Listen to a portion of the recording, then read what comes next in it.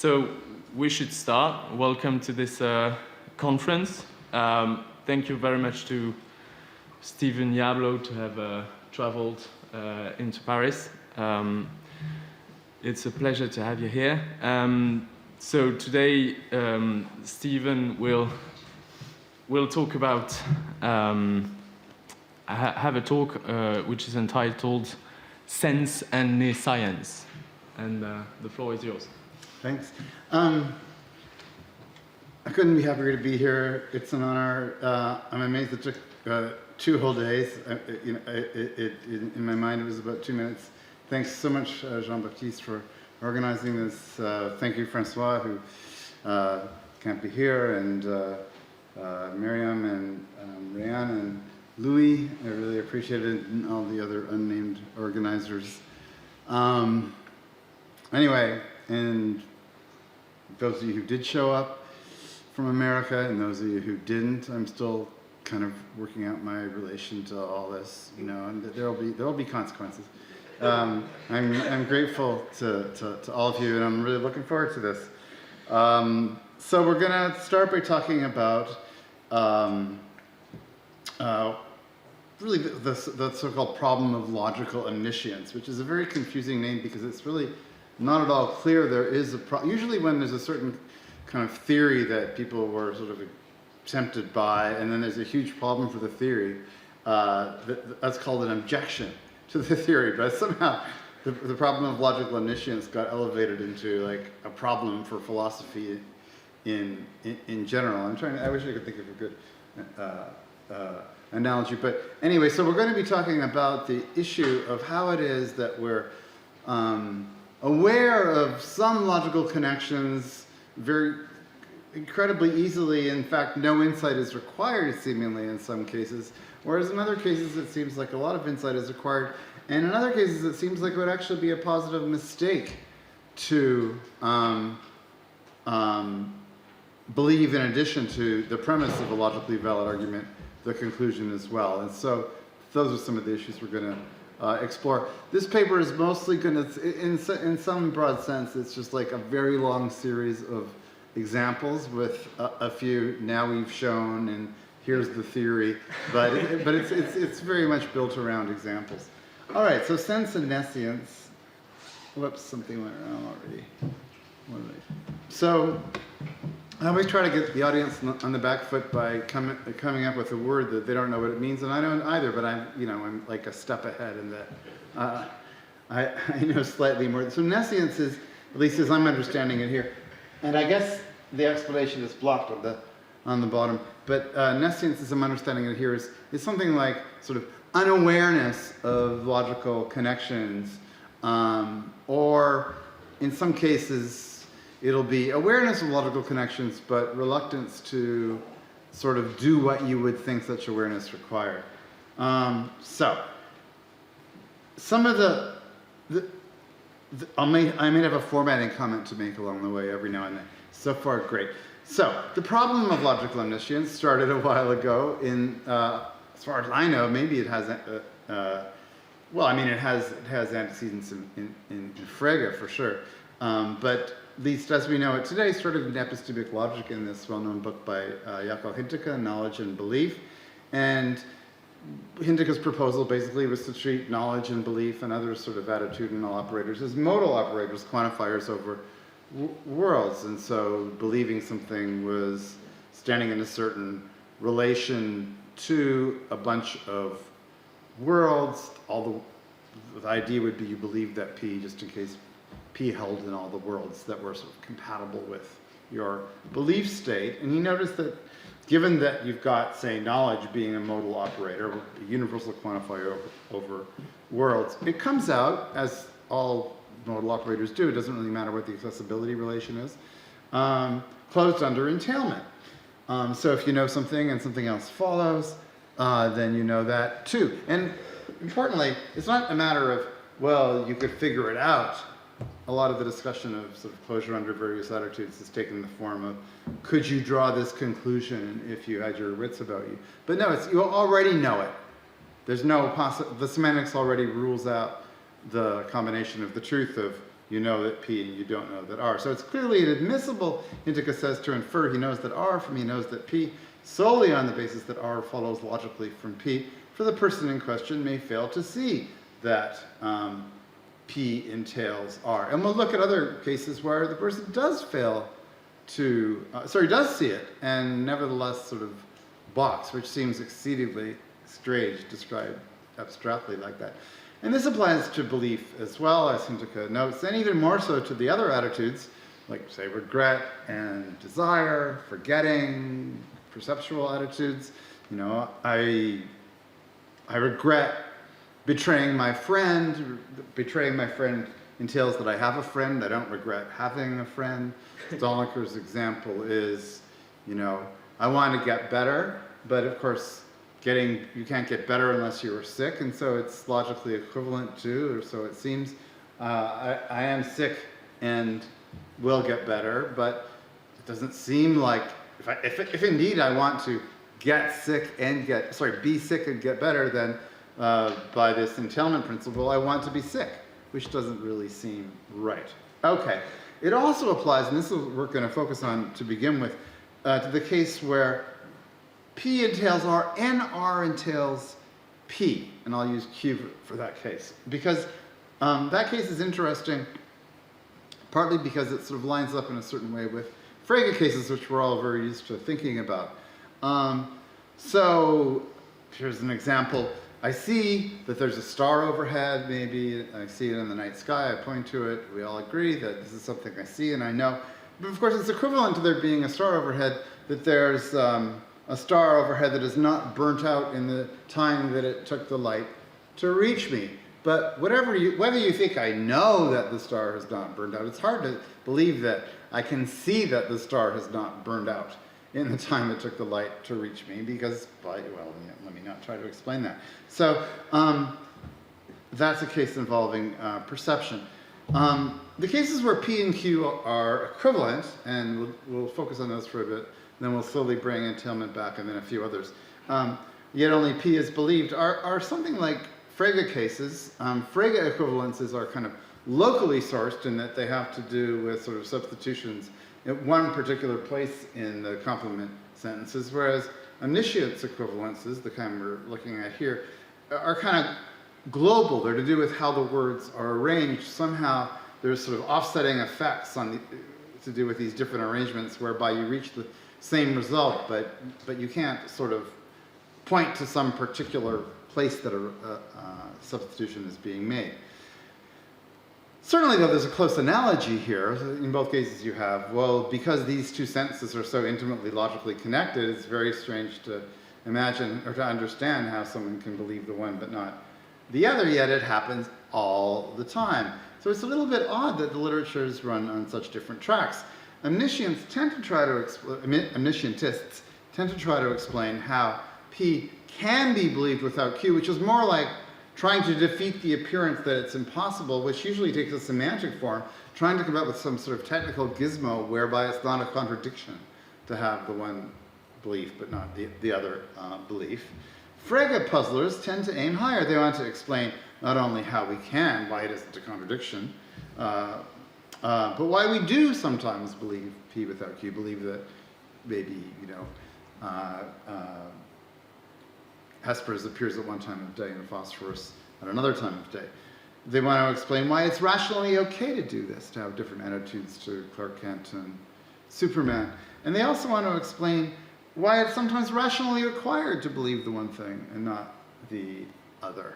And this whole talk of sort of epistemic responsibility is not so common in discussions of omniscience. It tends to be more sort of an engineering problem. How do I hook up this machine if I put this piece of my cognitive architecture on this table and this piece on this table, then maybe they won't notice each other for long enough that we can sort of say, well, that's why there wasn't uptake in this case.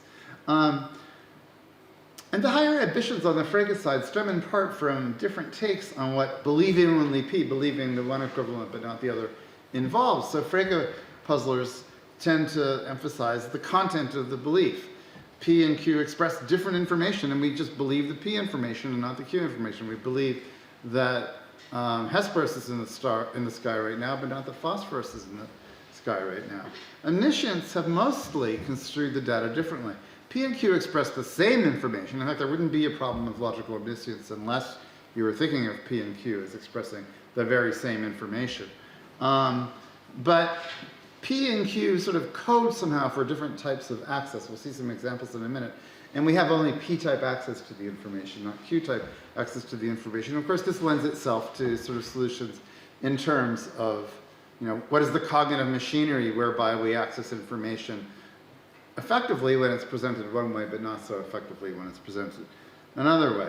And so I want to explore the prospects for informationalizing omniscience in hopes that it lets us up our game when it comes to explaining and maybe even rationalizing some omniscience failures. The word failure sort of has a kind of a double meaning here. On the one hand, it could sound like, oh, you let the side down, you failed. We were counting on you to be omniscient, which already is a little bit puzzling. But you were supposed to be omniscient, and here you are believing P but not Q. But you can think and there will be some aspects of that too. But mostly, I mean, there's some closure principle, like you believe that P is necessarily equivalent to Q, but you don't believe Q. That principle will fail or be violated. So whether the offender is the non-omniscient believer or the principle that misdescribes that believer will bear that possibility in mind. So believing P, of course, just is believing Q, by which I mean the two attributions are equivalent, so that D is the necessity symbol, when necessarily P if and only if Q, they hold in the same worlds, if belief is a relation to content seen as sets of worlds. So someone might, of course, say that what's really going on, and this is the standard line, we're a standard line in the, it's the standard line in the omniscience literature. P and Q may signal different modes of access to the same information. And so here's a quote from Agustin Rayo and Adam Olga. A hacker needs to get information. This is like a completely obsolete sort of example for multiple reasons, but starting with the fact that the hacker already has the information, is just trying to choose between the abundance of information they have. So a hacker needs to get information from the person at 5555555. People like you that work on fiction know that 5555555 is the conventional stand-in for a phone number in all fiction. One of our favorite lines in a book that we used to read to our daughter at night had this phone number, and it says, "My friend has the world's hardest number to remember. It's 5555555." I keep on forgetting the 5. Well, I'm talking about these kinds of examples. He uses a reverse phone book to get the name. He's got the number and the name to gain the person's confidence. He wants the reverse phone book not because it contains different information, but because of the way it allows him to access that information. So you 55555. Oh, okay, it's Junie B. Jones. Then you call the person and say, "Is this Junie?" And then she says, "Oh, this is somebody I know." I mean, there must have been a moment where you could win someone's confidence this way. So depending on our bookkeeping system, whether it's sort of a regular phone book or a reverse phone book, in which you have a list of numbers numerically ordered and then a list of names beside the numbers,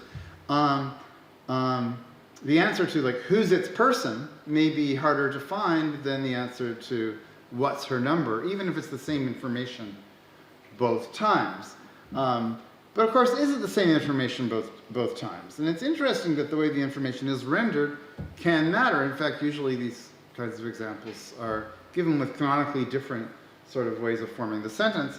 So the easy truths, P on the left, seem more within reach a lot of the time than the hard truths, Q. So I could say, if I have a regular phone book, it's easy to figure out what Finkelstein's number is, 5555555. It's hard to figure out who 555555's person is, Finkelstein, but of course, yeah. Anyway. This is like a standard kind of, everybody knows, like who learns calculus, differentiation is really like easy. Integration is really difficult. But of course, the facts you come up with are really the same. I mean, if someone says, well, what's the derivative of x squared? You say 2x, that's obvious. Then if somebody says, what's the integral of 2x. Well, maybe that one isn't so hard, but on the whole, I mean, it would be for me if I hadn't just done that. Well, here's a simpler example. I mean, it's easy relatively to figure out that 11 squared is 121, but if I say, what's the square root of 121, it takes a little bit of thought to realize that it's 11. This is an example that's happened to me. It may not have happened to others. You're looking for something and it turns out it was in your hand the whole time. So you're looking for the. I used to have this, like, I think I really kind of maintained a fugue state of having things in my hand. I almost like compartmentalized on purpose because I thought it was such a sort of devilishly interesting sort of possibility. I used to carry around pennies in my hand and say, where is that penny? Anyway, but this is the kind of thing that really does seem to happen. You're looking for the remote, but you already found it, but you forgot that you found it, so it's in your hand. And so it's easy to, if someone says, what's in your hand, it's like, duh, the remote. But if someone says, where's the remote, it might be hard to remember that it's in your hand, because you say, look, I'm looking for it. I'm looking for the remote. Okay, so the question is, are P and Q only pegged to different modes of access, or do they encode different information? Worldism, the idea that contents are sets of worlds, forces the access model on us, but you might think the info changes. So here's sort of more of a rhetorical than a logically valid way of sort of trying to change our orientation on this. So the things that are called P-worlds are really, we were told originally by David Lewis, and then Robert Stomlicher picked up on this, ways for the world to be, such that P. I want to take this super seriously, more seriously than anyone ever probably intended. It emerged fairly quickly that Lewis didn't intend it very seriously. He just said, I call these great big concrete hunks of junk ways for the world to be, with no explanation of why that would be a good name for them. Suppose, as we're often told, that ways are best conceived as answers to how questions. And roughly the relation is roughly the same as between amounts and how much questions, or numbers and how many questions, or identities and who is it questions, things like that. So here are two reasons that this could force a somewhat radical rethink of what worlds are, or what should be playing the role that worlds are called on to play. First is how answers tend to be phrases like quickly, by holding our breath, through the door, referring neither to concreta nor to properties, not referring to anything probably. They're usually like adverbial phrases, prepositional phrases. Gideon was present with David Lewis. I now remember the paper right first, trying to make this seem less implausible than it perhaps is right now. But usually when you say, how are you doing? You don't say, the answer isn't wellness, which would be a name for something. The answer is like, well, I'm doing well. But if someone says, okay, well, what does that stand for? Well, it doesn't really stand for anything. It's a characterization of the thing. Also, and this is what's really going to be important, how answers are expected, just like probably all answers. Maybe we'll hear more about that from people who know about questions. How answers are expected to speak to the question. If someone says, how are you doing? And I say, well, and it's busy at Charles de Gaulle these days, that's not a really good answer, because you weren't asked about the airport. So if someone says, how did you escape detection? I could say by holding our breath. But if I say, and digesting our food, although, perhaps you could think of some context in which that would be inappropriate. But anyway, on the whole, you're not supposed to stick in irrelevant stuff when you're answering a question. But worlds is generally conceived that just their whole line of business is to incorporate masses of information irrelevant to questions about, say, why a sentence is true. They kind of, yeah. So, suppose in an experimental spirit that the content of a belief that P consists of P's ways of being true. This is what sort of worlds would have been in an alternative sort of creation myth, like for worlds, where you took the way talk really seriously. So the content of a belief is its ways of being true and false. A way for P to be true or false is, I'll use pi with an underline for a truth maker, or pi with an overline for a false maker, and I'll often speak of truth ways or false ways, like kind of go back and forth. It's a say pi underline answering how might P be true? What would a way be for P to be true? How would the world? You can almost think of it like sort of you know, there's a big literature on the bilocution. You know, how did you signal a turn? By sticking my hand out this way or that way. Think of it as like the world somehow contrived to make sentence P true. How did it do it? Just as I don't, when I'm answering, how did I kind of signal a turn, I don't say by sticking my arm out, sneezing and verifying there are black swans in Australia. How did you make it true that there are European democracies? You don't stick in extra stuff, but a world can't shut up. It always does stick in extra stuff. And in that sense, it's sort of like violating the relevance restriction on a proper answer to a question. And now this is like extremely unclear what it means, and it won't get notably more clear, but it's enough to be getting on with. To believe that P is to think a true way is likelier to obtain than a false way. Now that has a lot of scope ambiguities. You might mean you've got a true way in mind. You can think of a way that P might be true, and you think, yeah, this is going to beat any false way. Maybe you can think of particular false ways, and you sort of run off one-to-one competitions. Maybe you can't. This will be coming into play more and more. I'm going to try to make it out that this is more of a feature than a bug. Sometimes we hunt around for particular pies, truth makers, false makers, and this is one of the main ways that omniscience failures arise. And sometimes we consider the pies as a class, so a bottom-up, top-down way. So let's talk about equivalence failures. Now, this is the easy part. So a how possible explanation of equivalence failures. Well, on the worldly semantics for belief, I can't actually see what slide I'm on because, how do I get rid of this thing at the bottom? Do you know? It's 6. Oh, 6? Okay. Yeah.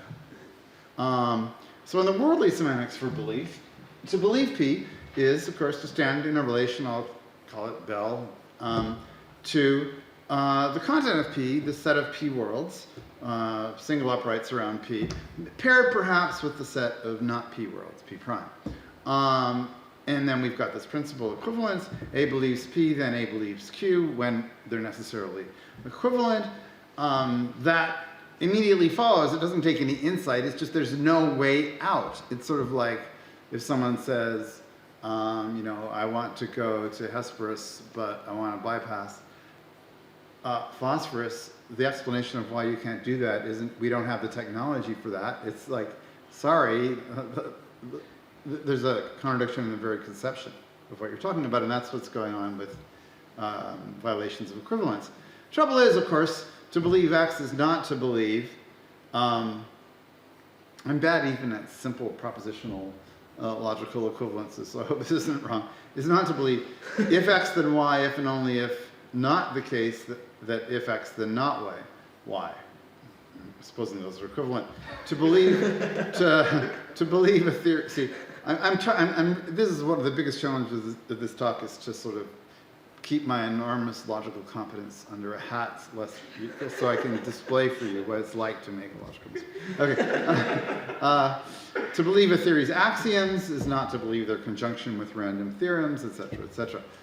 But suppose that belief, the belief relation that figures in the sort of semantics of believe that P, is instead a relation to, and that should be double uprights around P, which is the set of truth ways and the set of false ways. So this is what's sometimes called a thick proposition or a directed proposition. You just replace the worlds where P is true with the ways for P has of being true. You replace the worlds where P is false with the ways P has of being false. That's what that's supposed to mean. Then A believes P, but not Q. Well, first of all, there's really two kinds of how possibles we have to give.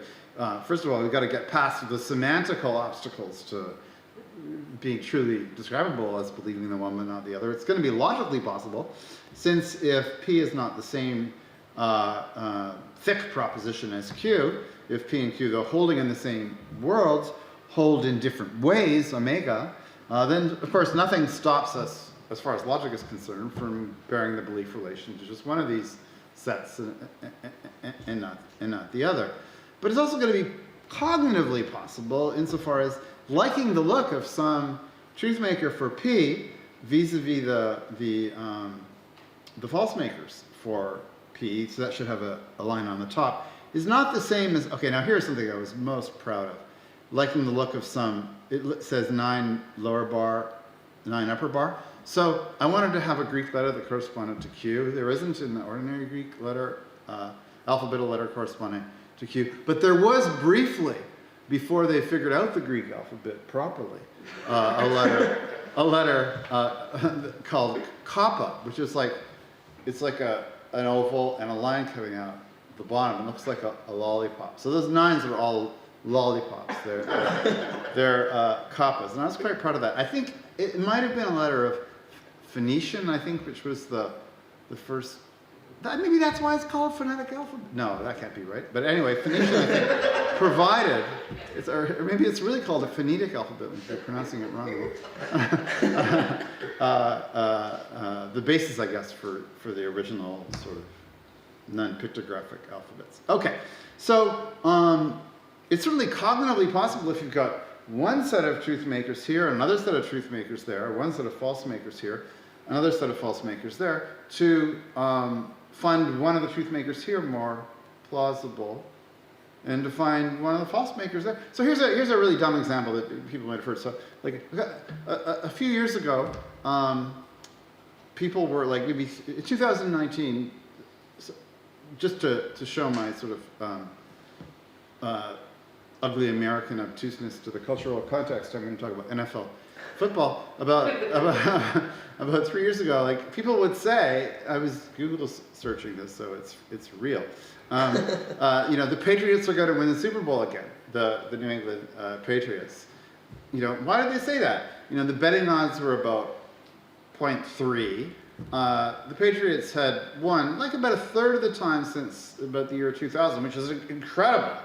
They were definitely the best team and had been for a long time. They'd won half the time since about 2015. Why do people say, well, the Patriots are going to win the Super Bowl again? Well, you look around for a likely truth maker. Tom Brady throws 5 touchdowns, blah, blah, blah, and it seems pretty plausible. And you look around for like a possible false maker, and it would be some other team. Like, oh, the Bills will finally get it together, or this other team. And that all seems less plausible. But now consider this sentence. All the other teams will lose the Super Bowl. I mean, you use that broadly, where you count as losing if you don't even make it to the Super Bowl. That doesn't seem so plausible anymore, because it's easy, because a truth maker for that involves this huge coincidence among the other 27 teams or whatever it is. But of course, they're necessarily equivalent. The Patriots win if and only if all the other teams lose. But nevertheless, the one seems a lot more plausible than the other, and this would be a possible explanation of why. I'm getting way ahead of myself. Okay, so one would like to know why certain equivalence violations are forgivable or even laudable. And one would like to know this for other closure principles suggested by the worldly conception of content. And just because they have such scintillating names and to motivate you, so you can just sort of like savor this. They're entailment, conjunction, modus ponens, and implosion. Okay, so that's where we're going. So like, hold on to your seats. Okay, so the principle that Hintika uses to get the omniscience ball rolling was, of course, entailment. A believes P, then A believes R, where necessarily if P then R. So in other words, all P worlds are R worlds. And this, unlike equivalence, is not forced on us by the worldly conception of content, because you have two different contents. So in principle, the belief relation could be born to the one set of worlds and not to the other set of worlds. But so you have to add a certain account of the belief relation, and in the worldly conception of content, it tends to be this.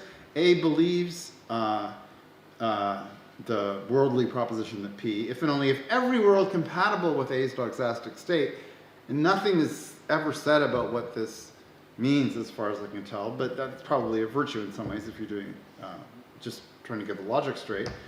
Every such world is a P world. And now it does entailment does follow, because if the set of P worlds contains all worlds compatible with my belief state, then so does the set of R worlds, because it's just a strictly bigger set. So entailment thus follows from the worldly conception of content and this sort of world-oriented conception of belief. Why is this an unwanted result? Well, to give a famous example, going back to Robert Stormacher, that Seth Yalcin has written about in recent years as well, and many people have written about. William III, King of England, and it's incredibly complicated business. I think he was king in 1690 anyway. He grew up in the Netherlands, which is, you know, no bar apparently to being King of England, but a bunch of stuff happened. Okay, so William III thought England could avoid war with France.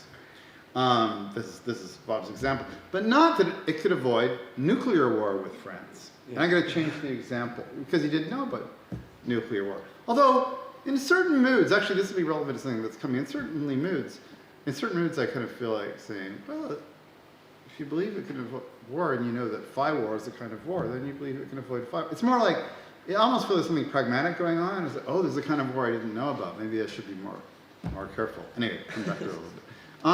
So let's change the example a bit. He didn't think that England could avoid war with France and Spain both. This could be because he hadn't heard of Spain, which would be incredibly short-sighted given that the Armada was 100 years earlier.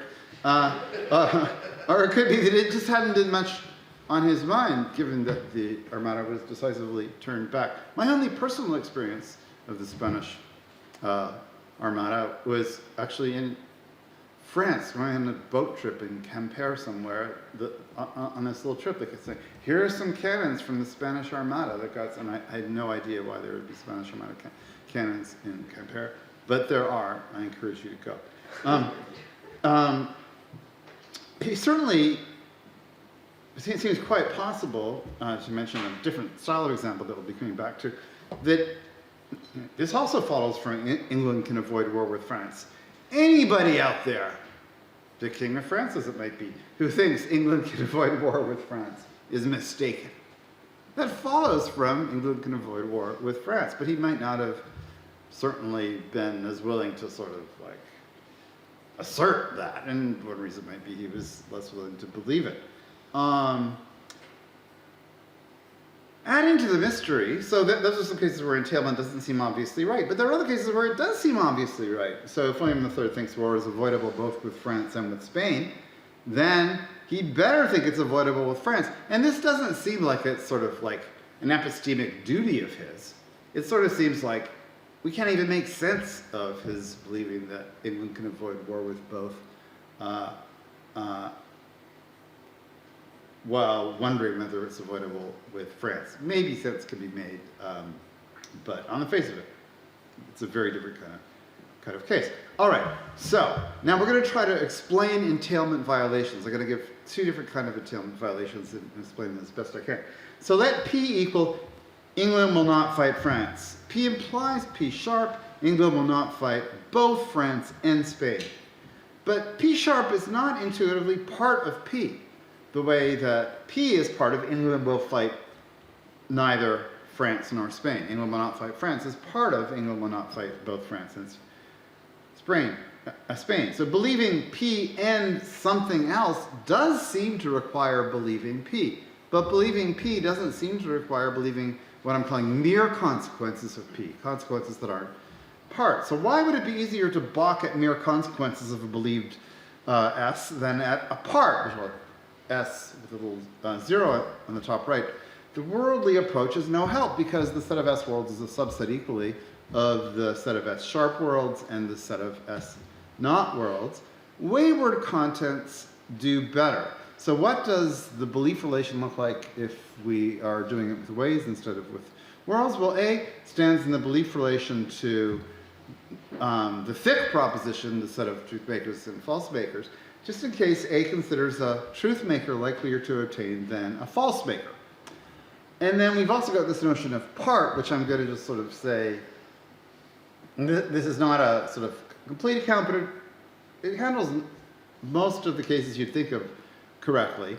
T is part of S, if and only if each way tau upper bar for t to fail is a false way sigma upper bar also for s. So you might think like sort of, what is it for, these apples to be part of this other bunch of apples? Well, each way for this smaller bunch of apples to contain rotten apples is also a way for the larger bunch to contain rotten apples. Okay, so trouble at the part level sort of ramifies up to trouble at the whole level. And so, and indeed, the very thing that makes it the case that this smaller bunch of apples contains rotten apples makes it the case that the larger bunch does. That I'm saying is sort of diagnostic of part-whole relations, and so I want to say T is part. So for example, suppose I say why is snow is white or black not part of snow is white? Well, ask yourself what makes snow is not white or black false? And it's going to have to contain something that's against snow being white and something that's against snow being black. Actually, let me change the example. Snow is what? Not white or expensive. So snow is white in tail, snow is white or expensive. But snow is white or expensive is the part of snow is white. Why? Well, a false maker for snow is white or expensive would have to involve both, sorry, that's true, isn't it? Yeah, snow is black or expensive. Yeah, so. There's a paper that contains the ghost of Tarski is still with us. Probably Tarski's turning over in his grave to hear me getting the truth value of snow is white wrong. But, okay, so say snow is black or expensive. A false maker for that is going to have to knock off both disjuncts. So it's going to have to sort of contain something about how cheap snow is. But that very factor in that false maker disqualifies this fact from being a false maker for snow is black, because it doesn't take you even one further step down the road to seeing why snow would be black, to mention that it doesn't cost much. And so that's the kind of intuition here. So S believers believe parts of S, maybe, this is a plausible account, at least in many cases, if S's false ways contain S naughts false ways as a subset, then if you've ruled out S naughts false ways, which might be a way that you come to believe that S naught, you've already ruled out S's false ways, because they're just some of them. Right? So that would sort of explain why it would not be like a huge problem. Someone says, clean the house, and they say, and then you do it, and they say, clean the kitchen. So, I just cleaned the house. You don't have to do a further thing. Okay, but why would S believers fail to believe S sharp? Well, S sharp's false ways are true ways for England fights France and Spain. So case one is William III has never heard of Spain. How is he to rule out scenarios that he can't grasp? Case two, he's been kind of cognitively neglecting Spain. He just doesn't think about it much. Well, then he's in no position to rule out France and Spain forming a coalition, which England will then be forced to counter, because he hasn't been paying attention. So those are, two kind of rationality respecting reasons why somebody might believe S and not believe S sharp. I mean, no doubt an ideal epistemic agent wouldn't neglect France, but an ideal epistemic agent Spain wouldn't neglect anything. It's not irrational to not pay attention to everything. All right. So second example, explaining entailment violations. True, this is going to involve question relativity. Really, I should have done this in bits and pieces. Let me put this back. So everyone's seen examples like this. This is a little bit like, for about 3 years you could show the video of a gorilla in the room where people are throwing a ball around and they don't notice the gorilla. People would say, "Holy cow, there was a gorilla there." And then since then, everybody knows there's a gorilla there. The same is also true with these kinds of examples. This kind of example comes from an old wonderful paper by Larry Powers called Knowledge by Deduction. But here's the question. Are there English words ending in the letters MT? And if the time lapse is small enough, you're supposed to think. I'm not sure. You might or might not think this. It took me a few seconds for it. Anyway, so let's just suppose we're in the group that can't immediately answer that question. So people can't say, well, were they not aware that dreamt was an English word ending in MT? I mean, if you said to them, were you not aware that? They'd say, holy cow, dreamt is, no, they already knew that dreamt was an English word. Like it's not like, something that was sort of buried away. I mean, people, they probably have used the word themselves. They probably knew how it was spelled, although now that I'm sounding it out to myself, I do feel a small urge to put a P between the M and the T. But nevertheless, that's how it's spelled. They were, but the example didn't come to mind when they were asked in general about words ending in MT. It did come to mind when they were asked about the word dreamt specifically. Does that example, I hope that example has some psychological reality. So now it's true that you can realize things on being asked that you hadn't previously noticed. So so here's my example. I hope it isn't wrong. Sally was trying to help me with this at the airport. So innovative is not pronounced like other additive words, like based on provocative, relative, evocative, and et cetera, et cetera, et cetera. You'd expect it to be pronounced innovative, which is my defense for pronouncing it innovative until I was about 15. But innovative is not pronounced like innovative, but you might, and as soon as I ask you, you probably could figure it out fairly quickly, but it's not like it's not a case of remembering that innovative is. And then I thought, oh, look, maybe it's because it's innovate, that's like, it doesn't end, provoke doesn't end ATE, but then there's relate, you don't say relative, you say relative and so on. So if you're like me, you won't be able to think about the philosophy anymore. You'll just be thinking about that example. Okay, so that's not what's happening here. You aren't discovering that dreamt ends in MT. You're remembering a fact you already knew, and this connects up with our schema, believe sub omega. A believes the thick proposition S, if and only if A judges a truth maker likely to obtain than a false maker, if we apply the famous Kahneman or Kahneman-Tversky or Tversky availability heuristic, where they say if you try to figure out whether a certain thing is, a certain kind of thing is likely, you judge it likely in proportion to the speed with which you can think of an example. So a truth maker is judged likelier to obtain than a false maker, sigma with the bar on top, if truth makers are recalled more quickly and easily when A is asked whether S. So if you did not believe there is a word like that, a six-letter word ending in MT, it's because you were not disposed to recall a truth maker for there is a word ending in MT when I asked you. But if I said, is dreamt a six-letter word ending in MT, you were disposed to recall a truth maker. In fact, I put it in front of you. It's not a mystery why you were supposed to recall it, but you were recalling it is the key thing. You weren't making it up for the first time. And this is a vindicating explanation.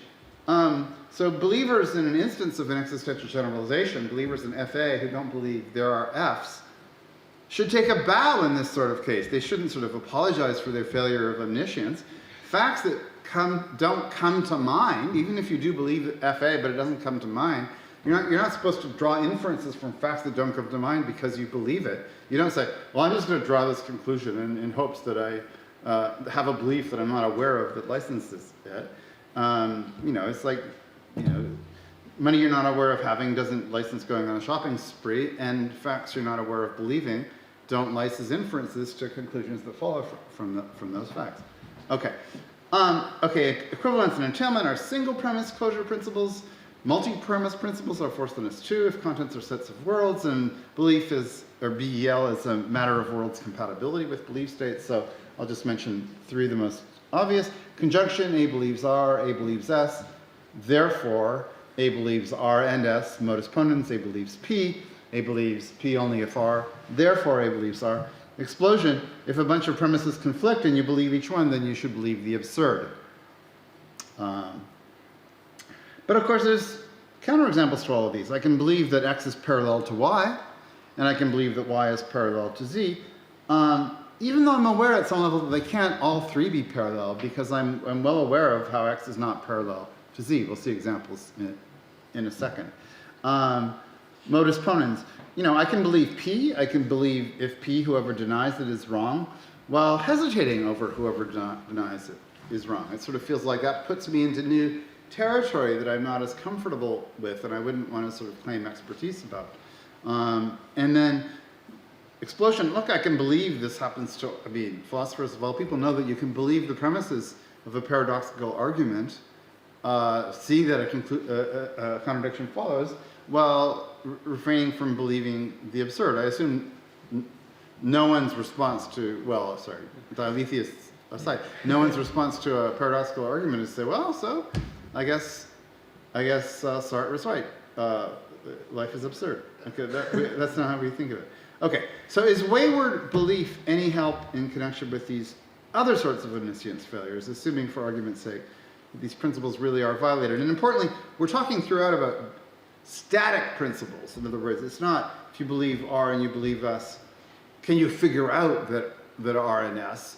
On the worldly conception, you already do believe R and S. Really, dynamic aspects should be brought in as well, and they'll come in briefly in a sec. So I only have 3 minutes, right? Exactly. And how many, do you know what slide I'm on, or do you? 11. 11, okay. So I may not hit every last thing here. So I said that as a cognitive matter, A bears the belief relation to the thick proposition that P, just in case A judges a truth maker likelier to obtain than a false maker. Let me slightly rephrase that in a way that makes the scope ambiguities a little easier to get a grip on. Let the deciders for P be the pi's, either lower bar or upper bar, that actually obtain. Of course, it's going to be just truth makers that obtain or just false makers that obtain, because P isn't both true and false. The deciders are true ways if P is true, otherwise false ways. So here's the idea that A believes the thick proposition, and her best guess about the deciders is that they are true ways rather than false ways. And a lot is going to depend on how A comes up with her best guess here. And there's going to be two quite different strategies that she might employ. There's a bottom-up strategy in the Kahneman lingo that involves the availability heuristic, and a strategy coming more naturally perhaps to philosophers, which is top-down, which is sort of like either an exhaustive search among truth makers or sort of looking for a property that the truth makers will have to have that lets you know that one of them must obtain. So how in general do we arrive at our best guess as to whether the phi's, the deciders, are likelier to be psi, truth ways, than not psi, than false ways? So the bottom-up strategy is, well, you think what the phi's are likely to be. Here's the phi's. Ask if they are psi, I should have said. Or you could ask whether phi's are likely as such to be psi. And which of these you use depends on the case. So if I ask you, does the tallest person in the room wear glasses? You're going to use the bottom-up strategy. You want to line everybody up and see who's tallest and see if they wear glasses. If I say, does the nearest sighted person in the room wear glasses? You don't line everybody up and try to figure out like who's the nearest sighted. I mean, you just sort of like the very fact of being that nearsighted is a reason to think you might wear glasses. And now let phi b is a decider and psi b is a true way. How do you arrive at your best guess for the deciders as to whether they're truth ways? Well, again, it depends. Suppose I say the tallest person will run a 3-minute mile today. So I don't try to figure out who the tallest person is and then say, I wonder, are you even going to run a mile today? No. I mean, the very fact of running a 3-minute mile and then it's a person already tells me whoever it is, they're not going to run a 3-minute mile today. But then the tallest person will sneeze today. Then you'd use the bottom-up method. I would line up people, figure out who's tallest, and demand to know if they're going to sneeze today. No, I'd wait and see. Okay. I'm counting on you to think of a rationalization for why I'm going to go like, yeah. So this is yeah. It better be good. It's on you. Less questions. What? Less questions. Yeah. Okay. So I'll just give. I'll give 2 examples. I'll skip the middle one. So here's David Lewis's famous example of omniscience failure. He says, I used to think Nassau Street ran rough. Apologies to people that have been to Princeton and know how things run. because I'm just, anyway, never mind Lewis's example. Here's my simple-minded analog of his example. Suppose that someone could believe, let's suppose Lewis believed, Nassau runs parallel to the tracks. The telephone lines run parallel to Nassau Street. It follows from that all three are parallel. But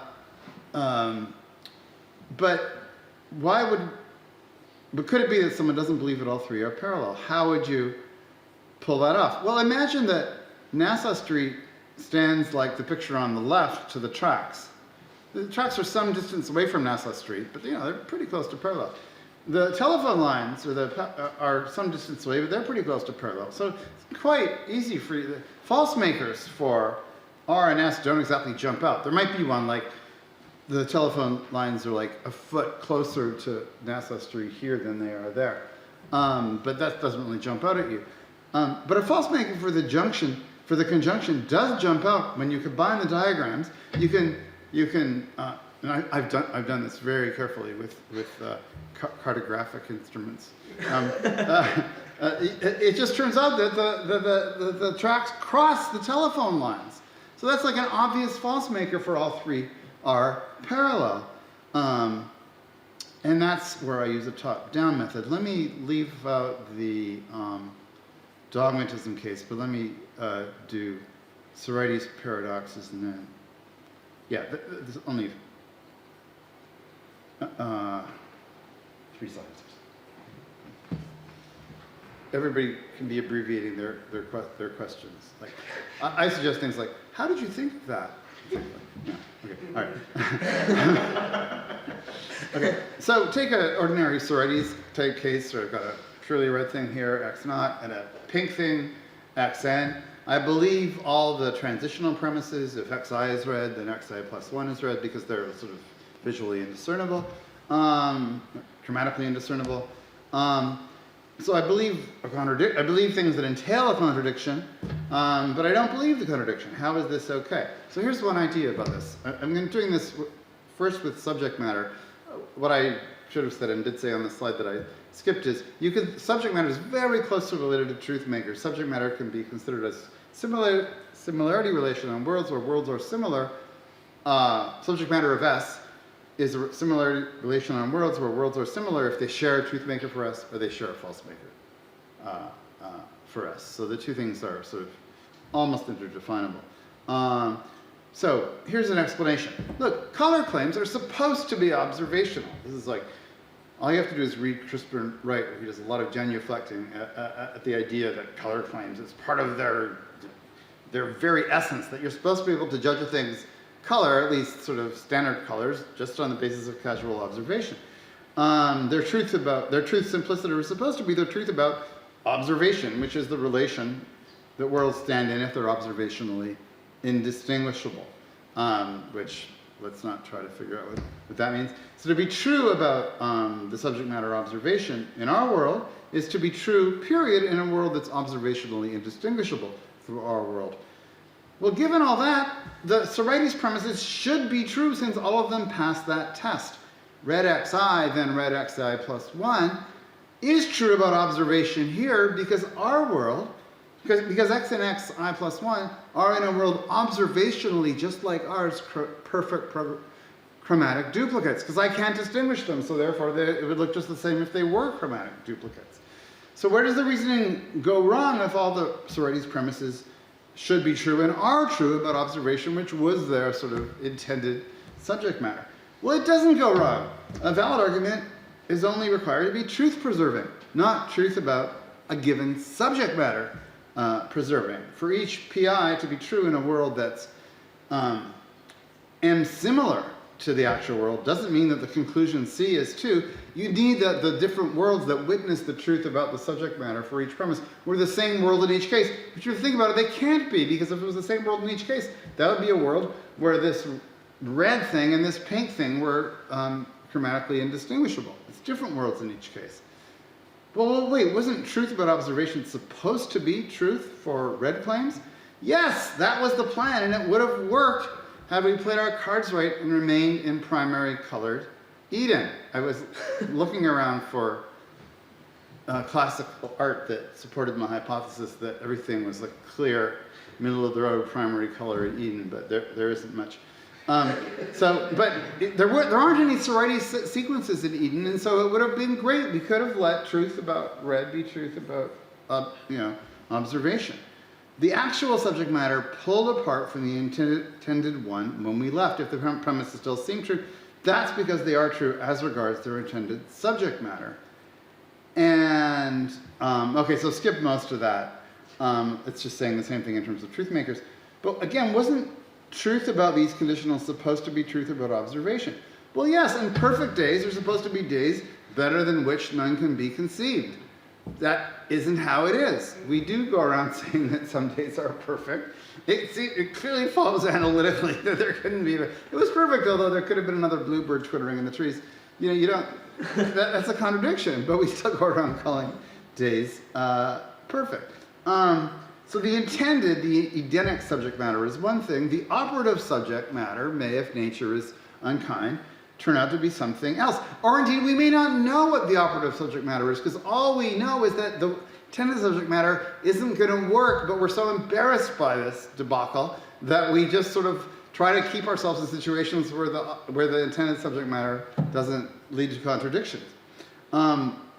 Learning to live with an imposed subject matter can be painful, but it's part of growing up. We, of all people, should welcome this.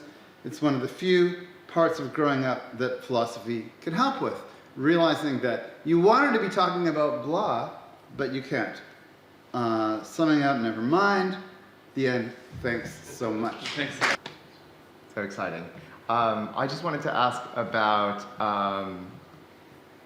the sort of a methodological question about the likelihood judgment. So I understand this idea of you treat how likely you find something as you take a truth maker and view how likely it is, and then you can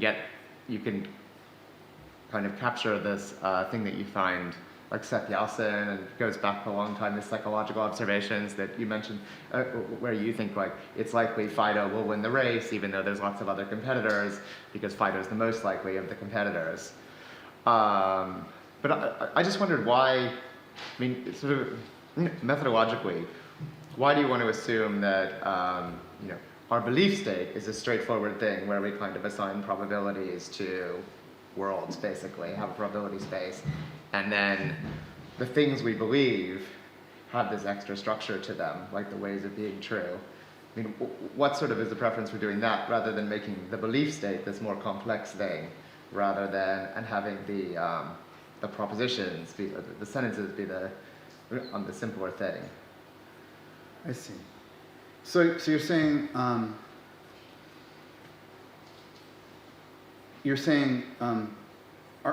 we could think of our belief state in the way that, say, Bayesians do. It's just sort of like a probability distribution over worlds, and that itself will yield results about how likely you think a certain truth maker is or a certain false maker is. So you don't. I mean, where are these likelihood judgments supposed to come from? I sort of point to some heuristic I gather from a book review that I read of yours recently that you're not so keen on. Overemphasis on heuristics. Okay, I guess part of the reason it's true that if you had a probability distribution over worlds and you had a particular truth maker in mind, then you could use that probability distribution and it would tell you how likely you thought the truth maker was. But I guess what is playing a crucial role here is you're sort of rummaging through the contents of your mind for a truth maker to even test, what's a likely one to test. You can only assess the probabilities of, especially if you're engaged in sort of inference, as would be the case in some of these examples. You need to sort of decide how to use your cognitive resources to, like, what am I going to see what's probable and what isn't probable, and so there's a certain amount of guesswork involved. You might never even hit on pi as the thing to think of. So maybe there's some kind of Usually if you say metacognition, everybody says, oh, that's probably it. So it could be a metacognition. Yeah. Someone? Please. So that was Daniel Rothschild, and Gideon Rosen is coming.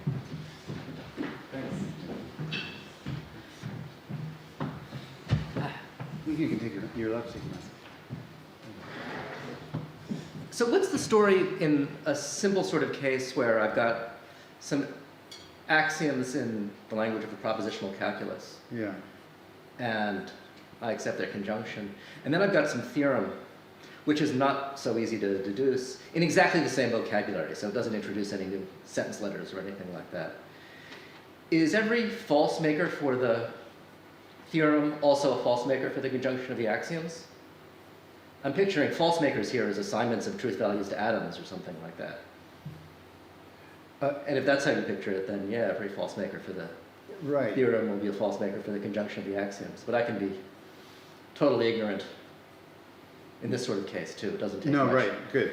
Yeah. So that's really interesting because I mean one question you're asking is, should we think of the subject matter of, say, a conjunction as just obtained by lumping together the subject matters of the conjuncts? And if you think that the subject matter of the conjunction is just some kind of amalgam of the subject matters of the atoms that occur in it, then that will be the case. And so that kind of links up with this larger issue about whether one should think. I mean, suppose you think that subject matter has to do with truth makers, whether truth makers should be conceived on a recursive model, so they just all get sort of passed up by some blindly operating mechanism from the parts to the whole, or whether or whether there also can be some emergent truth makers or false makers that take advantage of the relation, say, between disjuncts as it might be. And so this is roughly the difference between. Should you think of the truth makers as something that would occur in a propositional logic case in a minimal, as the disjuncts of a minimal disjunctive normal form for the sentence, as opposed to the complete disjunctive normal form where every atom gets assigned a truth. So if you consider like a sentence like say, if you're hungry, that makes two of us. So if we think about it in propositional logic terms, the truth makers are, you're not hungry, or we're both hungry. But of course, I said it because I know that I'm hungry. I didn't have to know that you weren't hungry, or that, yeah. And so I guess what I'm thinking is some of the time, like, so for instance, if you have a bunch of premises and they entail a contradiction, then a false maker for the contradiction, especially if it's the absurd, could be something very, very trivial. And that wouldn't be a false maker for any of the. So it really just depends on sort of how fast and loose you're allowed to play with the notion of an emergent truth maker that you wouldn't guess at. And some of these, like the modus ponens type cases, really, so I believe, maybe I believe I have a hand, and if I have a hand, then there are material objects. But maybe I'm not sure there are, maybe that isn't the best example. But the thing is, the way I know that conditional premise doesn't involve looking at the truth makers for the antecedent or the consequent. And so the only non-trivial truth makers I look at are the ones for I have a hand. And so if I'm going to get a truth maker for there are material objects, well, in that case, it's not so hard, but suppose it's like anyone who denies that I have a hand is wrong. My truth maker for I have a hand is not going to afford much insight into what would make it true to whoever, yeah. Yeah, I really wanted an example involving a sort of a logic textbook example, where it's really clear that the atoms we're talking about are all independent of one another, and it's really clear that the conditional is a material conditional. Yeah. Good. It's so easy to generate ignorance. Yeah. That's fair enough. Right. No, I think you're exactly right. That there are pure processing limitations type of exceptions to. omniscience. So sorry, yeah. So I mean, to give a simple example like this, it's not easy to realize that P is logically equivalent to P with 10 billion negations in front of it, just because of the difficulty of counting the negations. And so there's not a difference in subject matter there or in two things. Yeah, no, so I totally agree with that. And it's a funny kind of example where it seems like it's almost like, it's one of the examples that almost seems as something meta-linguistic might be going on. Yeah. Right, that's what I was wondering. And as soon as that becomes a resource, Yeah. you wonder how many of the other examples have Yeah, that yeah. card. Yeah, right. Yes. You wonder, and then you think more carefully about what I've said, and then you stop. There's a great example from Alice in Wonderland of that form that I like, where the Red Queen asks, she says, "Do you know arithmetic?" And Alice says, "Yeah." She says, "What's 1 plus 1 plus 1 plus 1 plus 1 plus 1 plus 1 plus 50 times?" She says, "I don't know." She says, "See, she can't do addition." Fantastic.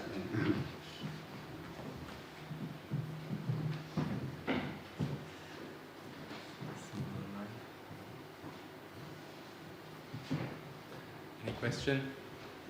Then I'll have a very sort of naive question. So I guess one of the solutions to logical omniscience would be to go non-classical and say that equivalence entailment is non-classical, maybe bring impossible world on board. So why don't you like that?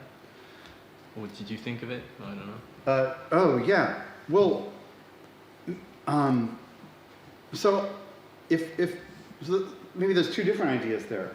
So going non-classical might be like having some logic where the conclusions are easier to see. And so a version of that does somewhat fit with what I was saying about parts and whole would be to use a very strong form of relevance entailment where P entails Q, or P entails R only if R is part of Q. And that's, and there is a theory like that. And Franz Berto in some stuff on logical omniscience uses that. And so I think that definitely is a thing to try. You're still going to run into the kind of examples that Gideon mentioned. There's going to be sort of combinatorial explosion sort of issues are going to arise in any case.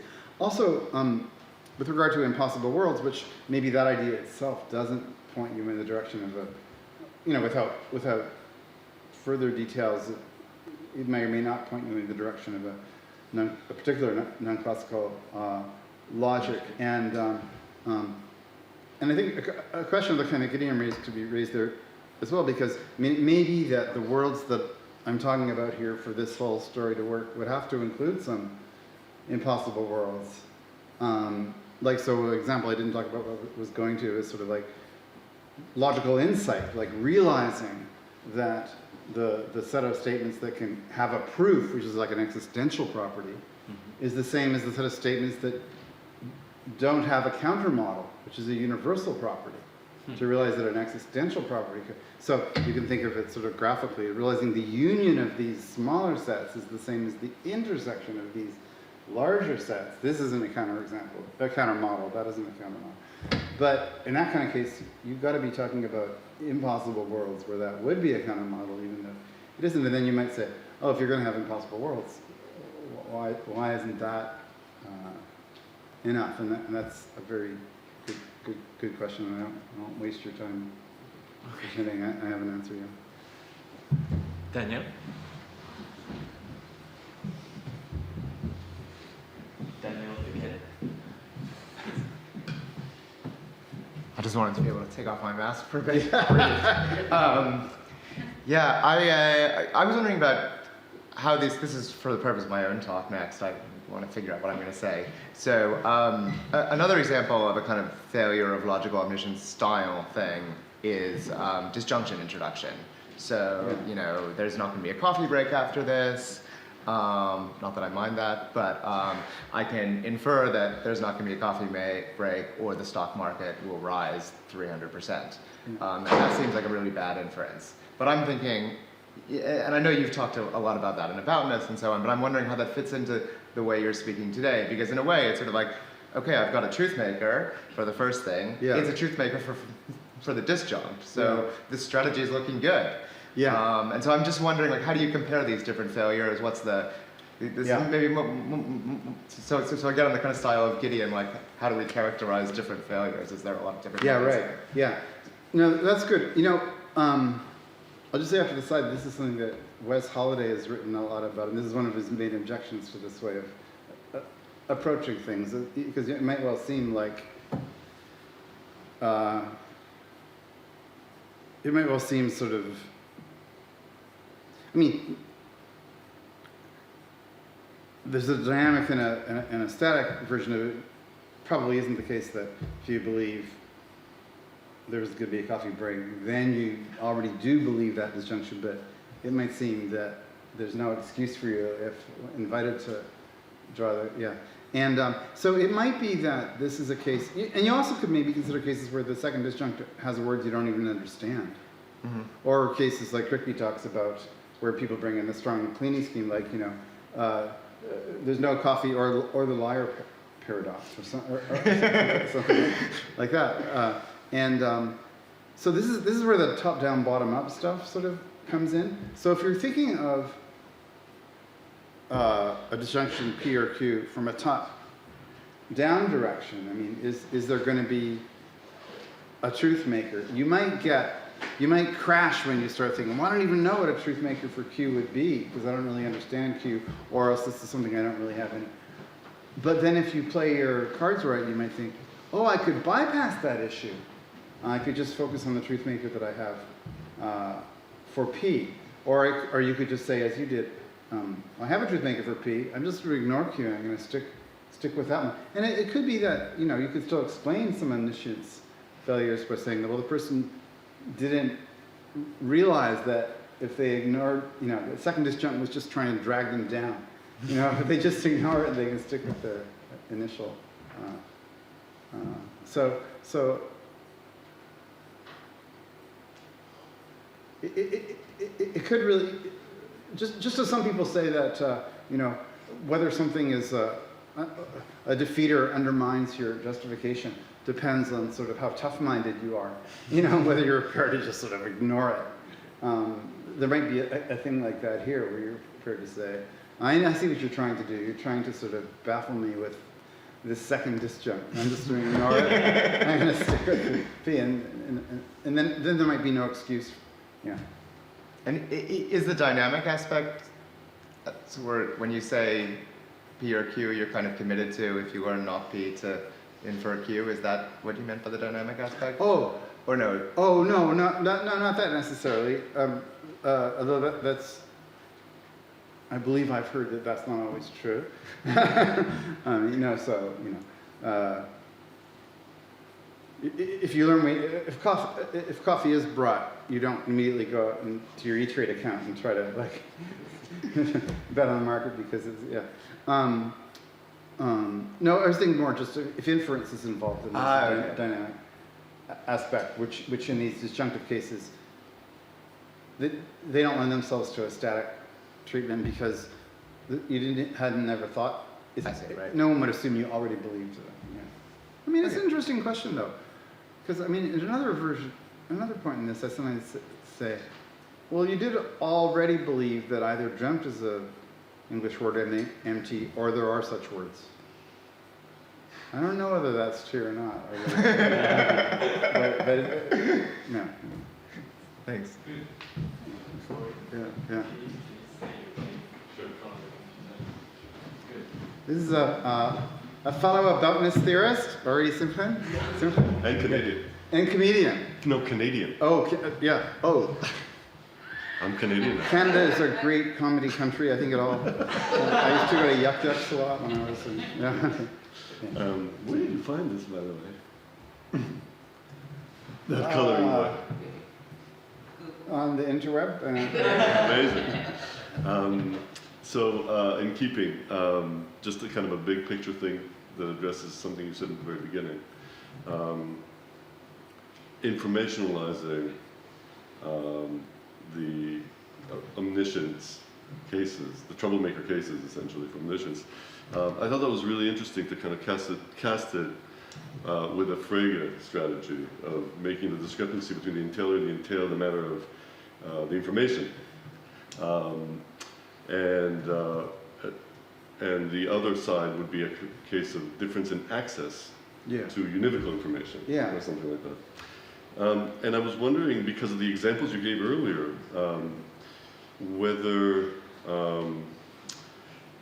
what thoughts you have about other sorts of attitudes where you have failures of omniscience, or is it all for you a question of simply kinds of belief? Because one of the advantages of making it a question of diversity in access, as opposed to diversity in information, is that it seems to track nicely a kind of a diversity in attitudinal relations we have to those things. And I'm just wondering whether this framework, I mean, it's really interesting to try to pack the diversity into the information side, but whether this can track this type of diversity. I mean, the regret case, for example, that failure of omniscience seems very different to me than cases of belief, failure of omniscience when it comes to belief, and other cases too. So, yeah, it's really like, as they say in the business, invitation to say more about this. No, that's a really good question. It does seem like something. I agree with you that whether you could have two sort of, you might think, truth conditionally equivalent propositions. One backgrounds certain information, and then you're happy to say that you regret it. And the other like foregrounds the information, and then you're not happy to say that you regret it. Now, does that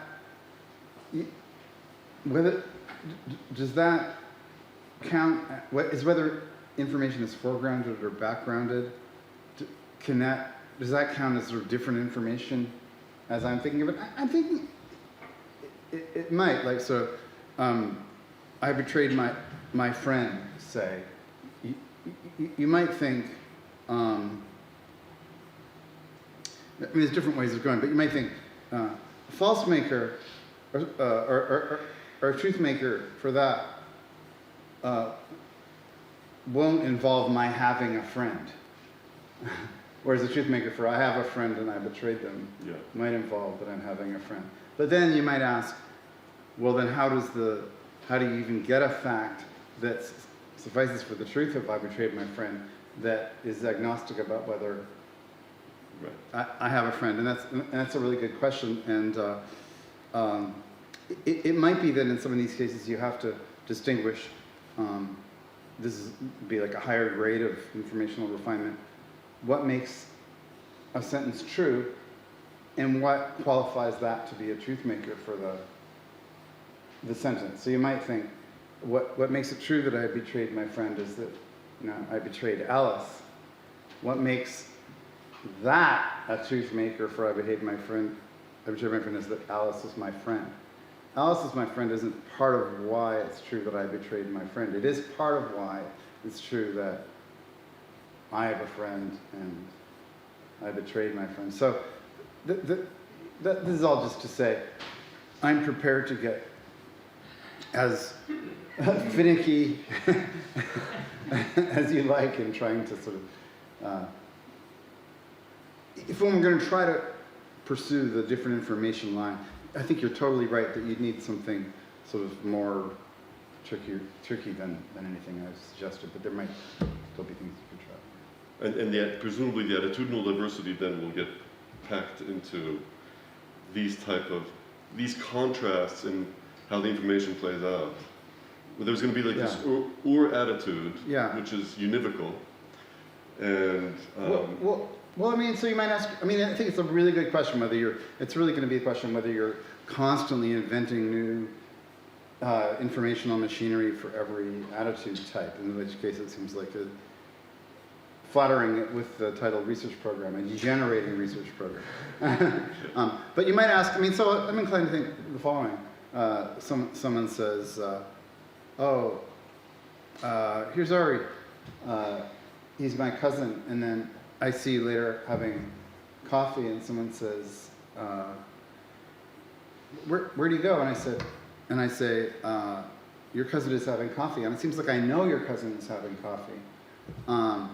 But I might not have to take the same epistemic responsibility for your being the cousin. I just, maybe I misheard that. I was just using your cousin to, you're from UCLA, you know about this kind of example, where the descriptive information is coming in to identify the individual. Whether the information is correct or not is not the main point of the utterance, and I'm not taking responsibility for it. So you might think that the same thing that makes it possible for me to know that your cousin is having coffee, even if I can't really say a lot for its being your cousin, in fact, is the same thing that makes it possible for me to regret that your cousin is having coffee, even if I don't regret that it's your cousin. I mean, you might think that a single kind of foregrounding, backgrounding could do that, but that's what it would depend on. I mean, it's wishful thinking. Great. We'll have one last question by Matteo. Can you say your name on the computer? Yes, I'm Matteo Plebani. Thank you for the talk. I was just wondering about how to apply the account you presented to mathematical examples. And it seems to me that we should find truth makers and false makers for mathematical statements. And any ideas? Are they proofs? Something else? Yeah, no, that's a great question, and I've developed sort of a new respect for this old idea of Wittgenstein's about how the meanings of mathematical sentences are given by their ways of being proved as and even more generally for verificationism, but the idea that ways of establishing something, especially with just canonical ways of doing it, could play this sort of role. But I guess on the whole, I mean, I think that's one possible way of going. But I think on the whole, I'm more inclined to just think of like a truth maker for a universal claim about numbers as just this number has the property, that number has the property. Especially if it's, I mean, I think it might vary from case to case. I mean, suppose there are universal coincidences where like every natural number is phi, but for infinitely many discrete reasons. Then the truth makers might be phi 0, phi 1, phi 2. But there might be other cases where the truth maker is, it's more like a law. Yeah, like a Turing machine that yields a proof for every n. But if there's a uniform reason, then that might be the truth maker. But yeah, then that gets you into, so I mean, that gets you into impossible worlds, and the approach that I'm tempted towards is that you arrive at impossible worlds by gradually lightening up on the essences of the objects you're talking about. So you say, suppose you think 2 exists essentially.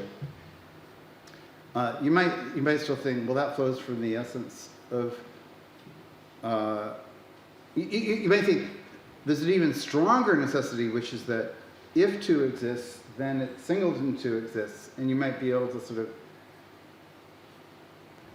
cancel the essence of 2 whereby it exists necessarily, but hold on to the essence of sets and say, oh, there are now these relatively possible worlds that are they came late to the game, they weren't informed of the essence of 2, so they sort of got through the gate.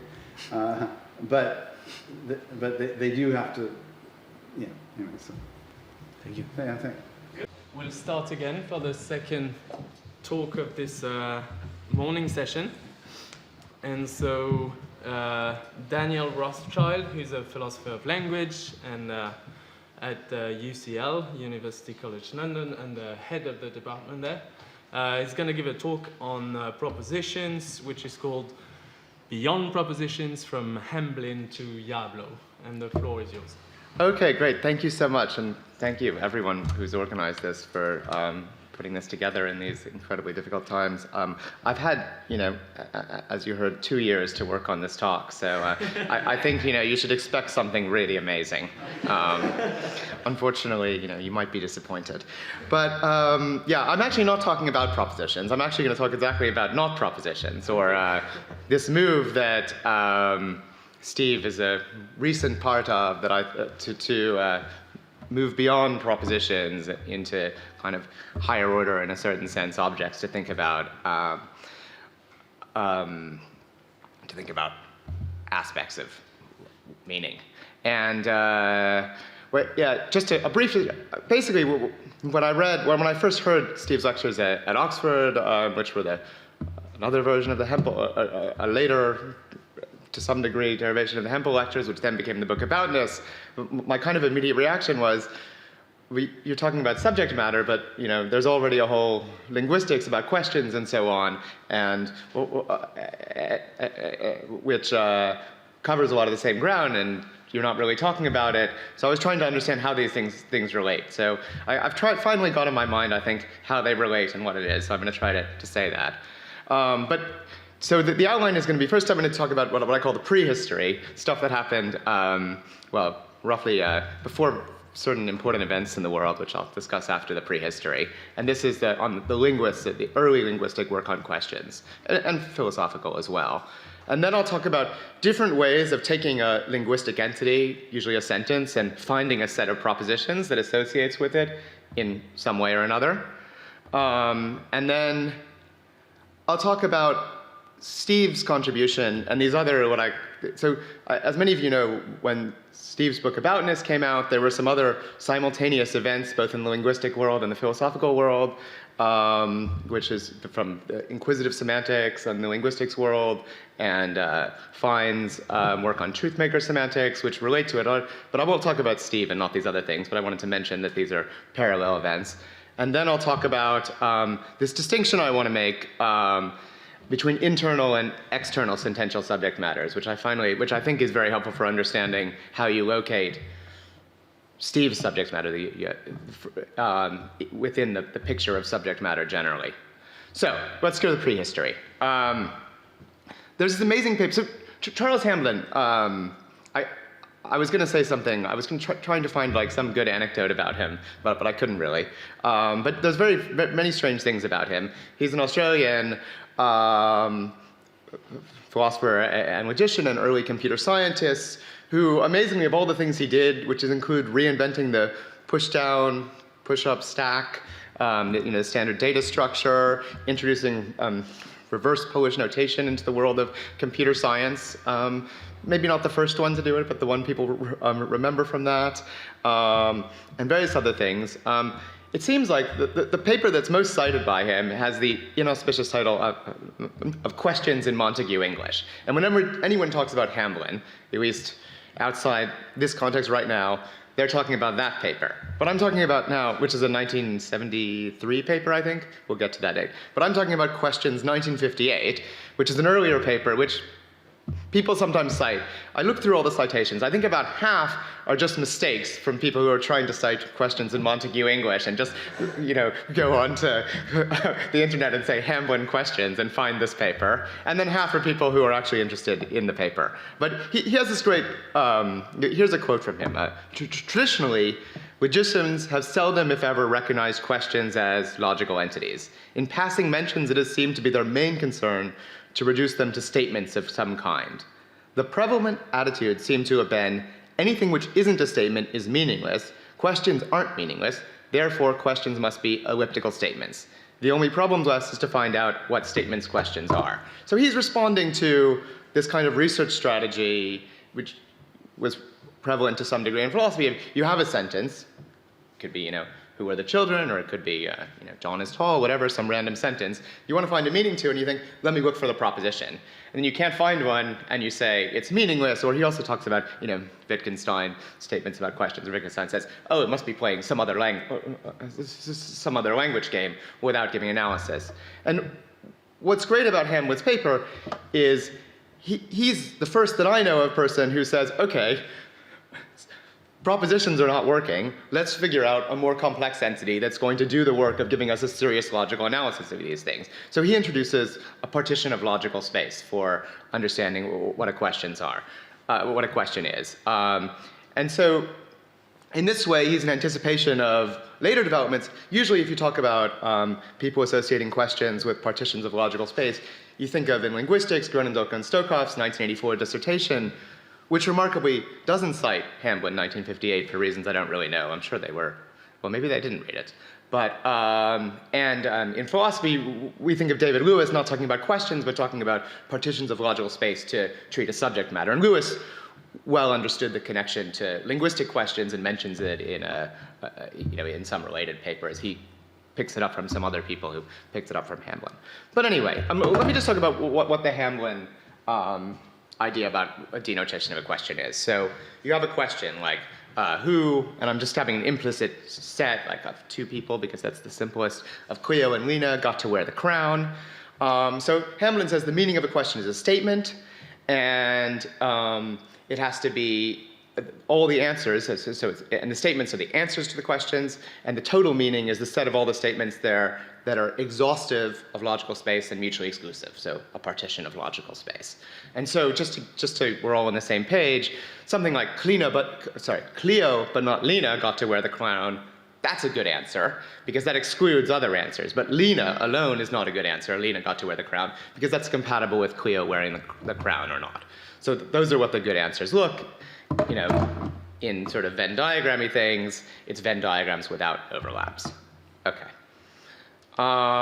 So interestingly, and now I'm going to leave prehistory for a moment, something I hadn't thought about till I saw Steve mention this, is that this proposal immediately fails for some kinds of questions. This was not recognized in this literature. I don't know of it actually being talked about in linguistics literature exactly in this way. But if you take a question like, what are the number of stars, give or take 10, Steve doesn't phrase this in terms of questions, but it could just as well be phrased in terms of questions. There are complete answers here. There are between 993 and 1,003 stars. There are between 995 and 1,005 stars. These are complete answers, but they're not mutually exclusive, of course, because they can both be true in the same world. And you can even get, as Steve mentions, crediting Kit Fine, that you can even get answers that logically entail each other if you have this other case. So in fact, even if you think about the linguistics of questions, you should already, even if you're still going with the exhaustive theory, or the kind of motivations for the exhaustive theory, you should also realize that you can't actually use a partition. You need some kind of better structure. Luckily, Hamblin already, in the famous paper, the paper that surprisingly is the most cited paper in his career because of its really inauspicious title, Questions in Montague English. And what's inauspicious about the title is, at least today, those of you who do semantics will know, if you see a paper that says Montague anywhere in the title, you know that if you have to read it, the first thing you have to do is spend 3 hours going back to Montague's, one of the founding Montague paper, remembering Montague's notation, which is an incredibly awkward notation, which almost stopped semantics from actually happening. And then you have to go to this paper, Montague, great founder of semantics, but he almost killed it with his notation. Then you have to go back and read this paper about Montague English, understand it, translate it into some kind of reasonable way of reading it in your head at least, and then you have to spend the next day recovering and forget all of your Montague English.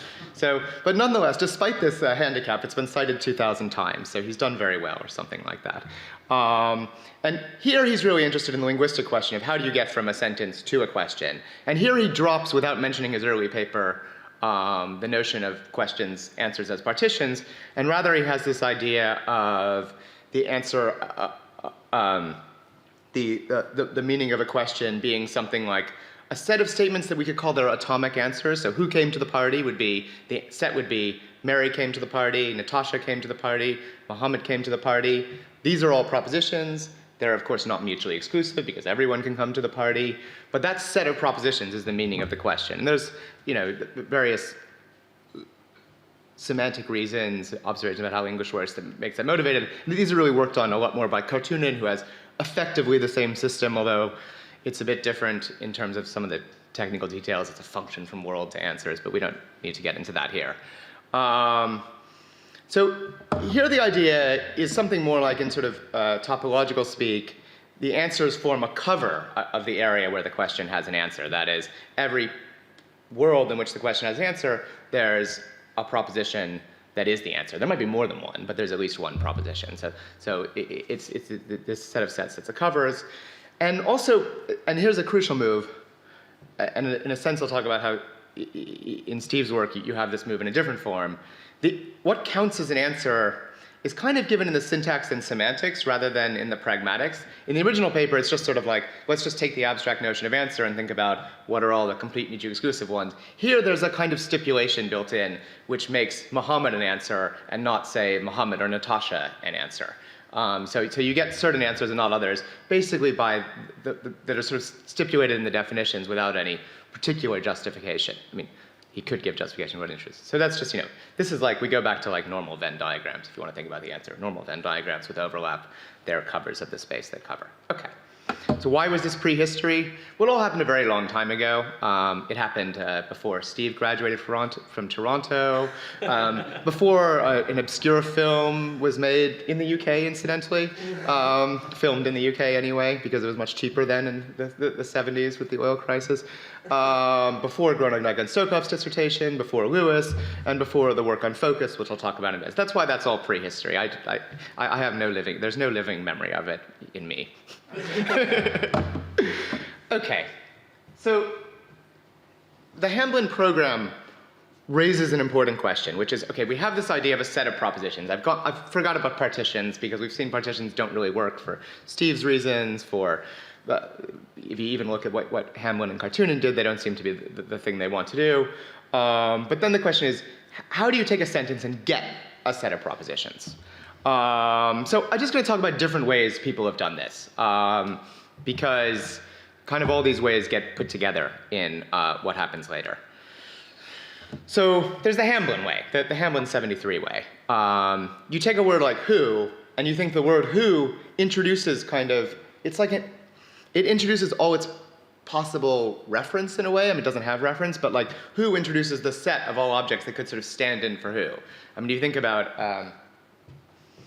a sentence like, who got the crown, then you could fill in different entities for who got the crown. And you make the denotation of who just the set of all those different entities. And then you somehow, and this is, just some compositional magic done in Montague semantics, but you can do it in any framework you like. You have some rules in which that combines with the normal predicate, like went to the party, and gets you a set of proposition. So you're building up sets of propositions from the parts. If you're a linguist, you're really into what the compositional magic is, but for our purposes, we don't care. So the word who then introduces these alternatives. And what was interesting is that after this work, and I'm not doing this in any historical order, because I consider the bar is really low for history of the subject matter, the subject matter being subject, in that if you look at Aboutness or Kit Fine's paper, I mean, there's lots of discussion of historical figures, but there's no discussion at all of this kind of linguistic literature about questions or the discussion. So the subject matter is low. So merely even referring to this, I feel like, is raising the historical standards. So I don't have to present them chronologically.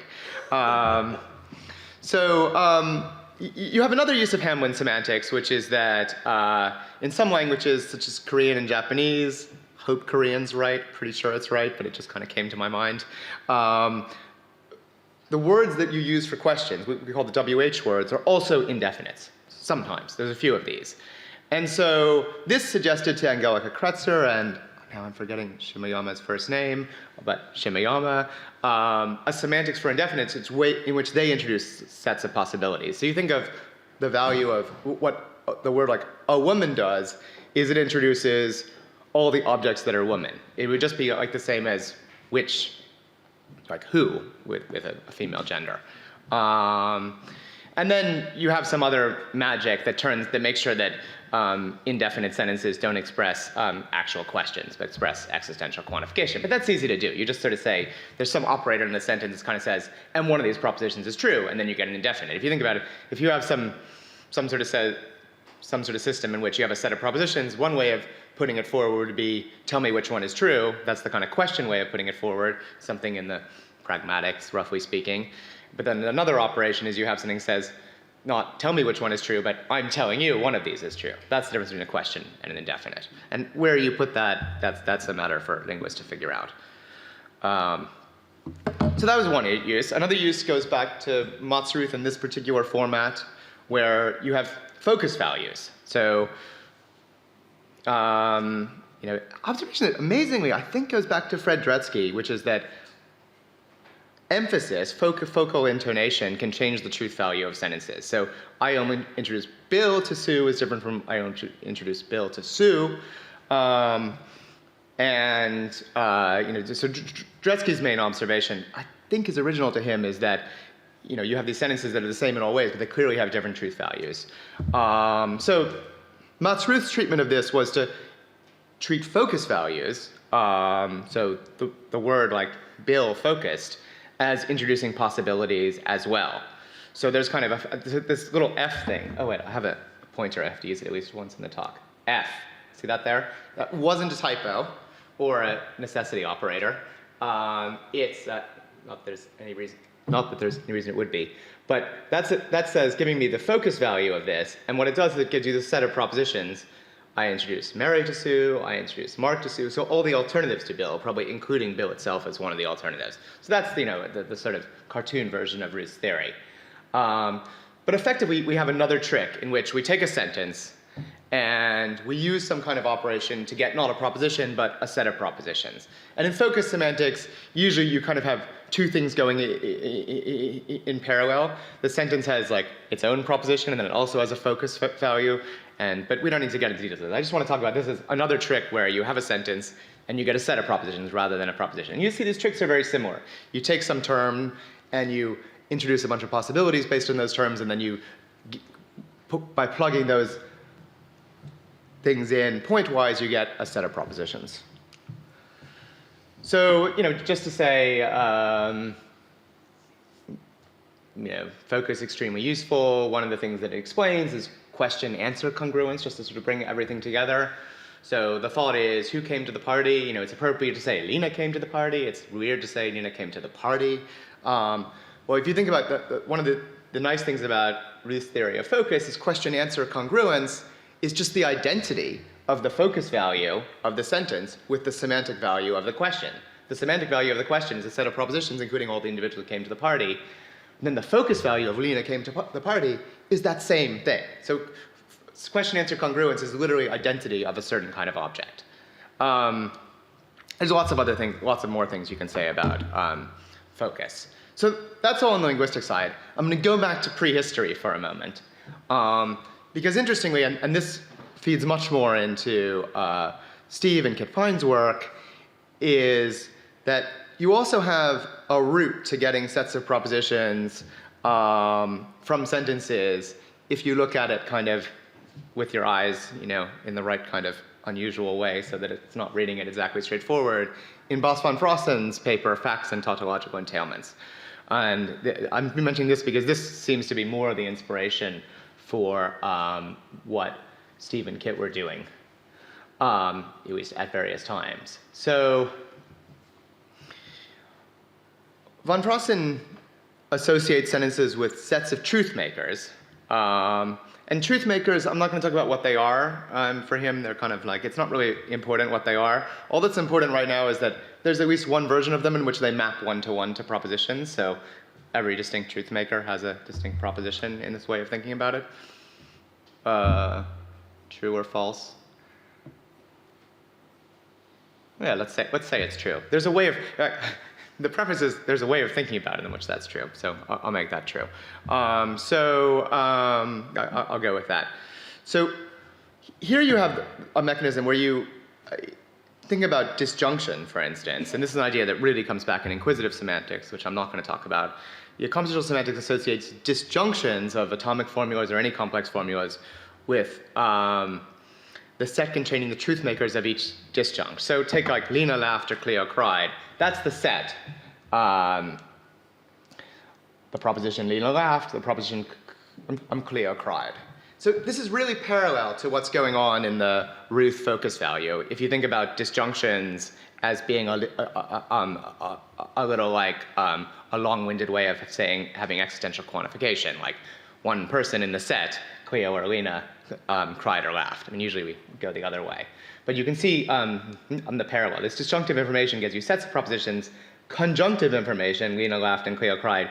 Instead of having two propositions, you actually just get one proposition. I put a plus operator. It doesn't matter what that is. That's some kind of operator that takes two propositions or two truth makers and gets you another one that kind of contains both in some way. And we can give different definitions of that. But the point is you don't get different propositions. So this is another just way in which you take a sentence and you get a set of propositions. And it actually has some advantages over the standard ways of writing the Hamblin semantics, cartooning semantics, is that you really give it more rules for the composition of these things. We also get false makers, which is a different thing, but I won't talk about.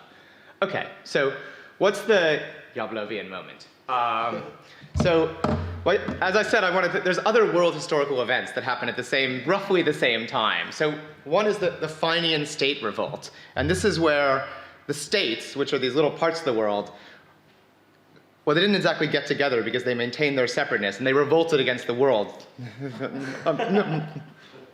that they form a part of, and they threw out the worlds entirely, and then there are only states, which is to say he gave us semantics in which he thinks there aren't worlds and not states. And although you can rephrase a lot of what he says in worldly terms, I remember one time talking to him, and he told me that he was worried about Steve's soul, because of Steve's insistence on thinking in terms of worlds. So it's a religious matter, and it's serious. And you can read, there's a lengthy exchange between them in philosophical studies.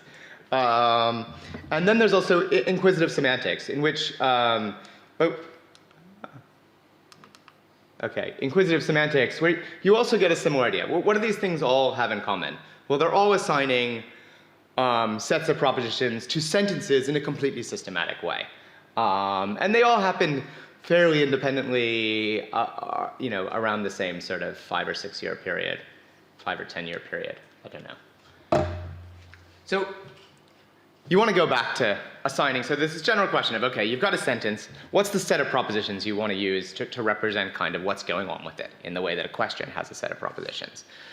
So Lewis is a bit cagey about this. Well, cagey is the wrong word, but he sort of goes over different options. But the way we standardly read Lewis is the subject matter of a sentence is just the two-celled partition.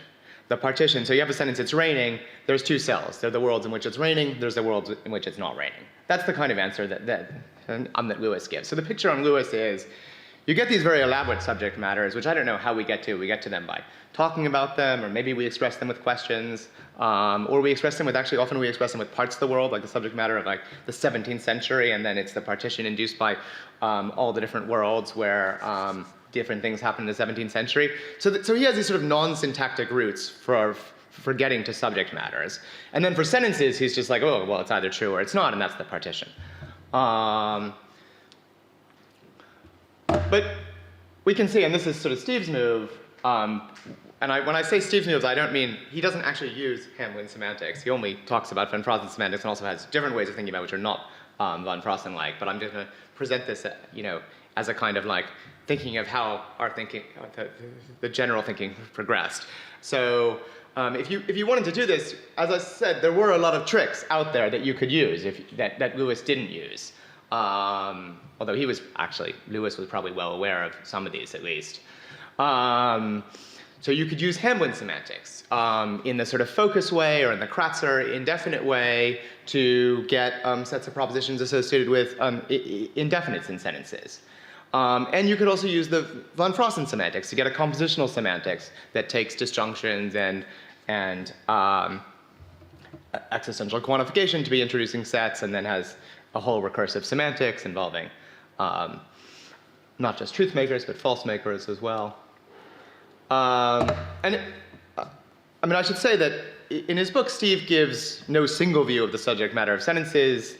He switches off, as he alluded to in his talk earlier, between sometimes having these recursive definitions, which is what Van Frosten's are, sometimes using things just look at the kind of minimal partial well, if you're doing it in propositional logic, like the minimal assignments that make a sentence true or false, all of those are the truth makers. The minimal assignments make them true, or the truth makers, minimal assignments make them false, or a false maker, partial assignments. And what counts as being true may vary with context. But nonetheless, the basic game is making truth makers available with sentences, and the kind of form of them is pretty similar to the form you'd get in the Hamblin style treatments as extended to things like indefinites. At least first the treatment of indefinites, you get that, you introduce the different ways of making it true that come in there. So that's where this thing sort of fits into that picture. So just to give an example, if you have a sentence like an MP was arrested for a crime, if you were just a straightforward sort of Kratzer Shimeyama adopting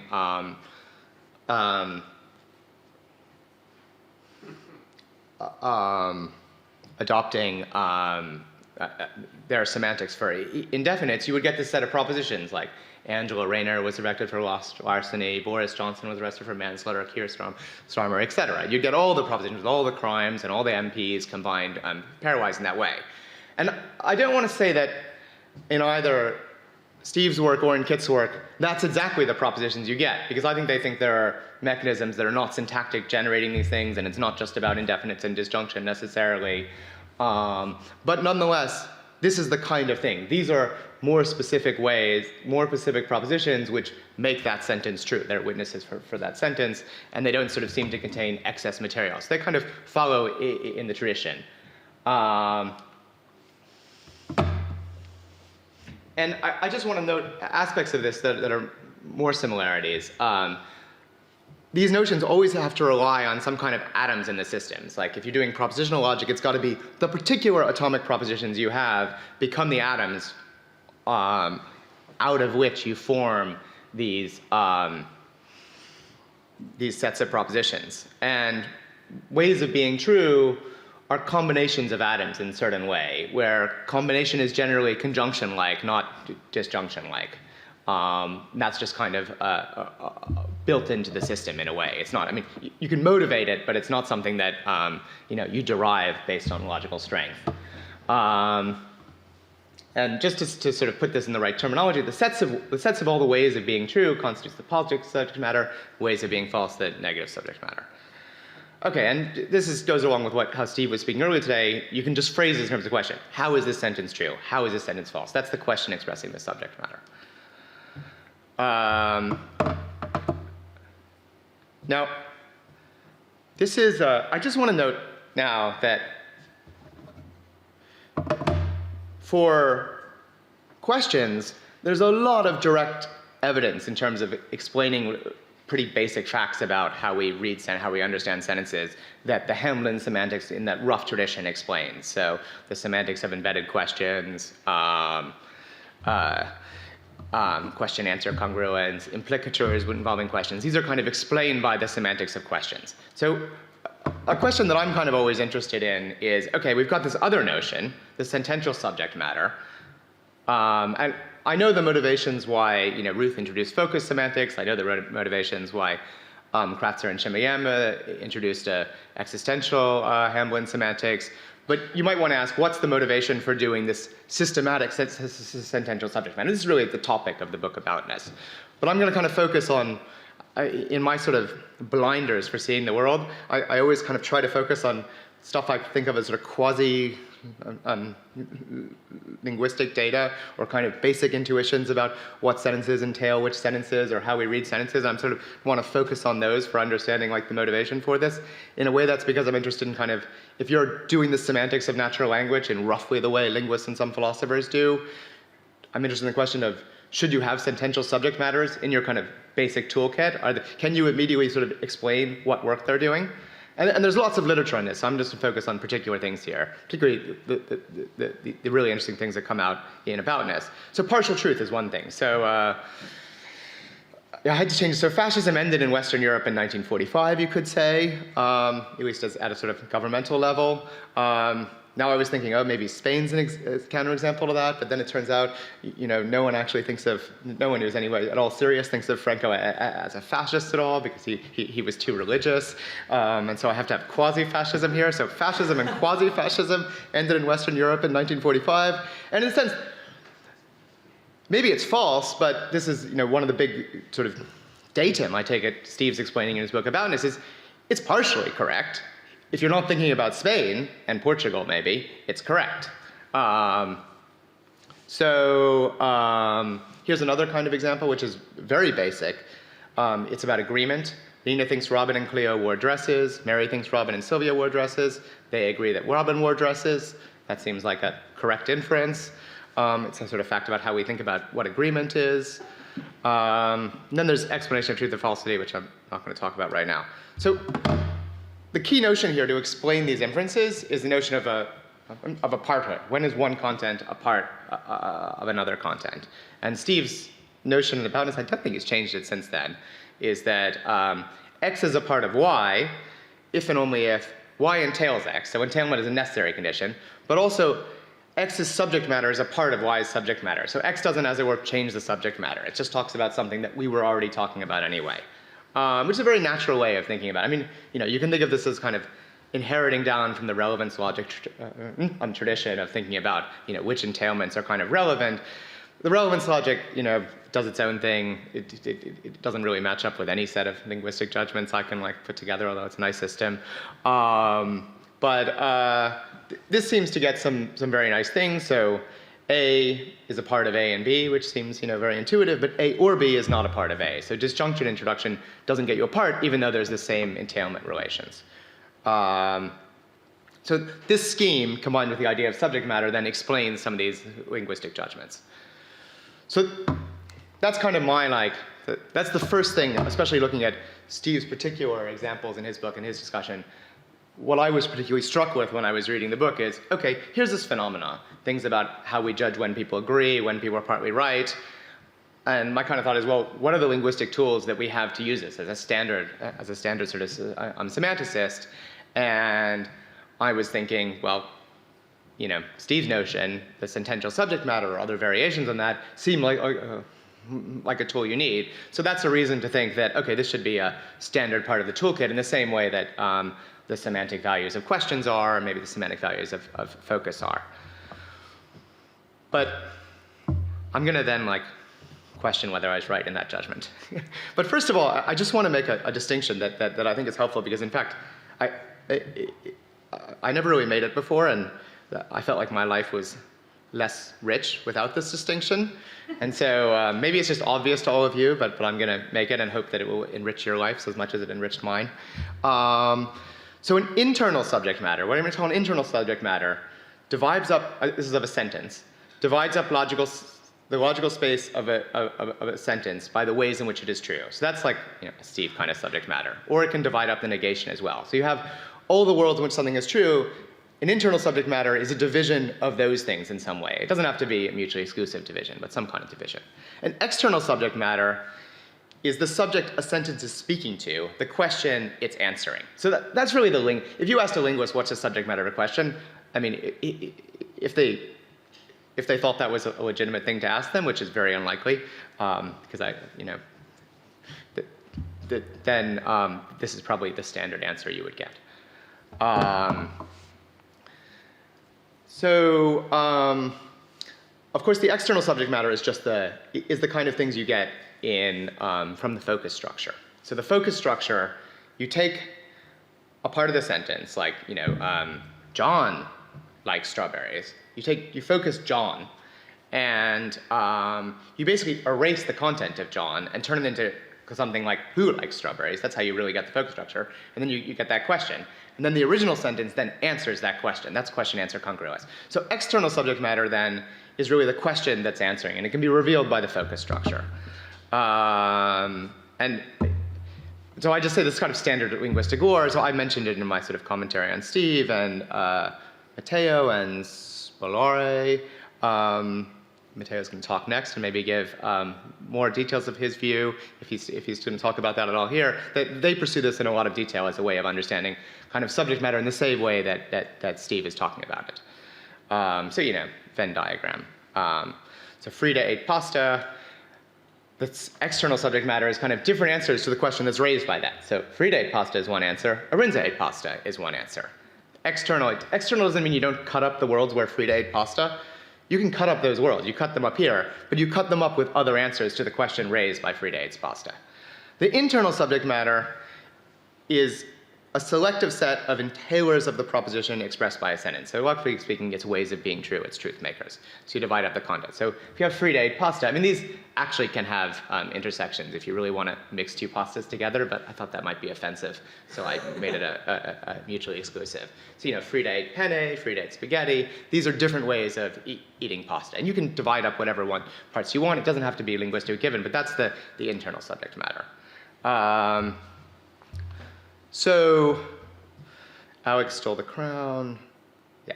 Anyway, so I just mentioned some internal, external subject matters here. So I just want to note, so in the hope that this doesn't seem just like so obvious that you're wondering why I'm saying it, I was reading Zoltan's response to, Zoltan Szalbo's response to Steve's book in this symposium in Phil Studies, which I hadn't understood at all before.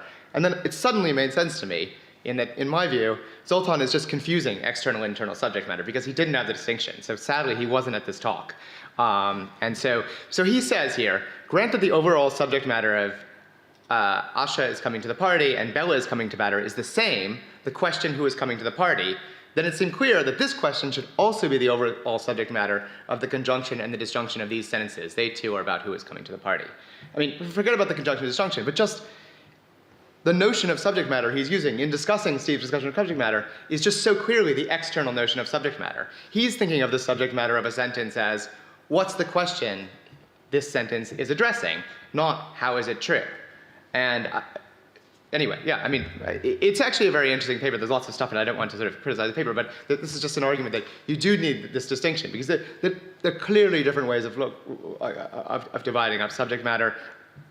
I know the linguistic notion, the external subject matter, has a use in that, there's lots of things I think we need to explain to it, just question-answer congruence to begin with, but lots of other things. So the obvious question then is, do we also need the internal subject matter to come some basic observations about how we speak, some basic the kind of data that semanticists are interested in? And that's something I sort of tried to address in my response to Steve, but I don't think I did a very good job. So I'm gonna do another bad job here in the last 5 minutes. Yes. So, as I said, defining parthood is the sort of main thing, is one of the things you can use Steve's subject matter for. There's lots of other things. I should say, I'm just skipping a lot of the literature. I mean, there's people have, especially since Steve and Kit's work, you've seen a lot of linguists and sort of like linguist-friendly philosophers use Truthmaker semantics to do lots of things. And I don't mean to be giving a judgment on all those things we do. I'm just focusing on this one kind of aspect, the parthood aspect. So there's some really good cases, I've kind of already alluded to them, about how this subject matter of conjunction works. So, it's just true on the internal notion of subject matter that the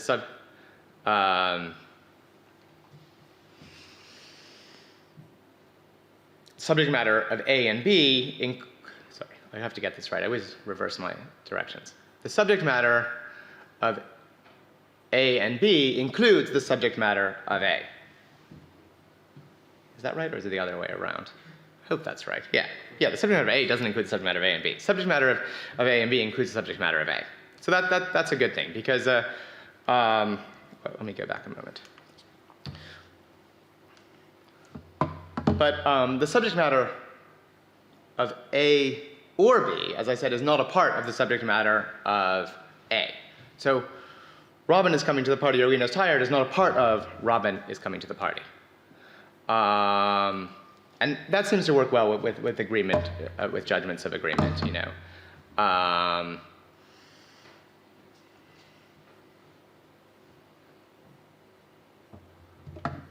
Sorry, let me just say this right. So that works well with judgments of agreement, because if I'm committed to Robin coming to the party, I don't think if I say Robin came to the party, and a part of what I said is not Robin or Lena came to the party.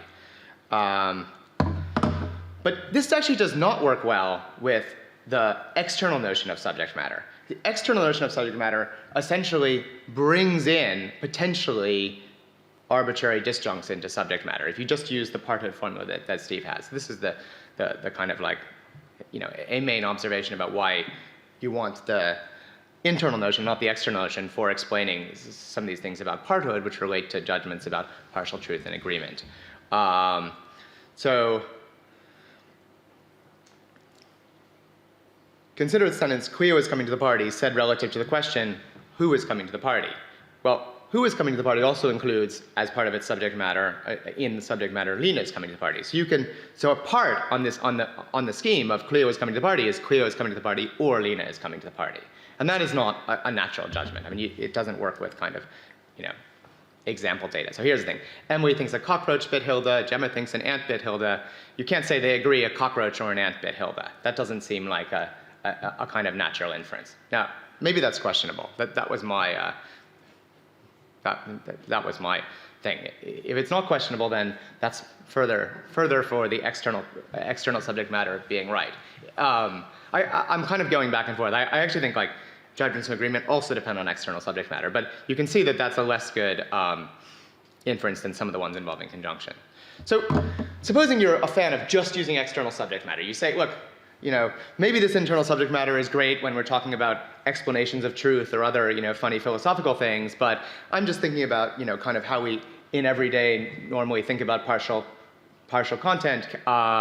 Do I really need this notion, or can I use something else? And I'm not going to develop them, but I would say there are other things you could try to do. You can try to use syntactic criteria, not introducing new terms. You can try to do semantic restriction on parts generally, i.e. some kind of non-disjunctive constraint. These things will all involve lots of bells and whistles and complex thinking. But I'm just sort of noting that there are directions you could pursue. If you don't want to have the notion of internal subject matter to explain kind of these linguistic judgments, there's other ways to go. And let me just give one advertisement for going another way, and then I'll be done. So this is something that I also mentioned. I'm so unoriginal. I'm just like still using the same type of examples that I used, 7 years ago or whatever. I can't add either. Okay, so Emily thinks a cockroach bit Hilda. Gemma thinks an ant bit Hilda. So I think it's quite natural to say they agree an insect bit Hilda. So that seems like a relevant agreement. So that can be good on the external subject matter on conception, because if the question is what bit Hilda, an insect bit Hilda is an answer to that question. I mean, you have to have the right notion of answer where, that is an answer, but those notions exist. And it's an answer entailed by both of the other statements, a cockroach bit Hilda and an ant bit Hilda, so it's something they agree on. So that seems like a good case, as opposed to the potentially bad cases we had before. But I just want to note, this is the kind of case you can't get on the internal conception of subject matter, at least not directly. Because existential generalization, or in fact, it's not just existential generalization, but moving up in kind from cockroach to insect, is not something that you're allowed to do. That's not in the way we build subject matter, that doesn't happen. Because, I mean, just think about it this way. The ways of an insect biting Hilda being true include, like, a grasshopper biting Hilda, but that's not a way of, the other things being true. So, similarly, an ant built Hilda, supposing an ant did bite Hilda, Emma thinks a cockroach built Hilda, then you can say she's right that an insect built Hilda, but you can't say she's right that a cockroach or an ant bit Hilda. That's a kind of natural judgment. So, the external subject matter doesn't help you at all, because it seems like the subject matter, cockroach or ant bit Hilda, is as much subject matter as insect bit Hilda, but this is something that neither theory explains naturally. So I'm just going to be like a minute or two. This is the second to last slide. So let me just make some very wishy-washy statements, and then I'll finish. So I presented some judgments, and one thing when you start thinking about these topics is you kind of wonder what your judgments are, what they're getting at. I guess I started with the view that, oh, these are clear judgments that are getting at kind of content parthood, and the theory, you find in aboundness is going to be a good theory to explain it. Maybe it has some problems. I've now come to think that this stuff is a lot messier. There's something like parthood might be one way of facilitating these judgments. So kind of every time you have a part in the internal Yablovian sense, you do get an entailment. I haven't seen any counter examples of that. But it seems like there's other ways of getting what I'll kind of call immediate entailments, like what you get between an ant tilde to an insect tilde. And I think there's lots of different reasons you might get them. I mean, sometimes existential generalization, as Steve pointed out somewhere, doesn't involve introducing any new non-logical terms, so it looks quite good in that respect. He had a cool word for what that was, but I've forgotten it. And even when you do introduce a new term, like ant to insect, it might just be that term is kind of acceptable as sort of in a kind of real, it has to do with psychological facts about what we take to be kind of like relevant information here. So I've come to think that there's sort of multiple routes, not just parthood, to the kind of judgments that you find in agreement and in she's partially right about things, not just parthood. Now, so my verdict is kind of, first of all, I'm not qualified to make a verdict here, but just I kind of have a question mark on whether you need internal subject matter to understand this sort of body of judgments we make that relate to parthood, that Steve quite helpfully in his book sort of points out a lot of different examples that push the same way. I think it's still like an interesting natural topic to kind of figure out like what you really need here. Unfortunately, it probably hinges on quite kind of eccentric bits about the psychology of reasoning, so it's not the kind of neat story you might help. And it's still, it's clear that the notion of internal subject matter is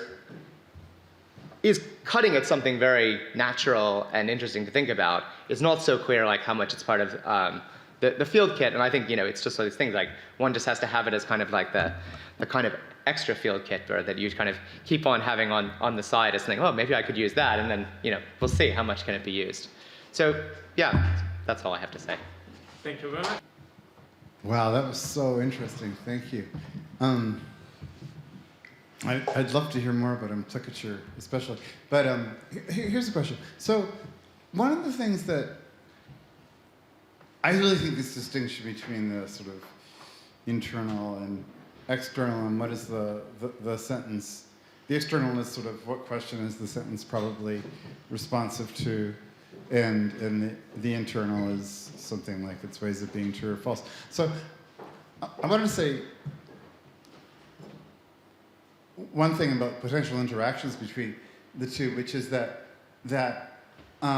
when one is looking for false makers for a sentence, it could well be that the question under discussion would be a great source of those, that the other answers beside the one that the sentence itself gives count in practice as false makers if you have an exhaustive notion of answers. So it's the strongest true thing that could be said. So you might think ordinarily, who brought the pizza? Ordinarily, Cleo bought the pizza wouldn't be a false maker for Anne brought the pizza, but if there's a background question where it's understood that like exactly one person brought the pizza and there are no answers that contemplate anything else, and so in that sense it's presupposed that exactly one person did, then the false maker role.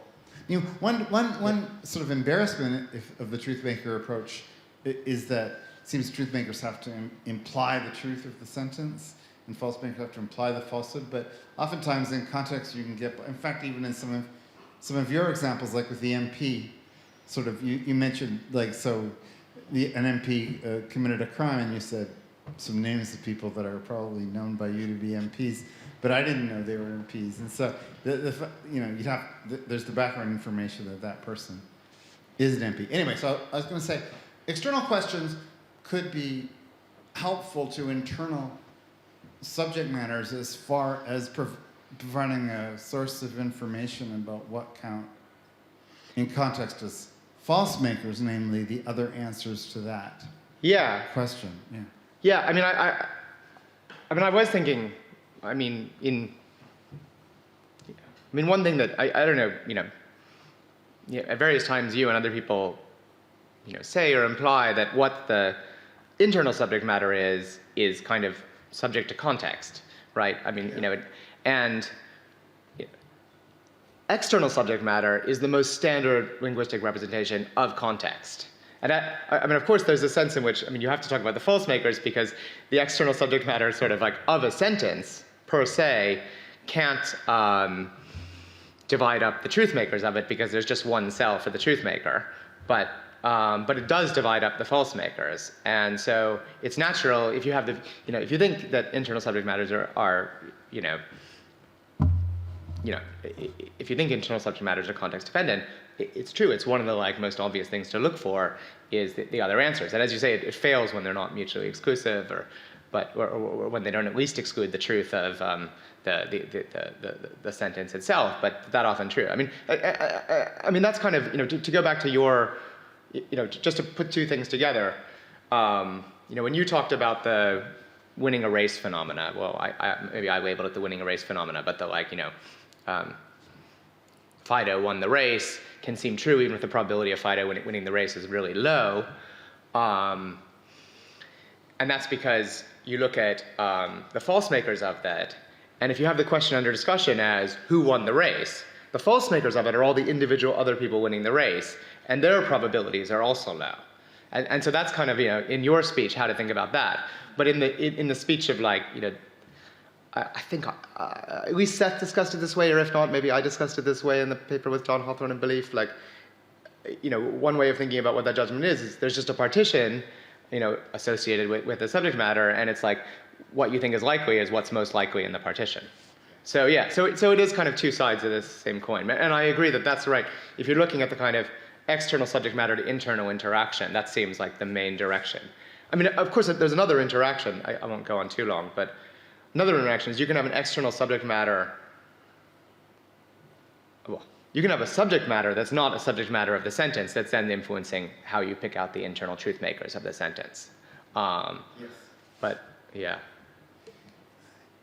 Yeah, that last thing you mentioned is probably really important for implicature, because sometimes saying P can implicate not both P and Q, and sometimes it can implicate not both P and not Q, depending on what the question under discussion is. Well, the other thing is that you would have mentioned.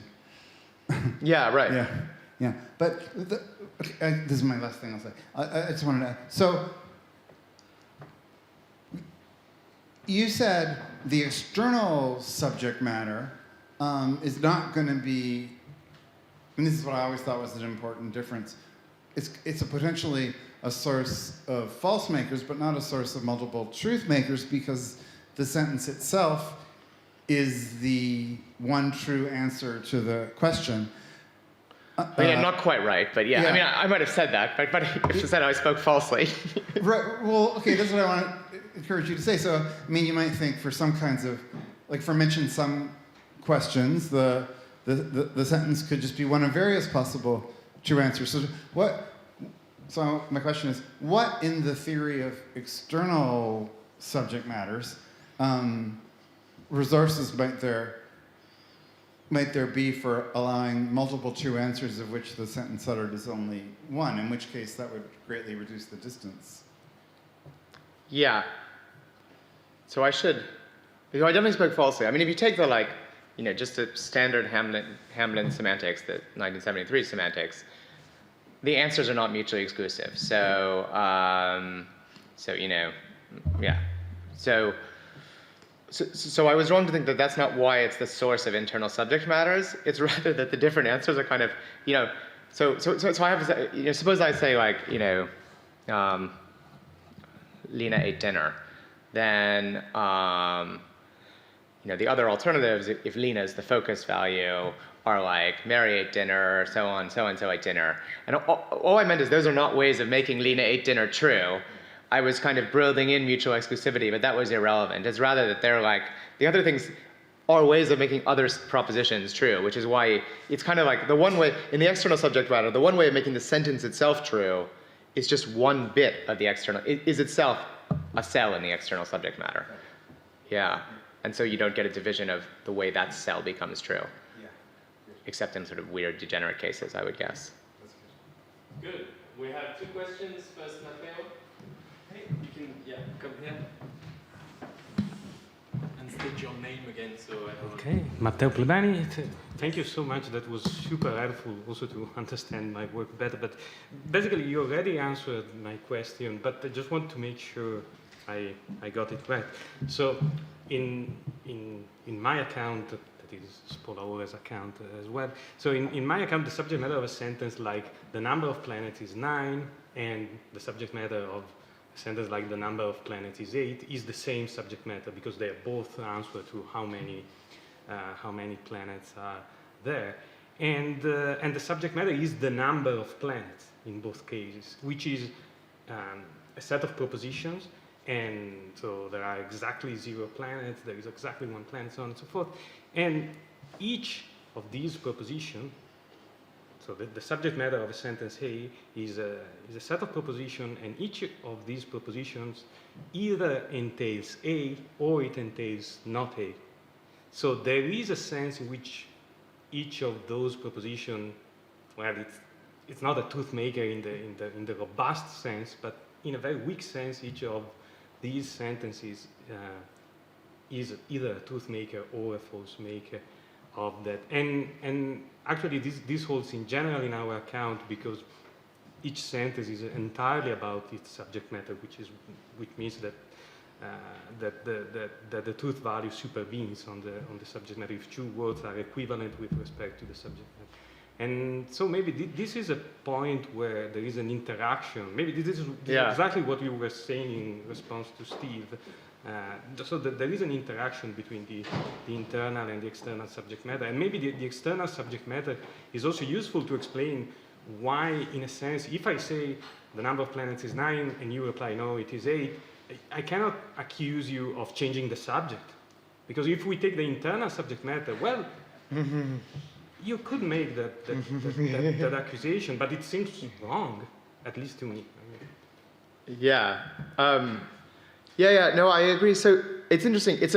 What's interesting is it's a feature. So your way of doing things essentially associates partitions with sentences, and then you get this nice feature that every cell of the partition, of course, speaks to the sentence because the sentence is itself one cell of the partition. And I guess an issue is I mean, like in linguistics, people argue about, is the semantics of questions a partition, or is it something cover-like instead?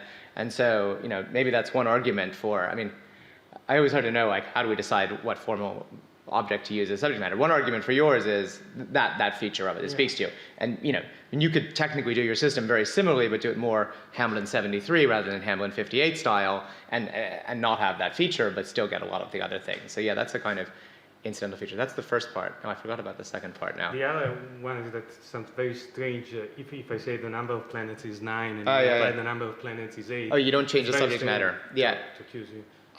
I guess, yeah, I mean, this is something that I didn't talk about because I didn't think about enough.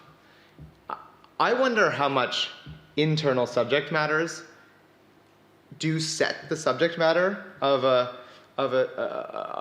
conversation. Like, we know that if you say a question, that sets the subject matter. But is it true that, like, when I say a sentence, then the subject matter of the conversation is the subject matter of the question? Now, yeah, you have an external subject matter, so that seems right. So maybe I'm just sort of constructing you as kind of an argument against, So, I mean, external subject matters set the subject matter of the conversation. Internal subject matters don't actually very naturally. Yeah. I mean, if I said, like, Steve had a roll for breakfast, maybe I'm just amplifying your point. It's not natural.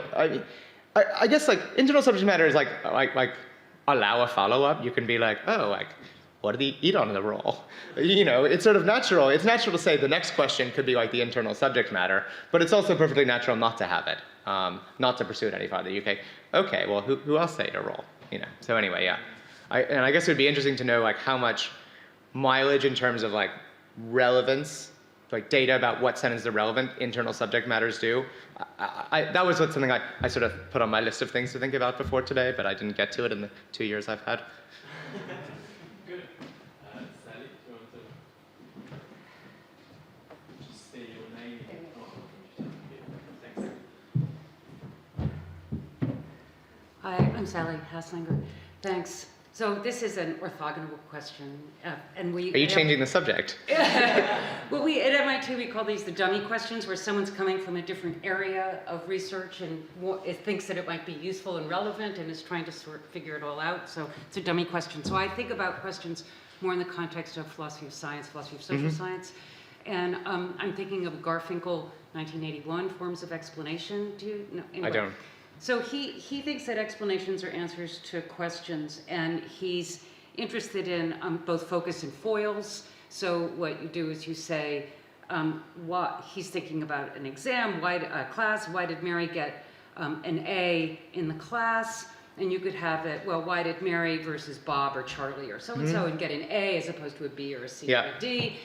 And so suppose we're looking at why did Mary get the A? There's just one A in the class. Now, the question, why did Mary get the A in the class? If you think about that, I would think semantically, you could allow that any person in the class could have gotten the A, right? Because those are all the... and in fact, when you're giving answers to it, he wants to set up this possibility where there's a curve, only one person can get an A, and they get it based on their performance in the final exam. And so when you say, why did Mary get the A? The answer is, she wrote the best final exam. But and so that would be true of any. If Bob got it, he would have written the best final exam. And so all of the answers are, the person in question wrote the best final exam. But that's constrained by the fact that there was this curve, there's all this other kind of background conditions that are set up. And so the possible answers aren't determined kind of semantically. They're determined by these other considerations in the background. And he's really interested in that because he thinks that you have to take structures into account when you're thinking about the possible answers, and they often get occluded and whatever like that. So what I'm confused about is whether when we're thinking about the semantics of the question, what do we do? Do we say, presupposing that Garfinkel said an A and blah, blah, blah, blah, blah, blah, blah, blah, blah, and then ask the question. So the presuppositions which define the structure are part of the question. Or do we just say, well, here's the question, and then how do we decide what the possible answers are? Yeah. Is this a relevant question? No, it's relevant. It's completely relevant. It's definitely, we haven't changed subject matter. So, I mean, thinking like a kind of compositional semanticist, like the first thing to note is like the why. Yeah.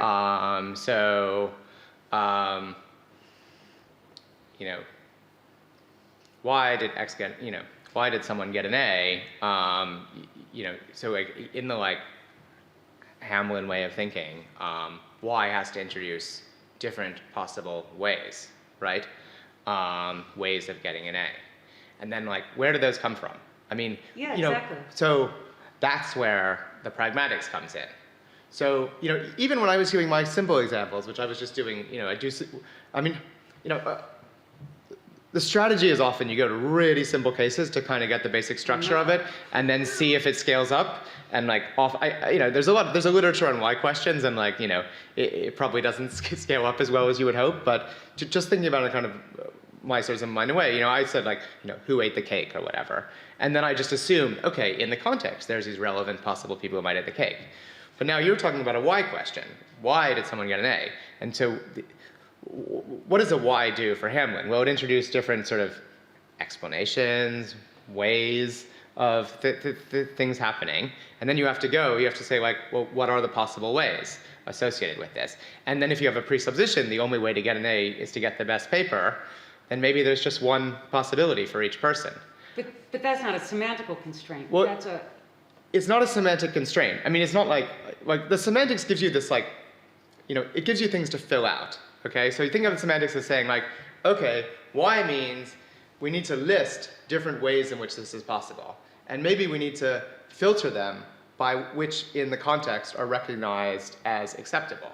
So you feed in the context. So the semantics is just giving you a kind of structure, like, I mean, questions are context sensitive, right? Like, who spoke depends on what body of people we're speaking about. why did something happen depends on what the range of possible explanations are. So semantics is giving you this structure where then you take context and fill in the possibilities, and that's kind of where that comes in. But there's tricky questions about, how does that interaction actually work? And, I mean, for why, it's like, for when it's who, you got a domain of individuals and we can just list them. But why, like, when do you separate different possible explanations? How do they all fit together? It's not looking so nice. So do you think that if you put the presupposition in and articulated all the presuppositions, then semantics would give you an answer to it? I don't think the presupposition for a why question is even like expressible. Okay. I mean, I think for who questions we can like articulate what are the possible answers. We can say who of so and so and so and so. There's no like similar construction with why. Why of this spectrum. You can't just we don't have the linguistic tools to kind of like articulate what the restrictions on a why question are, which is kind of why they're more interesting than who questions. I don't even know whether they fit in the same mold. I mean, ultimately, like they might be something very different, but. Okay, thank you. Great. We have a last question with Martha. Right. Say your name in another room. Good, thanks. Thank you. I'm Martha Abrashan. So I have a question about the internal subject matter, the way you think about it. And I was wondering if it also includes sort of the ways we conceptualize events that linguists actually have talked about to some extent, but very little. So for example, telic alternations, John ran for 5 minutes, or John ran to the store. That's might be two ways of describing exactly the same event, but it's it's conceptualized differently, and then there is also a linguistic aspect to it. They support different inferences, or sort of like the spray load alternations. So John sprayed paint on the wall, or sprayed the wall with paint. They have different, somewhat different differences we can draw from them, but it's sort of ways of describing exactly the same event in different ways. Or even the Kahneman examples, you have 20% chance of winning or losing, or 80% chance of losing, 20% chance of winning, right? We're talking about exactly the same thing in different ways. So is that, whereas when you talk about the internal subject matter, you sort of emphasize its similarity to questions. So like with your insect examples, one has the feeling that, well, okay, we can classify a bit further or something. So it's sort of like a micro version of the external discourse-related question. Right? So to my mind, the division is sort of, we have a discourse-based notion, which is what you call the external, and then we have a cognitive version sort of the subject matter, which is or like what Gardenforsch calls the event construal, the way we interpret, right, what's happening, or we're talking about, that is not based on discourse, that's not based on interaction, at least not necessarily. So I understood your sort of, that's also partly how you look at it, but Yeah, no, it's a really interesting question. There's two different ways that I feel like these, like, so you're talking about sentences like that are kind of extensionally equivalent in a way, but then we express them from different perspectives. And I guess, in some ways, some of what Steve was saying was suggesting that these sentences could have different internal subject matters themselves, while, not your particular examples, but, his own kind of examples where you could have kind of sentences that are true in the same worlds, but have different ways of being true. And you might think that that's a way that this framework gives you a way of capturing that by having different ways of being true, different being sentences. So that's the deflationary way I was understanding you. But the more like robust way is you're kind of saying, look, I mean, for all I'm saying, the underlying framework I'm working is ways of being true are propositions. So they're sets of worlds. So they ways of being true themselves are don't distinguish between like perspective in any kind of obvious way. Where you get the perspective distinctions in is going to have to be in what ways of being true you have. But if you kind of go some other angle and think, oh no, cognitively the way we represent these things, the way we think about them involves perspective, then you might think ways of being true themselves are kind of hyper-intentional in this way. They're not extensional, they're not intentional, sorry. And that I haven't pursued at all. I mean, you might think it's like an overkill in a way, because it's sort of like, we're all trying to like capture a little more of kind of the fine-grainedness of content in some way. So the way we're capturing more fine-grained content with the internal subject matter is we're having, instead of a proposition, sets of propositions.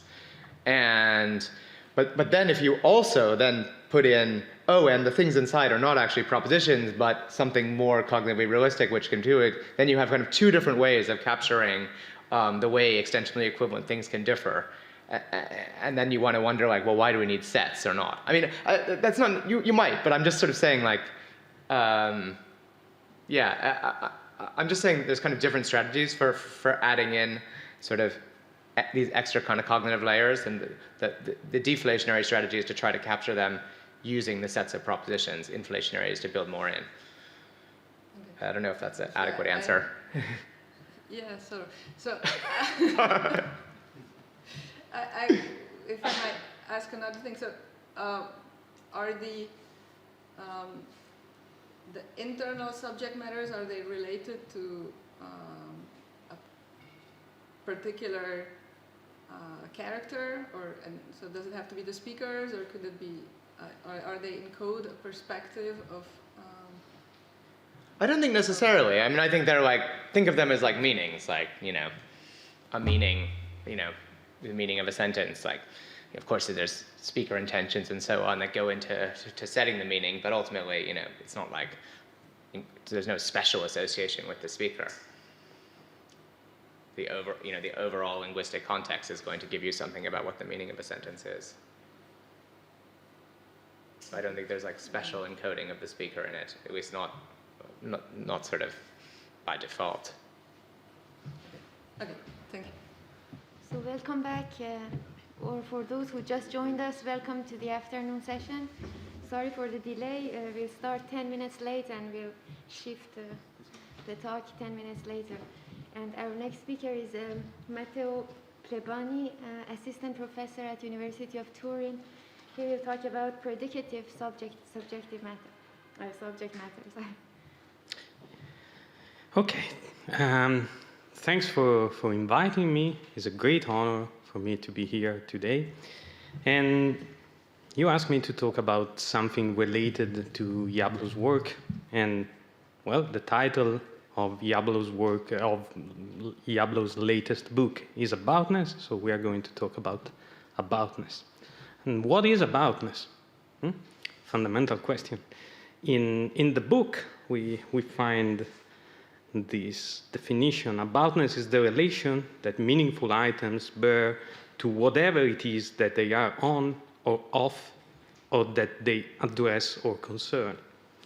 And this raises a very natural question, which is, which meaningful items? Okay? What are the things that have a subject matter, that are on or off something?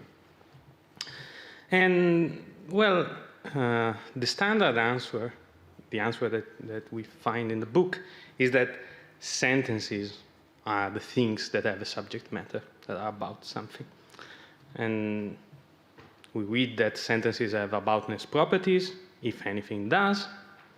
And apparently a referee asked the question which I mentioned at the very beginning. So a referee asked what subject matters are off on Yablo's account. And the reply is, I think, Yablo says, that the answer is sentences in context. Okay, so I'm pretty happy with the idea that sentences have aboutness properties. But this doesn't mean that they are the only things that have aboutness properties. So think for a moment think about the cases in which we use expressions like about or subject matter in ordinary life. Well, we say things like that books are on topics, that conversations are on a certain subject. Conferences have a subject matter. These conferences is about Yablo's work. And to borrow an example from Naomi Osorio Kupferblum, we have a subject line in emails. So it seems that emails are about something, and you should declare what the email is about. And so there are linguistic expressions, linguistic items that are larger than sentences and that should have aboutness properties. And I also think that items that are smaller than sentences, for instance, predicates, should have a subject matter, should be about something. So, for instance, I think that red is about color, round is about shape. And we naturally recognize that certain predicates go together. So red, blue, green go together, they form a group. Why? Well, maybe because they are about the same thing. And this is the summary of the entire talk. So what I want to say is that sentences have a subject matter, predicates have a subject matter, and there is a relation there is a connection between what a predicate is about and what the sentence that contains that predicate is about. So the summary of the talk is that the ball is red is about the color of things, the topic of the color of the ball. The ball is red, the topic of this sentence is the color of the ball, partly because the topic of red is the color of things. So I already told you this, but just to emphasize the point of the talk, what I'm looking for is an account of subject matter that assigns a subject matter to predicates as well as to sentences, that connects the subject matter of a sentence with the subject matter of the predicates it contains. And as an extra, I want the subject matter of a sentence and the subject matter of the predicate it contains to be the same sort of entity. This might sound a little bit obscure at the beginning, but the idea is I don't want one thing to be a set and another thing to be a function from that set to something else. No, I want a kind of uniform treatment of subject matter. Subject matters of sentences and subject matter of predicates are the same sort of things. This is, well, we can talk about in the Q&A why I'm so attached to this point.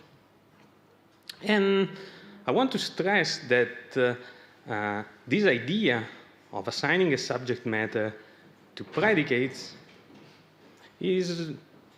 marks a point of departure for standard Truthmaker semantics. It doesn't mean that Truthmaker semantics cannot do what I want a theory of subject matter to do, but I want just to stress that a certain way to do Truthmaker semantic doesn't assign a subject matter to predicates. So I take the fundamental insight of Truthmaker semantics to be that there is a connection between the subject matter of a sentence and the way it is true or false, or the reasons why that sentence is true or false. So the idea is that snow is white or it isn't, and grass is green or it isn't, are true in the same circumstances, in the same possible words, but for different reasons. Grass is green or it isn't is true because grass is green, or because grass is not green, and snow is white or it isn't is true for a different reason, either that snow is white or that snow isn't white. And this should account for the fact that we perceive these two tautologies to be about different subject matter. One is about the grass and one is about the snow. And that's all fine. I think that's great. That's an important point that Truthmaker semantics has taught us. But I also want to point out that usually this is hyper simplified, but usually if you look at the semantic machinery, what you have in Truthmaker semantics is a function that assigns a subject matter to atomic formulas. Usually you have a set of spaces and you have a function that assigns two subset of this domain to each atomic formulas. And then you have a recursive procedure to build the subject matter of complex formula out of the subject matter of their components. So to simplify brutally, the idea is that you have this function and you stipulate that the subject matter of the negation is the same as the subject matter of the negatum. So negation doesn't change the subject matter. And then if the subject matter of A binary connective B is going to be the combination of the subject matter of A and the subject matter of B, where this operation of combination is denoted by the plus sign. And there is many ways in which you can explain what this combination is. But the point is, anyway, here you don't have the predicates that are part of a sentence don't play any role in the assignment of a subject matter to the predicates that are part of an atomic sentence don't have a role in the way that the subject matter is assigned to an atomic sentence. At least this is if you do the things in the standard, most basic way. And so I'm trying to push Truthmaker semanticists to do more. And I want to show you how I would connect the subject matter of a sentence with the subject matter of the predicates it contains. So it's just trying to push you to do the same thing. I'm not saying that the way I'm going to present to assign a subject matter to predicates as well as to sentences is the best way, nor that it is the only way. There might be many ways, but this is one way to do it that is at least pretty simple. So I'm going to say that predicates and sentences are about aspects of the world, and that predicates are also about aspects of things. And as I said already many times, that there is a connection between the subject matter of a sentence and the subject matter of the predicates it contains. So I should clarify what I mean when I talk about aspects. Now, think about aspects of a domain of objects. Don't have to be aspects of the world. Think about just a domain of objects, like this one. Suppose that those are your objects, the objects that you care about. What is an aspect of those things? Well, things can be identical or different with respect to an aspect. So to each aspect corresponds a relation, the relation of being identical under that aspect. And, well, if you think about it like this, the color aspect is this relation, the relation that puts in the same box things that have the same color, and this is the shape aspect. So an aspect of a domain of object can be identified with a relation that holds between objects that are identical under that aspect. So it is an equivalence relation, or if you want the corresponding partition, a partition of a domain is a way of dividing the objects in that domain into subsets of that domain such that each object belongs to one and only one of those subsets. Okay, and sometimes Yablo say that this conception of subject matter is the conception of a subject matter, the conception of an aspect as a system of differences. And this sounded like a very French thing to say, that an aspect is a system of differences. So if you want, it is a system of alternatives. It is a set of alternatives. Okay, that's less loaded. And you can also think, and today in his beautiful talk, Daniel Rothschild emphasized this, you can also think about an aspect as a question. So color corresponds to the question which color, or if you want, what is the color of the object I'm thinking about, and shape corresponds to the question which shape.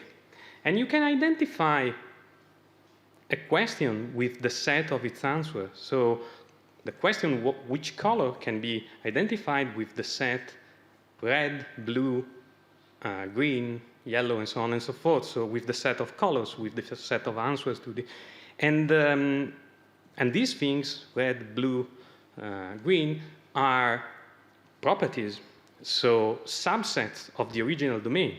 So the set of all the answers to the question which color is going to be this object.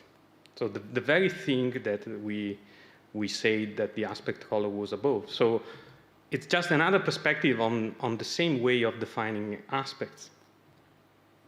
And the cool thing about thinking about aspects as questions is that if you think about them in this way, then you can define many interesting relations between aspects. So for instance, what does it mean for a question to include another question as a part?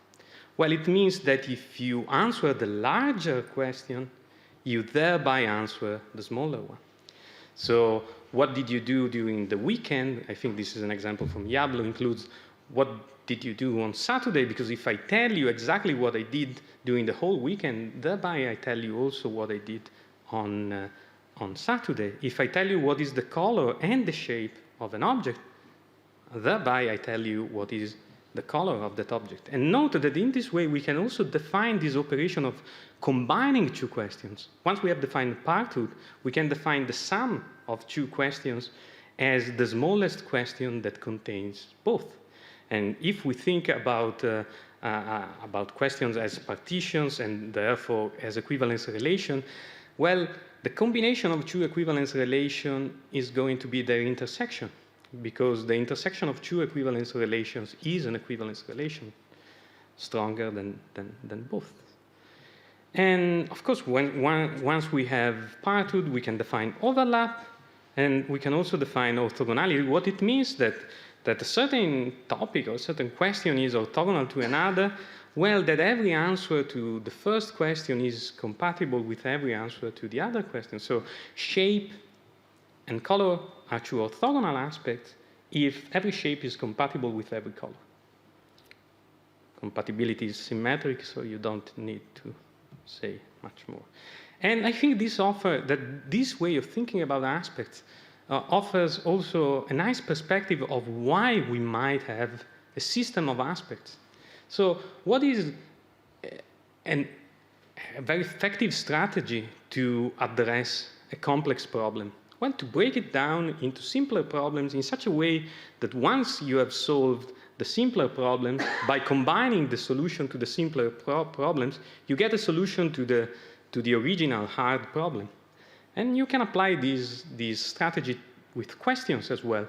In order to answer a complex question, you break it down into simpler questions, you answer them, and then combining those answers, you get an answer to the original question. So for instance, if I'm trying to remember how did a certain letter token look like, I might still ask what was the font, what was the size, what was, I don't know, was it in bold or not, was it in italics or not? And when you try to do a sketch of a face, apparently they ask you a question like this. Instead of asking you the question, describe me the face that you saw, they ask you first one question about, I don't know, one aspect of the face, then one question to an aspect that is sort of orthogonal to that. And this is like locating a point in the Cartesian plane by asking first what is the x coordinate and then what is the y coordinate. It's not. Okay. So we also have thinking in this way about aspects is nice. And moreover, and you might have thought that I was going that way, aspects, as I define them, are very similar to subject matters as David Lewis defined them. So for Lewis, a subject matter is a partition of the logical space. So if you want, is an aspect of the logical space, if you take aspects as I define them.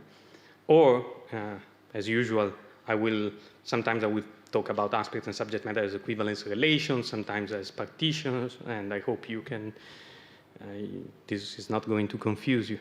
So the number of stars for Lewis, number of stars is subject matter, we can talk about it, is this partition. So it is the set that contains one cell, one block with all the words in which there are no stars, one block in which we have all the words with exactly one star, and so on and so forth. Now, think about what this is. This is a set of sets of possible words. But set of possible words are propositions. So this thing here that you see is a set of propositions. Which propositions? Well, those propositions that are answers to an interrogative question. How many stars are there? So again, you can also see this partition as the set of all the possible answers to a certain interrogative question, which means that you can think about this partition as a question. So aspects are questions, subject matters are questions, everything is, not everything, but okay, they're both questions. That's how I'm going to think about them. And this way, the partition-based conception of subject matter stands in contrast to another way of thinking about subject matter as parts of the world. You might think that when you're talking about pizza, you're talking about something very concrete, not an abstract object like a partition. So, and that to a certain extent, this is right. Or when you're talking about the snow, you're talking about the numerological sum of all the snow there is. And some subject matters are part-based. So, for instance, the 17th century is an example of a part-based subject matter. There is a great paper by Hamblin on this. And the idea is that two words are equivalent with respect to the subject matter, the 17th century, if part of one word, if the 17th century of one word is a perfect duplicate of the 17th century of the other, or if they both lack a 17th century. So we have a garbage cell in the partition where we put all the words that don't have a counterpart of the 17th century. But not all subject matters are part-based. So as Lewis says here, maybe an ingenuous ontologist could devise a theory saying that each word has its number of stars part, such that the number of stars parts of two words are exact duplicates if and only if those two words have equally many stars. Maybe, and maybe not. We shouldn't rely on ontology. We shouldn't rely on that ontological assumption. Rather, we should say that being exactly alike with respect to a subject matter may or may not be a matter of duplication between the parts of words which that subject matter picks out. I think this can be applied more generally to aspects.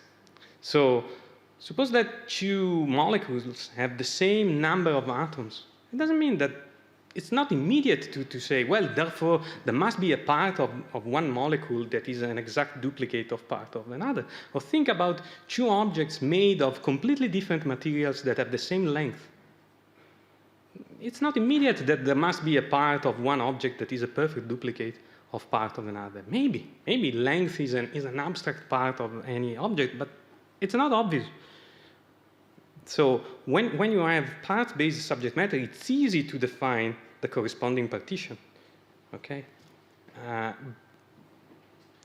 But the other way around is more problematic. So the partition-based conception of subject matter seems more general. And I think that the partition conception of aspects is more general. Now, what I want to say is to focus on a certain kind of equivalence relations on the logical space. So consider the equivalence relation that holds between two words when they have the same domain, the same objects exist in both words, and each object has the same color in one word as in the other. I'm going to refer to color as this equivalence relation, and it is an equivalence relation on possible words. And similarly for shape. And I want to say that you can think about colors, about the subject matter color in two ways. You can think about it as an aspect in intension, by which I mean a function that assigns to every possible word a mapping that takes each object in that word to its color. Or if you want, you can think about color as a function that assigns to every possible word a partition of the domain of that word according to the color of the color aspect of the thing. But you can also think about color as an equivalence relation between words. And that is, I think it's called the kernel of the previous function. So it is the equivalence relation that holds when color of W as defined above is identical to color of W1. Now, I promised you that I was going to assign subject matter to predicates, so let's do that. I've talked about aspects, so what you might expect is that predicates are about aspects of the word. So you might say red is about color, round is about shape. But if you think about it a little bit, color is a very demanding equivalence relation. In order to have the same color, two objects must have exactly the same color. And in order to have the same height, two words must have exactly the same length. Sorry, okay, you got it. So the idea is that sometimes when we talk about a certain aspect, we are really talking about a certain way to represent or categorize it. So what I want to say is that height in centimeters and height in inches technically are different partitions. Okay, they are not the same set theoretical. They are not the same set, but they have something in common. They are different ways of representing one aspect of reality, height, at some level of granularity or resolution. So we speak about categories to indicate these ways of representing a certain aspect. And there might be different ways to categorize a certain aspect. Height in centimeters, height in millimeters, height in micromillimeters are all different ways of categorizing the same aspect. And of course, height is a partition that is a refinement of all of its categories. So if two objects have exactly the same height, they have the same height in centimeters, the same height in millimeters, the same height in inches. So one natural constraint is that in order for a partition to be a category of another partition, the category must be a part of the original aspect. So the aspect must be a refinement of the category. And then there are other requirements. We are thinking about this with my co-author Giuseppe Spolaore. We don't. So these are working hypotheses. So one constraint might be that the elements of the partition that is a category are effectively generable. So the idea is that a category should correspond to a question such that you can generate the possible answers to that question. You can really write them down. And then there are other requirements. For instance, one that is nice is the idea of preserving certain in-betweenness relation, as we call it. The idea is this one. Suppose that x and y have the same height in centimeters, and suppose that A and B has the same height in centimeters, and that C has a height, an exact height that is intermediate between A and B.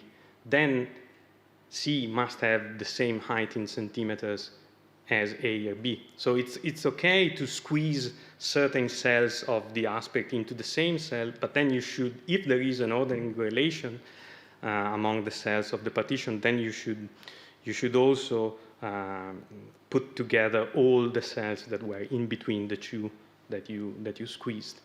And then another requirement is that, for instance, if a certain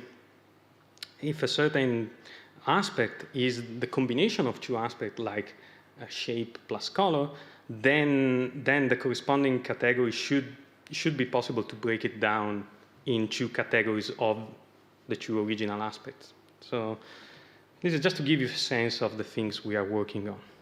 And here are some examples. Color is an aspect. Basic color in English is a category of that aspect. Car is an aspect, and model of car is a category. Exact location and the Gauss-Kruger zone. Exact location is an aspect. Location according to a certain grid is a category of that aspect. Why is that important? Well, because sometimes you want to say that given that Gaelic and English have different ways of representing the color spectrum, you might want to say that glass is about a different subject matter than blue, because they are about different ways of categorizing that the color aspect.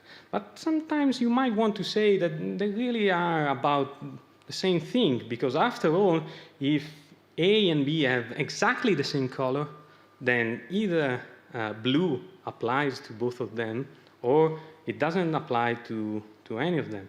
And the same for glass. So both, in a way, both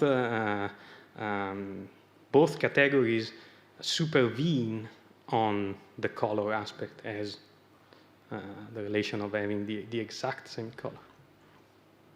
Okay, so basically, I promised to tell you what predicates are about, and I promised to tell you that predicates and sentences are about the same thing, and I told you that predicates are about Lewisian subject matters. They're also about aspects of things, but they're also about Lewisian subject matters. So I'm going to say that also sentences are about Lewisian subject matters, and then I'm going to connect them. So this is part 2, where I tell you a little bit about the subject matter of sentences, and then hopefully the subject matter of a sentence and of its parts are going to be connected. So Lewis has this is my way of presenting the story. I mean, maybe it's not the only way, but so Lewis has a very nice answer to the question, what sort of things are subject matters? Partitions of the logical space, questions.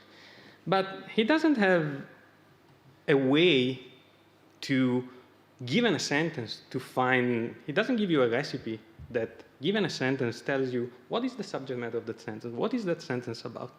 And the funny thing is that I think that there is an incredibly simple solution to this problem that Lewis himself takes very seriously, and sometimes Yablo seems to think that the problem of defining sentential subject matter is a serious problem for Lewis as well.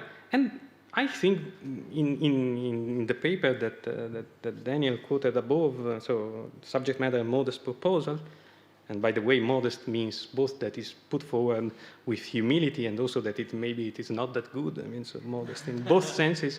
We try to say, look, if that's the problem, if the problem is given a sentence, find its subject matter. If subject matters are questions, then there is a solution that is pretty simple. Given a sentence, ask yourself, what is the interrogative sentence that you answer by uttering that sentence? Okay. And this connects to the focus profile of the sentence. But let's review the story in a little bit of detail.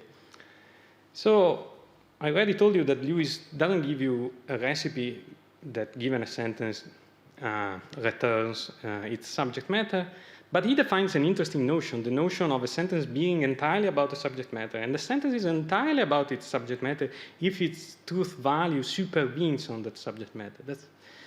This means that if two words are equivalent with respect to the subject matter, to a certain subject matter, then the truth value of the sentence is going to be the same in both words. So, I don't know, Oslo is north of Paris is entirely about geography because, I suppose, because if two words are geographically indistinguishable, well, either the sentence is true in those words or it is false in both words. The problem is that the property of being entirely about the subject matter is preserved under refinement. So if you take a subject, if sentence A is entirely about the subject matter, then it is also entirely about any subject matter that refines that subject matter. So we have a spectrum of given any sentence A, we have a spectrum of subject matters such that the sentence is entirely about them. And at one extreme, we find the subject matter that corresponds to the relation of identity. So the subject matter that is composed only of singletons, one word per cell. Of course, any sentence is entirely about this subject matter because you cannot find two words in the same cell such that the truth value of the sentence is different in both words. Why? Because you cannot find two words in the same cell. There is only one word per cell. Okay, sorry for the emphasis. At the other extreme, you have what I call the binary subject matter. So the subject matter made up of only two cells, one in which we put all the words in which the sentence is true, and one in which we put all the sentence where all the words in which the sentence is false. By design, sentence A is going to be entirely about that subject matter. But the problem is that if we assign as subject matter of a sentence what Yablo calls the whatever subject matter, okay, the subject matter that answers any possible question, then there is only one of them, and there is only one universal subject matter. So if we assign that to every sentence, then it turns out that every sentence, that all the sentences are about the same thing, which is a result that nobody wants. And if we assign to every sentence A the binary subject matter of A, the situation improves, but not that much. For instance, of course, if two sentences are true in the same possible words, then they're going to have the same binary subject matter. But nobody most people in working on subject matter don't want that they want subject matter to be hyper-intentional, which wouldn't be the case if the subject matter of a sentence was its binary subject matter. Moreover, a binary partition can refines only the trivial partition, the partition with just one cell, and itself. So this means if A is a binary partition, B is a binary partition, and A refines B, then they are one and the same partition, which is a problem if we want to have interesting inclusion relations between sentential subject matters. And finally, if the question associated with A is whether A is true, and the question associated with B is whether B is true, and A can be true when B is false, A can be true when B is true, and so on and so forth. All the combinations are represented, and this means that the two subject matters are orthogonal. And you might think this is not a big deal, but think about Fiona is happy, with the emphasis on Fiona, and all is happy. I think you can hear both sentences as answers to the question who is happy. So I think there might be cases in which two sentences are logically independent but share the same subject matter. And as I was telling you, we have a recipe to assign to each sentence a subject matter that lies in between these two extremes. And let me start with an example that is different from the ones that I'm going to review. So think about the number of stars is 8. There is a Lewisian subject matter that seems the perfect candidate to the role of the subject matter of this sentence, and that is the number of stars. A Lewisian subject matter that is right in the middle of the spectrum that we showed before. But okay, what we do in the paper is that we associate the sentence Fiona is happy with emphasis, with focus on Fiona, to the question who is happy, because Fiona, if you take just the part with the focus, Fiona is a perfectly legitimate answer to the question who is happy, whereas Fiona is happy, with emphasis on happy, is associated with the question how is Fiona, and finally Fiona is happy is associated with the question whether Fiona is happy or not. And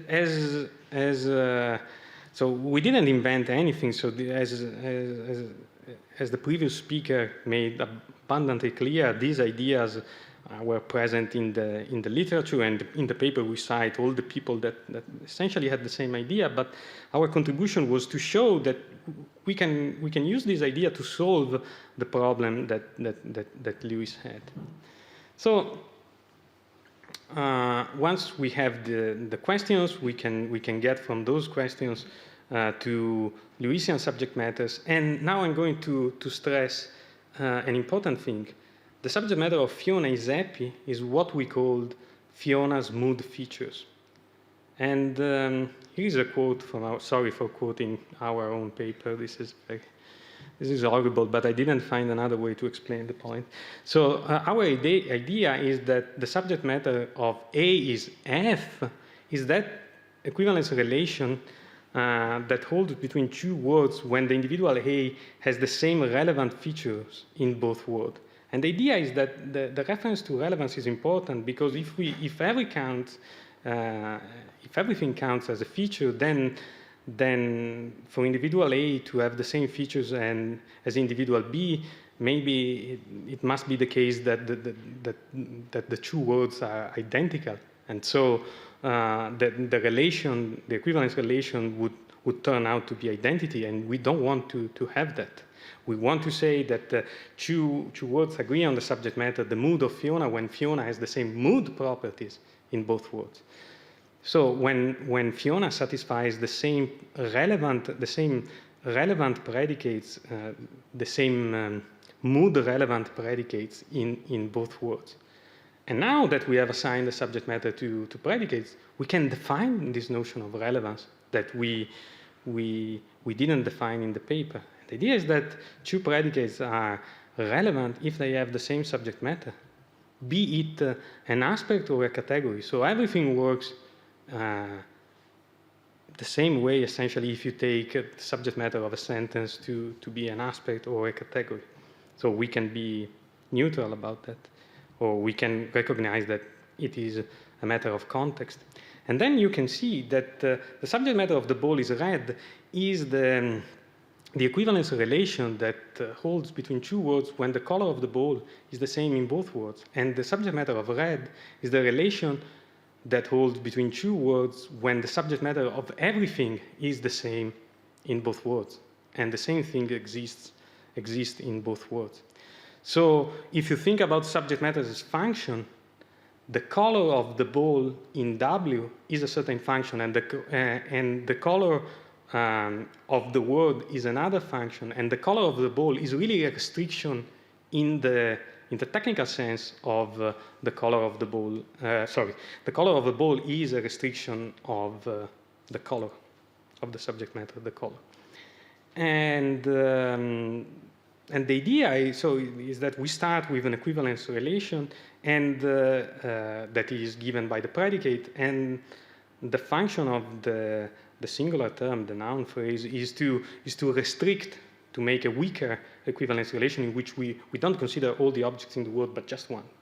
And in this way, the subject matter of the predicate and the subject matter of the sentence that contains that predicate are connected as advertised.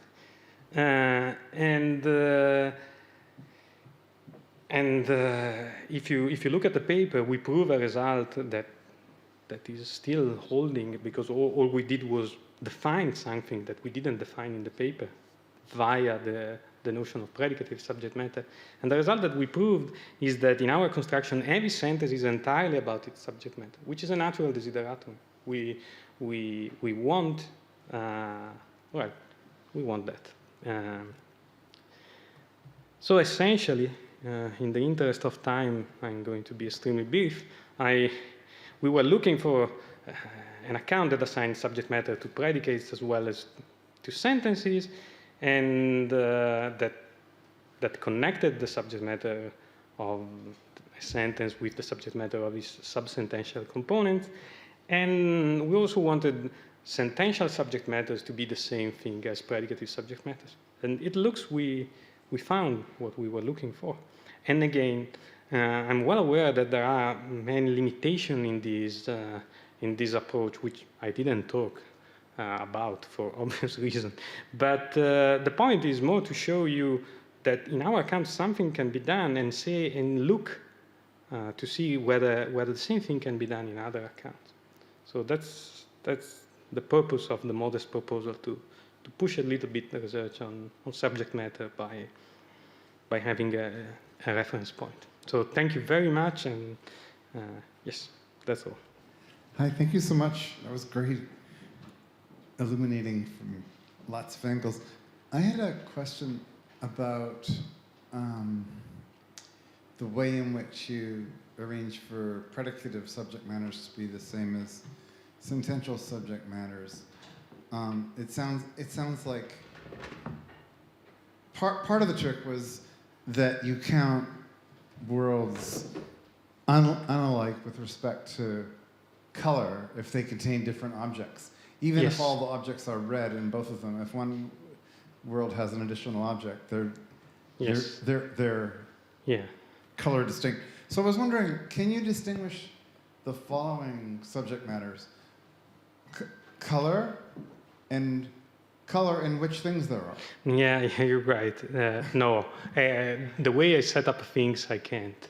Yeah, and but because the idea is that color would include which things there are, so color would be identical with the sum of color and what there is, so to say. Because the idea is that if there is one more object in one of those words, it is going to have a color.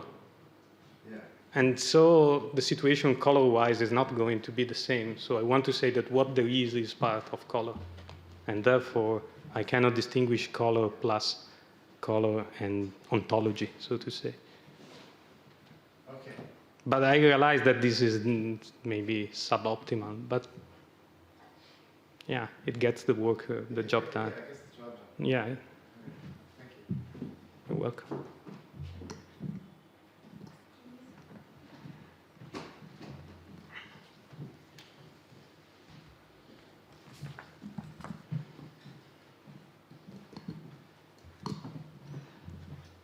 Thanks so much. I was really interested in everything, but particularly, it seems to me like the sort of, it being a partition is playing quite a large role in your theory, at least in that space. And I wonder, I mean, what do you think about the kind of challenges to that? I mean, it doesn't work well for approximate color or, approximate numerosity, the examples that Steve has in aboutness, which I found very convincing for thinking that partitions are not the way of thinking. And I just wonder, do you think that's a, sort of a changeable aspect of your theory?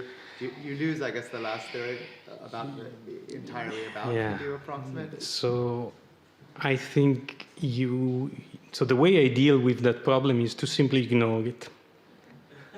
And that's my way of dealing with the problem, because I'm really worried about that issue. But everything works so well with partitions. Even the definition of what it means to combine two partitions, it's so smooth.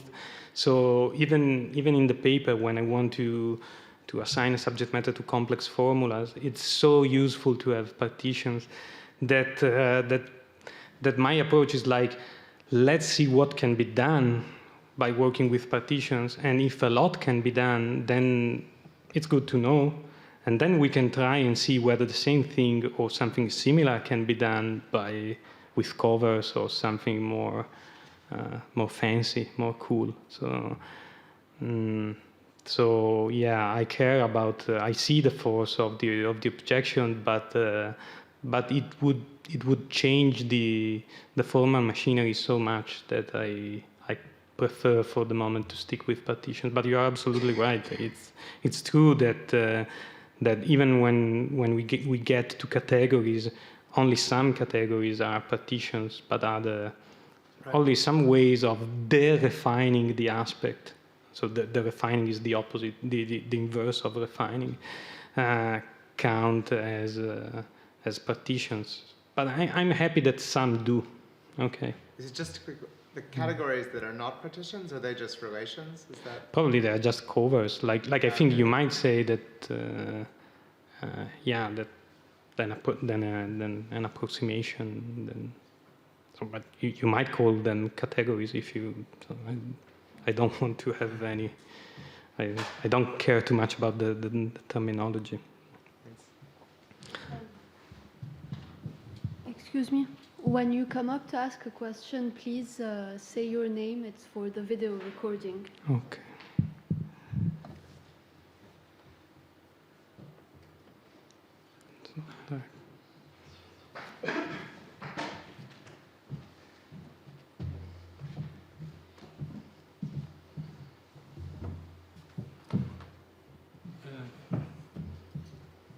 It's just an example. Would you say that the subject matter of heat is the kinetic energy of the particle? Oh. Are you prepared to accept that the subject matter of a predicate is dependent of a theory, of a physical theory? Well, If not, would you say that the subject matter of heat is what it is like, or dependent of a phenomenological aspect? And would you agree that your account of subject matter here is bounded with the determinate distinction, because you have always examples that are, I would say, determinate of some determinables. But what if not? What if not? No, thank you. Well, one example that I made of an aspect is the number of atoms, and this doesn't seem to fit in the determinable determinate distinction. So maybe there are aspects that don't fit into that category. And well, I would say that so I want to assign a subject matter to predicates. So for instance, a nice question is, what is the subject matter of worm? And you might say, is it heat, and is it kinetic energy the same subject matter as heat? So when two words are indistinguishable in terms of kinetic energy, are they indistinguishable in terms of heat? I might say yes to this. And then there might be another subject matter that is something like perceived temperature, or temperature. Well, anyway, perceived temperature, which is such that two words are indistinguishable two words are indistinguishable with respect to that subject matter if no object in one word is perceived in a different way than in the other, and absolute temperature and perceived temperature might be different subject matters because they might be different equivalence relation. It's a little bit like color and perceived color in Steve's talk. So I might try to use the same strategy. But I'm really open. The point is, sometimes it is unclear what is the equivalence relation that serves as a subject matter for a certain sentence or a certain predicate, but maybe it is unclear because it is unclear what the predicate or the sentence is about. Yeah. So I think if you have a vague phenomenon, then the model should reflect that to a certain extent. Thank you. Thank you.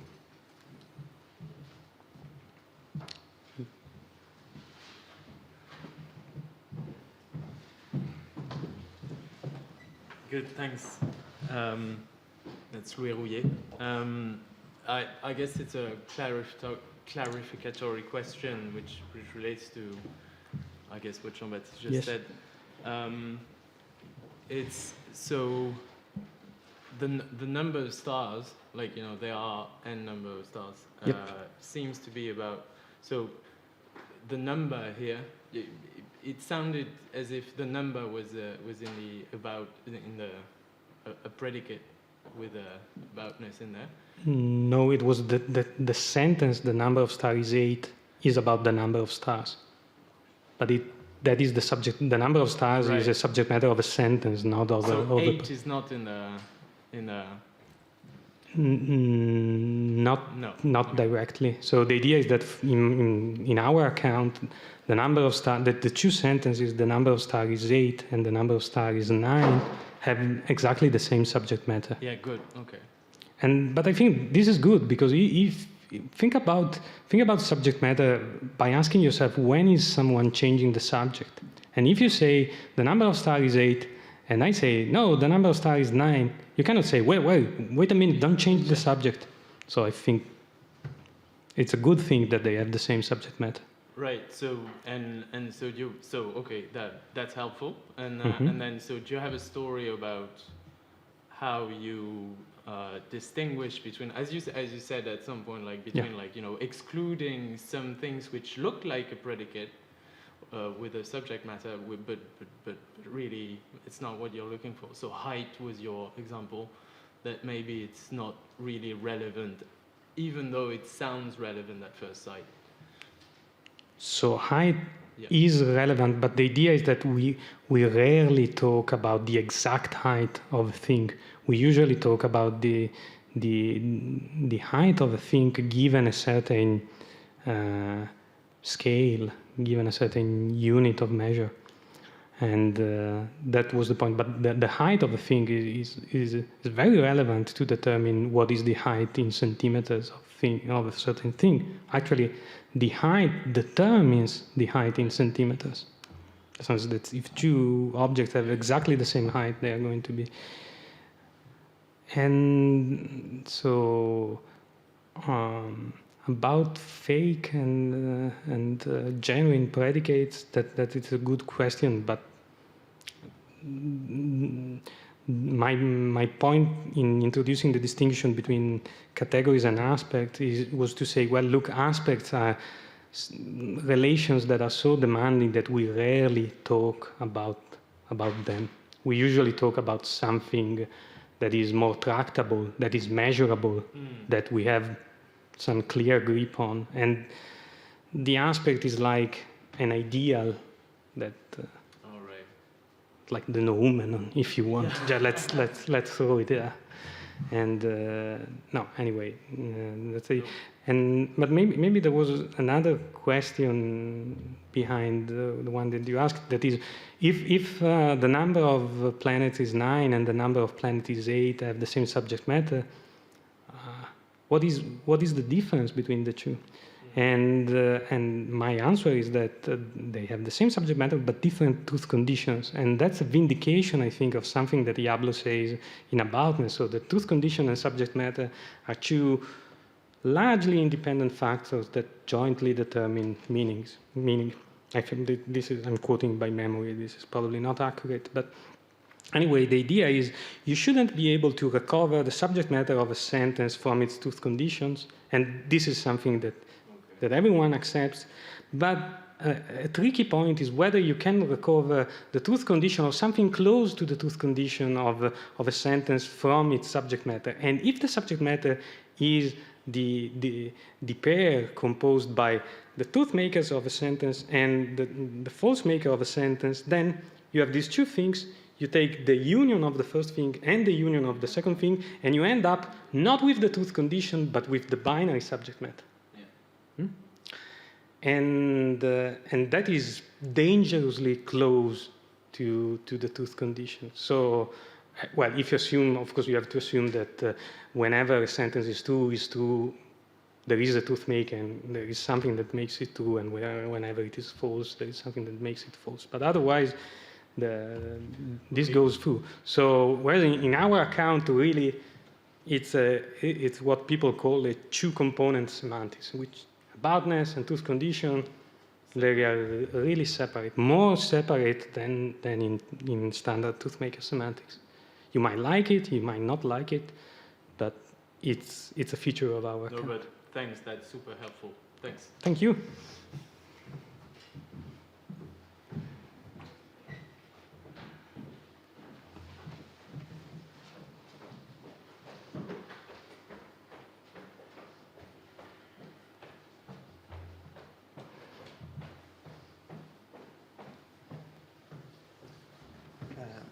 I'm Tamar-André Yamazaka. Thank you for the very interesting talk. I really like the idea of predicates having a subject matter and the possibility of comparing the subject matter with that of the sentences in which it occurs. But when I think about the data that this theory is supposed to explain, I'm getting a little bit confused. And one intuitive idea that I have is that whatever the subject matter of the sentence Alice is happy might be whatever the subject matter of the predicate happy might be. I have the intuitive idea that the subject matter of the sentence Alice is happy should contain the subject matter of the predicate happy. But that's not a result that you have in your... No, it's the other way around. You're exactly. Right. So is there a reason that you should think that my intuitions are wrong and should be revised, or is there some other phenomena that you're trying to recover? I mean, the important thing, I think, is that the subject matter of a sentence and the subject matter of its parts are connected. It's not important that the subject matter of part of the sentence be a part of the subject matter of that sentence. So actually, in my account, as you said, is a restriction of the subject matter of the predicate. And well, I think exactly that you shouldn't confuse merological relation between syntactic expressions with merological relations between the subject matters. That's the only thing that I can say in reply. But I can perfectly understand your initial thought. And because this idea that the merological structure of complex sentences is to be linked to the merology of topic is the reason why people usually define the subject matter of logically complex sentences like they do. So it's kind of a bit frustrating that this analogy doesn't go through at the predicate. Yeah, I do understand, but think about also the classic semantic value of a sentence. So the classic semantic value of a predicate is a function, and well, if you take at least the extension, the semantic value of a sentence is a truth value. It's not that the truth value is part, or only at least in a very derivative sense of. So it's not that the function is part of the truth value. No, that is really okay. Thank you. Thank you. Oh, and by the way, the subject matter of Fiona is happy highly depends on which part you stress. Because if you say Fiona is happy, then the subject matter is who is happy.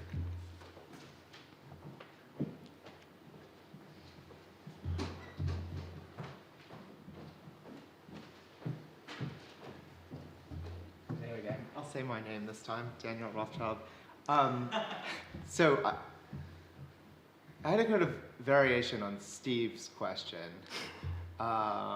which is, you have, so here's a kind of property. It's a property of collections having numerosities. Mm-hmm. So now I'm trying to figure out what's the subject matter associated with like being a collection of 7.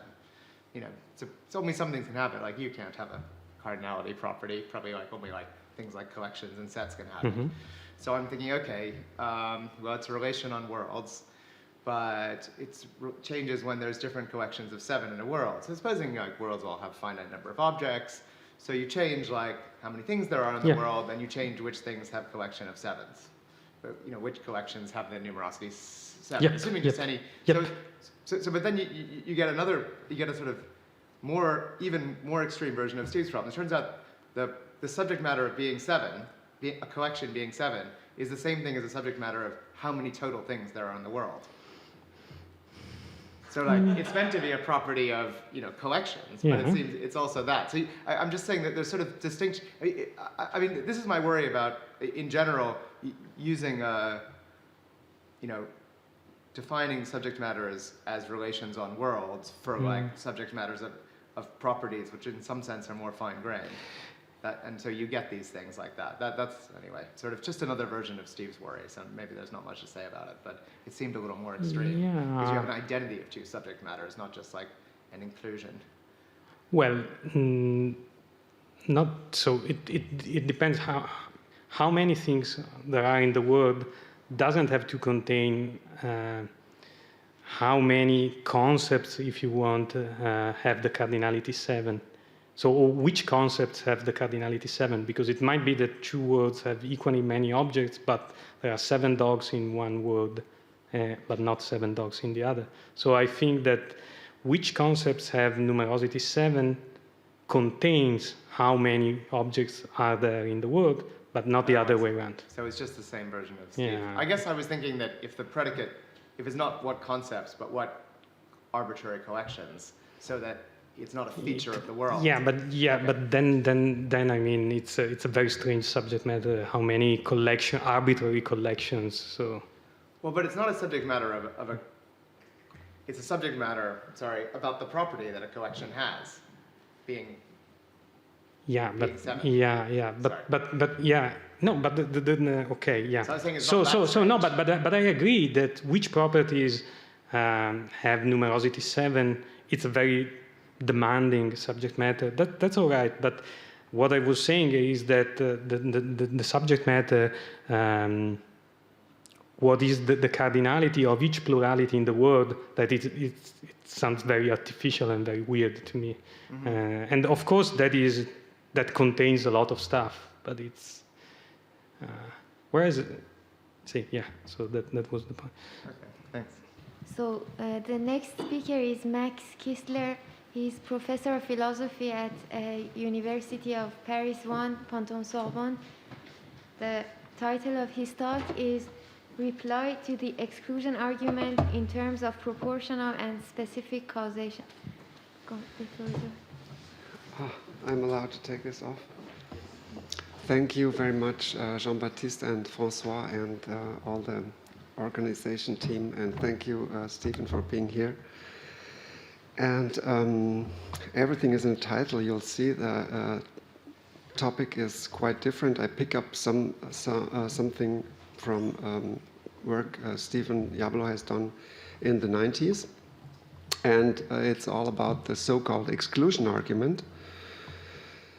The conclusion argument has a very striking and puzzling consequence, namely that mental events are never causes of anything. So our decisions, for example, never change anything in our behavior or in anything else in the world.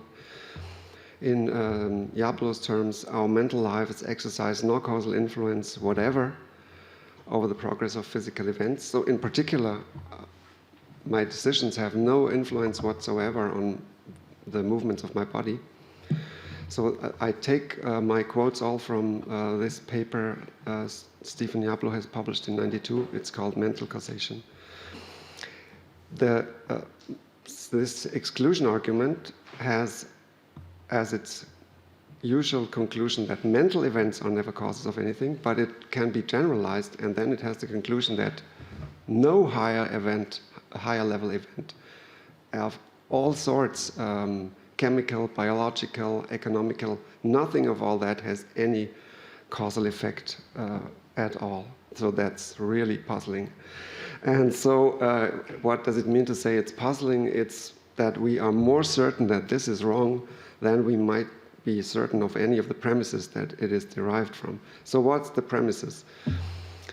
The closure principle, the exclusion principle, and from that it is derived that no higher level property is such that the fact that something has that higher level property at some time is causally responsible for the fact that it has a physical property at some later time. The closure principle is also called the causal closure of the physical domain, and I show it to you on this diagram. It says that if you have an event that has this physical property P2 at some time, then at every earlier time there's a physical event corresponding to a physical property such that the instantiation of this physical property is causally sufficient for the instantiation of the physical property here. So there are always complete physical causes. When you have a physical event here, for every earlier time you have a complete physical cause. So that's the first premise. And the exclusion premise says, given that you have a complete physical cause, it excludes all higher level causes. They are superfluous. So the plan is show you how I understand Yablo's solution, show you alternative solution by Karen Bennett, and then I try to make synthesis or mix of ideas in both of these solutions, and then I look at a controversial consequence of all that. So in the 1992 paper, Yablo solves the puzzle by denying one of the premises, and his strategy for denying the closure principle, which is the first premise, is that the word cause as it occurs in the premises should be reinterpreted, should be interpreted in a very specific way, which is proportionally cause. And if you understand the word cause everywhere in the premises as meaning proportionally cause, closure is wrong, and so we avoid the consequence that mental events are always epiphenomena or always inert. So what is proportional causation? Quote from this Yablo's paper, causes are expected to be commensurate with their effects, and the cause was the thing that made the difference between the effects occurring and it's not. So the definition I take from the paper is that X is a proportional cause of Y, if and only if. First, effects are contingent on their causes. That means if X had not occurred, then Y would not have occurred. That's basically the same thing as saying the cause must be a necessary condition for the effect. And the other condition is that the cause must be adequate for the effect. If X had not occurred, then if it had, Y would have occurred as well. And that is a way of spelling out the idea that the cause must be a sufficient condition for the effect. So one of the original examples is that it seems false in a way, and according to Yablo's thesis that cause means proportionally cause, it is false to say that Socrates guzzling the hemlock caused his death. What is true is that Socrates guzzling the hemlock was causally sufficient for his death. So guzzling is one way of drinking. And why is it false to say that guzzling the hemlock caused his death? Because caused has to be understood as proportionally cause. And proportionally cause has as one of its components that it's a necessary condition. But guzzling is not a necessary condition because you can drink in other ways. The most famous example, everyone thinking about this always uses the example of Sophie the pigeon that is trained to peck at all and only red targets or all and only red triangles. So if you have this pigeon and you show it a scarlet triangle, that will make it peck. So it is causally sufficient. Each time you show the pigeon a scarlet triangle, it will peck. So it's causally sufficient, but it's not a cause, says Stephen, because it's not proportional. And why is it not proportional? Because perceiving a scarlet triangle is not necessary. It's also sufficient to peck at other shades of red. So exactly scarlet is not necessary, and that's why it's not proportional, and that's why it's not a cause of the pigeons pecking. So that may be, it's a solution, but why I'm not happy or other people have not been completely satisfied, because it may be too radical. So it preserves one intuition that our decisions are causes, but it sacrifices another, maybe more fundamental intuition, and the critics might say, closure is very plausible, and saving mental causation by sacrificing closure is not better than saving closure by sacrificing mental causation. So Yablo's solution is we save mental causation, we justify that our decisions change the world, but we let go closure, we sacrifice closure. And many philosophers have said closure, that is so plausible, everything has a physical cause. So maybe we have sacrificed too much. And I think, so this is a problem. It would be nice to be able to avoid this. It would be nice to find a solution that does not deny closure. And this is also a problem, I think, for two solutions that have been inspired by Yablo's solution. Lewis' definition of causation in terms of influence, and List and Menzies' definition of realization insensitive causation. They all share this, what I think is a shortcoming, that they deny closure. So what else can we do? We deny the other premise, and that's Karen Bennett's strategy. Instead of denying closure, deny exclusion. Exclusion says it can never happen that if you have a physical cause, you have at the same time a mental cause. And you can just deny that and say it's not plausible that a mental cause and a physical cause would be in competition if one is the supervenience base of the other. But now this strategy has the opposite weakness. I would think it lacks selectivity. We get too much causation.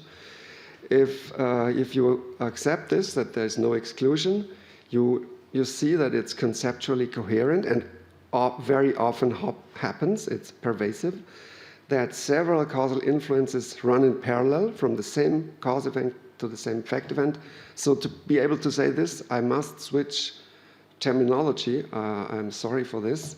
From now on, what I call an event is what fills a space-time region. So a person at a certain time is an event, and then I can say that this person at that time has different properties. And so from the same event in that sense to the same another event, there can be several influences running in parallel. They don't exclude each other necessarily. But now we need some way of sorting out or picking out one that is more important or interesting than the others. So even if several causal explanations picking out these several influence relations can coexist, it seems that they're not all equally good, and maybe there's even one that is optimal, maximally good. So to take Yablo's examples to illustrate the other solution, the Bennett solution,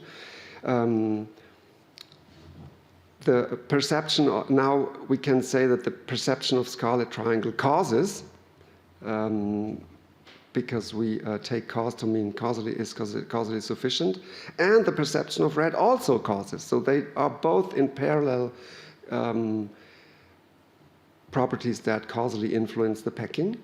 And to take another example, also from the original paper, the earthquakes being barely violent causes the collapse of the building, and at the same time, the earthquakes being violent causes the collapse of the building. So one picks out a more determinate property having a strength between 5 and 6 for the earthquake, and the other is a more determinable property being violent having a strength greater than 5. So these are two properties of that earthquake, and they are both causes. Okay, so how can we select which is more important or more interesting to name in an explanation? So the solution to avoid both problems, so to get the best of both solutions, is what I'll try to show next. So the aim is to find something that can both avoid denying closure and give a way of weighing different causal influences according to their importance. And the idea is to distinguish two concepts of cause, a general sense and a more specific sense. The more general sense of cause corresponds to being a sufficient condition of the circumstances. And in this general sense of cause, closure is plausible because there's always a physical condition that is sufficient in circumstances. But exclusion is not plausible because there can be several properties that are all causally sufficient. And so both the mental and the physical in the supervenience space, they are causes of a given behavior. And then we have a more restrictive sense of cause that is specific causation, and it's derives from proportional causation. One difference is that it's not supposed to be an analysis of the ordinary meaning of the ordinary word cause. Specific causation is one type of causation. It's not supposed to be an analysis of what causation as such is. And the solution of the problem raised by Bennett's solution is that only one of these influences running in parallel is specific. So the one that is specific, it's causally responsible, and that is the best to mention in explanations. So the concept of specific causation can be made precise in the framework of structural equations. So now I show you a little bit how that works, and I take it from technical work done by Pearl and Halpern, among others. And so this is another difference between specific and proportional causation, because specific causation is defined for generic causes in terms of variables, whereas proportional causation was defined for particular events, and then we can get judgments for particular causal relations by just applying the general judgments. If you have both, if P2 is a physical event, like a physical behavior, we have in this model, we have both the physical cause and the mental cause influence the behavior, but one is specific, the mental is specific, and the physical is not specific. And if we can justify this, then we have the conclusion, which is plausible, that the mental variable is really causally influencing the physical variable. The physical also is really influencing the physical variable, but it may turn out that the mental is more explanatorily relevant than the physical variable.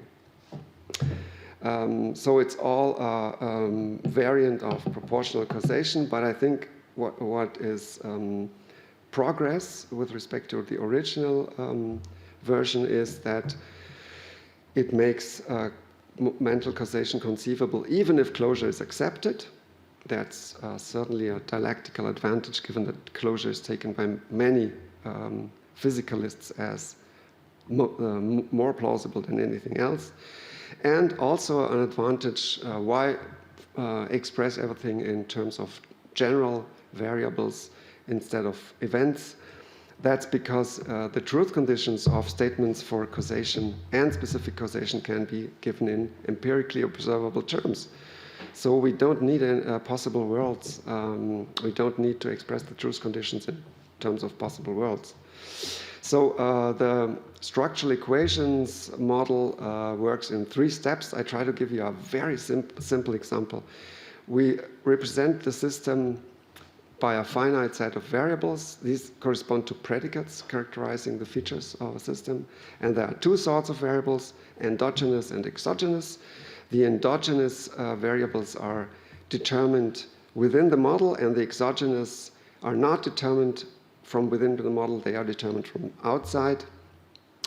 If I decide to raise my arm, that's the very simplest model. I have just 2 variables, decision, D, and D equal 1 represents the fact that I take the decision to raise my arm, and D equals 0 that I don't.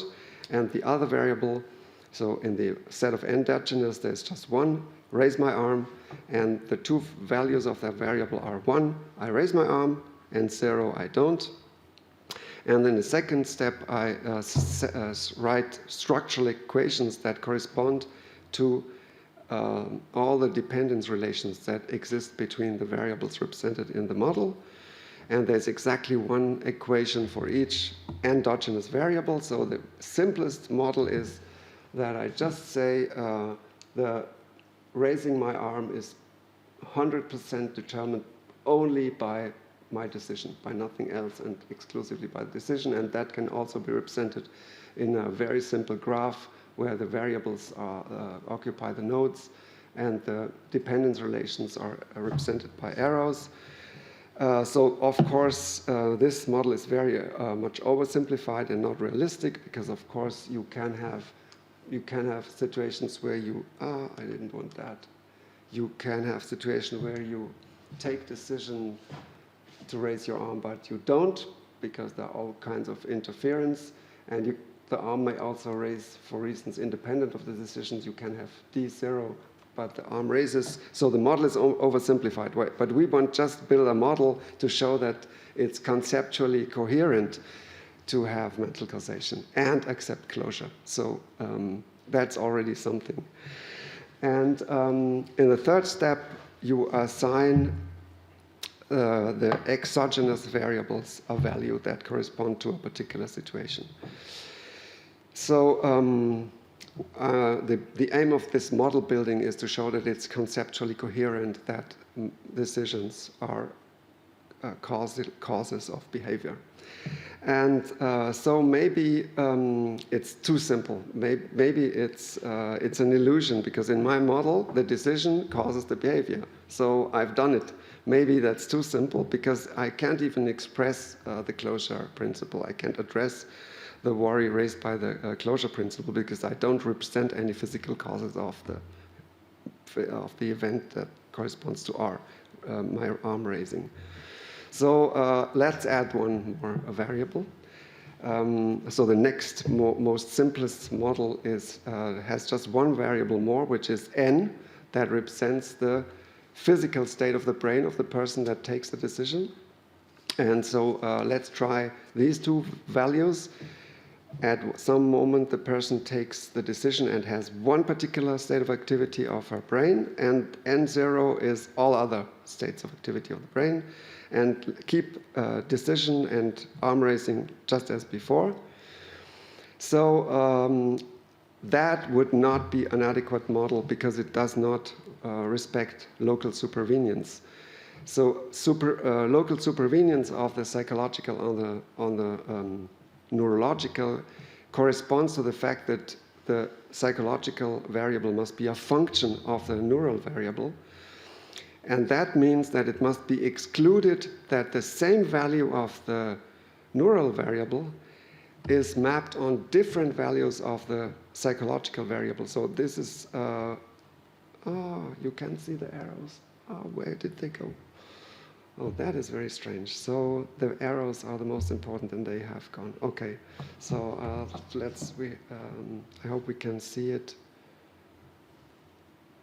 No, the arrows are gone. Okay.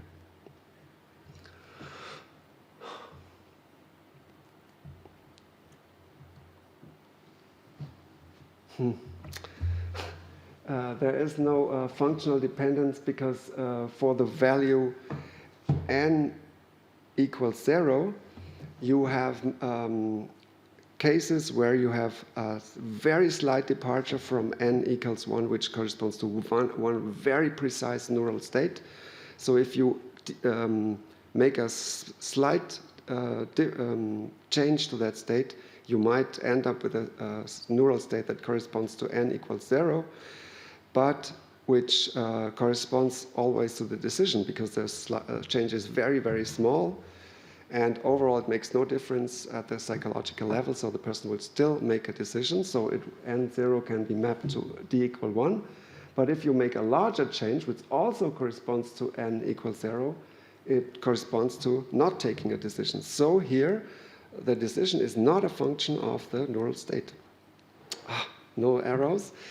So a slightly more complex model has 3 values for the neural variable, and 1 and 2 correspond to states that are in the supervenience space of decision taking. 1 is one particular state, and 2, the other is all the other underlying possible states of the decision making.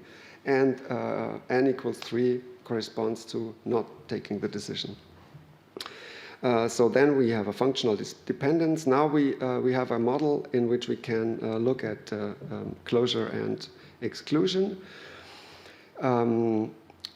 We just keep it as before, that decision is necessary and sufficient for arm raising. And now we have 2 structural equations that correspond to 2 arrows. And one is a non-causal dependence, because the decision is a non-causal function of the function n is a function of d, but that expresses a non-causal dependence relation, and r is a function of d, and that expresses a causal dependence relation. And so now we can check whether we have closure and exclusion. We have closure in this model because r is a function of d, and d is a function of n, and functional dependence is transitive, so r is also a function of n, so we respect closure. This variable r, which corresponds to raising my arm, it's a function of a neural state, as closure postulates. And exclusion does not hold in this model because these functional dependence relations correspond to generalizations, And there's no reason why two such dependence relations cannot coexist. And if the model is adequate, then we have both a dependence of R on D, on the psychological variable, and a dependence of R on N, on the neurological variable. So they both coexist, and exclusion is not justified in this model. And it's not anything like genuine overdetermination. People who justify the exclusion principle, they say it's not plausible that things are always genuinely overdetermined. Things in general have only one cause, and it's very exceptional that things have many causes. And then they say, look, in the firing squad, there we have real overdetermination because the death of the victim is caused several times over. It's not like that with mental causation. It's not that we need the mind to do the things once again, once the brain has taken charge of causing the movements. But there's a crucial difference between the situation of the firing squad and the situation of mental causation. In a way, in both cases, there are several causal processes running in parallel. But in the firing squad, you have really several independent causal relations running through several mutually independent paths and caused by mutually independent particular events.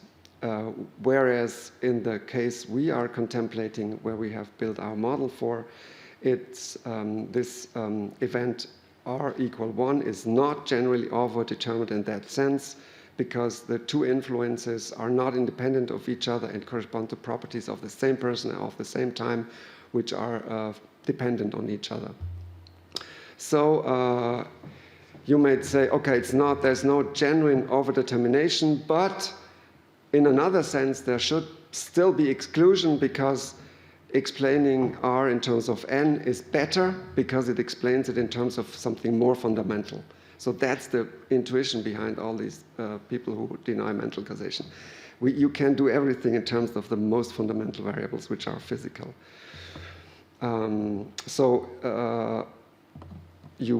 Saying that means you defend a principle of causal explanatory exclusion, according to which the best explanation is always the explanation in terms of the most fundamental. So even if you have established that there may be parallel causal relations, the best and the one that you should mention in an explanation is always the physical. So to reply to that,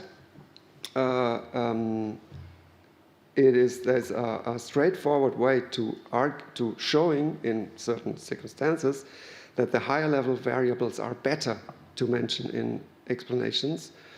And the criterion for the relevance of various influences, if you have several in parallel, is something that you can spell out clearly in this structural equations framework. I think that's one of the advantages why it's good to use it. These functions, they can be injective or not. And a function is injective if it never happens that two values are mapped on the same value on the other side. I hope I have arrows. Here they are. I don't know why. So it's the same arrows that I was missing before. So this is not injective because two values of the left-hand variables are mapped on the same value on the right-hand side. So this means it's not injective. And if it's injective, this never happens, and two different values are always mapped on two different values there. So the idea is that causal influence of one variable x on another variable y is specific. So that's my version of proportional causation, but for general variables. And so the definition is it's specific if and only if the function relating one to the other is an injective function, and that can be precisely defined. And then the idea is that the best explanations are the injective. If you have an explanation in terms of a variable so that the function is injective, then it's better than an explanation in terms of a variable that's not injective. And so in our model, R is a function of both N and D, but one corresponds to an injective function and the other not. And so if this is a good model, then it shows that the psychological variable not only influences the behavior, but it's also more appropriate. So we can say exactly why it's more appropriate to explain behavior in terms of decision than to explain it in terms of neural causes, because the decision corresponds to an injective function.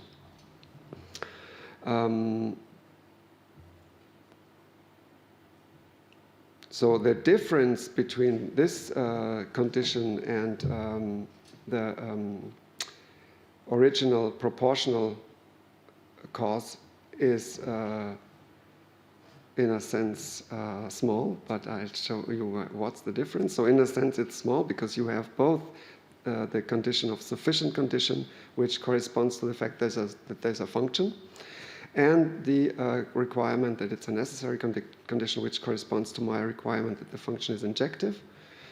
The difference is that in the original version, the proportional causation is defined in terms of particular events, and the truth conditions are counterfactual and must be spelled out in terms of possible worlds. Whereas if you use variables and functions and different types of functions, you can spell out the truth conditions in the same way as you get truth conditions for laws of nature. So you can experimentally evaluate them by experiment and observation. No need to have knowledge of possible worlds. So how do you evaluate these causal claims? By experiment. Get back to Sophie the pigeon. So if the claim is that perceiving triangles painted in warm colors make the pigeon peck, you can refute this experimentally if you represent warm color with this variable. 0 means other colors, and 1 means red, somewhere in the spectrum of red and yellow. You show that there's no functional dependence because red or yellow sometimes leads to pecking if it's red and sometimes to not pecking if it's yellow. So you can refute it experimentally. And so you show that this is not a sufficient condition, and in the functional dependence model, it means there's no function. And you can refute experimentally that scarlet is not the best variable to choose because the function is not injective. If you have scarlet C equal 1 and C equals 2 other shades of red, you get a function, but it's not injective. So that's a very formal, very simple criterion to explain why scarlet as a variable that causes pecking, it's okay, it's a cause, but it's not a specific cause. So it's not the best to mention in an explanation. Okay, so that I could stop here, but if I have time, I have another part which is a little bit independent. And this is about a consequence of this analysis of causation. And it's a controversial consequence, so that's why I think it's worth telling you about this. It has the obvious implication that causal influence comes in degrees. So if you have a variable y that is influenced by 2 factors, x1 and x2, these factors are more or less strongly influencing y in a mathematical sense, in the sense that one of the linearity factors, a and b, can be greater than the other. And if a is greater than b, then intuitively x1 has a stronger influence on y than x2. I give you a simple example. A and B put poison in X's food. In causation, you always talk about killing and murder because that makes you get clear intuitions. So A and B put poison in X's food, and so they somehow cooperate. One puts 90% of the lethal dose, and the other puts 10% of the lethal dose. So in all, the poor X gets 100% and dies. So if you go to court, you could catch them both and you establish what happened. The judge would probably judge that both are somehow culprits, but one is more a cause than the other. One is did more to bring about X's death than the other. And the degree of their contribution to X's death is proportional to the percentage, I would suggest, the percentage of that they contributed to a sufficient condition. So if you put 100%, you are full responsible. If you put 90%, you are 90% responsible, because it's 90% of a sufficient condition for the result. And I think they are used like that in moral and legal cases. Like if you have, unfortunately, it happens very often that, say, you have chemical plants that put their sewage in a river. And so then downstream you get a disaster. Either all the fish die or the people get ill. It always happens, unfortunately. So who has to pay, or who is to be blamed or punished? The firm that put 90% of the pollutants has to be punished more than the firm that put 10%. I think that's very plausible. And so the challenge is that Carolina Sartorio, I don't know if she's listening, she says that that's not true, and that there are no degrees of causal contribution. So why would you want to say that that's not true, although I have tried to convince you that it's very plausible? So the reason is this. There are two ways in which something can be more of a cause of something than a second factor. X1 can be more of a cause of Y, or make a stronger causal contribution to Y than another factor, X2, if X1 comes closer to being a sufficient condition. But there's another way in which X1 can be more of a cause. X1 can come closer to being a necessary condition. So I give you, these are my examples. Carolina Sartorio has other examples, but I find these simple. So compare two situations. In the first situation, both of A and B put 100% of the lethal dose, so it's overdetermination. So each is a complete cause and has maximal degree of causal contribution. In the second situation, A puts 100% of the lethal dose and B does nothing. So in a sense, it's certainly true that that you can say that A is more of a cause of X's death in the second than in the first situation, because X's death depends more on A in the second than the first. In the second, it all depends on A. If A doesn't do it, nothing happens. In the first, it depends less on A, because even if A doesn't do anything, X would still die because of the act of B. So, okay, there is a difference in dependence. And the argument is that the strength of causal contribution is the measure of moral and legal responsibility. Okay, but if it is, then degrees of contribution must be comparable. There must be some basis for comparing them to judge who has to pay or who has to go to jail. But there is no common measure for comparing something that comes close to a sufficient condition and something else that comes close to a necessary condition. So because you can't compare them, but you would have to compare them if they existed. Sartorio says they don't exist, so there are no degrees of causal contribution. Okay, so that's another puzzle, and I think, okay, you can reason like that, but I would prefer a solution which accepts this situation while still respecting the intuition that moral and legal judgments are based on degrees of contribution, and then that you can be more or less responsible and more or less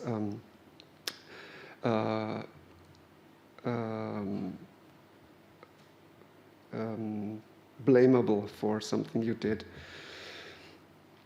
So the alternative solution I would suggest is that a degree of causal contribution should be measured only in terms of proportion of sufficient condition. So in these two situations, 1 and 2, it's not correct to say that A is more of a cause of X's death when he acts alone than when both act.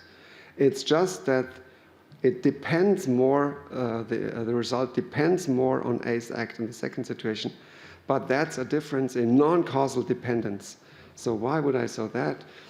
Whether X's death depends on A's poisoning, yes or no. If in both situations A puts in 100% of the lethal dose, so why can there be a difference? The difference is extrinsic to the relation between A and X, but causal influence is intrinsic. So the causal influence from A to X is intrinsic to the relation of A to X, must be independent of what happens everywhere else in the universe. So X's death depends more on A's act in the second situation than in the first, but that's a non-causal difference. It's a difference in non-causal dependence. And so moral and legal responsibility has two independent grounds. It's grounded both on causal dependence, so the judge will try to find out who did it in terms of cause, but the judge can also be sensitive to non-causal dependence relations, such as the existence of backup causes, but that's not the same thing. So non-causal and causal dependence relations are independent, and it's not in general possible to weigh them against each other. So it's almost over. So you could react to that by saying, I deny that causal influence must be intrinsic. Okay, so what do I say? I say there is no knockdown argument. I would say that which analysis the most appropriate is a matter of overall judgment. And I think it's obvious that Sartorio's conclusion is wrong. It's just like in the mental exclusion puzzle. It's obvious that it's wrong, that there are no psychological and economical and chemical causes. So here I take it that it's obvious that it's wrong that there are no degrees of causal contribution, because this is implicit in our practice of moral and legal judgment all the time. So we should try as much as far as possible to save this. And so I have found another way to escape the conclusion while still preserving this fact. So that's a reason to prefer it to Sartorio's conclusion, which is revisionary, which says it's all an illusion and there are no degrees of causal contribution. So the conclusion of all this is that in the first part I've tried to show that the conclusion of the exclusion argument, which says the mind never changes anything to the world, can be avoided by making a distinction between causation in general and a more specific form of causation. And closure is plausible for causation, and exclusion is plausible for specific causation, in the sense that if you have an explanation in terms of a variable that makes the dependence expressed by an injective function that corresponds to specific causation, that excludes other explanations in terms of non-specific influence, in the sense that it's more appropriate. But in terms of causation, though that's specific causation, but in terms of causation, two different influences do not exclude each other.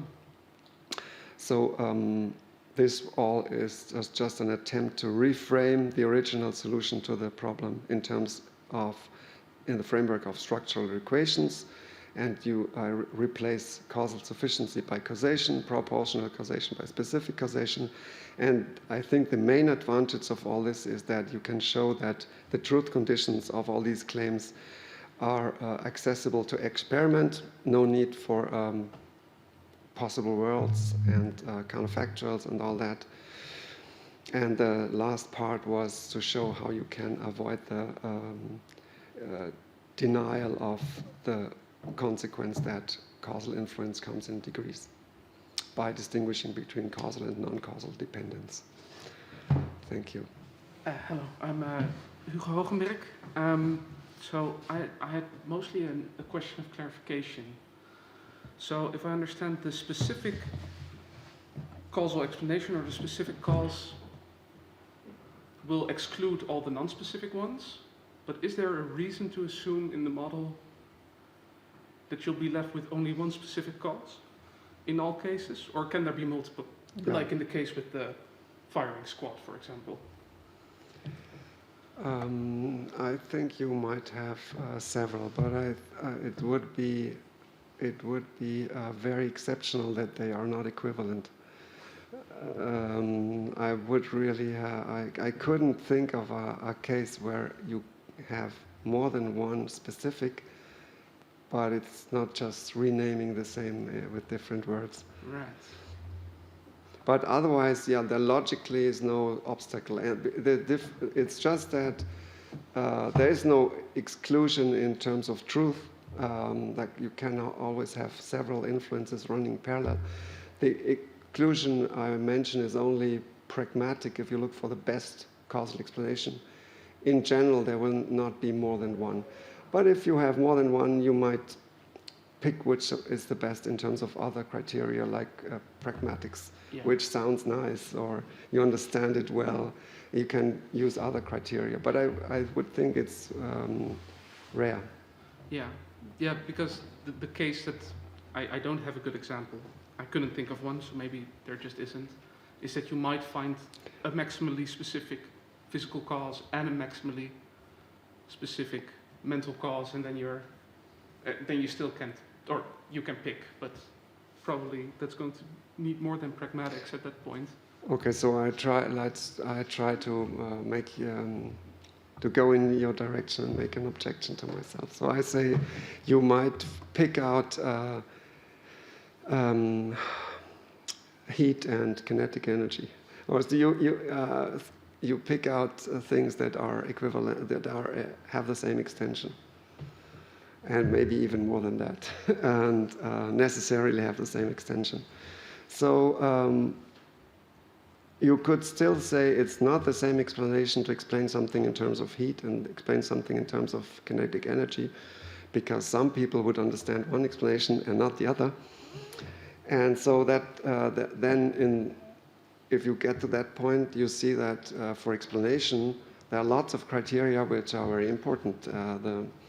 You must use terms that can be understood by your audience, and it can fit more or less smoothly in the rest of the audience's set of beliefs. And so you would then use other criteria to pick which is the best. But in terms of truth, they would be equivalent. Thank you.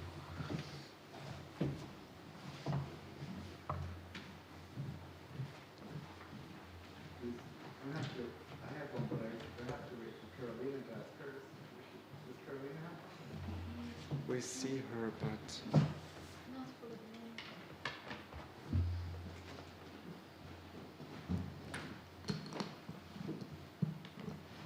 thanks so much, Max. That was super interesting. I had a question about the extent to which the sort of causal network approach really did let you wash your hands of real counterfactuals and possible worlds, if you think those are important to the characterization of real counterfactuals.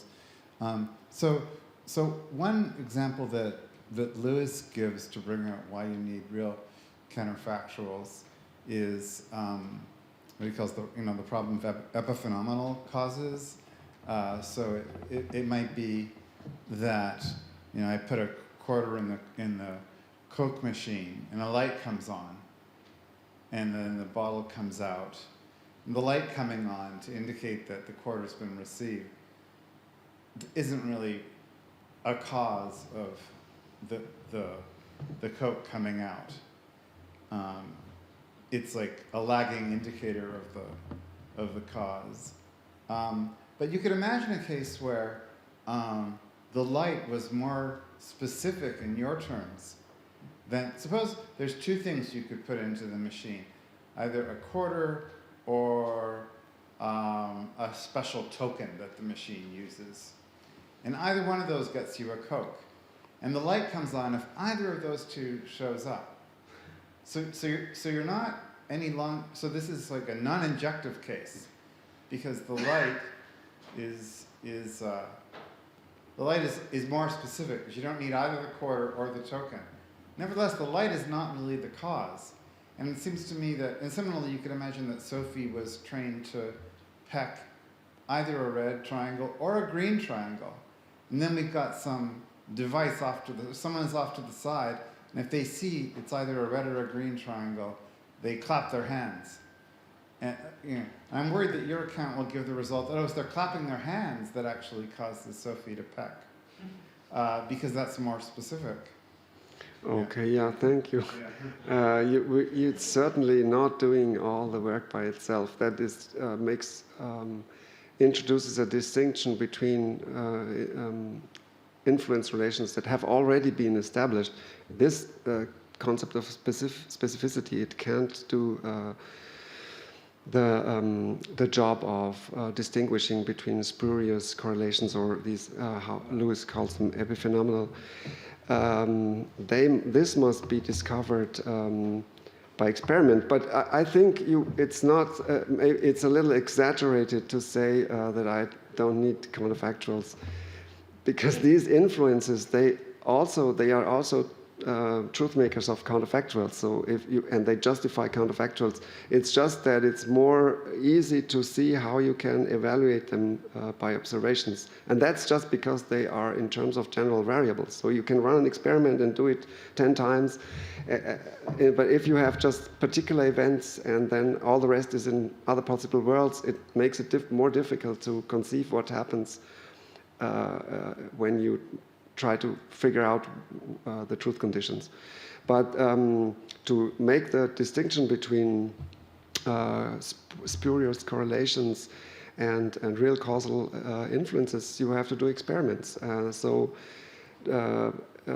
I have nothing original to say about that, but put on the light, influence the light directly without the coins, and you'll see that that wouldn't make the machine work if you manipulate directly the light. So there are these conditions, and it's all worked out by Woodward. And I have nothing to add about that. But you're right that it's not that I seem to exaggerate that if I say that it has nothing to do with counterfactuals. These influence relations correspond to counterfactuals. If I have established an influence relation by running an experiment, then I can justify that if I did one more experiment, I would get this or that result. So it has something to do with counterfactuals. It's just that I think it's good from an epistemic point of view to have an account that gives you a sort of recipe to find the truth conditions, and that's more easier to spell out in terms of dependence relations between variables, because that's directly you can translate it directly in a protocol of experiments, which is not so straightforward in terms of possible worlds. Maybe that's the only difference. But as far as sort of being able to test these things experimentally, it seems like the epiphenomenalist is someone who thinks that the decision to whatever raise your hand is kind of a lagging indicator, just like the light, but with the difference that you can't do the experiment you described because there's no way to directly get someone to decide something without mucking with their brain. Yes, exactly. You can make differences only both. You can change a decision only by changing at the same time the brain state, but you can change the brain state without changing the decision. So they are not equivalent. So that justifies why they are two different variables. And then you find that these two variables are not equivalent in terms of experiments, because you can change the brain variable, the value of the brain variable, without changing the value of the decision variable. So that's enough to distinguish them experimentally.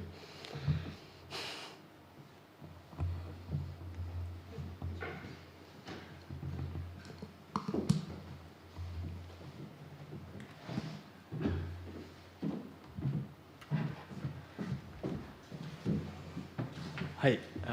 So I'm not very familiar with the literature, but the basic problem you have is when the mental causes the physical, But then I was wondering about, do your account extend to how the mental can cause the mental, like, you know, in this direction? I was thinking of, you know, cases like general panic caused the stock market to go down, something like that. Or, of course, all the cases in which having some information would change, I don't know if it changes your brain state, but it definitely changes your, you know, your mental life, right? So there's this, I don't know at all if it's relevant to what you've been saying, but I was thinking about it, so maybe you can say something about it. Yes, Yeah. thank you. Yes, that's,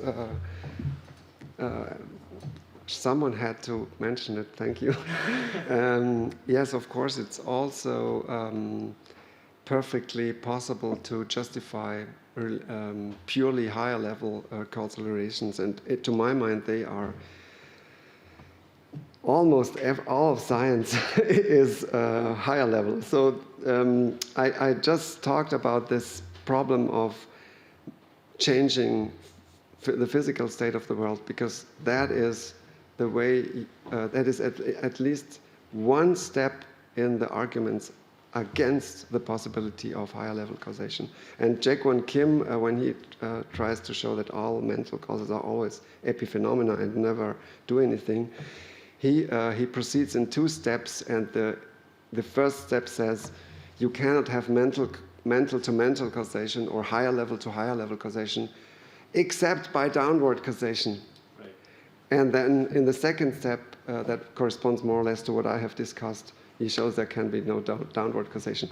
But in fact, I think it's very important that the whole model can perfectly well represent and experimentally justify the existence of higher level causation between different mental states and between economical variables and in all sciences above fundamental physics. And anyway, it's so very, this exclusion argument, it's so strange, because in the philosophy of physics, most, or at least many philosophers of physics say there is no causation in physics, it's only everywhere else.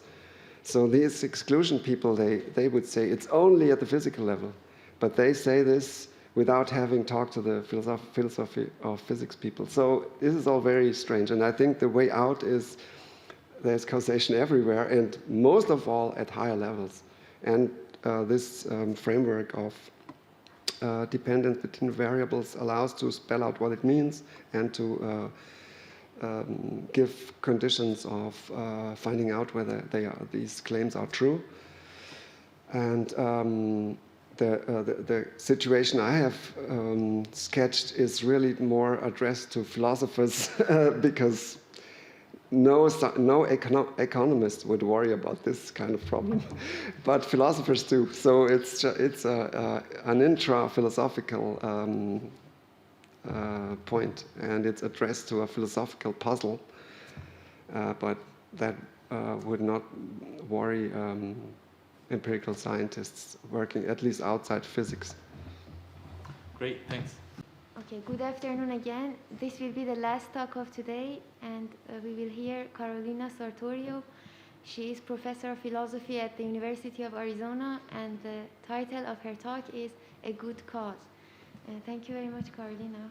The floor is yours. Thank you for having me. So everybody can hear me okay? Yes.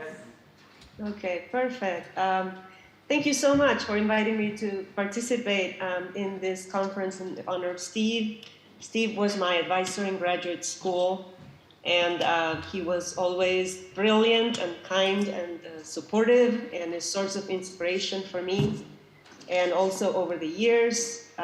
So I'm very grateful to Steve, and I'm, again, very happy to be here. Sorry that I have to miss most of the conference because of the time difference. It's 9 a.m. here in Arizona right now.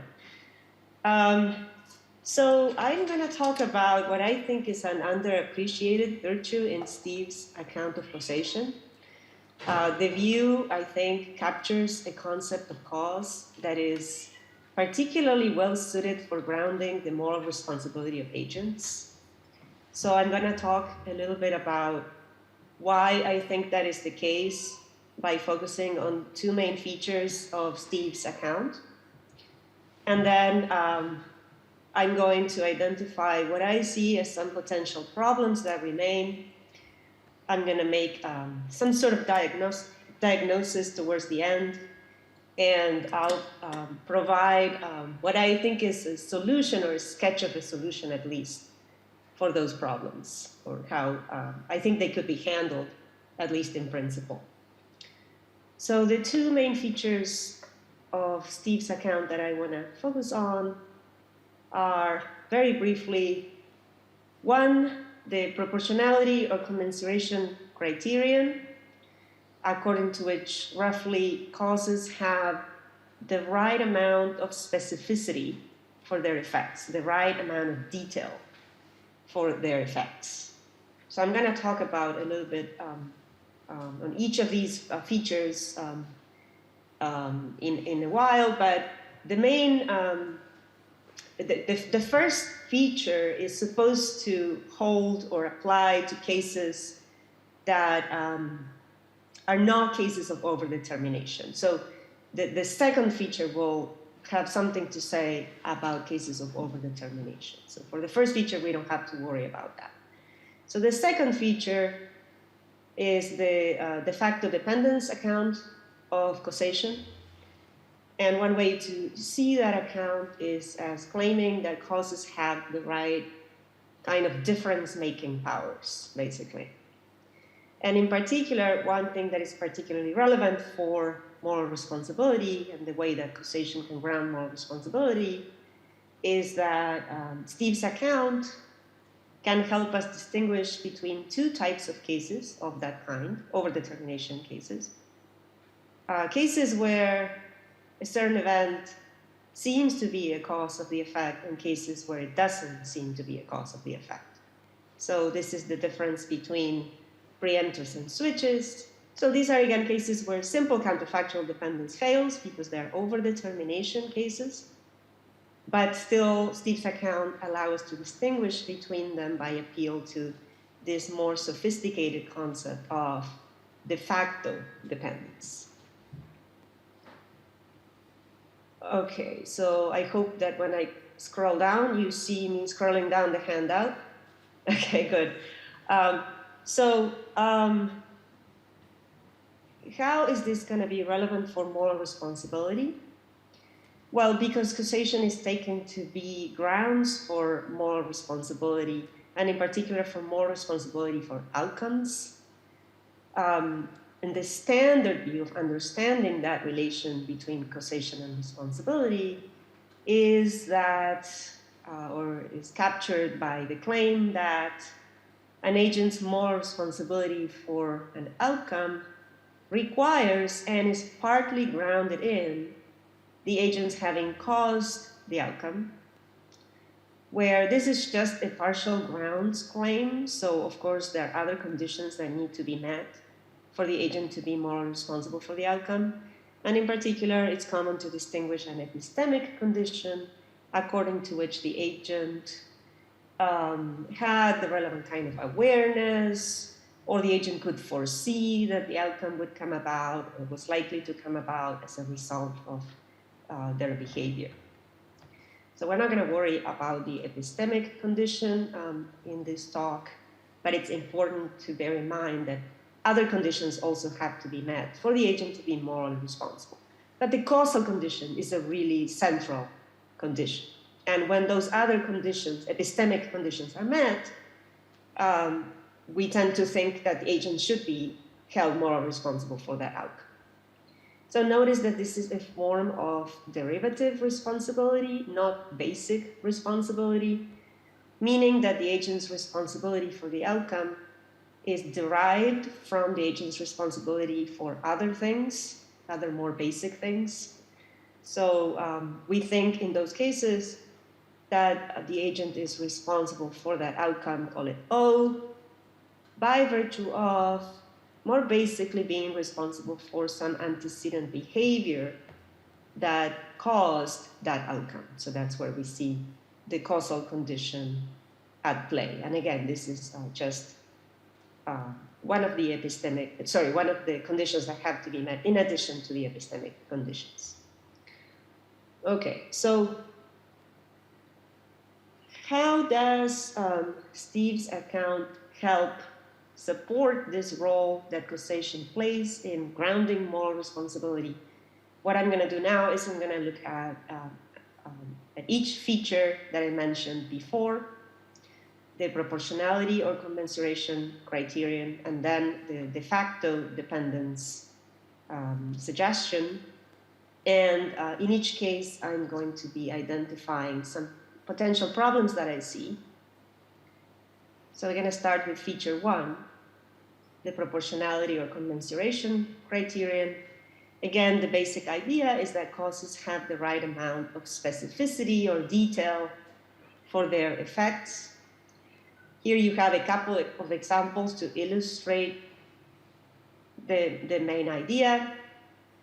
So imagine that Susie says hello loudly to Billy, and that caused him to be upset. But this is a case where it's really her having said it loudly, not her having said hello, that is causally relevant.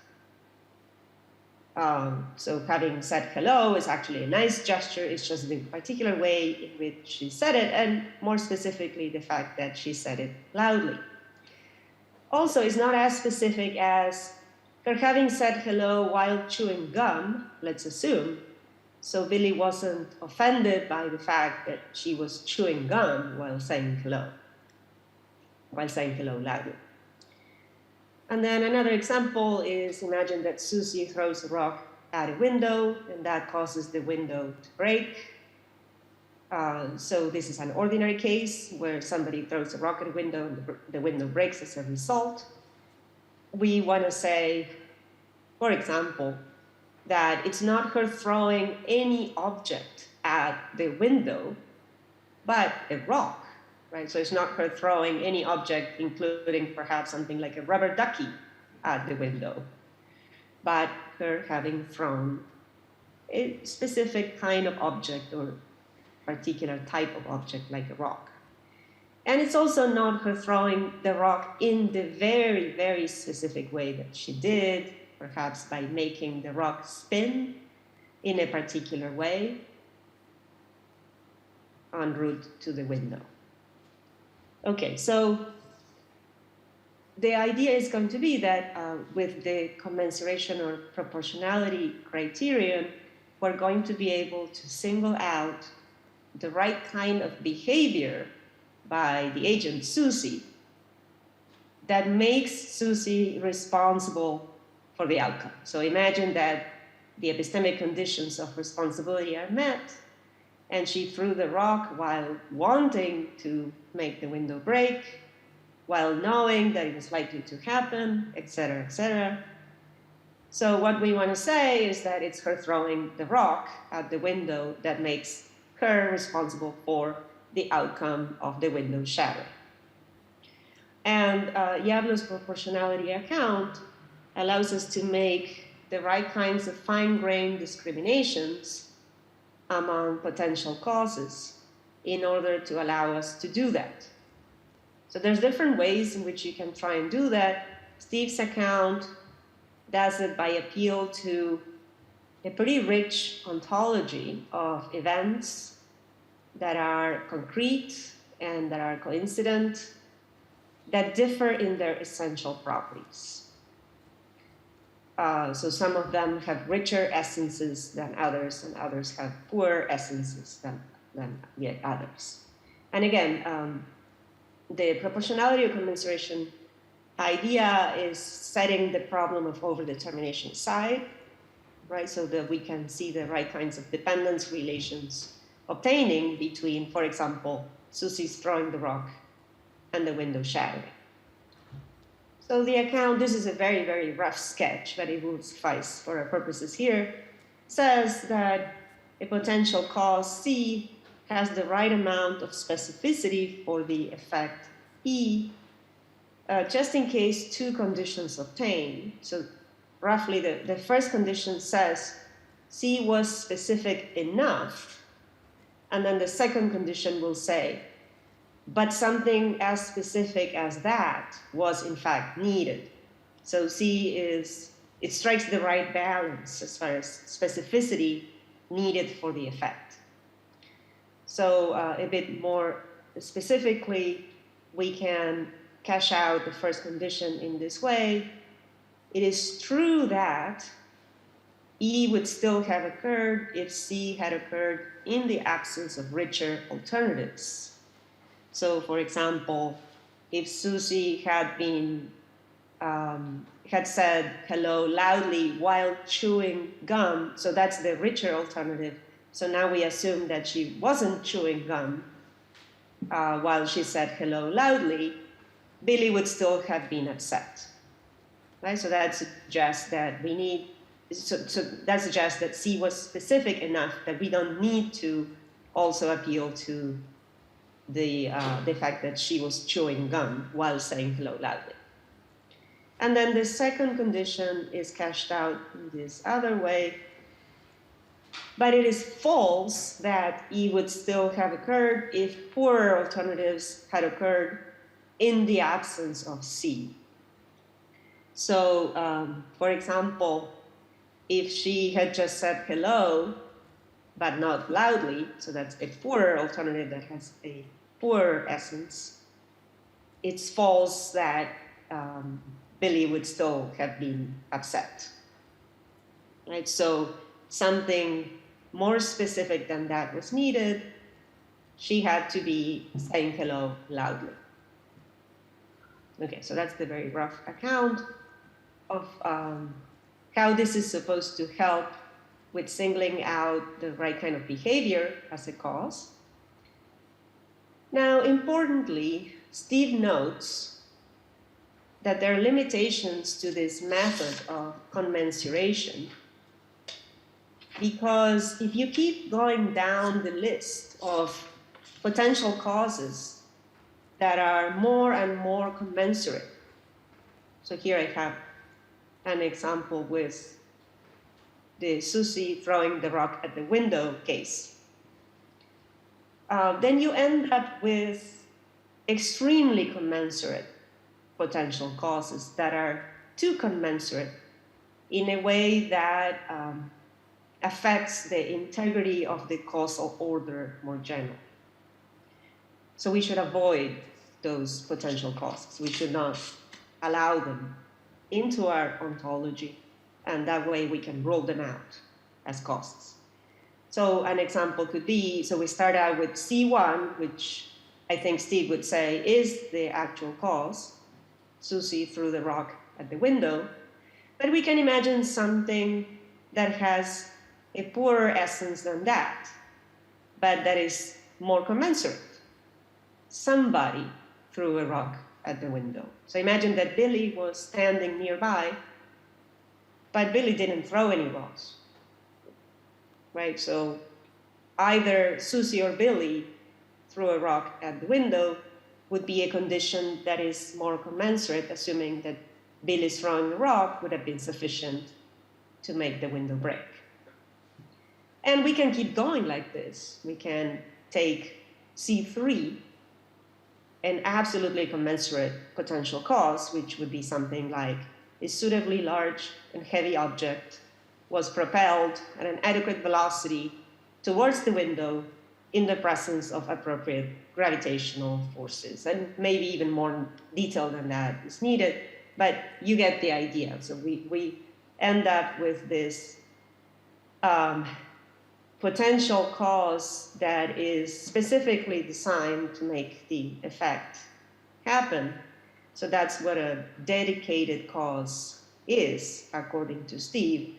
And this is the kind of thing that we should avoid, according to Steve, because we end up with a disconnection between that thing and everything else in the causal order.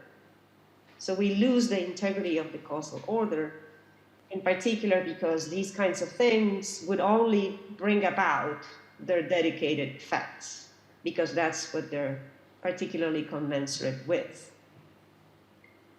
I think a related point to that is that C3, as you can probably see, is quite disjunctive in nature, in a way that guarantees that the commensuration is perfect. And that's another thing that we should avoid. And when you look at C2, C2 is like that as well. Somebody, for example, either Susie or Billy, through the rocket window is quite disjunctive in nature. So we should avoid including those events into our ontology, and that way we can safely say C1 is the cause. Right? So that is Steve's suggestion. He does it in terms of how to come up with the right ontology for causal purposes. He suggests, for the purposes of causal theorizing, the right ontology is the one that strikes the best balance or the best overall compromise between commensuration on the one hand and the integrity of the causal order on the other. And he thinks, or seems to think, that the integrity of the causal order is preserved by not letting in events into our ontology that are too dedicated to their effect, or I would add, relatively, too disjunctive in nature. Okay, so the upshot of all this is that we probably need to stop at C1. We should not take C2 or C3 to be causes of the effect. And obviously what this allows us to do is to blame Susie for the shadowing. Remember that what the standard view of the connection between causation and moral responsibility was saying is that we should be able to identify a behavior by the agent that brought about the outcome when other conditions for responsibility were met. And then we can hold the agent responsible for that outcome by virtue of that, by virtue of the fact that the agent is responsible for that antecedent behavior.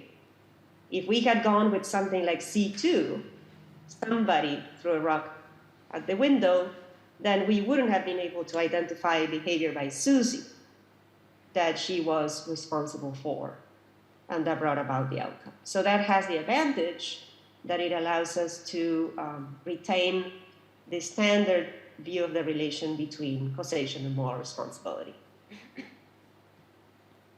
Okay, so now on to a potential problem that I see is once you consider omissions and how to extend this account to causes that are omissions, a standard example of causation by omission is something like a gardener whose job was to water the plant, failed to water the plant, and the plant died as a result. So the gardener, we want to say, is responsible for the plant's death, partly because of his antecedent behavior of not watering the plant, which is not an action, but an omission of an action, of a type of action. So it's by virtue of the fact that that omission by the gardener brought about the death and the fact that other conditions of responsibility were met that the agent is responsible for the plant's death. Here, I don't know if Steve is aware of this, but there's an interesting discussion between Phil Dow and Sarah Bernstein on what the proportionality account that Steve offers says about omissions, or how it could be extended to omissions and what kinds of consequences the account would have. So Phil Dow has this paper in analysis, I think it's from 2010 or something like that, and Bernstein has a response somewhere else. Turns out that Dow suggested that when you consider these two potential causes, C1 is the gardener's failure, and C2 is something that doesn't appeal to the gardener, something like the plant wasn't watered. Dow argues that picking C2, which is the more proportionate cause, because if anybody had watered the plant wouldn't have died, helps solve a famous problem that arises for causation by omission, the so-called problem of profligate omissions, illustrated by, for example, the fact that the Queen of England also didn't water the plant. But if the Queen of England had watered the plant, then the plant also wouldn't have died. So it appeared as if any account of causation by omission would be exclusive in the sense that if you wanted to say that the gardener is a cause, you would also have to say that the Queen of England and a number of other people are also a cause. And that strikes some as unfortunate. So Dow suggested, well, we can just pick C2, the more proportionate cause, and say C2 is the cause, not C1. And that way we avoid, the same goes for the Queen of England, right? So we avoid the consequence that the Queen of England is the cause. But of course, the problem with that, as Bernstein points out, is that on the flip side, we also can't preserve the judgment that the gardener caused the plant's death. We can't say that the gardener or the queen caused the plant's death. And Bernstein thinks that that would be disastrous for moral responsibility because we want to be able to blame the gardener because he didn't water the plant, right, by virtue of that behavior that he was responsible for. So Bernstein concludes, and I think I would tentatively agree, that we shouldn't go with the more proportionate cause, C2. We should stick with C1, just like in the Susie case before. And then that way we can explain why the gardener is a cause and is responsible for the plant's death. We could then explain the queen's lack of responsibility in some other way. Although the queen was one of the causes of the plant's death, she's still not to blame in the same way the gardener is, because, for example, she had no duty to water the plant, and the gardener did. Okay, so far so good. I think all of this suggests that we shouldn't go down the list of more commensurate causes and embrace something like C2 over C1. Still, I think there's a potential problem that remains. The problem is simply that by allowing omissions into our ontology so that we can then hold agents morally responsible by virtue of their omissions, we are allowing a particular kind of behavior that is quite disjunctive in nature, because omissions, any omission, is really quite disjunctive in nature. So basically, the gardener omits to water the plant just in case, and you can imagine a range of things that the gardener could have done to the extent that he's not watering the plant, right? So any other thing that he could have done instead of watering the plant. And the gardener's omission is in fact equivalent to the disjunction of any such different things that he could have been doing instead of watering the plant. This is also, I think, the result of omissions being quite dedicated to their effects, using Steve's terminology, because what turns out is that the gardener's behavior is in fact relevant to what happens to the plant, to the extent that he does anything but watering the plant, right? So it's quite dedicated to the effect of the plant's death in that sense. If so, it seems that there is at least some potential tension with the restriction on commensuration that we talked about before, whereby it seemed that we wanted to be able to rule out causes or potential causes that are dedicated to their effects or to disjunctive in nature. So more on this later. Now I'm going to move on to feature 2 of Steve's account. This is the second feature that I think shows that Steve's account is particularly well suited to ground the moral responsibility of agents.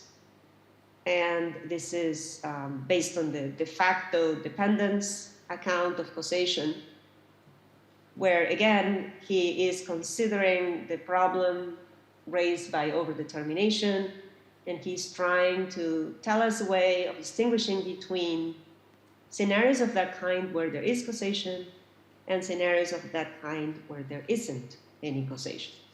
So these are scenarios of overdetermination, all of these. So as I said before, as I anticipated before, one key difference is between scenarios of preemption and scenarios of switching. I'm just using the terminology that people use here normally.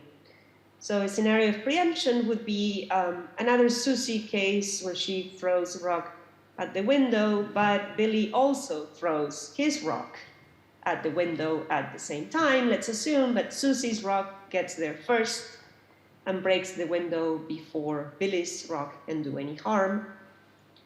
So assuming that they both met the relevant epistemic conditions for responsibility, they were responsible for their antecedent behaviors, and they wanted to make the window shatter, and so on and so forth, there's still a difference between Susie and Billy, right? It seems that we want to say Susie, not Billy, is responsible for the shattering in this case.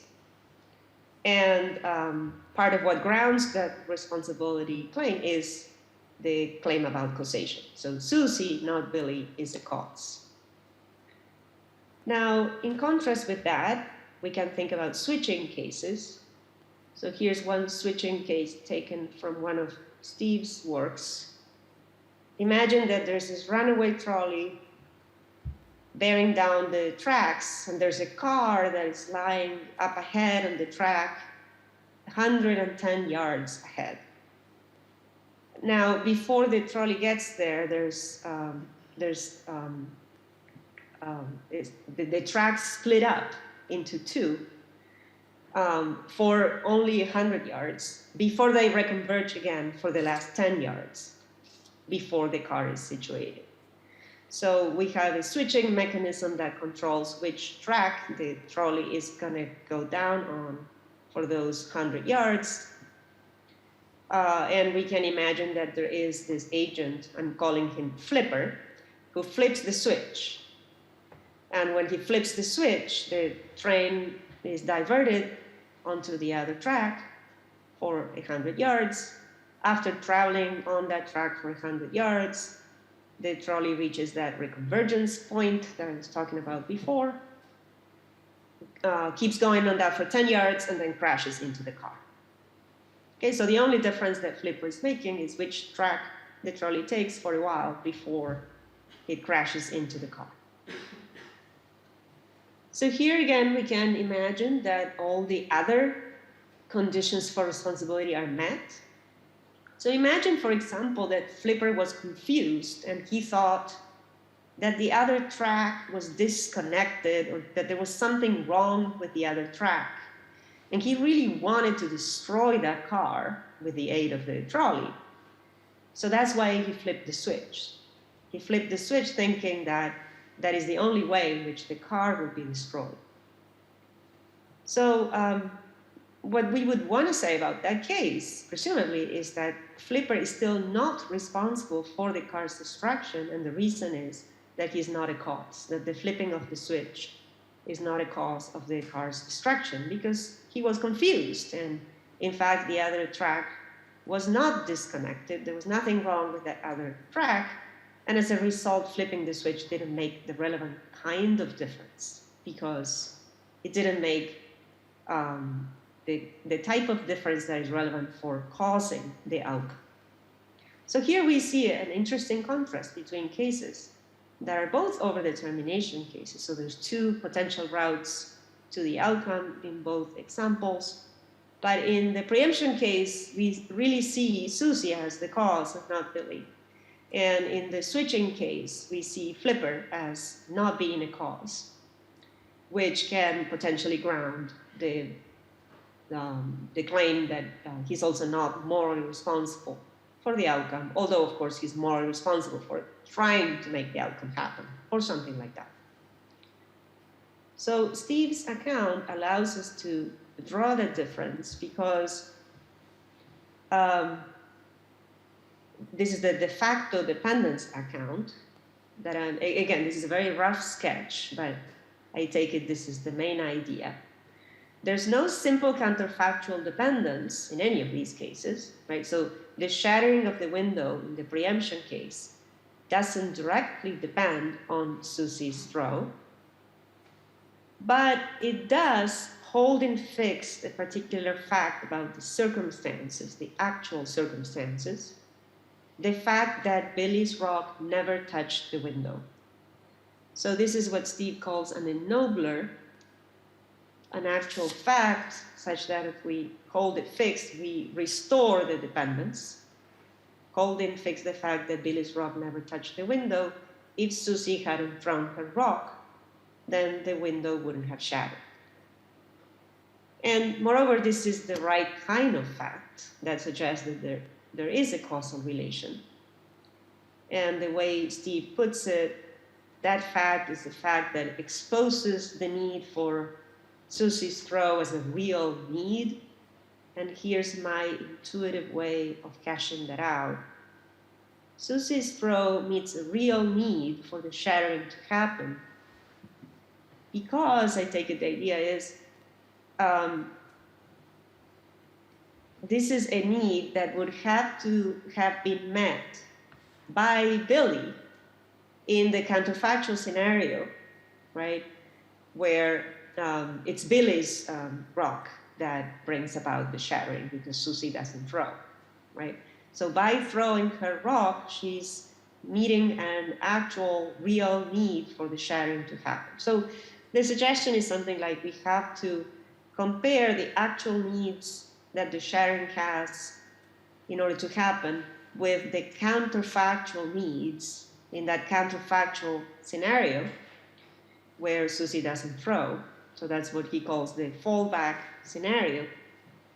And to the extent that we can associate the need that Susie is meeting with a need that is being met in some other way in that counterfactual scenario, then that means that Susie is meeting a real need, right? So that's what explains, that's the full account of what explains why preemptors are causes, why Susie is a cause. Now, why aren't switches causes? So the first part is the same, so we don't have simple counterfactual dependence, and there is a fact such that if we were to hold it fixed, the dependence would be restored. That is the fact that the trolley never traveled on the other track. So holding fixed the fact that the trolley never traveled on the other track, it is true that if Flipper hadn't flipped the switch, then the car wouldn't have been destroyed, because it means that there wouldn't have been any way for the trolley to reach the car, to destroy it. Now, the problem, Steve suggests, is that this is not a real need. This fact is not exposing the fact that the flipping of the switch meets a real need. It's an artificial need. So this is my intuitive way of cashing that out. Steve suggests that Flipper's act doesn't meet any real need or cancel any real needs because all the same needs remain if he flips the switch or if he doesn't flip the switch. And I take it the intuitive idea is that in any case, we need the 100-yard movements by the train as it's approaching the reconvergence point. Doesn't really matter which track that happens on, we still have those needs.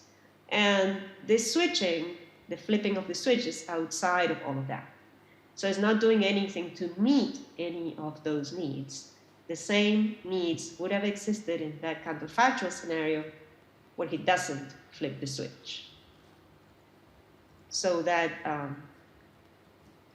counterfactual dependence fact here, it's not exposing any real needs that are being met or canceled by the flipping of the switch.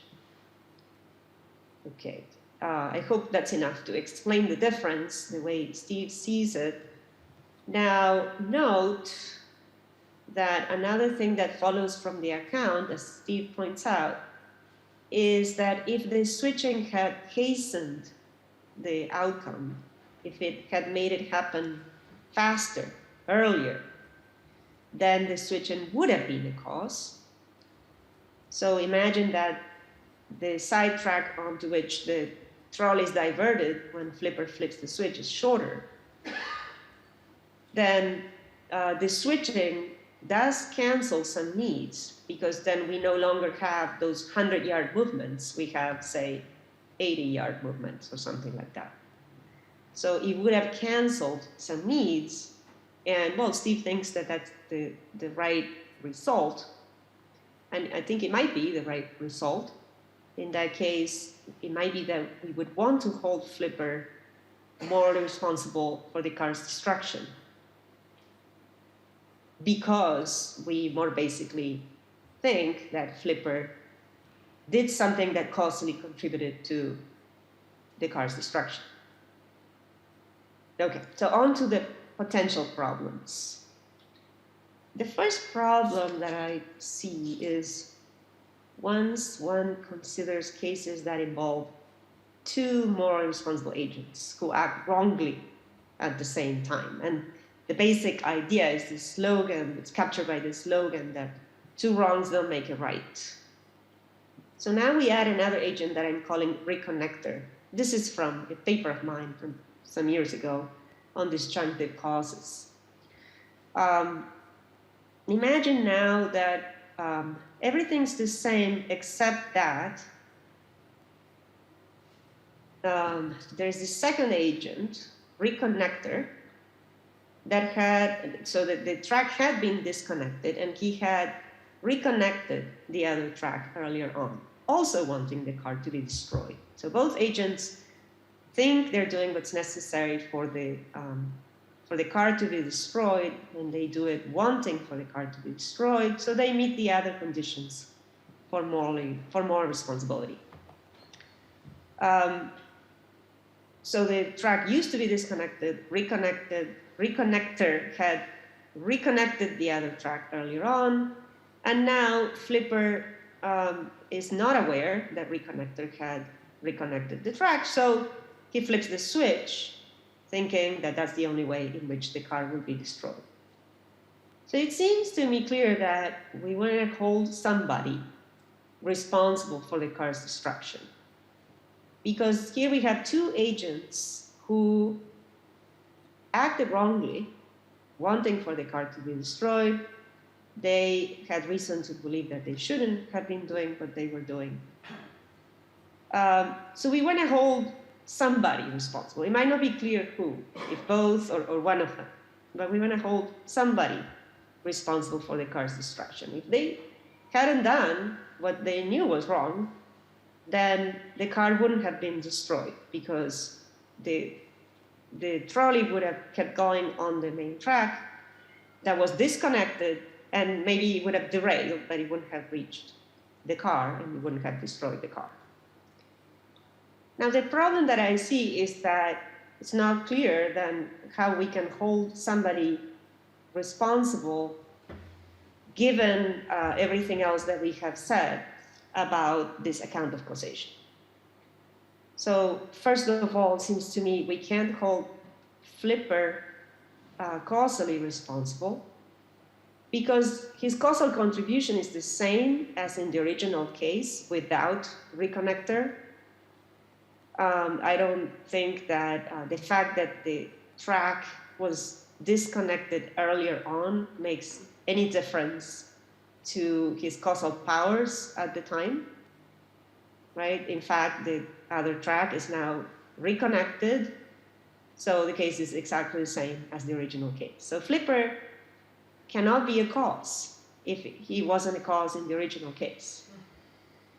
Can reconnector be a cause? Well, it seems to me clear that he can't be a cause because the trolley never traveled on that other track, given that Flipper flipped the switch.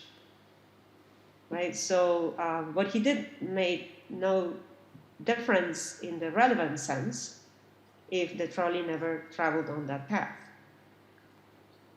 So the only thing it seems we can say is that there's a disjunctive cause. So in any case, this is what I argue for in that paper of mine.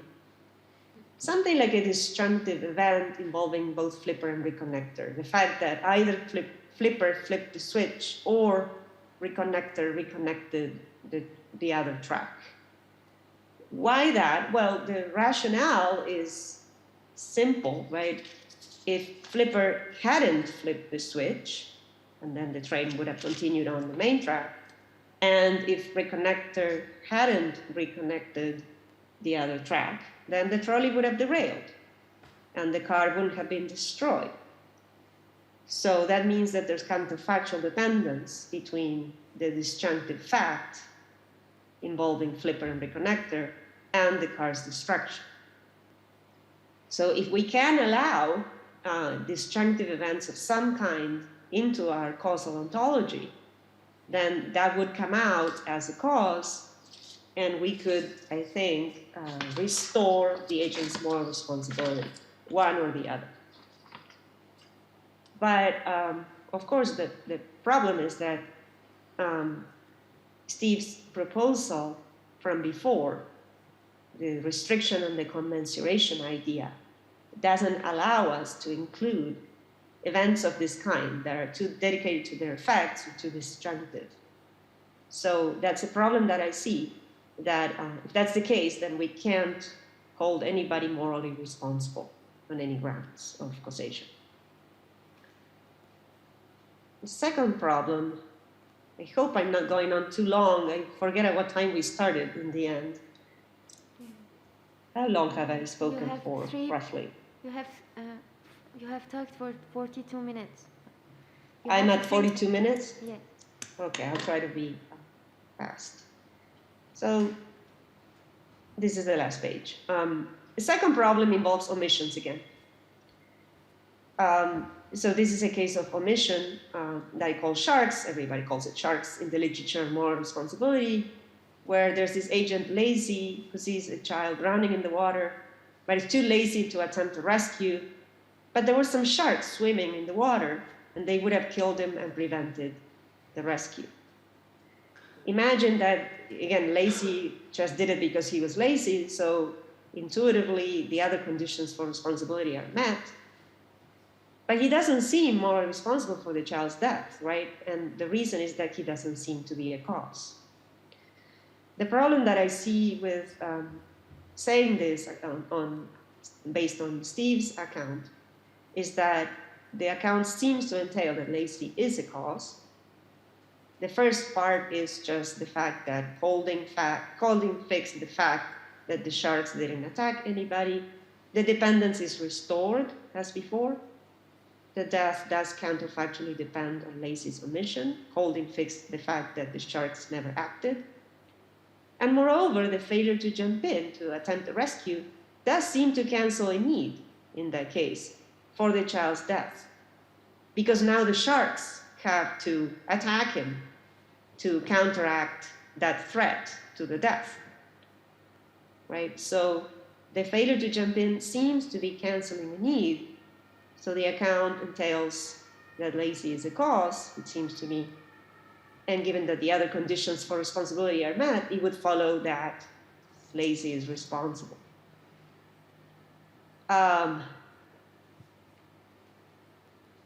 Maybe I'll skip this part so that we can just have more time for discussion. Let me get to the conclusions. So what to conclude from this? I think what I would like to conclude from this is that, on the one hand, some of these cases show that, like the flipper and reconnector case, shows that we can be responsible for things without being individual causes of those outcomes. So neither flipper nor reconnector is an individual cause, but together they are, so to speak. And the best way to capture that is in terms of disjunctive causes, as I said before. That means we have to readjust the standard view of the relation between responsibility and causation. We have to ground the agent's responsibility in those cases in their responsibility for a disjunctive cause. I think that's what we have to do. But the problem is that that enters in conflict, or there's a potential tension, with Yablo's restriction on commensuration. So in other words, I think, although I think Steve is right that some disjunctive commensurate causes are not real causes, others really are. And we want to be able to say that they are, as in the case of flipper and reconnector, and it's not clear how we can do that. So this is my diagnosis, just to conclude, and how one could potentially fix this problem, but this would entail revising the account in important ways. I think the source of the problem is that the account is exclusively based on dependence relations. Even if it's more sophisticated de facto dependence relations, they're still counterfactual dependence relations. And this discounts the importance of processes, or processes of the right kind, for causation. And so what I mean by that is actual or counterfactual processes.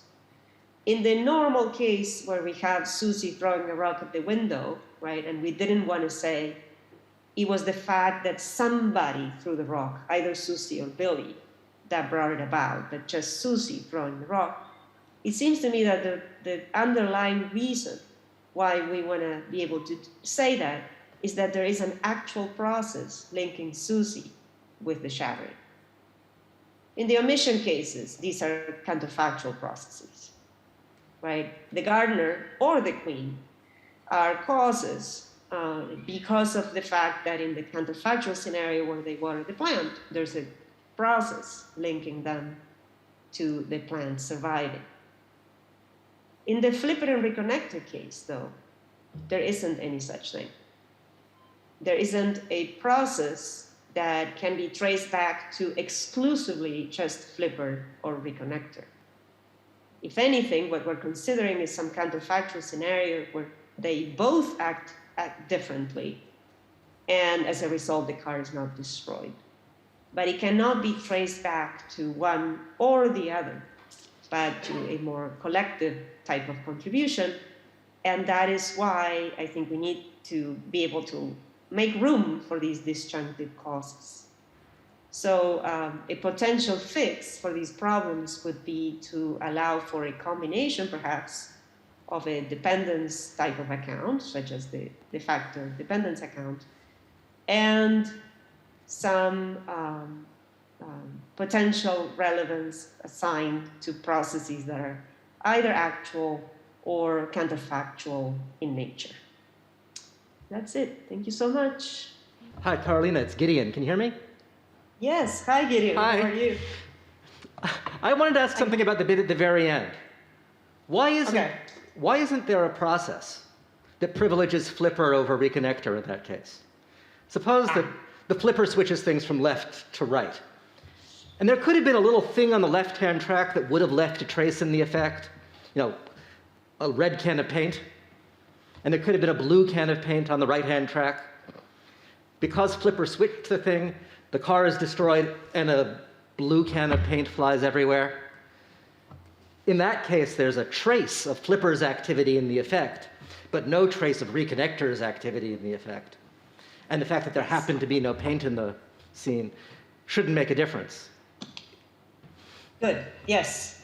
Thank you so much. That is why I said somewhere in the handout, processes of the right kind. So this is not supposed to be an account of causation, right? I'm not interested in giving a reductive account of causation. Any process-based account of causation is going to face this problem, that there are going to be pseudo-processes that are not causal. I don't think you actually need to appeal to the can of paint example to see that there is some kind of process involving flipper, right? Because the train was going on down the tracks, and then flipper flips the switch. So the process would involve the train going onto that other track, and then keeps going on that track until it reaches the reconvergence point, and so on. So there's some kind of continuous physical process where you can argue flipper is involved. There isn't any such thing for reconnector. But of course, the problem is we don't want to say that's a process of the right kind. Just like in the can of paint example, that's not enough for flipper to be a cause. So the problem would be to explain the difference between processes that matter for causation and processes that don't matter. And I don't have a recipe to offer in that regard. I was just trying to make sense of how one could supplement Steve's account with process-related resources in order to be able to extend the account in a way that would allow us to hold agents responsible in this case without, or while avoiding other problems that would arise for the account as a result, such as why shouldn't we hold both agents responsible in other cases too? Or why isn't it the case that either Susie or Billy, the disjunctive fact, is the cause in the other normal case, where I think it's not? So that was the main question that I was trying to address, but I don't have anything substantial to offer in that regard. Thank you.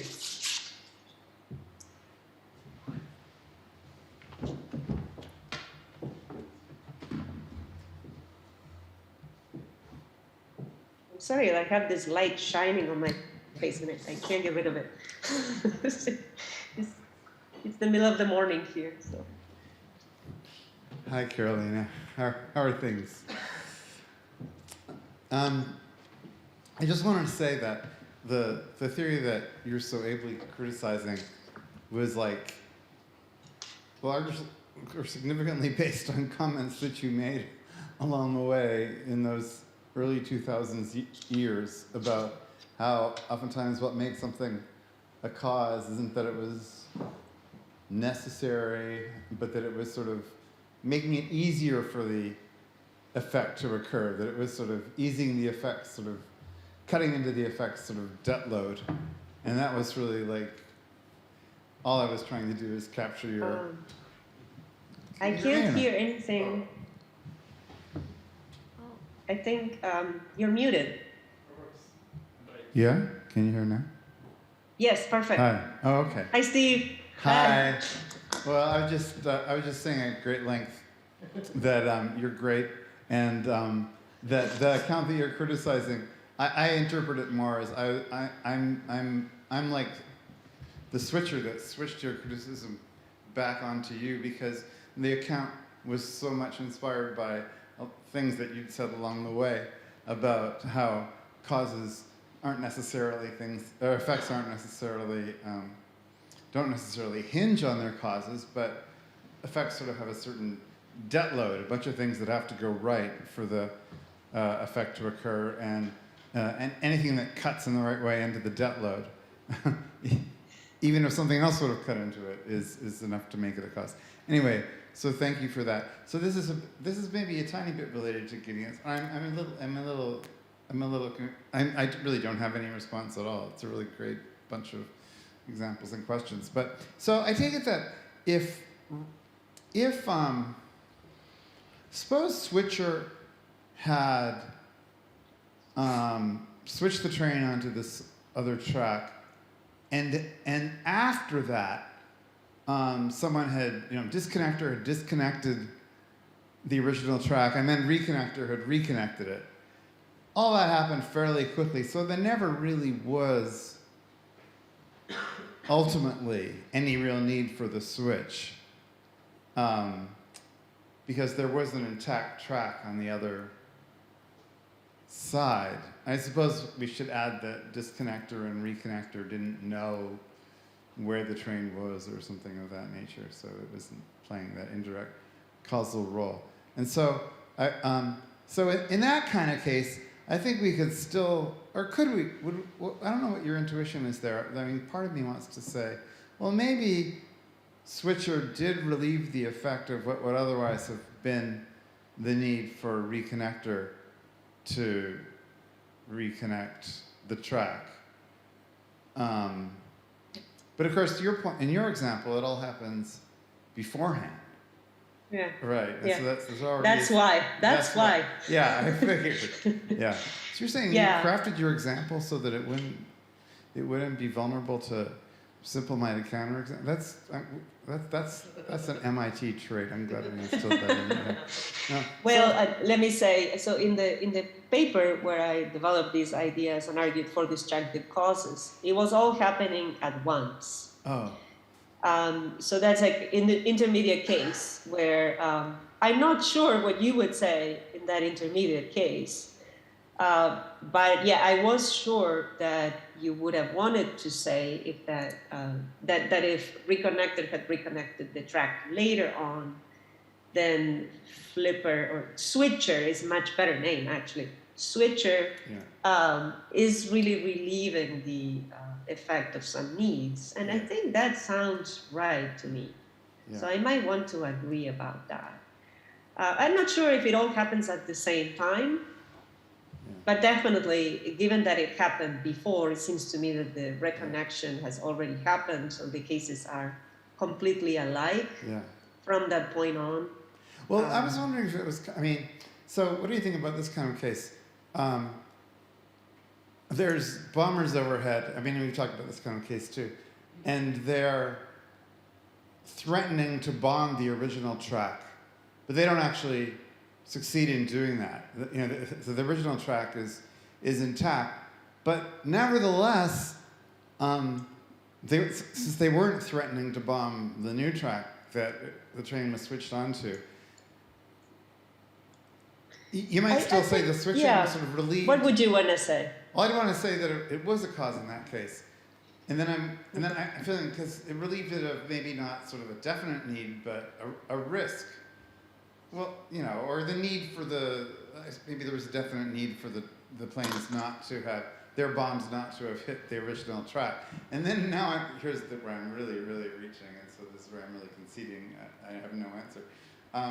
You might, the fact that someone earlier was able to disattach the original track, to me that casts a pall over the whole, original track scenario, and it sort of like leads to, there's some greater security that's achieved. I'm not sure whether it's to be stated in terms of probability or safety of some other kind, but you've got a track that's already shown itself to be insufficiently guarded by the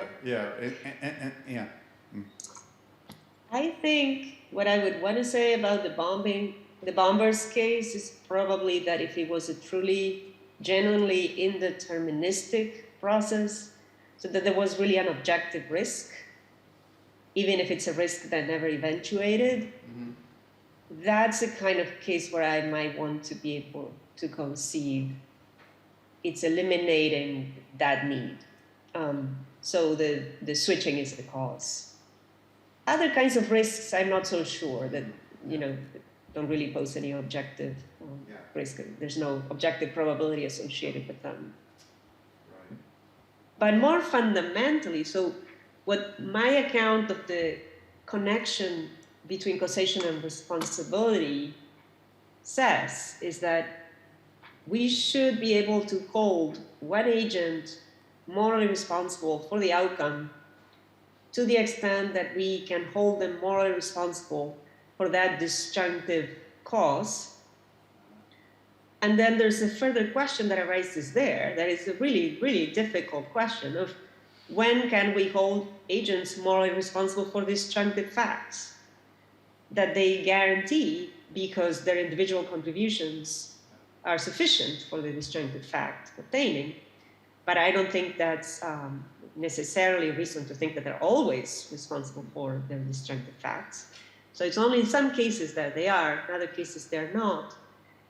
And so we can play with all of these examples that you have been coming up with and thinking about whether we might want to say that either switcher or reconnector were responsible for that disjunctive cause.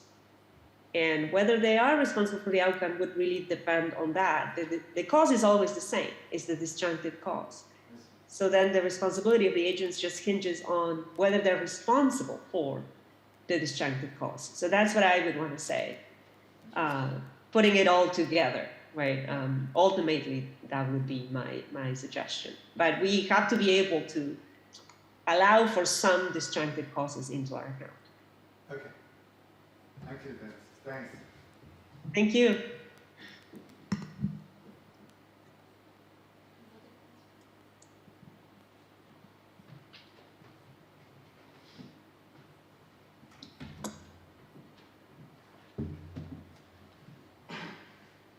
And no questions from the Zoom.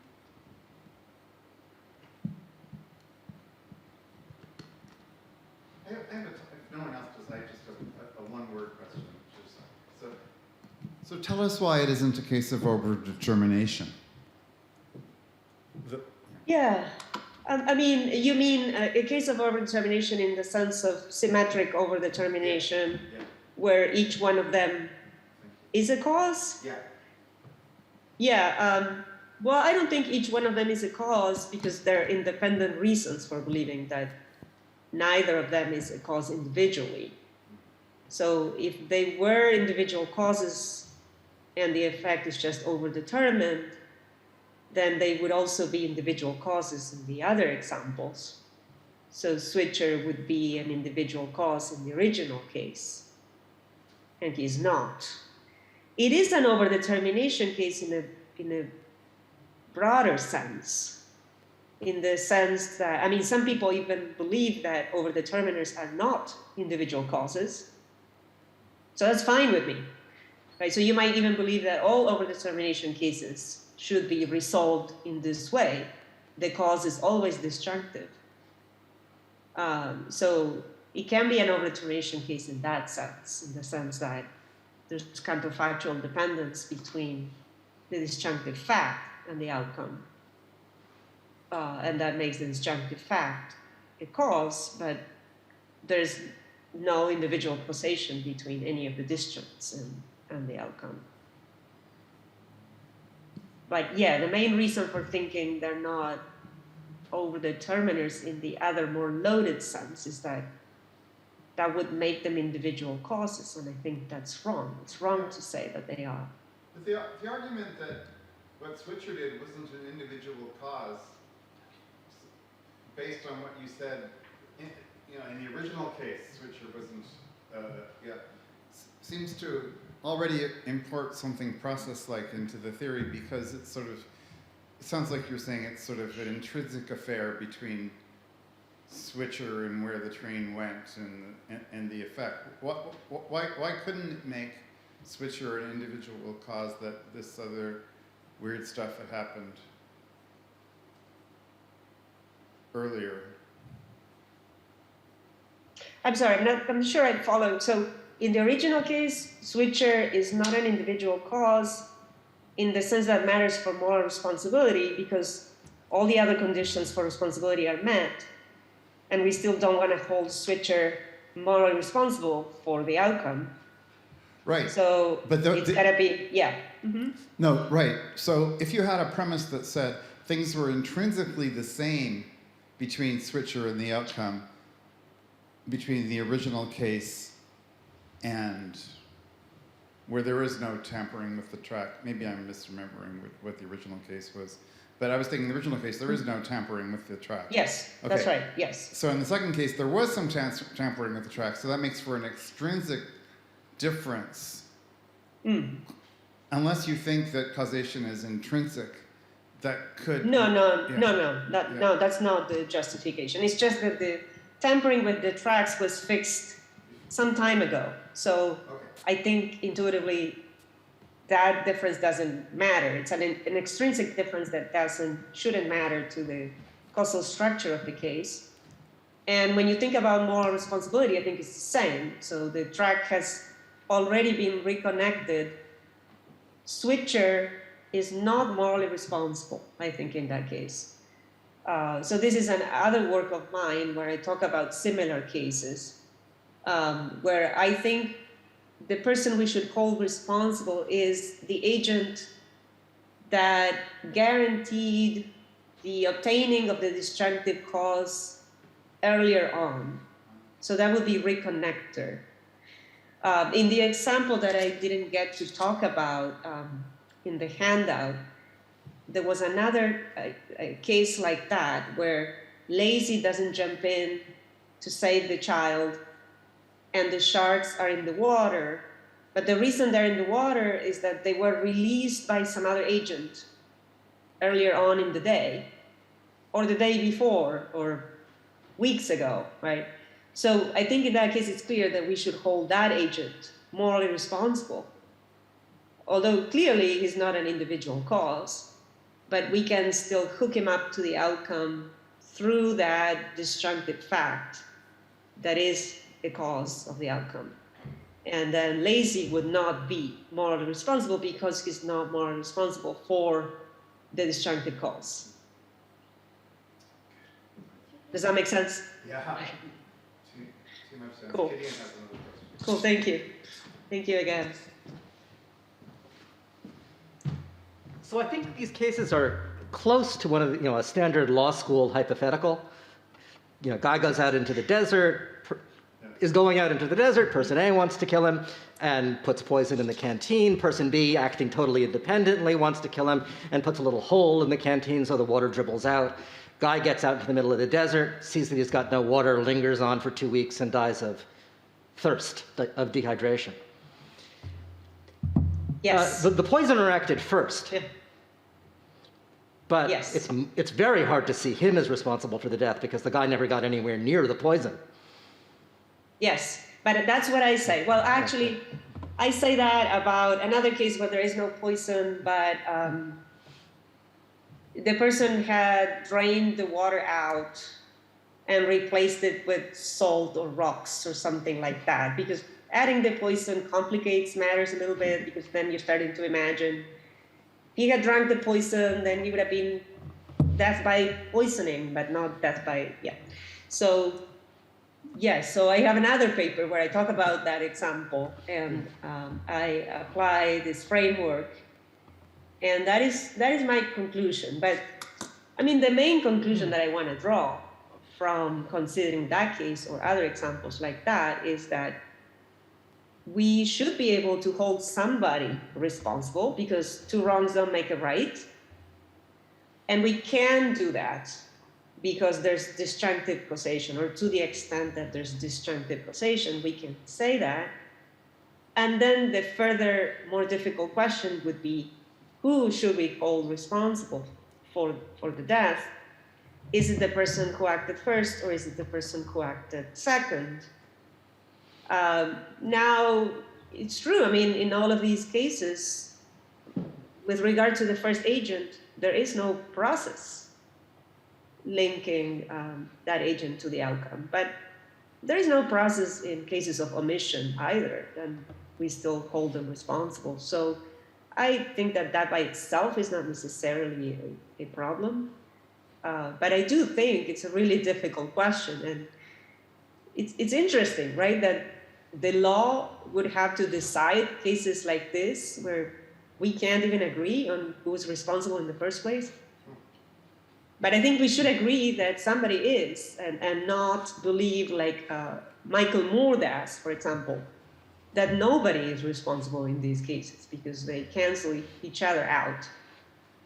And two wrongs can make a right. I think that's even worse than having to face this additional question, right? One thing to be said in favor of holding the second actor responsible in some of these cases. Well, two things. First of all, things go exactly as he plans. So he envisages a process leading to the death, and that's the process that's realized. And second of all, anything that the first agent does is prevented from going to completion by an intervening human act. And as the law tends to think of things, intervening human acts break causal chains. Yeah, but I'm not sure that the law is right about that in the first place. Actually, the example that I talked about in that paper of mine was still a little bit different. So the first person punches the hole, not the second person. and then the second person steals the canteen from the man.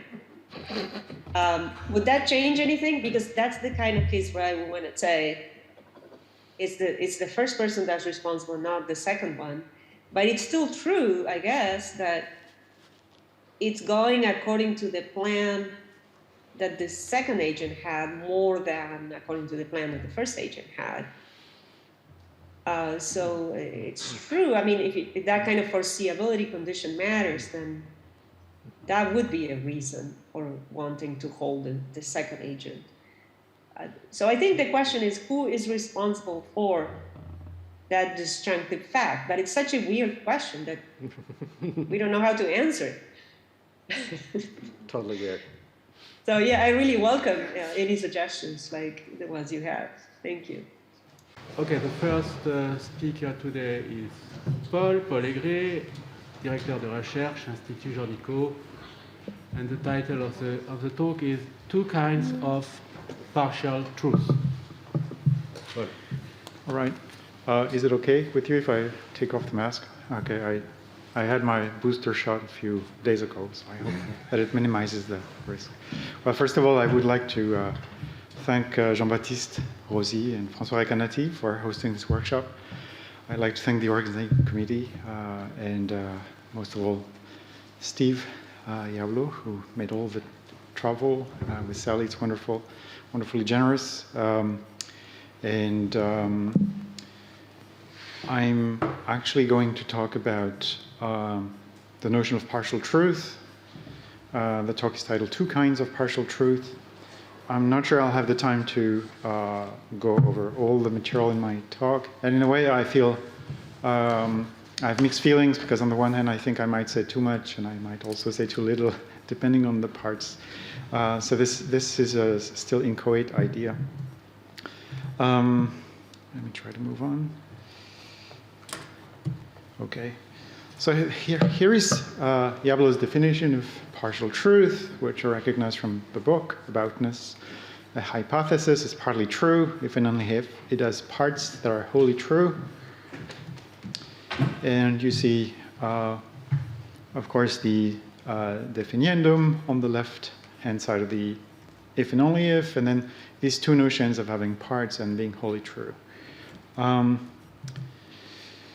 The main argument that I like to explore in the paper is the following. So Yablo's definition of partial truth implies the notion of being wholly true. And I'm wondering whether there could be cases of partial truth of which no part is wholly true. And I'd like to call the corresponding notion an intensive notion of partial truth. And the question is the intensive notion coherent, well-motivated? Is it reducible to the extensive notion? And right away, I want to sort of give you the sort of analogy that I have in mind. Just change true for blue, so another adjective, right? And what could partly blue mean if you're talking about a rectangle? Well, it could mean that it has some part that is wholly blue. But I take it could also mean, and that's more controversial, all of whose parts are somewhat blue. So if I show you this picture, you'll recognize on the screen that it's a partly blue rectangle. And it has a blue part and it has a green part. I'm not sure that this will display very well, but I tried to pick a homogeneous rectangle where the variety of color hue selected is supposed to be uncertain or borderline between a green shade and a blue shade. So, well, of course, some of you might call this teal blue, or some of you might not see this as blue, but recognize that other people see this as blue, and so on and so forth. But you see, there's this difference between having a blue, this notion of extent and this notion of degree. sort of associated with the two pictures. And there certainly is a correspondence between the two notions. But so let's see where this analogy can take us. So as I said, first thing says some part is not blue, and the second says, well, somewhat blue. So the basic issue is whether it makes sense to distinguish partly true in the sense intended by Yablo in the book, and let's say somewhat true, which may want also to paraphrase as truish, and whether these notions always mean the same thing. So I'm gonna first talk about the question I was posing first, because I want to clarify also the strategy followed by Yablo in aboutness to talk about partial truth, asking whether a statement could be true without having true parts, and then I'll focus on a certain category of partial truth, which I like to call half-truths, and then discuss, if there's time, in what sense truth could be gradable, could really be a gradable notion. So here's a paradigmatic case of partial truth. Take this conjunctive sentence, London is in England and Paris is in Spain. You recognize the first conjunct to be true, the second to be false. So the conjunction has a true conjunct, it is partly true. And notice that its conjunct is either clearly true or clearly false, right? There's no issue about that.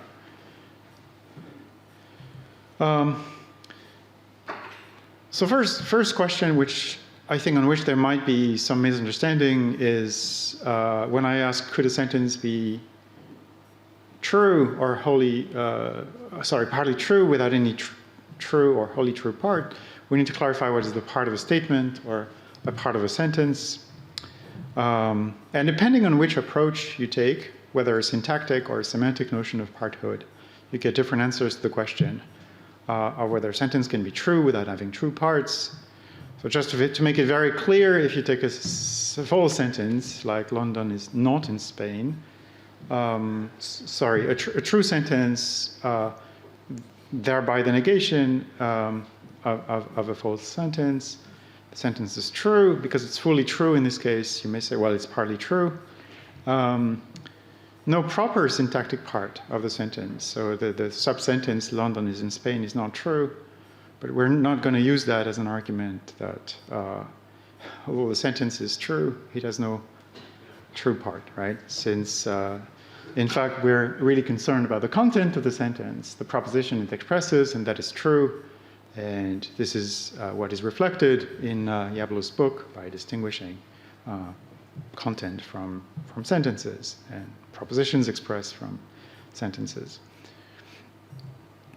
There may be more tricky cases, though, like if London is in Spain, then Paris is in England.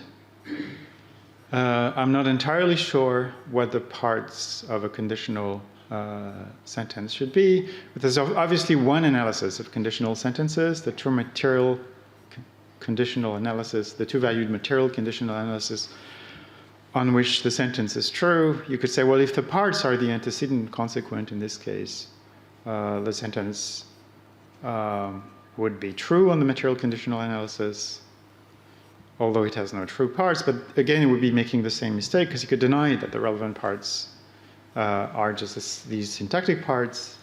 Just say that the negation, namely the proposition expressed by the negation of the antecedent, is a relevant semantic part, for instance, and then you avoid any problems. However, you could also reject the horseshoe analysis of the conditional and agree that the sentence, in this case, is indeterminate, and it's captured by some trivalent accounts of conditionals mentioned by Yablo in the book, investigated by various people, including Dan Rothschild here, the so-called definitive conditional, also known as Belknap's conditional, and so on and so forth. In that case, the sentence would not even be partly true, it would just be indeterminate, and so the problem is gone. But let's look at the third problem. So disjunctions, which are logical truth in classical logic. but here built on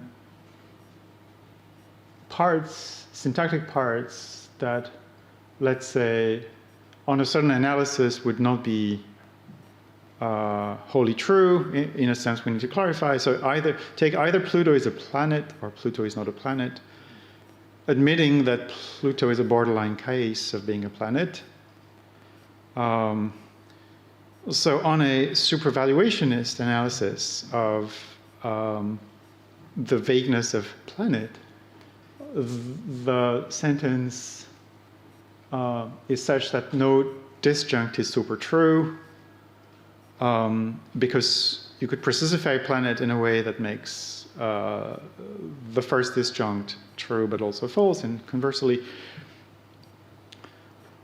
But the disjunction is wholly true in the sense of super true. So although no part of the sentence is wholly true, so now again we stick to the idea that the parts would be the disjuncts in this case.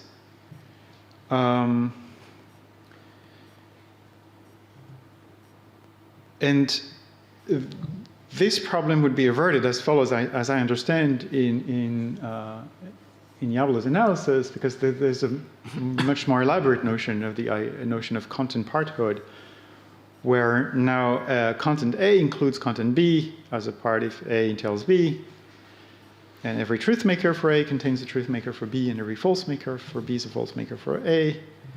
So if you take these A or not A sentence, we have to say neither A nor not A is included in the content of the disjunction as a part, since neither of the disjuncts is entailed. And the disjunction then is still partly true because true simpliciter, and it has itself as a part, and problem is solved. However, I want to zoom in on the sort of clarification or elaboration given by Steve in the appendix to aboutness, where it is written that a directed content A, which is a proposition and subject matter, is partly true if and only if it has a non-trivial true part. So I'm highlighting this non-trivial clause just because I wasn't sure whether that non-trivial, this is something certainly you'll clarify in the discussion, qualifies true or qualifies the parthood relation. If it qualifies truth, it would mean, well, that there's room for being contingently true. Otherwise, it would be being a proper part. And I take it means the latter and not the former. But now take an atomic sentence. So with no, by definition, it has no proper sentential part. You could pick Pluto is a planet, if you like. So I'm asking, is there still a legitimate sense in which the sentence can be partially true without being wholly true? Because, of course, since the definition we had here of content inclusion is reflexive, if you're fully true, you're partly true, but the question is still there, right? Whether the content of the sentence can be partially true without the sentence being wholly true. So we still need to distinguish then the two notions. And so to answer the question, I want to flesh out this distinction between what I suggest is a distinction between extensive partial truth and intensive partial truth. And I propose to look more closely at cases of what I call half-truth, but what we call half-truth in many contexts. So a half-truth can be defined as a sentence that it has, I think the notion has several pre-theoretic or common uses or definitions, implicit definitions. Sometimes a sentence, a statement that fails to tell the whole truth in violation of Grice's maxim of quantity, or a sentence that is true in one relevant sense but false in another, and this time in violation of Grice's maxim of quality. both failures note can co-occur, and both are related to some connection between utterances and information queries. Here is an example I revisited in the light of Steve's book. You may remember we had a French minister of budget who was convicted of fraud with his own tax declarations. And he had made the sentence, I do not have, Mr. Deputy, I never had a foreign bank account, neither now nor before. I used to present this as a paradigmatic example of a falsehood until reading Steve's book, I realized that there's this clever intertwining of truth and falsity in the sentence. So if you split up the sentence, I do not have a foreign bank account now, I take it that was true when he said it. But I never had a foreign bank account before, it was false. So the sentence is determinately false, it has a true part. But that's certainly technically a half-truth, although we would not count it as a half-truth, because in this case the falsity just prevails. So that's certainly not a good example of what we ordinarily call a half-truth. But I'll return to that. It's a half-truth in the extensive sense I was trying to distinguish from the more intensive sense. Now take another example, which is discussed by Augustine and also by Andreas Strocke in his book on Lying in Sincerity. So you may have read in the Bible, in Genesis, you may remember the case where Abraham is asked by King Abimelech whether Sarah is his wife. And the answer is, Sarah is my sister. It is actually true because Sarah is Abraham's father's daughter. She's not his mother's daughter, right? It's not an incestuous marriage. But it's also false because Sarah is not just his sister, she's also his wife, which I think was the question asked by King Abimelech. So there's at least two analyses of the case, right? One in which is 7 is a fully true sentence with a false implicature. And then there's this analysis on which this sentence is really half true because it's amphibolious. It's true in one sense of sister, but it's false in another sense.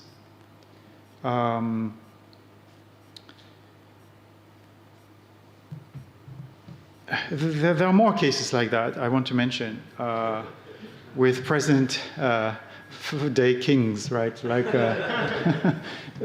you may remember this sentence by Bill Clinton. I've never had sexual relations with Monica Lewinsky. And he was asked, well, if she told someone she had an affair with you, would that be a lie? And interestingly, he said, it's certainly not the truth. It would not be the truth. So if you look more closely at the case, note that he doesn't say it's false, he prefers to say it's not true, because it only implicates that the claim is false. But there's this interpretation in which the claim actually contains a grain of truth, but it's not the whole truth. In fact, if you remember Clinton's defense strategy, I vaguely remember it. I was in the States back then. Even David Lewis had interest for that example. I think, Gideon, you remember. So there's this precisification of the expression sexual affairs or relations on which the claim is false. But there's one in which it's true. And when he was asked, have you ever had sexual relations with Miss Monica Lewinsky, as that term is defined in Deposition Exhibit 1, he said no. In good faith, I thought the definition included, and then comes a long definition, which was the judge's attempt to precisify the term. But he could say, well, given how you precisify the term, I can actually say sincerely in the sense of truthfully, that this was not the case. And There's an interesting literature on this, I should say, in the legal case. Okay, so now I return to other cases. That in aboutness, there's a discussion of loose talk, and there's a discussion of cases of sentences which can be taken both ways. So one of the examples is Yablo's ice cream case. In this dialogue between Zina and Steve, Zina says, "You never take me out for ice cream anymore." And Steve says, "I just took you out for ice cream on your birthday." So 12 has this literal meaning. I'm assuming the context for any more, right? There's also some wiggle room there, but let's assume there's disagreement on a certain moment in time. So never would mean never at all, in which case it's false, and Steve is right. But it also has this intended meaning, like almost never, which makes it true.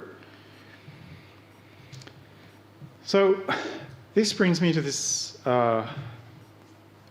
generalization we can make on these cases, that we may call a half-truth, in the extensive sense, an unequivocal sentence, some of whose content parts is true.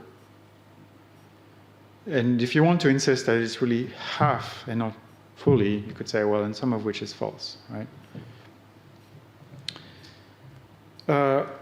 But now a half-truth intensively may be defined as an equivocal sentence, some interpretation of which is relevantly true and another relevantly false.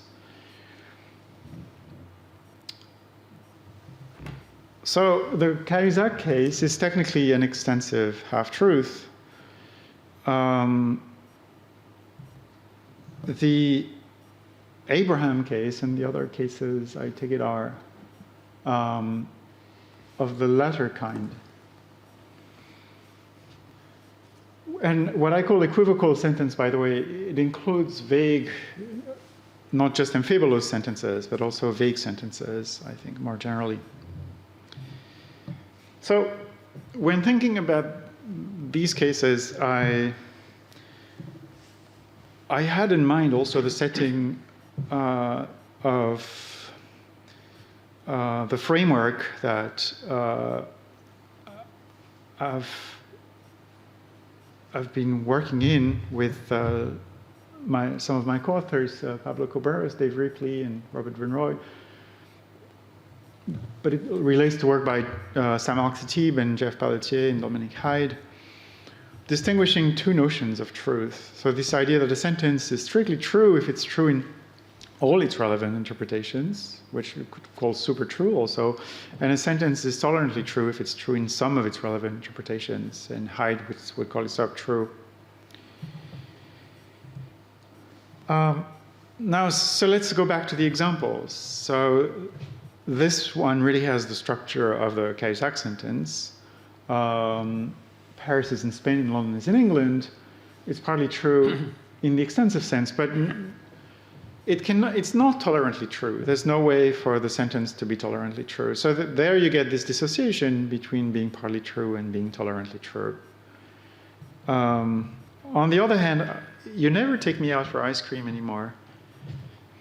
That's partly true. Also in the extensive sense, depending, I think, on your analysis of a word like never, but I think there's an analysis on which it is also partly true in this extensive sense, and it is tolerantly true. So in that case, you get both. And we can look back to the figures I was mentioning, like cases of loose talk. My initial description of this figure was the rectangle is partly blue, but we know that we can say also in situations like that the rectangle is blue.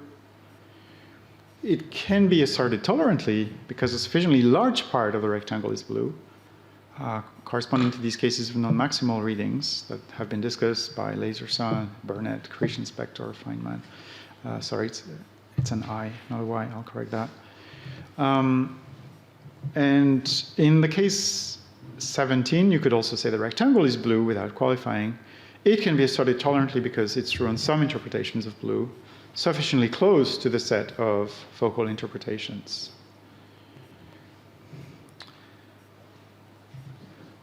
So the way we cashed out this distinction in previous work initially was the idea that all lexically vague predicates can be used in two senses, a stronger and a weaker.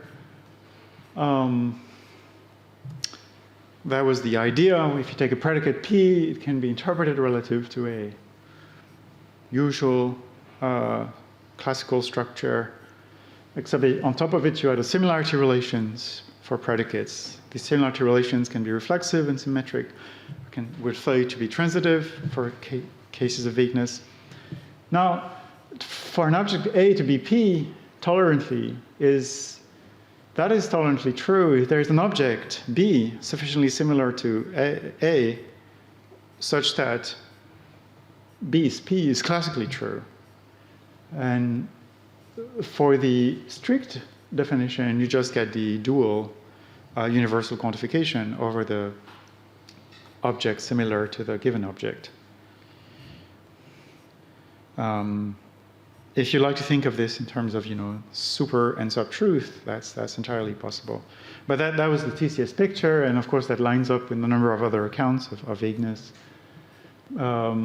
Borderline cases, classical logic needs to adjudicate them, like for toll, with a sharp line, but in the strict way of viewing the predicates, there is a region of underlap represented in black here, and in the case of the tolerant, there's this region of overlap. Okay, so how much time do I have left, Jean-Baptiste, for at this point? 20 minutes. Okay, thanks. So let's take stock. So a sentence can be partly true, whether extensively or intensively. But if so, one may ask whether truth isn't gradable after all, which is a sort of a broader point I want to make. Of course, there's a whole literature on whether truth is a gradient notion ever since the early days of fuzzy logic. The idea was quite starkly criticized by Susan Hack in some of her papers, whether true is gradable. And her position was truth does not come in degrees. In two recent papers, Jared Anderson and I have claimed that actually truth is gradable, although in a limited way, sufficient to sustain the strict tolerant distinction I was making. Well, gradable adjectives are defined by these features that they support comparative morphology and also intensive modification by very. So in the case of tall, you could say tall, very tall, taller. For true, arguably, at least in English and French, you can say true, truer, very true.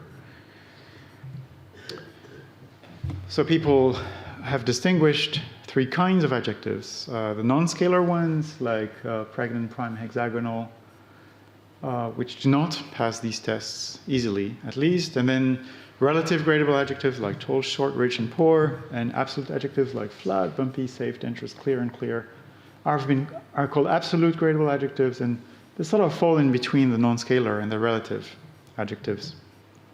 So in which of these three classes does true fall? I think it's a difficult question because, in fact, you could assign, there are arguments to assign true to any of these three classes in the literature. I think fuzzy logicians were very happy, and that's what I think Hack rightfully criticized, that this shouldn't be in this class. I completely agree with her that it should not be there, but should it be here or should it be there? And when I read Yablo's account of partial truth, I was thinking, well, the account is completely consistent with a view on which, let's call it a conservative view, on which true is not gradable. It's a on or off notion. However, I think there are arguments to think that true is an absolute gradable adjective. So you need, if you think so, you need to defeat an objection, which is that even non-scalar adjectives can sometimes support comparative or intensified constructions. You could say Mary is even more pregnant than Sue to mean that she's very pregnant, which means that she's a state or more visible pregnancy, and the notion of course to mean something else. However, I think a response to this is that, so you could say the same thing about true, that the gradable notion of true is just only a coarse notion of true to mean true and some other property, maybe clear truth, or... However, you can also, again, rely to these adverbial modifiers to some extent, or not completely. I think it's not good to say this number is prime to some extent. This number is not completely prime. Mary is pregnant to some extent, even in the coarse case. I mean, it sort of cancels the coarse meaning. She's not completely pregnant. I'm not sure what it means, but to say that an occurrence is true to some extent, or not completely true, I think it's completely admissible. So that's a test to suggest that true isn't non-scalar, and that these completely and to some extent really pick on the non-modified notion of truth. I want to make a further distinction, which is that if you zoom in on these typologies of gradable adjectives, various theorists have distinguished within the class of absolute adjectives of two classes, total and partial adjectives. So Cruz and Yuan distinguish so-called partial adjectives like dirty, which could mean has some degree of, I guess, not dirt, but let's say dirtiness, let's put it this way. It doesn't mean that it has no degree of cleanliness, and clean could also mean like it has no degree of dirt or dirtiness. It doesn't mean that it has some degree of cleanliness. So clean is a total adjective, dirty is a partial adjective. So there you see the distinction I was making, right? You have non-scalar adjectives like prime composite, relative gradable adjectives like tall, short, absolute ones like safe, dangerous. That's a total partial pair. But then things like full, empty, that's a total pair. How you distinguish between them with this test, the completely slightly test. There is a Diego Feynman, right? Correctly spelled. Sorry, Diego. Slightly, completely can be used to modify, let's say, completely safe, but completely dangerous is odd. This is slightly safe is odd, but slightly dangerous is fine. This is completely true. This is completely false. You can say both. So it would suggest that it's a total pair.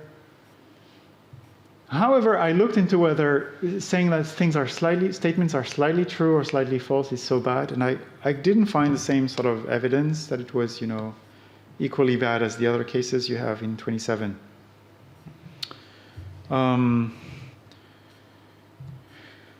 Here's an example. Take the sentence, I always attend class. It was a survey found online. Answer the following questions using a scale from 1 to 5. Completely true of me, very true of me, moderately true of me, slightly true, not at all true. Here you'll go above, beyond, and further. Sorry, I shouldn't say that.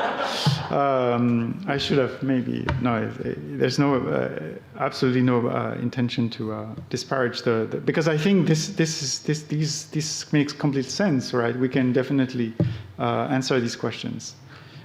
So maybe that's a marginal use, but not unattested. And in fact, the best argument that was given to me was by Jérémy Zer, showing that some adjectives accept both kinds of modifiers, like opaque. You could say this is slightly opaque, but also this is completely opaque, or this is slightly transparent, or this is completely transparent. And the argument there is that I think true and false really pattern as these ambiguous pairs. They can pattern like a total partial pair or like a total pair. So that's the sort of ST picture viewed in terms of degrees. Suppose you have a minimum degree for truth. and falsity and a maximum degree. So if something is strictly false, it would like be represented by the minimum extent on that scale. But if it's strictly true, it would pick the endpoint, the opposite polar endpoint. But I take it that false tolerantly could just mean the exclusion of what we mean when we say, well, it's not perfectly true, in other words, but if you could also be true tolerantly if you're not perfectly false. So I can even suggest a way of representing this in a degree semantics for gradable adjectives. Take a relative adjective like tall. It is represented like the set of objects for which a certain degree or measure function assigns a degree, and when that degree exceeds a threshold, a contextually variable threshold in this case, tall can be meaningfully assigned to the object.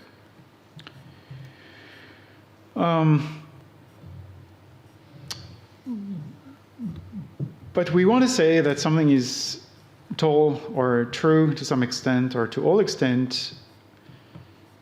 One trick is just to introduce a set of admissible degrees. To say that ASP to some extent would mean that given this convex set of admissible degrees, the measure of the object exceeds some degree in the interval. If you mean that it's P to all extent, it means that it exceeds all degrees in this interval. So again, you find this universal existential structure. And take a borderline truth involving a relative adjective, like John is a borderline case of a tall person. John is, you can say things like John is tall and not tall, which arguably could mean John is tall compared to this, but not tall compared to that. So now if you think that the range of admissible comparison points is this range, well, 34 is true precisely when there is a degree such that, John's height exceeds the degree. The second conjunct is true if it's not the case that all degrees in the interval are exceeded, are surpassed. So we can define in the same way as strict tolerant degree semantics, which would say now instead of having these similarity relations, I just given a gradable adjective, I'm going to define tolerant true for the existence of a threshold in this interval, and when the measure function for the adjective assigns the object a degree exceeding the threshold, the sentence is tolerantly true, and you just universally quantify for the strict notion of truth. Now, I won't go through all the clauses, but for instance, we talked about conjunction. Tolerant and strict truth distribute over conjunctions. For negation, things are more subtle because you need to interdefine the notions. I can come back to that in the discussion. And now let's go to true. Let true denote this property.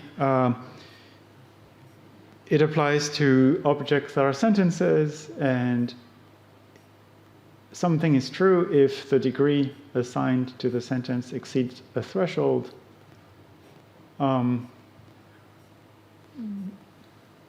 But now you will want to constrain the admissible thresholds for truth such that the admissible set should be always relative to the maximum degree in the case of that scale. So you want to have a set of degrees which is at least linearly ordered with a bottom and top element and something in between, but it could be the continuum many degrees if you'd like. And we have to assume, that's the constraint I was mentioning, that, for instance, the set of admissible degrees definitely excludes the minimum degree. So if you're strictly true, then you're true to an extent that is higher than all these degrees, and so you have to be maximally true. You have to take the value maximum on that scale, but you could be, in order to be tolerantly true, you just need to be not false. Of course, you could introduce more options. So, as you see there's a number of loose ends and disconnected aspects in these thoughts, but let me try to summarize and tell you where I'm getting at. So, I propose to distinguish two kinds of partial truth. The kinds that I've called extensive are really the ones that I think best fit the account that Steve Yablo proposes in his book. To me, the sentences of that kind suppose some degree of syntactic complexity in the sentence. So you would have words like and, or never, or always. But if you take a sentence for which those markers are not there, I think there remains a legitimate notion of partial truth. So in the atomic cases I was discussing, so these sentences still admit a multiplicity of interpretations. Now, what drives these interpretations in the lexicon? Well, different kinds of words, mostly non-logical words, like sister in my example, or blue, or sexual in the Clinton case, and so on and so forth. So this brings me to the question I was raising, and there the question was the reduction. Can we reduce the intensive notion of partial truth to the extensive notion? There's a number of analogies. You see that the notion of partial truth as defined by Yablo uses this existential quantification over parts. And the intensive notion uses the existential quantification over precisifications. And then the way I propose to sort of build a gradable notion of truth uses this existential quantification over degrees. Now, whether the intensive notion of partial truth is reducible to the extensive one, I'd say I'm not so sure whether it's reducible. And here's a quick argument, and I don't know what its value is, but if you take an atomic sentence with just a vague predicate, or a sentence which has this amphibulous interpretation, it does not appear to assert something like the conjunction of its various possible meanings, so that if you restrict that conjunction, you end up with the right interpretation, but more something like an open disjunction of the various possible meanings. And that's why I think that the view I was sketching initially, the one in which to be part of the content of a sentence could be being a part in this, if you thought of a disjunction in that case, to be the part of the content of a disjunctive sentence could be being just a syntactic part, is not completely forgotten on this approach. And that's it for now, and I thank you, and here are a few of the references I was mentioning. Wow, that was so interesting. Thanks a million. Thank you. That's what I mainly want to say. I was very impressed by your stuff on how it's okay to say, your stuff with Cabarrus and so on, of a borderline case. Well, it's read and it's not read, and seeing an implicit existential quantifier there, whether over neighboring over interpretations or whatever it might be, lets you do that, and that's very much what I had in mind by I think what corresponds to your tolerant notion is, in my picture, is something a little bit weaker than having a true part, but what I call being true about a subject matter, because you're true about, it's very much defined the same way. There's a similar relation on worlds, and that'll be the subject matter, and be true about a subject matter if you can arrange for the thing to be wholly true without changing the world, how the world is in that respect. Yeah. But then that leads to some, actually, I guess in a way I have two questions, so I'll just mention this one very quickly. That leads to some very kind of strange results if you allow any old similarity relation to be a subject matter, and it would be a similar thing with depending on the sort of similarity relation allowed, say, between A and B in your original definition. So, like, so suppose you say, following some stuff of Gideon's, that two worlds are concretely indiscernible, you know, if they have the same gorgeous concrete part, but maybe one could have numbers and one doesn't have numbers, then it's going to be both true and false of the world that it's that it has numbers and then it doesn't, because we're speaking about this subject matter, and you might think that's funny to say of anyway. I'll just leave that there. But so here's a case that's been really bothering me, that what you said is like so relevant to, and Kit and I have been worried about this. So I say that for a thing to be colored is part of for it to be read, and so that would, when you said the thing about there has to be some syntactic complexity to legitimate the use of the extensive notion, I was thinking, well, what about color being part of red? But the truth is that red and color doesn't really satisfy my definition, because there are false makers for color, like being transparent, that are also false makers for, there are false makers for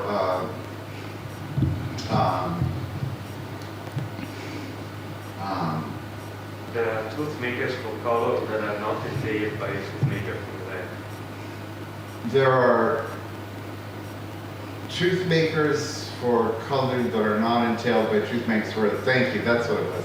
Yeah, so that's exactly it. Like, so if something is green, is a truth maker for its being colored, not implied by any truth maker for its being red. And I've been sort of tried 500 different ways of getting around this. And I wrote a kid about this, and he said, well, maybe red colored isn't a part of, X is colored isn't a part of X is red. Maybe what you've done is explained how it would happen, how it would be if it was going to be. Anyway, so all that's incredibly helpful and illuminating. Thank you so much. Yeah. Thanks very much, Steve, for these thoughts. I mean, you're right that I left subject matter out of the picture, and that may be a big sort of gap here also, because I think maybe the most interesting question was the reduction part, and I sort of left it completely unworked out. So I was discussing, even just yesterday, with my colleague Benjamin Spector, the case of the rectangle, for instance, where you the Lustig case, right, where you could say, if you say, well, the rectangle is blue when it's just partly blue, right? That seems to be very close. That seems to be a case where the two theories meet, right? Your account and the strict tolerance account of truth. In the one case, we would say that what I was suggesting, there's a similarity relation between the full extent case and the actual extent case. But in your account, it's true, we could give an analysis on which, given a question, so given a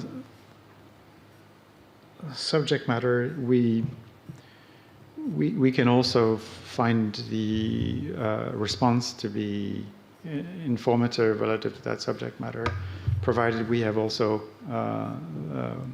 set up the question in the right way. And another example that he was giving me, which looks, I think, also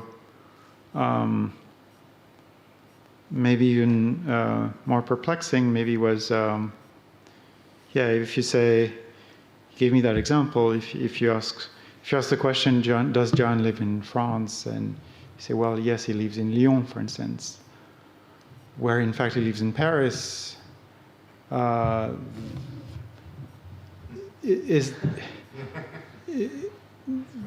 That could be a case where you could say, well, it's partly true because you can ask the question in a way that the sentence actually answers the query whether he lives in France or not, although the answer is actually false and irrespective of the question. So, yeah, I think I need to think more about the ways in which the two accounts can be made to communicate. I remain very, very careful about the idea that the intensive notion, I call it, of partial truth would be reducible because I don't have an argument there. So thanks very much. Thank you. I think Matteo was first. Yeah, Matteo.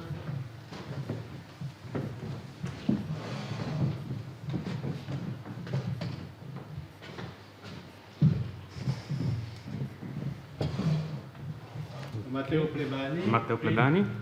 Yeah. Near the mic. Okay, so thank you very much for your talk. I wanted to go back to something that you said at the beginning because I've been wondering about the same thing. So when Yablo says that in order to be partly true, an hypothesis must have a non-trivial two-part. I've been wondering about what it is, a trivial two-part. So think about when we talk about, we say, in order to overlap two sets must have a non-trivial common part. We mean a non-empty common part because the parts of a set are their subsets. And when we talk about the trivial partition, we talk about the partition that is a part of every partition. So the trivial hypothesis should be an hypothesis that is part of every hypothesis. And if you look at the definition of parthood, this should happen only when. So an hypothesis is a directed proposition. So a proposition, a set of possible words that should be entailed by any proposition. So it should be a superset of any set of possible words. And this happens only when you have W, the set of all words. Yes. And then every truthmaker of that proposition should be entailed by a truthmaker of any proposition. And that happens only when the set of truthmakers is the singleton of W. Okay? And then every false maker should be a false maker of any proposition, and you can arrange that by taking the empty set of false maker. That would be a directed proposition that is always true, that is part of every hypothesis, but we don't want to say that everything is partially true, and therefore it shouldn't be enough that these hypotheses that is part of every hypothesis be true. And I think this was my interpretation of the problem that you raised, and it seems that it works. So I'm offering it. Okay. So it works even for the sort of atomic sentences that I was mentioning. Okay. It works because every directed proposition contains that the trivial proposition, the trivial directed proposition as a part, and the trivial directed proposition is always true. But we want them to say that I get it. That everything is. Sorry. I mean, okay. That's thanks. That is helpful. Yeah. And it's related to one of the two things you mentioned is like contingent truth with one of the two distance equations. Okay. Well, yeah. No, that is definitely helpful. Sort of, but then it undercuts some of the motivation probably for my insight.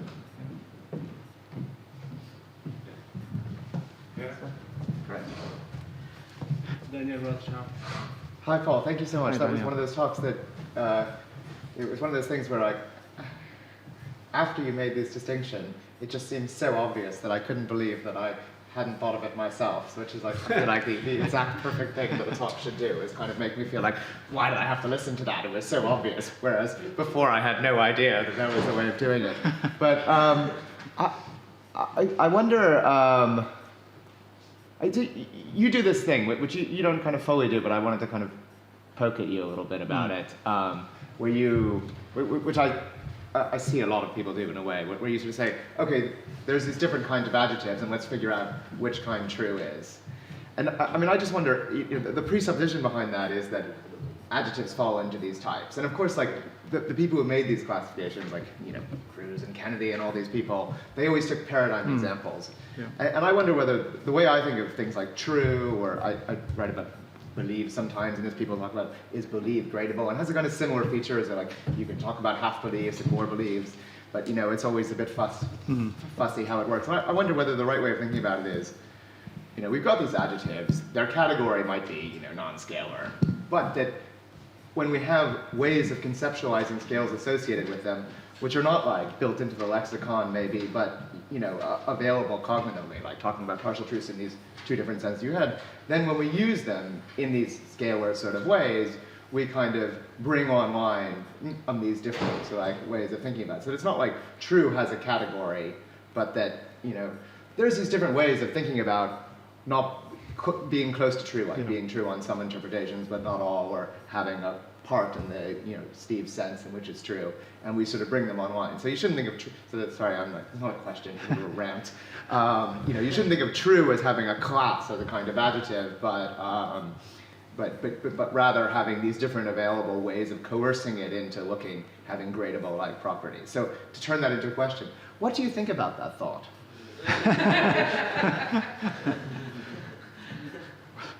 First of all, thanks, Daniel. I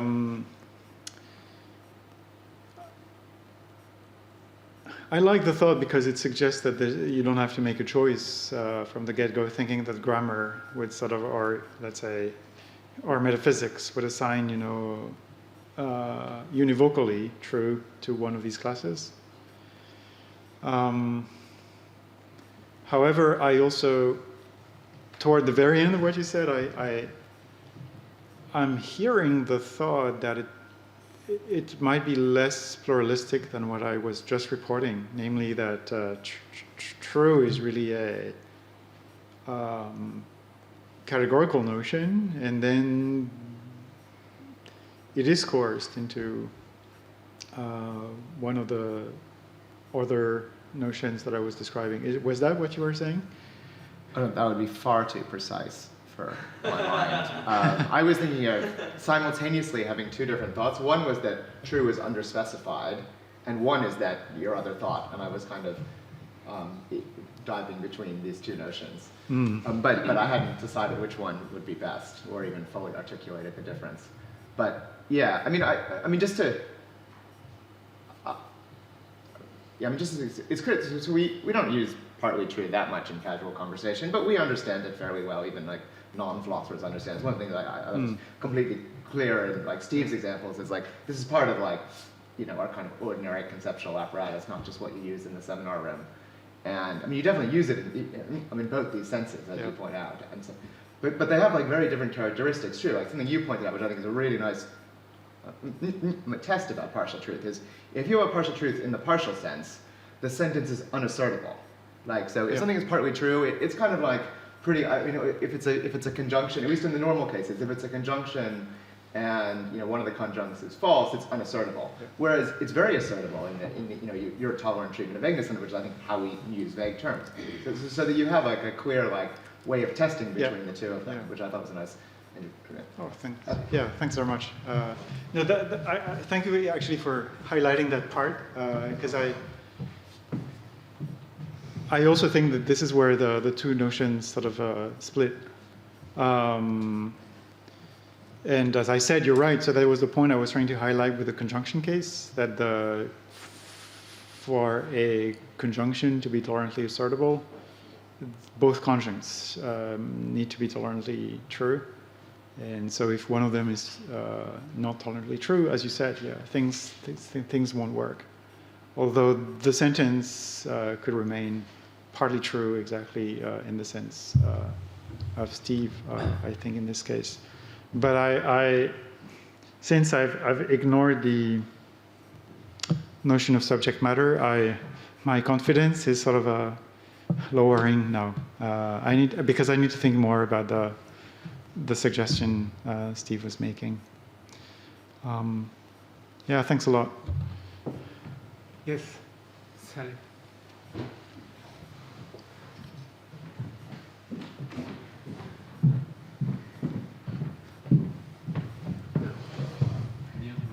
Great, thanks. Yeah, I'm Sally Hauslinger. So again, mine's coming from sort of a different angle, but Okay. I think this might be useful for some of the cases. So Nob and Prasada have developed this idea of a dual character concept. Yes. And so you're a scientist, but you're not a real scientist, because although you fit certain sort of, you have a job at MIT and you work in a lab and whatever, you're not a real scientist because you don't meet certain ideals of pursuing the truth for its own sake or whatever like that. And so it seemed to me that one way to think about this, at least in some cases, might be, well, like in the court of law, you're supposed to speak the truth, the whole truth, and nothing but the truth. And so you could say of someone like Clinton, he spoke the truth, but not the real truth, because there's an ideal of truth or a standard of truth in the court of law. So there's a kind of dual character here. There's the minimum, and then there's the legal requirement of truth. And so he didn't meet that standard of truth. And you might think that there are different standards in different contexts for what is the real truth.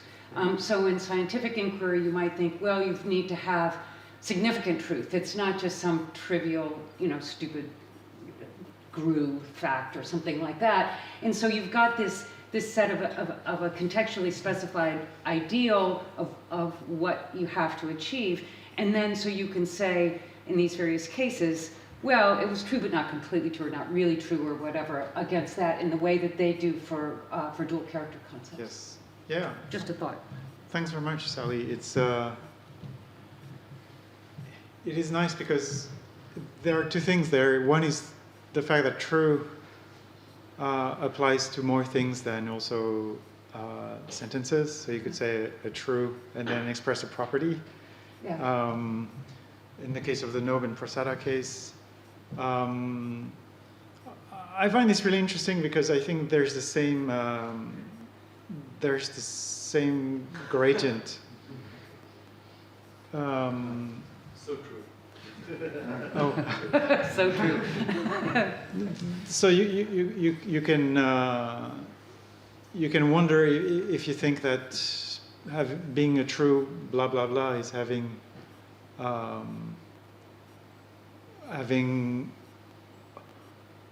all of the properties defining of or characteristic of let's say being a driver or being something X.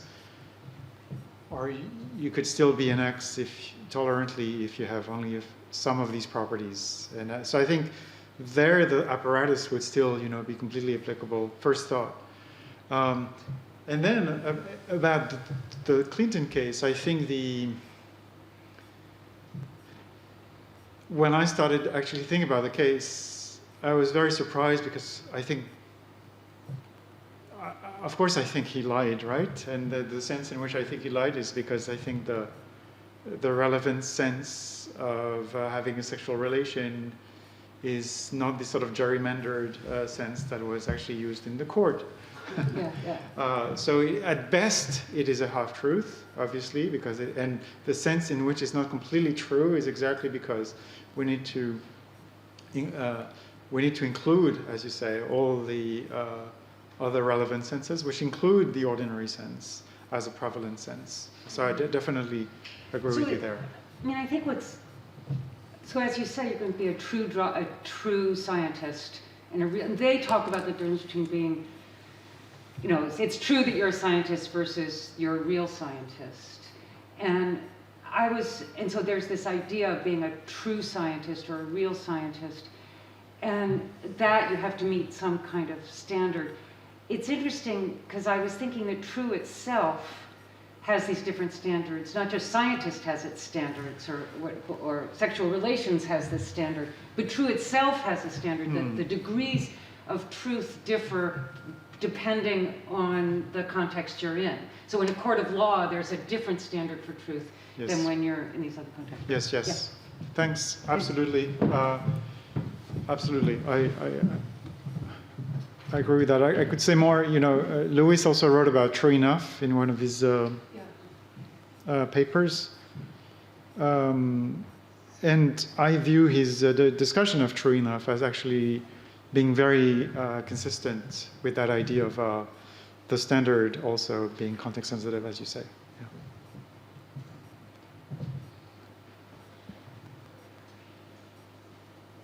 Questions? Yeah.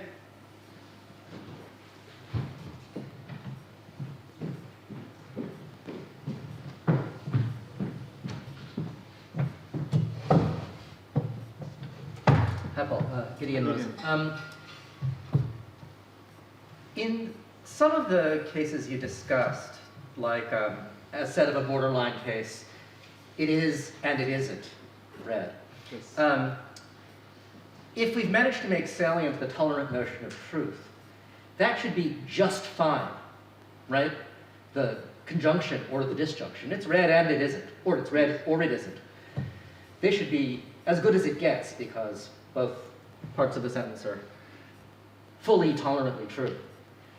People who like a straight up fuzzy account sometimes like it because those accounts often predict that these sentences have the same intermediate status as this straight predication of the borderline case. And they claim there's empirical evidence that people treat the conjunctions or the disjunctions as, not great, but assertable in the same way that it's read instead of a borderline case is not great, but sort of assertable. So is it a virtue of the straight fuzzy accounts that they predict an intermediate status for these odd assertions? I would think so, because there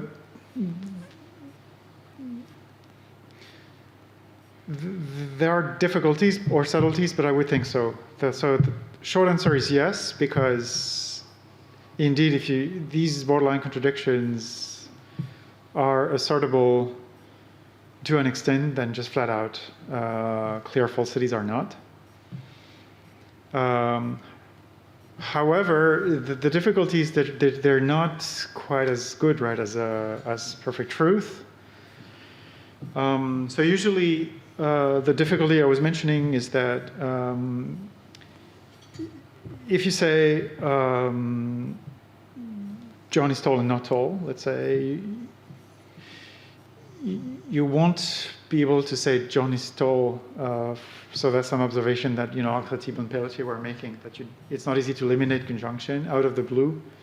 If John is tall and not tall, can you infer, well, therefore John is tall? Well, because we tend to hear John is tall as going by default with the stricter notion, right?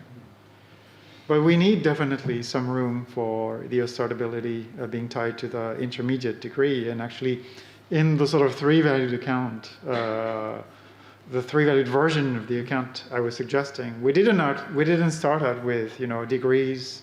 We started with this existential universal quantification apparatus. In fact, you can simplify the semantics and give this three-valued semantics where the intermediate degree corresponding to the borderline assertability is exactly something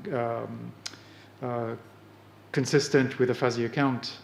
It would be a degenerate fuzzy account with only 3 degrees of truth. Yeah, thanks.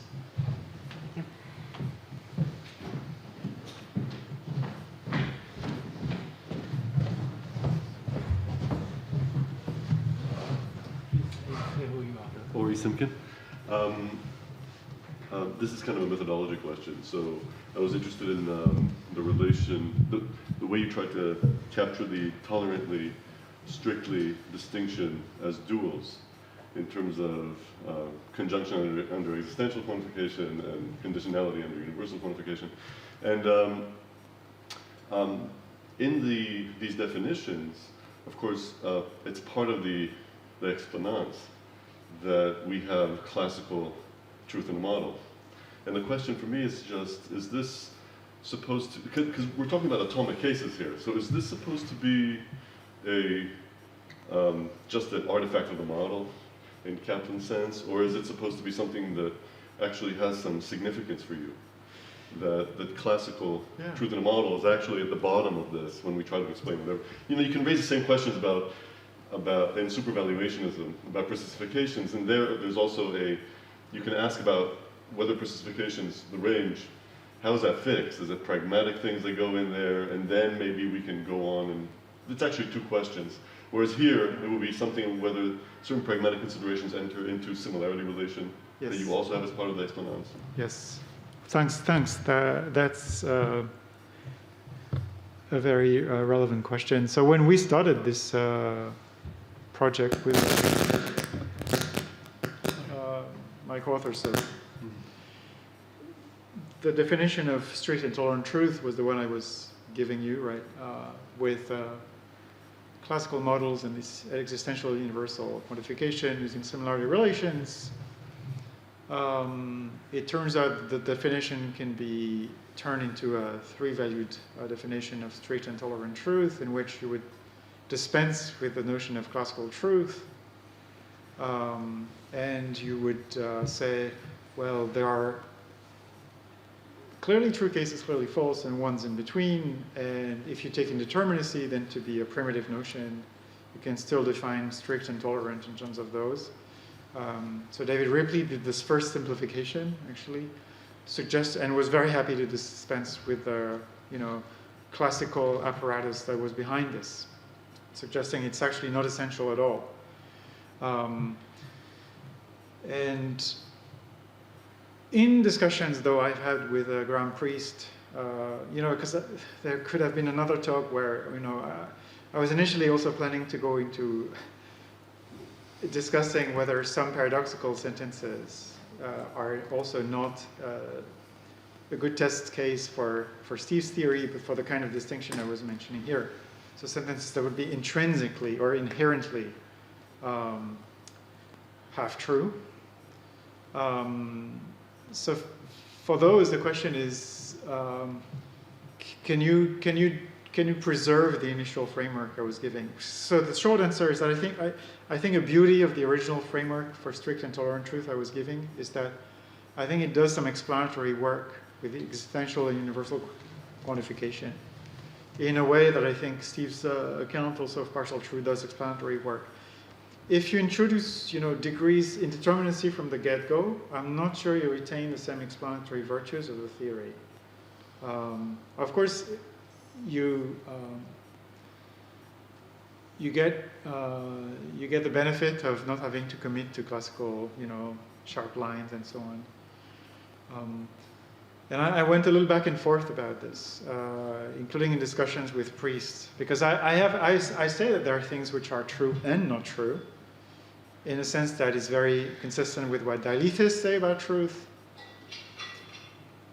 But then if you translate that view in the original framework, it doesn't sound very paraconsistent, because you just seem to be saying that you're changing perspectives or comparison points.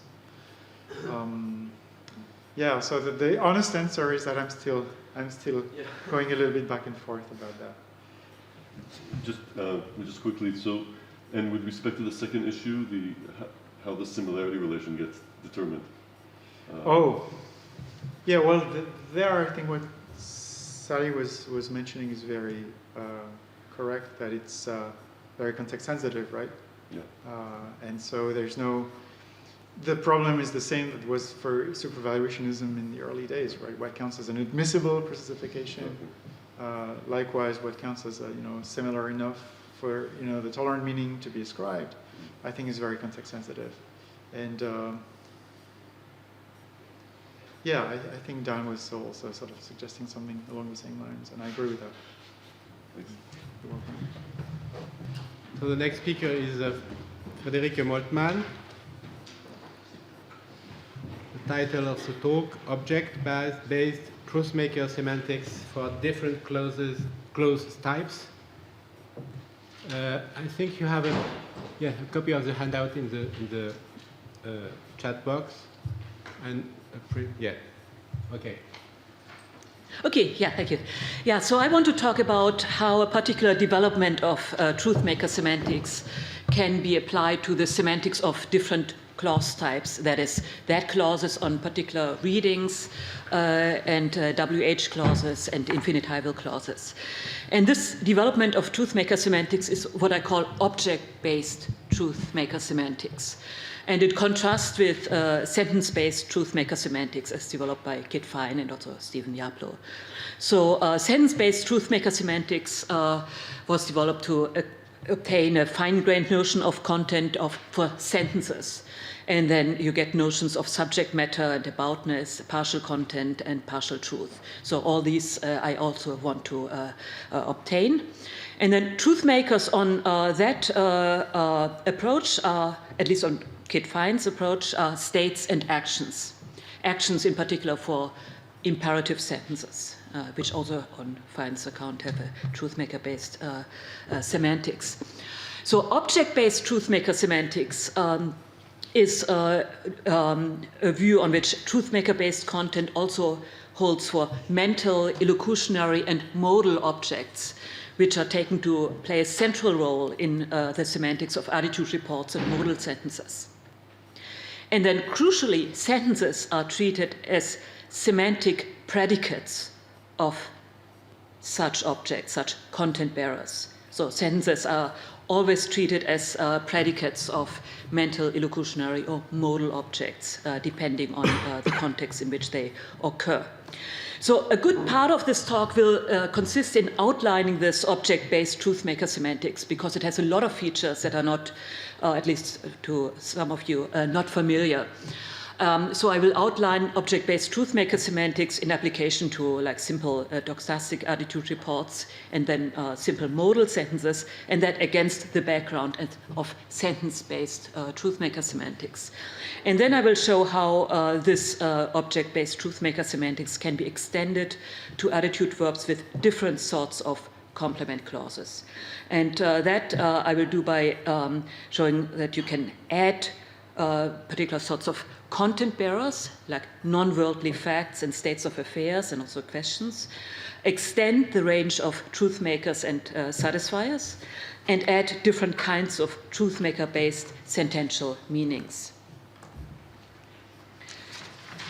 Yeah, so first a few words about sentence-based truthmaker semantics, so Kit Fine's and Yablo's version of truthmaker semantics. So the aim is to obtain a fine-grained notion of content for sentences, which allows for notions of aboutness, partial content, and partial truth. So this is familiar. And then a few basics about of truthmaker semantics in the version that has been developed by Fine. So truth-making on that view is a relation of that holds between situations or actions and sentences, so declarative or imperative sentences. And in fact, then you have truth-making or exact verification and falsification or falsity-making. And then there are truth-making conditions for complex sentences, which are given in 1A through D, which I don't need to go through. And there are also falsification conditions, and that also for complex sentences, like conjunctions and disjunctions, as in 2A and B. And then sentence meanings are construed as bilateral contents, which means they are pairs consisting of a set of verifiers of the sentence and a set of falsifiers of the sentence.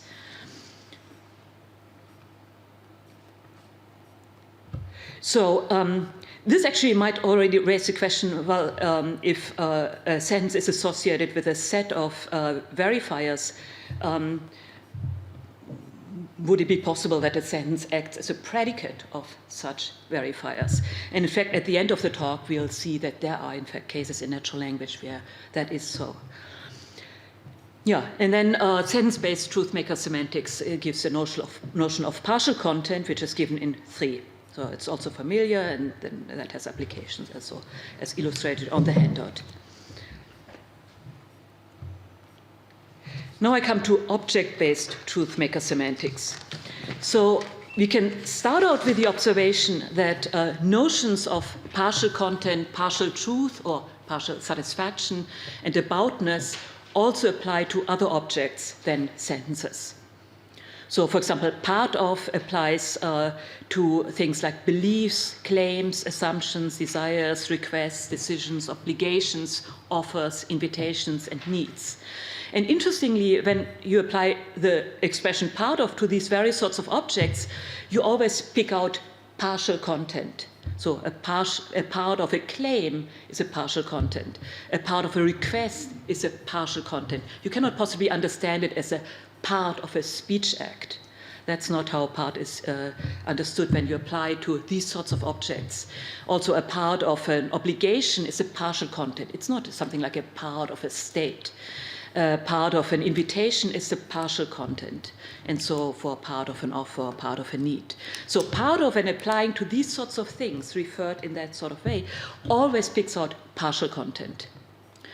And then you can also apply expressions like partly true, or is partly fulfilled, or is partly satisfied, or is partly taken up, or partly accepted, or partly carried out to these sorts of objects. It depends a bit on the nature of the object, which kind of truth or satisfaction predicate you can apply. So you can apply partly true to a claim or assumption or a belief. You would apply as partly fulfilled or satisfied to a desire or maybe a request. It's partly carried out, can be applied to a thing like a decision. And it was partly carried up, was partly taken up, can be applied to an offer or an invitation. So these sorts of objects come with different kinds of satisfaction predicates, and they all allow for the modification with partly. And of course, one can also apply was about to these various sorts of objects. So what we refer to as beliefs, claims, and so on, these come with content that also divides into partial contents, and they come with different kinds of satisfaction predicates or truth predicates. Now, what sorts of things are these? One might think, well, these are just events or acts. I think that is a real mistake. I think it's a general mistake that philosophers and linguists do, that they always try to apply the notion of an event or an act to so many things. I think these things should be recognized as entities distinct from events or acts. Why? Because events and acts, first of all, do not come with truth or satisfaction conditions. It's completely counterintuitive to say that an event or an act is true or false, or is satisfied, or is carried out, or so. We just don't have those notions applying to events and acts. And then also, part of is a notion that clearly applies to our notions of events and acts. And it will pick out a temporal part of an event or an act. That's how we understand the notion of an event or an act, or also a state. So they have parts, and these are temporal parts. But part of and applied to these things we refer to as beliefs, claims, assumptions, needs, and so on, can never pick out a temporal part. And rather it picks out a partial content. And I think this is just very strong evidence that these things are just not on a par with events and acts. They should be recognized as a separate category of objects. Also, they shouldn't be viewed as propositions. Why? Because also propositions do not come with these various sorts of satisfaction conditions. Propositions can be said to be true or false, but they wouldn't be satisfied or taken up or carried out. And then part of actually is not so obviously applicable to propositions in the first place. So what I want to say is that these various entities divide into two sorts: attitudinal objects and modal objects. So attitudinal objects involve a sort of attitudinal mode, like beliefs, claims, assumptions, desires, requests, and decisions are attitudinal objects. Some of them are illocutionary objects like requests and claims. And then we also have modal objects, and these are what we refer to as obligations, needs, offers, invitations, permissions, and so on. So attitudinal and modal objects in the sorts of things we refer to as claims, requests, thoughts, assumptions, judgments, intentions, decisions, and so on. So in natural language, we have these various nouns of nominalizations obtained from attitude verbs, sometimes modal predicates, and they all generally stand for these attitudinal and modal objects. And then how should one approach the ontology of these objects? I think one should first of all focus on the sorts of properties they can naturally have, and that's reflected in the kinds of predicates we can naturally apply to these objects. So they come with particular kinds of predicates that convey truth or satisfaction. They come with the content that divides into partial contents,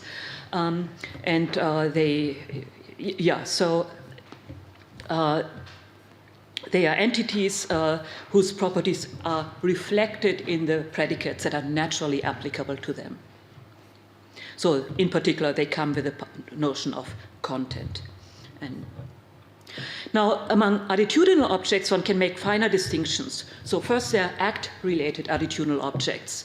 And some of them one can look at as sort of products produced by an act. So maybe an assumption is something that one produces by assuming something. A decision seems naturally viewable as the product of an act of deciding, and so for claim and a request and a promise. But there are also act-related attitudinal objects that have more the status of a result rather than a product that was meant to be produced. So a conclusion, a recognition, and a persuasion, for example, would be attitudinal objects that have more of a result-like status. And then there are attitudinal objects that are just not related to acts at all and should certainly be should not be viewed as either products or results, like probably beliefs, and then certainly desires, intentions, maybe hopes, fears, and so on. So what is important is that attitudinal objects come with satisfaction conditions, they come with a notion of content, and yet they are concrete. They depend on an agent. They enter causal relations. To an extent, they can be the object of perception as well. So they are really concrete, mind-dependent objects and sometimes illocutionary objects. Now, why should attitudinal objects be recognized as a separate ontological category?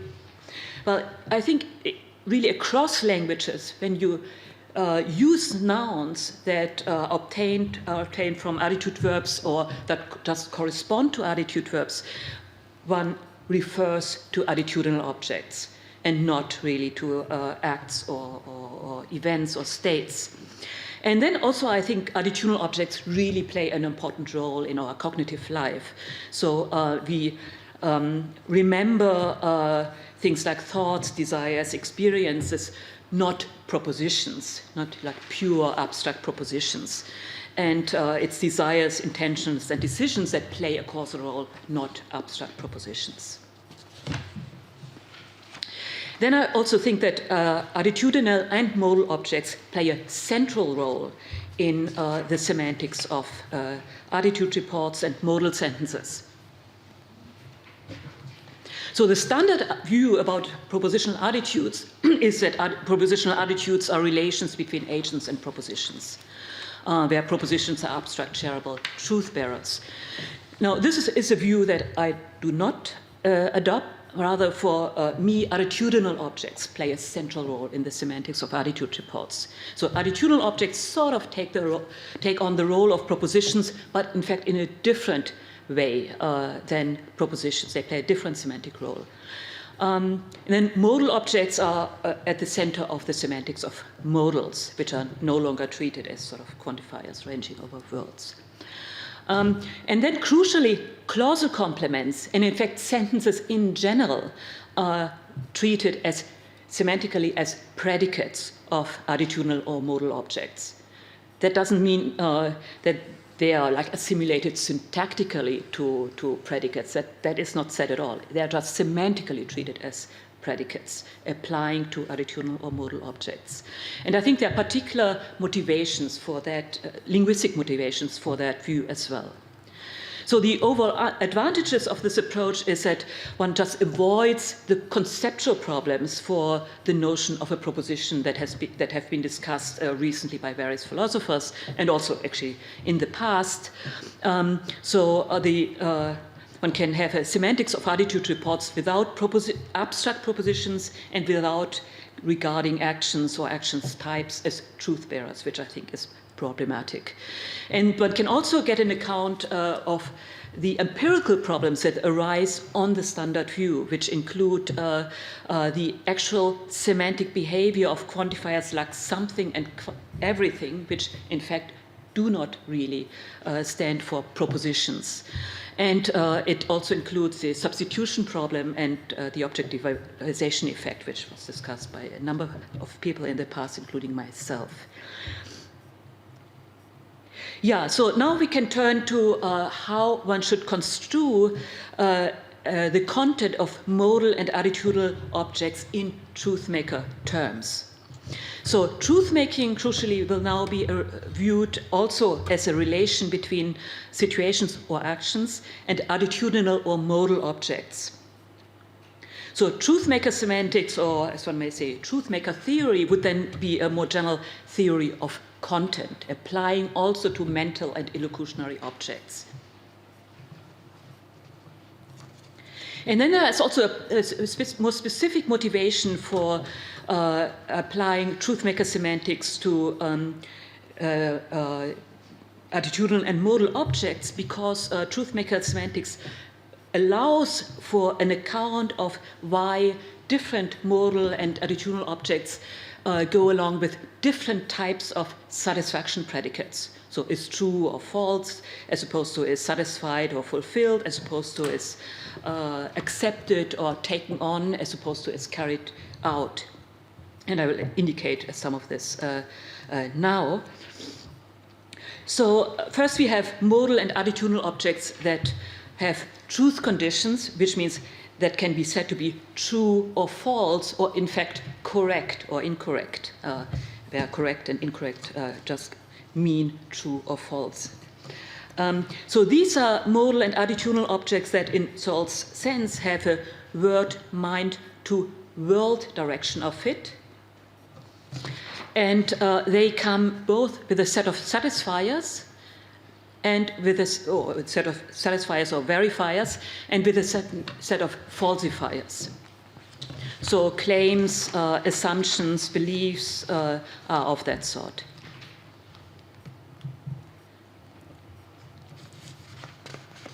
And then we have a category of attitudinal and modal objects that come with fulfillment conditions rather than truth conditions. So they can be said to be satisfied or fulfilled or violated or ignored in the sense of being violated.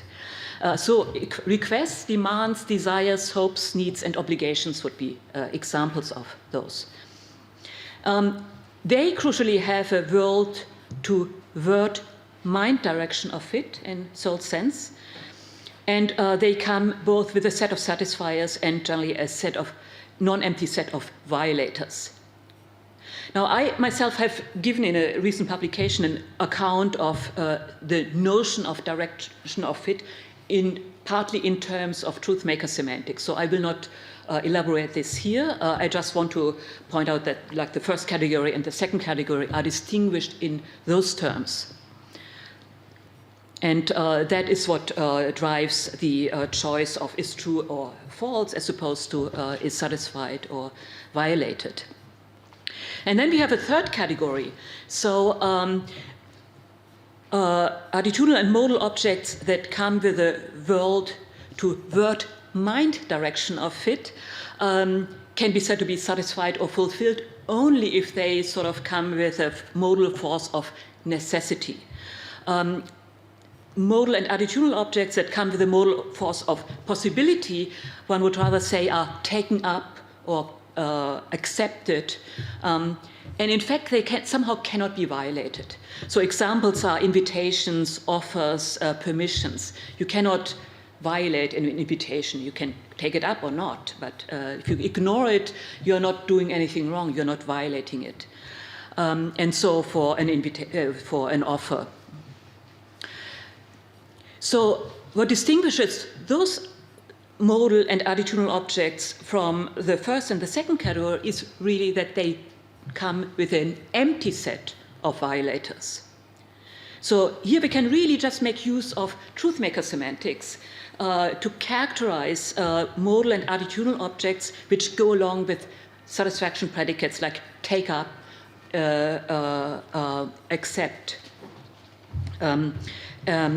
by just saying that they come with an empty set of violators. Yeah, now we would like to have a meaning of sentences that would be applicable to all these sorts of attitudinal and modal objects. And in fact, on the basis of these bilateral contents of sentences, one can formulate a meaning of sentences as a property of attitudinal and modal objects that would be applicable to all these various types, and that's given in 4. So one takes the sentence with its bilateral content and then maps it onto a property of objects such that the set of verifiers of the object is identical to the set of verifiers of the sentence. And in case the set of falsifiers or violators of the object is not empty, then its set of violators is identical to the set of falsifiers of the sentence. So it's very simple. One just takes care of the possibility that there might be modal and attitudinal objects that have an empty set of violators. Now, how would this meaning of sentences figure in the logical form of attitude reports and modal sentences? Now, very simple logical forms are given in 5 and 6. So John thinks that S is treated as semantically as a predicate of an attitudinal object. Now, here this will be a thought. And in 5b, I just said that this object is related by some relation R to the Davidsonian event. Now, this could be viewed as a product relation or result relation or something else. Here it's just left open. Now, in 6, it is necessary that S again is treated as a predicate of objects, as in with a meaning given in 4, and it's predicated here of a modal object. So, roughly speaking, a necessity, which could be an obligation or a need. And it applies just with the meaning in 4. So in 5b and in 6b, the complement clause that S applies just with this meaning in 4 to these 2 kinds of objects, a thought and, let's say, a need, an attitudinal object and a modal object.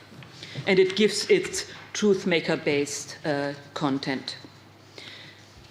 Now, of course, every semanticist will immediately ask the question, so how do I get these kinds of logical forms compositionally?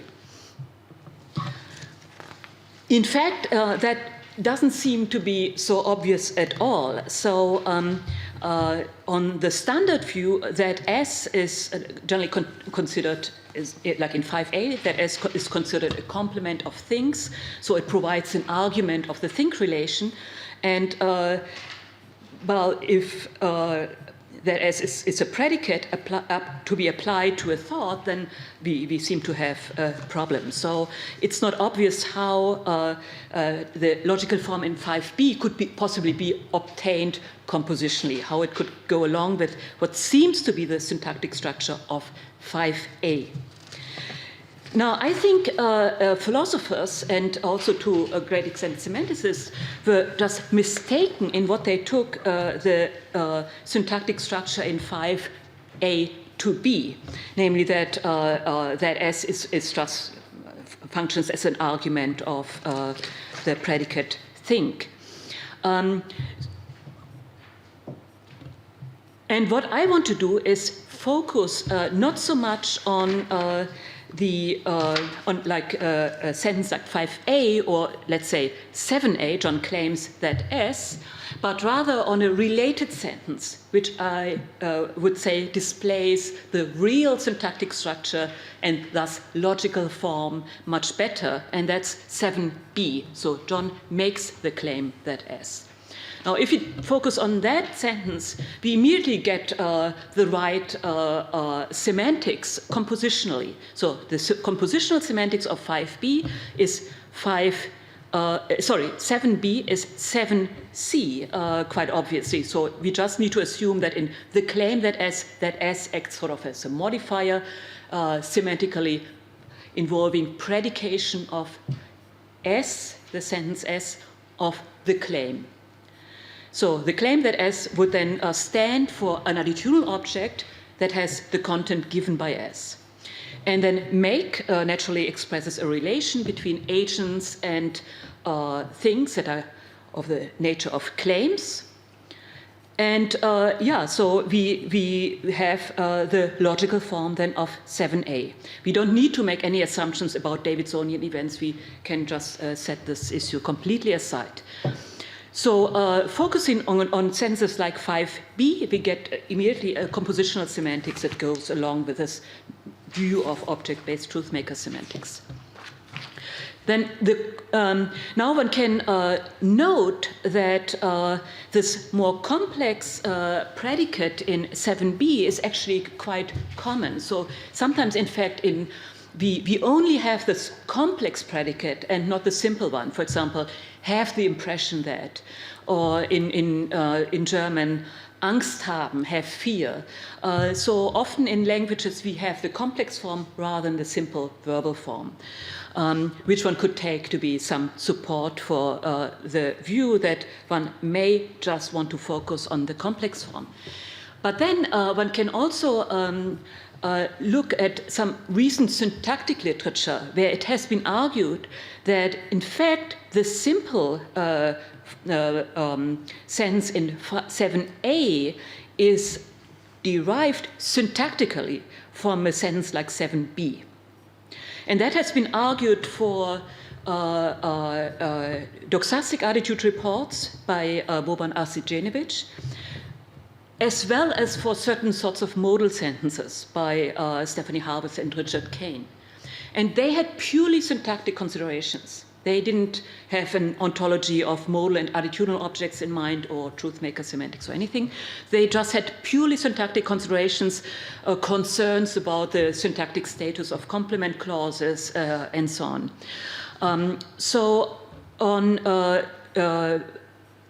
Boban Arsijenevic's analysis,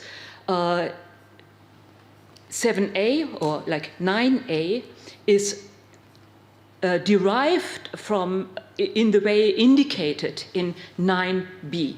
So I'm not going into the details.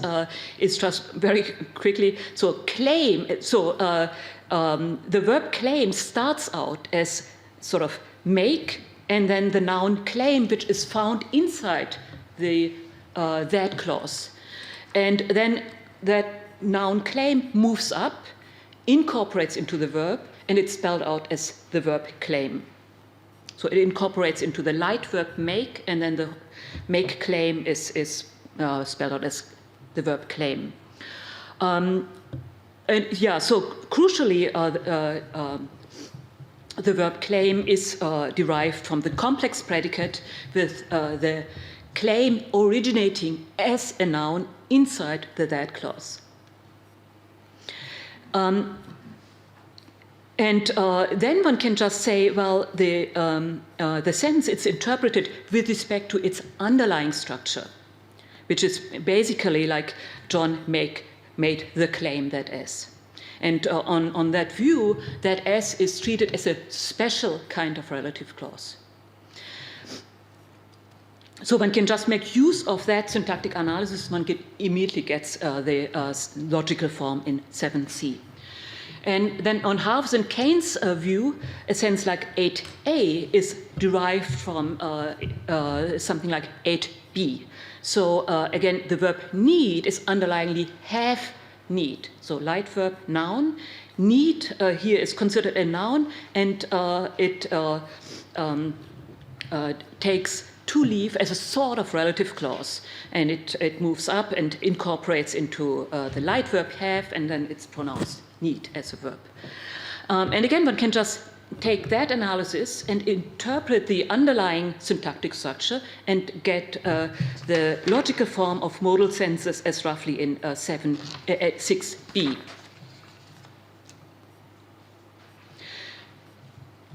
Yeah, so there are syntactic analyses on which simple attitude reports and modal senses have this more complex underlying syntactic structure that would give us immediately the right kind of logical form. Of course, one has to justify that further and show that it applies to all attitude reports and modal senses of the relevant sort, but given the fact that there are syntacticians that maintain that view is also already a challenge to the standard view, that it's not at all obvious that that clauses act as sort of arguments of an attitude verb or even modal predicate standing for a proposition, providing a propositional argument. Then on the handout, I just have some indications of how this account would apply to these quantifiers like something or everything or relative pronouns what. So I think something is not a quantifier that would range over propositions, but rather it ranges, in fact, over attitudinal objects or modal objects. And an indication is that like a restriction, like shocking in 10a could not possibly be understood as a predicate of propositions. And then one can pursue an analysis in sort of the spirit of Argenevich, where one would then have a compositional semantics of 10a as being based on something like 10c. And then also reports of shared contents of different attitudes are subject to particular constraints, which also indicate that they, in fact, do not report abstract propositions being shared, like in 11a and a, but rather they report a type of attitudinal object being shared. And the one indication for that is that 11a is just sort of as bad as 11b. And the explanation would again be that the underlying syntactic structure has an interpretation that involves just attitudinal objects or kinds of them and not propositions. So I don't know, I don't need to go into the details of that. It's just a further motivation and a way of solving one set of problems for the standard view. Yeah, now we can come to clausal complements that can no longer be viewed as just predicates predicated of the attitudinal objects that sort of corresponds to the embedding attitude verb.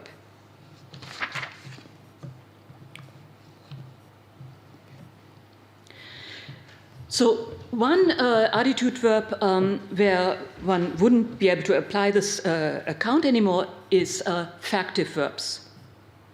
So one can make three relevant observations here.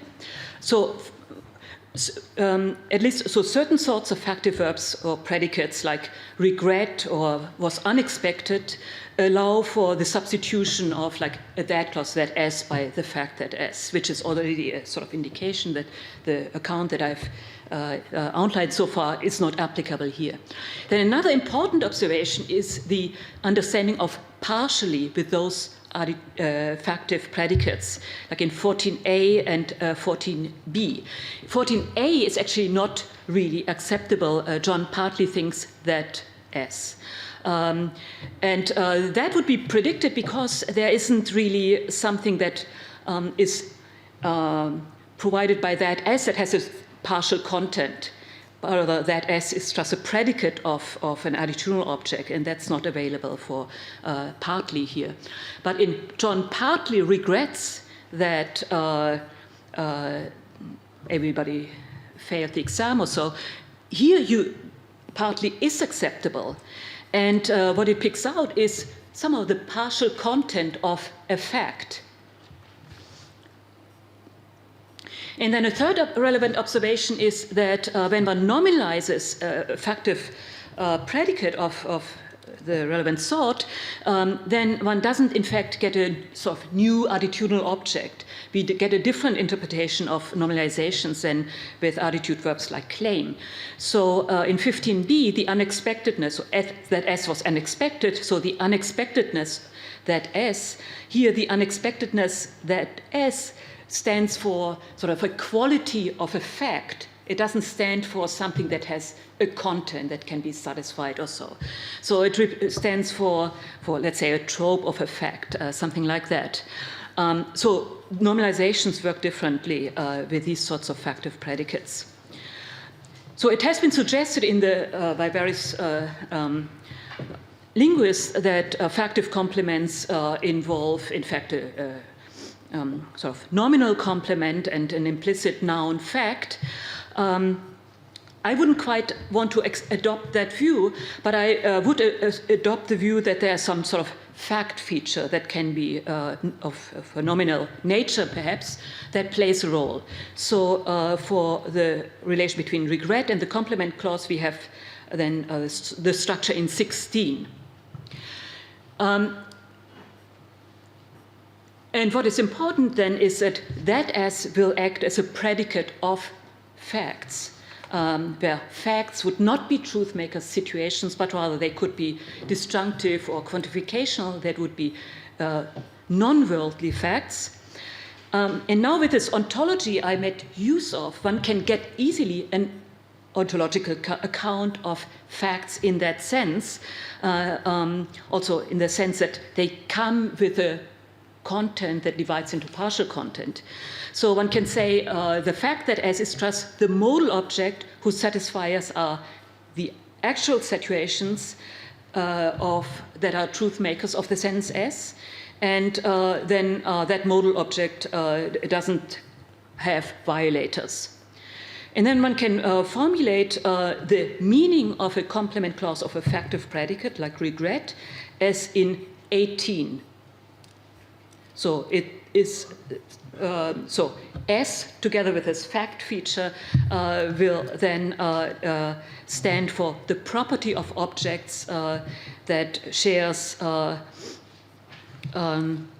verifiers of the sentence S as its verifiers insofar as they are actual, and then they do not come with violators.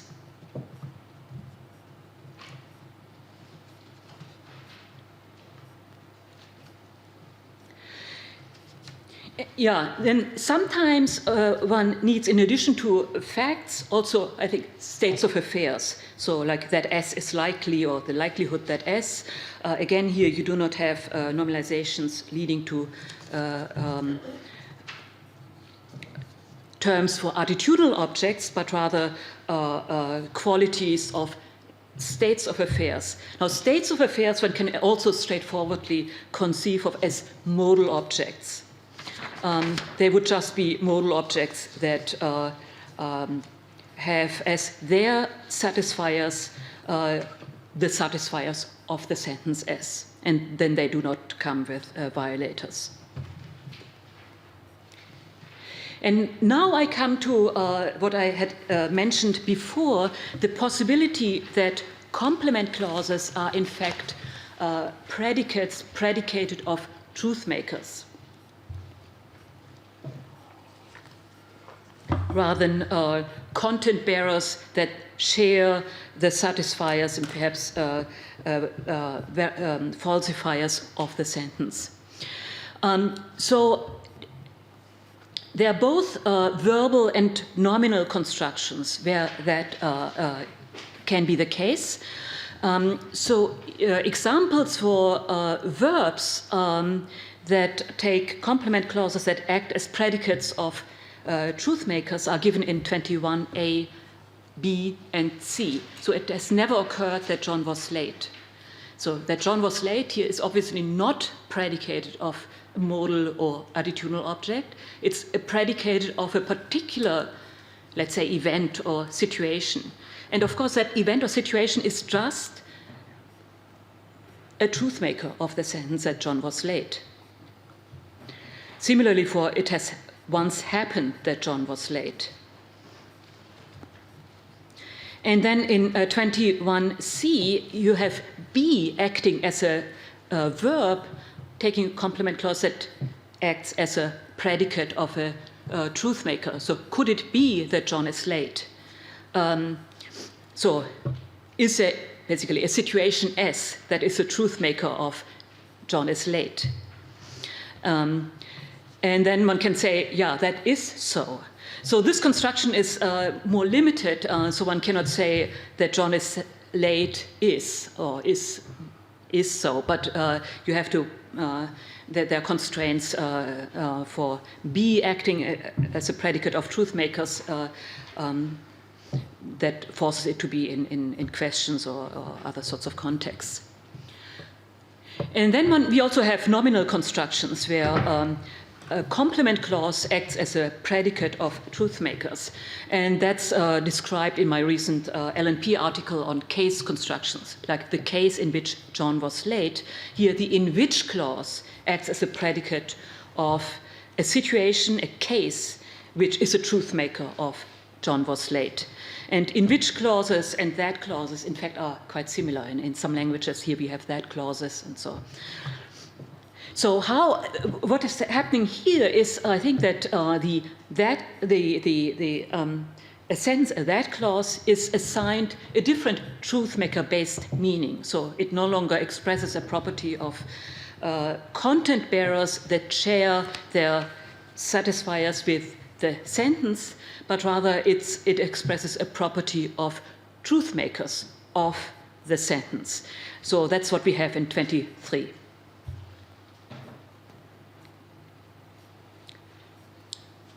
So I think, in fact, this alternation between a sentence expressing a property of content bearers and a property of truth makers is available for all types of sentences. So not just that clauses, but also WH clauses and infinitival clauses. So now we can quickly look at WH clauses.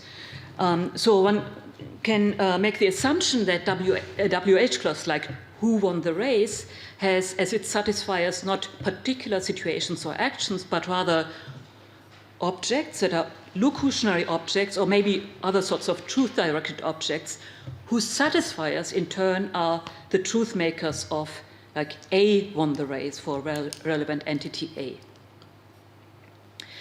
And then who won the race can function somewhat differently in different contexts and be associated with different, in a way, truth-maker-based meanings in different contexts. So it can act semantically as a predicate of questions, like in 25a, John asked who came, or who won the race, sorry.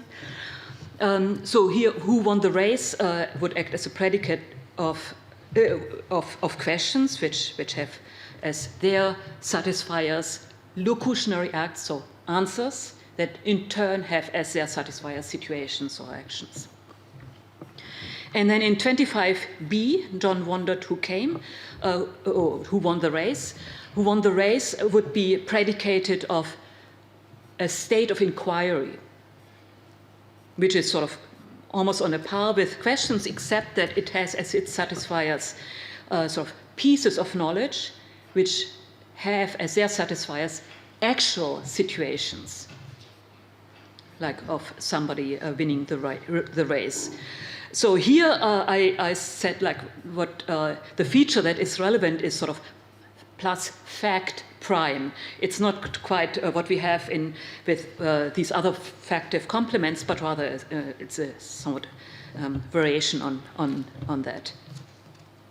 And then we can have 25C. John told me who came, who won the race, sorry, where who won the race would be predicated of a locutionary object that has the status of an answer. And then for that we would have just this assignment function that I had used before for verbs of occurrence. We can use exactly the same.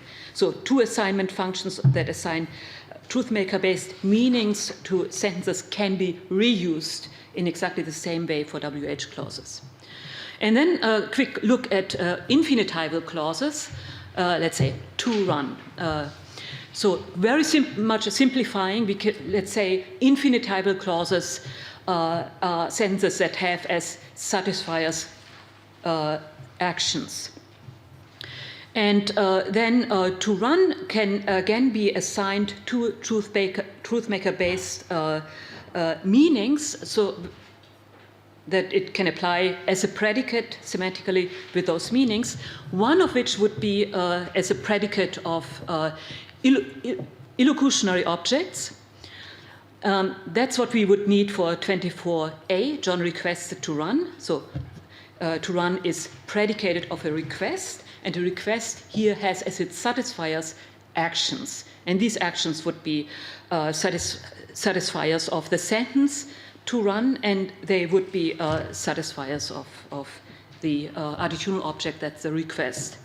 So we can just reuse this one assignment function that assigns a sentence a truthmaker-based content, except that we have here as satisfiers only actions. And then this other assignment function also plays a role sometimes with infinitival complements, namely that assigns the sentence as its meaning just a property of its satisfiers, namely actions. That's what we would need in 24B. So John managed to run. So here to run is predicated of something that is somehow described by manage, and that is just an action. So here we just can use this other assignment function where a sentence is assigned a truthmaker-based meaning on the basis of the satisfiers of the sentence. So the sentence can then act as a predicate of those satisfiers, and the satisfiers here are actions. Yeah, so then to conclude on this view, clauses can always be viewed as predicates, semantically predicated of attitudinal and modal objects, sometimes of facts or states of affairs, or in fact of truth makers or satisfiers, which can be situations or actions or illocutionary objects. Now, in this talk, I focused on the formal options that are provided by this object-based truthmaker semantics.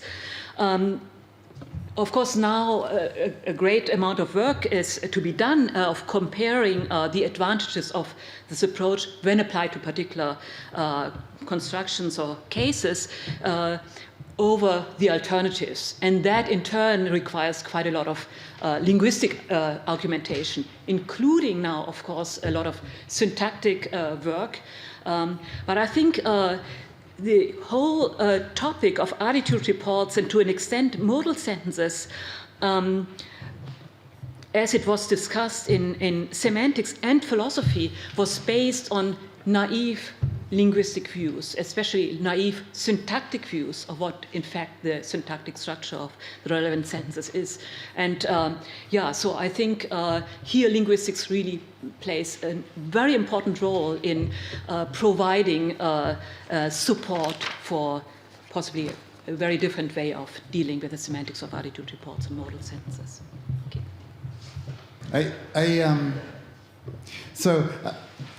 I was really interested in the restrictions on reports of a shared content of different attitudes. You know, John expects what Mary claims seems kind of funny. And since But of course, sometimes this kind of thing is okay, as in your wish is my command, or the problem with their relationship is that he wants what she fears, and so on. And so I was wondering if there's anything to be said about those kinds of variations. Yeah. Yeah, so in general, I think this ontology of attitudinal objects has some flexibility to it, and one in fact can abstract or more general attitudinal objects from particular verbs. And when you, in fact, you can say John finally claimed what Mary only expected, or so. So you focus, and what is going on in those cases, and actually that's what I described already in my 2003 paper, is you do a sort of reanalysis of the verb into a modifier and a more general attitudinal kind of verb. So like acceptance plus assertively presenting, and so, yeah. I mean, the fact that you need to emphasize indicates that there's something special going on, and yeah. And sometimes attitudinal objects are coordinated, like your wish is my command. The one attitudinal object is sort of a satisfier of the other one, and yeah. But these are special cases, which of course one has to deal with, but they also need to be recognized as special rather than as a general case. So this is something I don't want you to answer now, but I just want it there in case there's time at the end. So this has obvious application to the specificity problem for desires, because you've got this thing which is,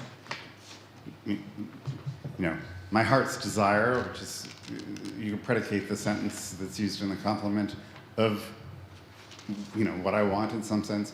And of course, there might be details left out. So I want some milk, but I don't want sour milk, etc. So here's the question for later, not now. Why is there a specificity problem for desire, but not for, say, belief, given that the same resources would seem to be available on your story? Yeah. Anyway, that's not a question. It's you'll have to make a new verb for what that is. It's a postponed question. Yeah. I think it does have to do with the direction of fit, and I do agree that it's actually limited to desire. That's why, in fact, I changed the account of sentence meanings from an earlier one on which sentences just give the partial content of an attitudinal object. So I take that to be a special case, and yeah.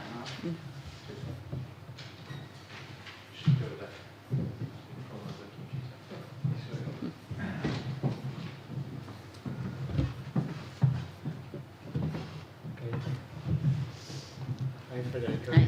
Thank you for your talk. Paul Égré. I'm Paul Égré, yes, sorry. I had a question about the interesting example you raised of John partly regrets that S. So I was thinking, could it mean that John regrets part of the content, that is? And I was imagining that it might be difficult. So suppose that John regrets that Peter left the department. For instance, what he regrets is that he no longer can go to the cafe with Peter, but he does not regret Peter's sudden angers. You see what I mean? Sudden states of being angry.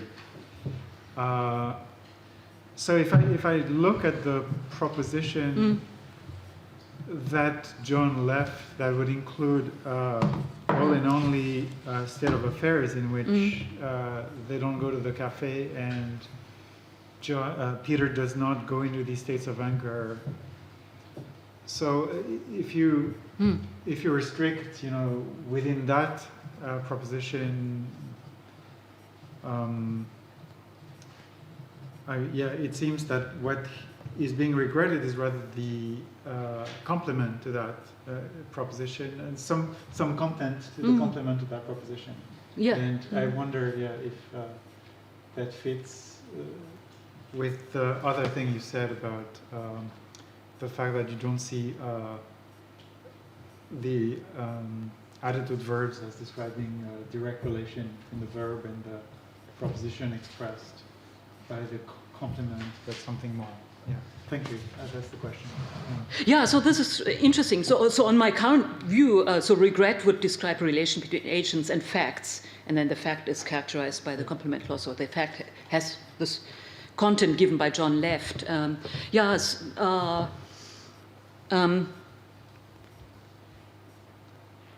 Yeah, so that's interesting. Yeah, I'll think about it. Yeah, okay, thanks. Thank you.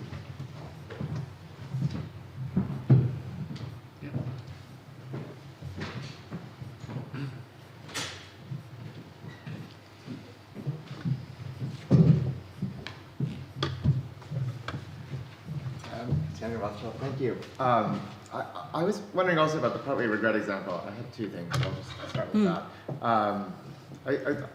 I was thinking it formed part of a sort of nice argument about how the factivity of regret works, and I just wanted to see if I felt this right. I mean, if you think that regret, that P, includes a kind of nominal operator that turns P into a fact, in a way, like, so you have something like the fact that P, and then you sort of varied about, some linguists think it's this way and that way, but the point is the factivity is entirely caused by that. And then the part, so the selection property of regret, that it needs something factive, causes factivity, which has the nice result that when you put a partly in front of it, partly doesn't make any partiality to the factivity. So like when you say, I partly regret that,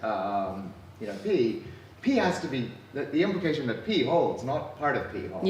But it's just the regret is partial, which seems like a nice sort of structure of an argument that there really is a nominalization that doesn't come from the verb comes from the verb only, and the verb demands a nominal complement that's factive. I mean, is that the kind of line you'd endorse there as a kind of argument for your construction of that sentence? Exactly, yeah. And so as opposed to, for example, so John partly agreed that as where you do not have factivity, but you measure a given claim or something. And the other thing was about the partial. I mean, so I take it as both like a kind of advantage and potential disadvantage. If you want to embrace the idea that partiality, as you use partial to kind of, or similar words to modify attitude verbs, kind of goes the Truthmaker way. I mean, so having the Truthmakers gives you a way of understanding what partial means. But I guess the one thing I would say is, in relation to Paul's talk, for instance, it seems like there's these other interpretations of partial, like, I partially believe he's a Republican because there's like one interpretation of Republican, how he votes in the election, in which he is, another interpretation, like which party he's officially registered with and which he's not. And that is, as Paul, I think, argued, I think quite well, just can't be understood in the Truthmaker way, in a natural way. So I wonder, it's kind of like, it's a partial analysis of partial, maybe. Yeah. Actually, belief is also quite interesting because it does allow for partially to somehow relate to the content, as opposed to think, which doesn't. So I partially think that John is a Republican. It doesn't make any sense. Yeah. And so actually for me, belief involves a content bearer as an argument, and so it is distinct from think, which doesn't. Yeah. Thanks. So that was good.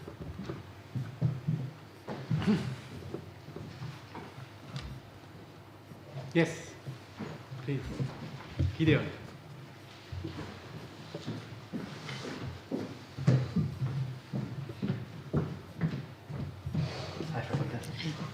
Gideon Rosen. This is a naive question. So you have in the relevant ontology propositions of a sort that your opponents regard as the objects and attitudes. So it's not as if you deny the existence of things like the proposition that snow is white, right? Is that correct? Why do I have those? Well, I was thinking, John believes that snow is white. So we can speak of what John believes. And we can say things like, what John believes could have been true even if there were no believers. So what John believes isn't a belief, where that's understood as a concrete mental particular or something like that. Because what John believes is the kind of thing that could have been true and so could have existed, even if there had been no human beings.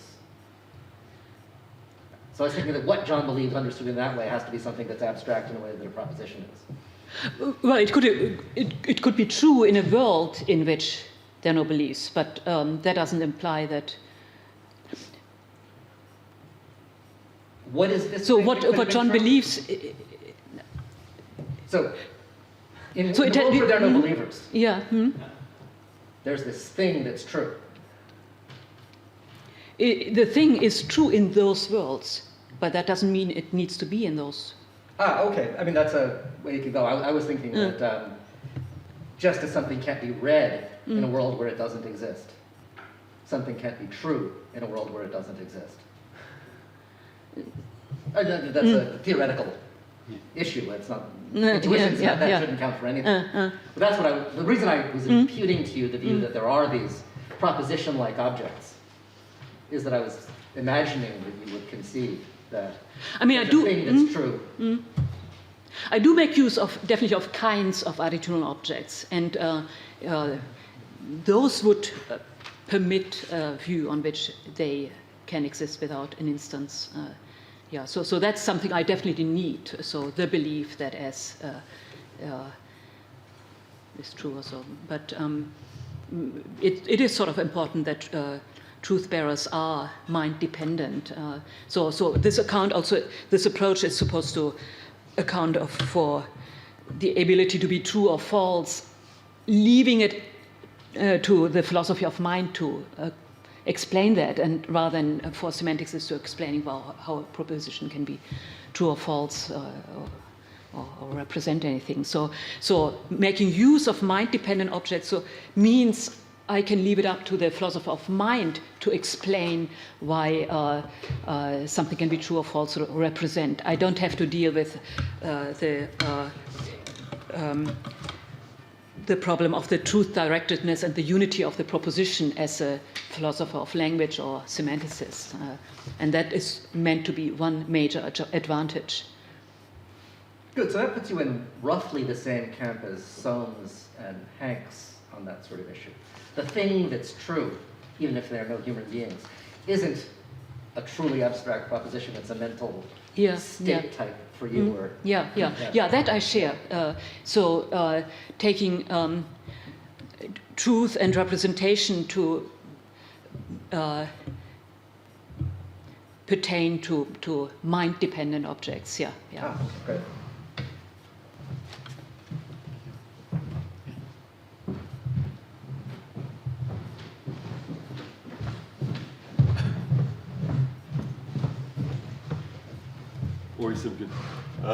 I really enjoyed it. I was thinking how, for you, the semantics of the situation aligns very, very closely with the metaphysics of the situation. I take this to be part of a kind of a... Emon Bach had this paper about natural language metaphysics where he is asking what do speakers speak as if there is, as opposed to what there is. What do speakers speak as if there is? And so there's a kind of a natural language metaphysics that we can try to isolate, and I take this to be part of that larger project. But then it strikes me that there's certain burdens on your account that have to do with the metaphysics. And I'm just wondering how, I'm sure you have answers to those, but I was just wondering about some of these details. So just in keeping with what Gideon was just asking, some attitudinal objects we want to say are also modal objects. So, something that I believe is contingent or something like that.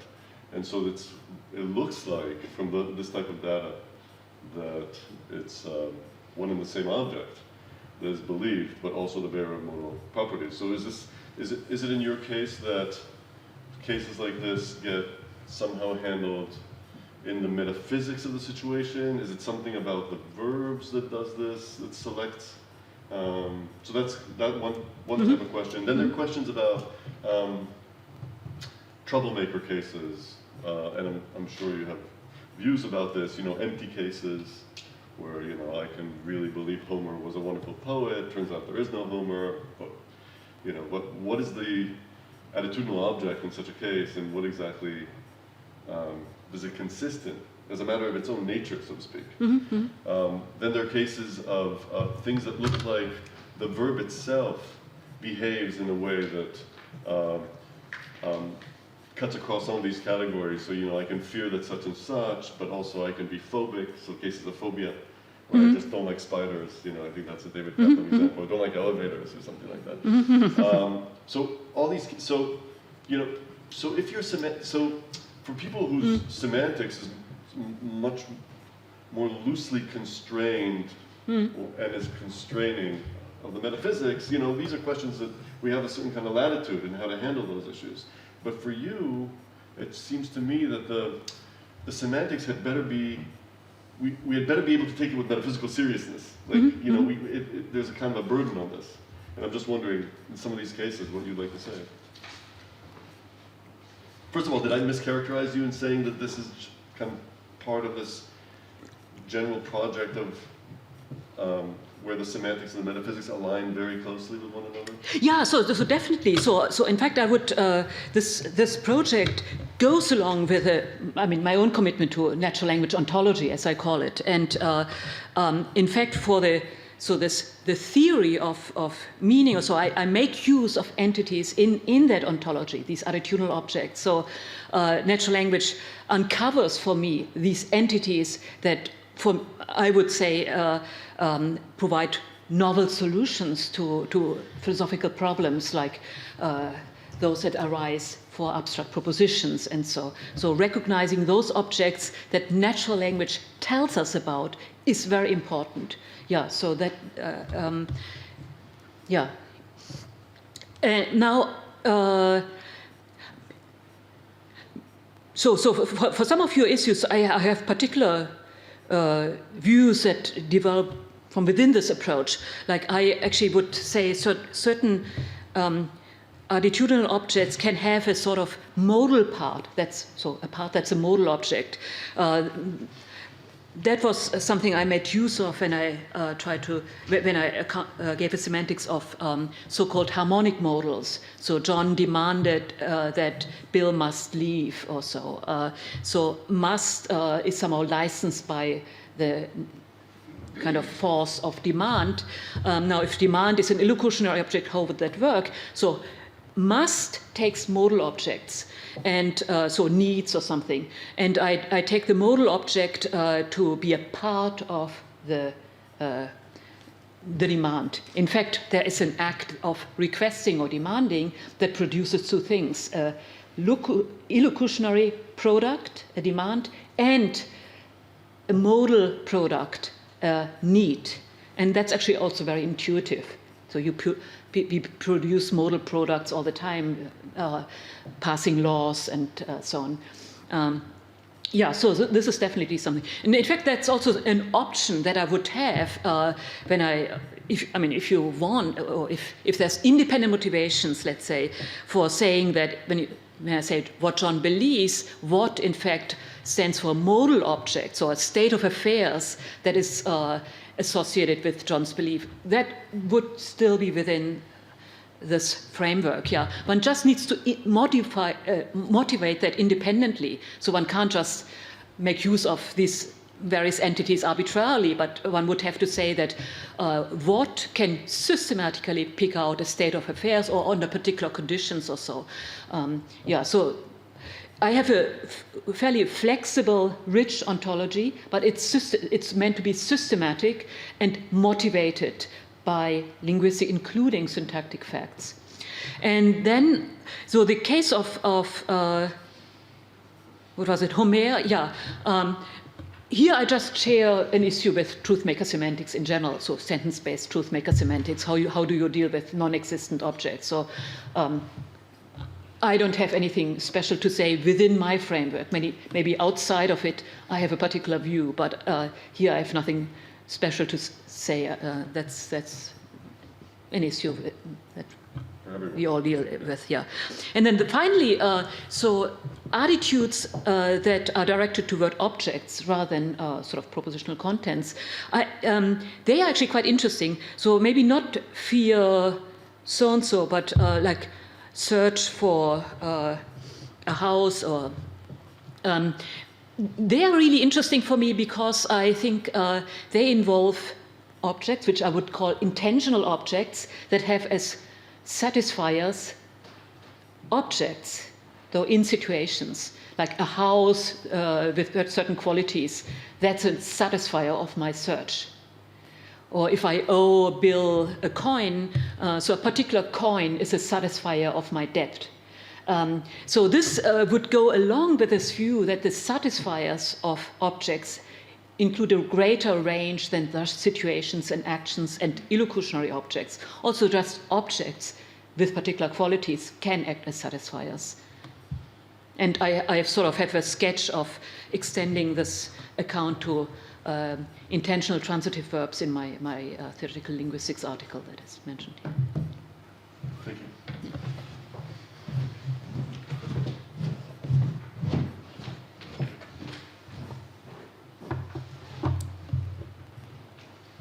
Perhaps the last question. Perhaps I would like to come back to the mind dependence or mind independence of the content. In the case of factive of activity, of factive verbs, the meaning of activity is that the complement of the that clause is mind independent, I think. Otherwise, you have not real or echt factivity, but quasi-factivity like regret. How do you... This is an objection to your... Isn't it an objection to your whole supposition that the content is always mind-dependent? No, so my category of modal objects consists in things that are not mind-dependent. Even though they may have been produced by like an illocutionary act or so, like laws are modal objects. They can be that, and some of them have the status of abstract artifacts. So they are produced. They're in some sense mind dependent. But in general, so modal objects are not as such mind dependent. Yeah, and they. So my approach is here. So the descriptive metaphysics approach. So I note that we make reference to these modal objects. They come with satisfaction predicates. They come with a content. It can be a partial content of something. So they. I don't assume that they generally are mind dependent. And some of them are just construed from the truth makers of a sentence. From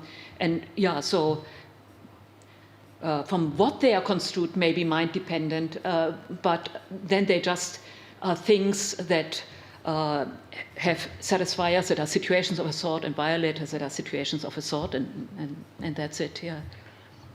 Hello, hello everybody. So it is my pleasure to introduce Professor Gideon Rosen from Princeton. So please. Thanks very much. I love these eloquent French introductions. All right, so as Dan Rothschild pointed out yesterday, some of us had 2 years to think about our papers for this symposium, and unlike the rest of you, I did not use my time especially well.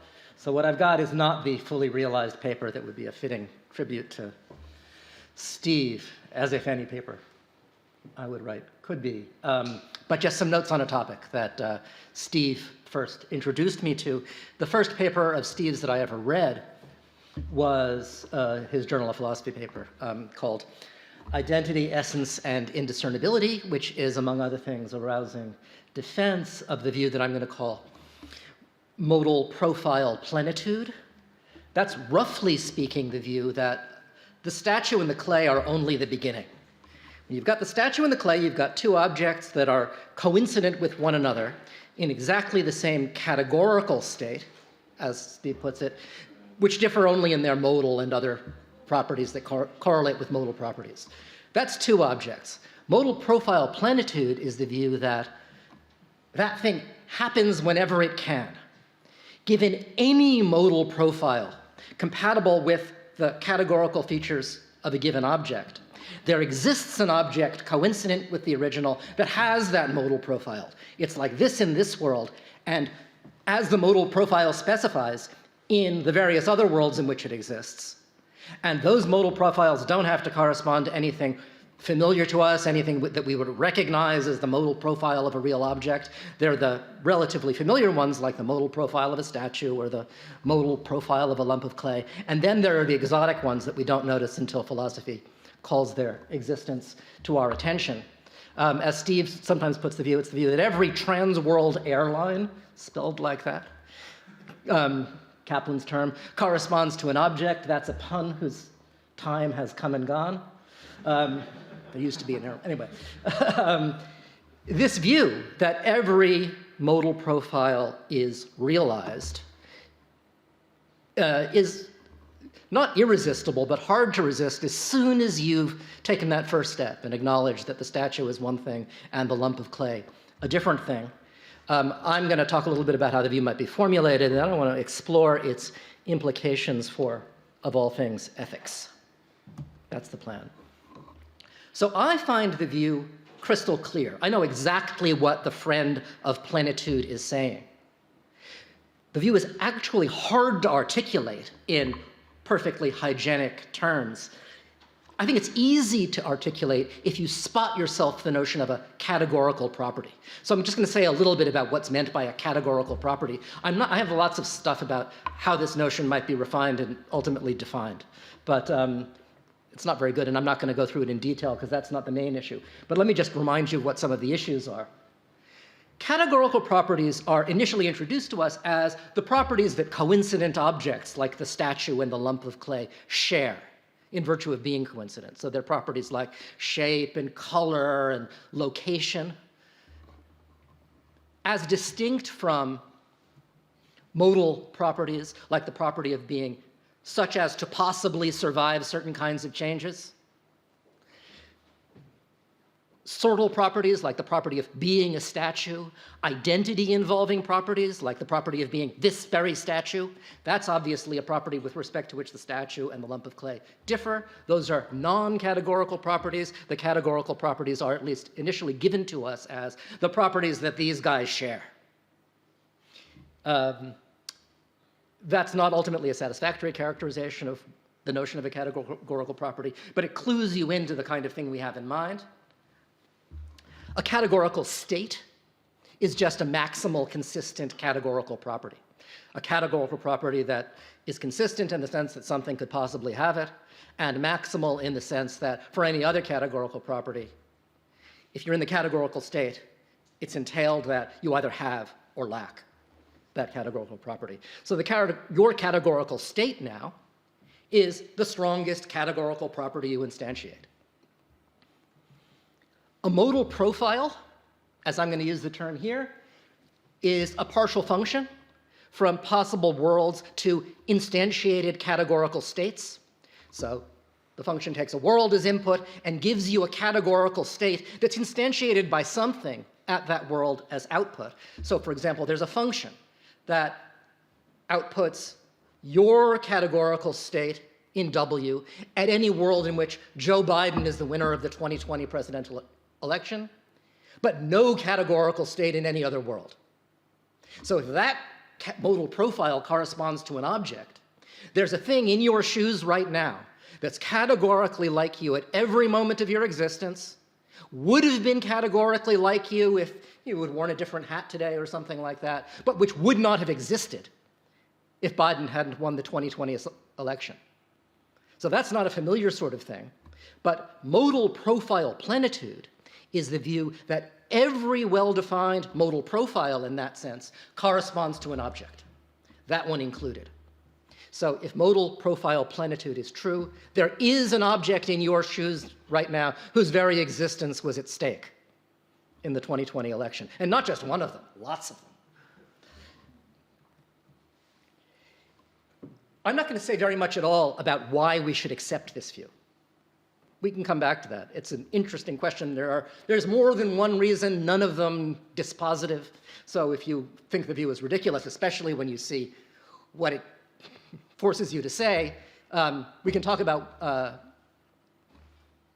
what grounds there might be for taking the view seriously. I want to say a little bit about how it might be formulated, and then we'll talk about its implications. The hard notion is the notion of a categorical property. As I first characterized it, it's the sort of property that you and everything coincident with you must share, if you possess it at all. But that's not quite right. So take the property of being 10 feet from a statue, or the property of being coincident with a statue. That's a property that you and everything coincident with you is going to share, or lack.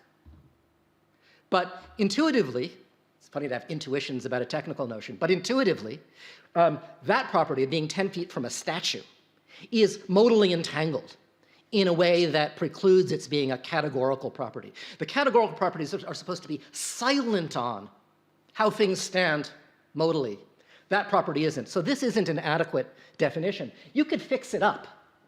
You could say a property is categorical if and only if it's necessarily shared among coincidents, and its definition involves only properties that satisfy that condition. So this is an invocation of a little bit of hyperintentional apparatus, the idea that properties have definitions. And it might be useful in this context. The property of being 10 feet from a statue is a property that's necessarily shared among coincident objects, but intuitively, the definition of that property involves the notion of a statue. And the property of being a statue is not invariably shared among coincidents. So this would at least exclude that counterexample, and something like this might be made to work. But even if it could be made to draw the line in the right place, it's not the kind of definition that I would be looking for the following reason. If that draws the line in the right place, it only does so on the assumption that modal profile plenitude is true. But suppose you're a monist. You're one of these people who thinks there's only one object in a given place. So for example, the sort of monist who thinks that in the vicinity of any given material object, the only thing there is a quantity of matter that survives over time and in other worlds, so long as that quantity of matter remains intact. So this is a view on which there are no statues, strictly speaking. If a statue is something that cannot survive certain changes in shape, you have instead only statuesque hunks of matter that cease to be statues when you squash them, but don't cease to be when you squash them.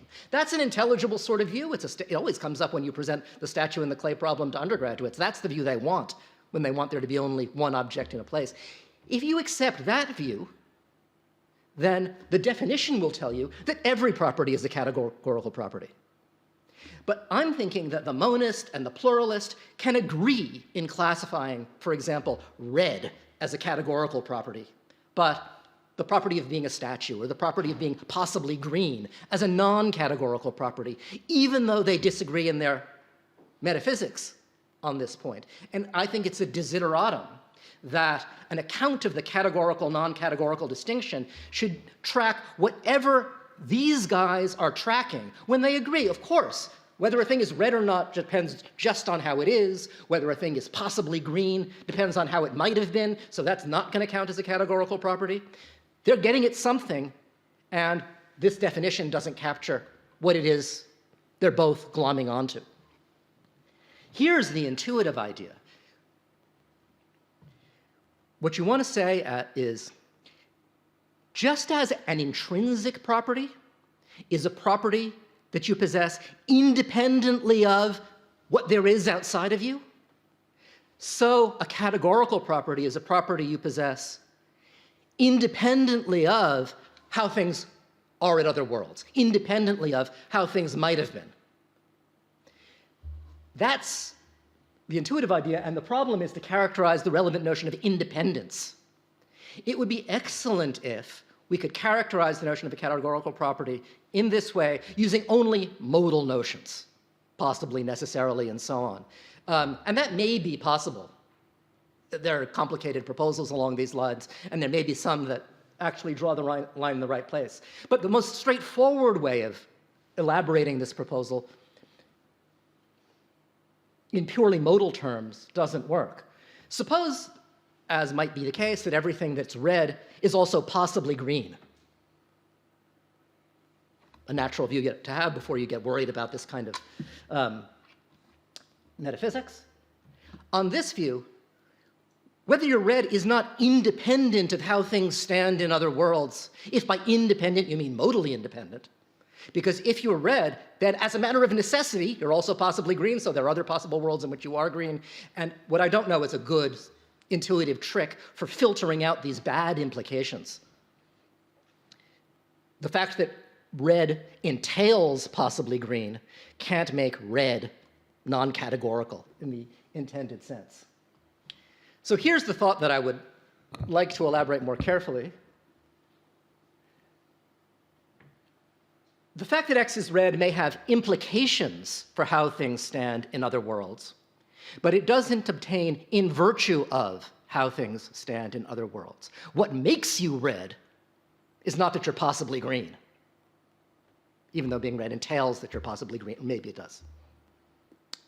So the categorical features may not be modally independent of how things stand elsewhere in other worlds, but they should be explanatorily independent of how things stand in other worlds. So this gets closer, it seems, to the idea that everyone is tracking when they agree that possibly green is not a categorical property, but red maybe. A property is categorical even only if and only if, for all possible objects, if X is F or not F in a given world, that's so wholly in virtue of how things stand with the objects in that world. That in virtue of means grounds, or is grounded by the way. So this is the claim that the categorical properties are grounded in the features that you, in the properties and relations that connect you only to your worldmates, but not to things in other worlds. Whereas the fact that you're possibly green, that, if we're speaking in these terms, obtains in virtue of the fact that you have a counterpart in some other possible world who's green. So that's a property that fails this test. Possession of it is not grounded exclusively in how things stand with you and your worldmates, whereas red, for all we've said, might pass this test. That's the right idea, but this way of putting it in terms of you and your worldmates and so on, that assumes modal realism. It would be excellent to be more ecumenical. And what I have on the next couple of slides is a way of doing that. I'm not going to try to say this carefully because it's actually not essential for what we're going to say. The idea is, when we were speaking like modal realists a second ago, we had this property, the property of having a counterpart in another world that's green. And when that kind of thing, grounds being F, F is not categorical. That was one theoretical account of how this kind of modal feature can be grounded. According to the modal realist, facts about how you possibly are, but are in fact not. Facts about the properties you could have had but don't. Those are grounded in facts about your otherworldly counterparts. But that's not the only theory about how these de re modal facts get grounded. Everyone needs some account of what makes it the case that you could have been green in worlds in which you're not. Call those facts whatever they are, the pre-modal facts. These are the facts that make it the case that you're possibly F in worlds in which you aren't. The idea is that what unifies the categorical properties is that in every world in which you have a given categorical property, the grounds for your having that property are not premodal. The grounds for your having that property don't ground anything about how you are in other worlds, don't ground anything about how you could have been but aren't. So that's the more ecumenical way of saying that when it comes to categorical properties, you possess them in virtue of how things are here, and not in virtue of how things are in other worlds. Okay, so that's, I'm sure that can be done better, and I'm sure it's wrong anyway, but that's as far as I got with this. I now want to generalize a little bit. So far, I've been talking as if things were simply coincident or not in a given world. I talked about your categorical state in this world, in that world, and so on. But that's not actually how we usually talk in this domain. The usual notion of a categorical property or a categorical state allows things to be coincident at some times but not others.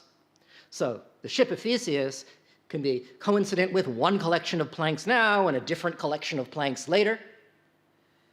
So what we really need is the notion of a categorical property that you can have at a world and a time, different properties at different times in the same world.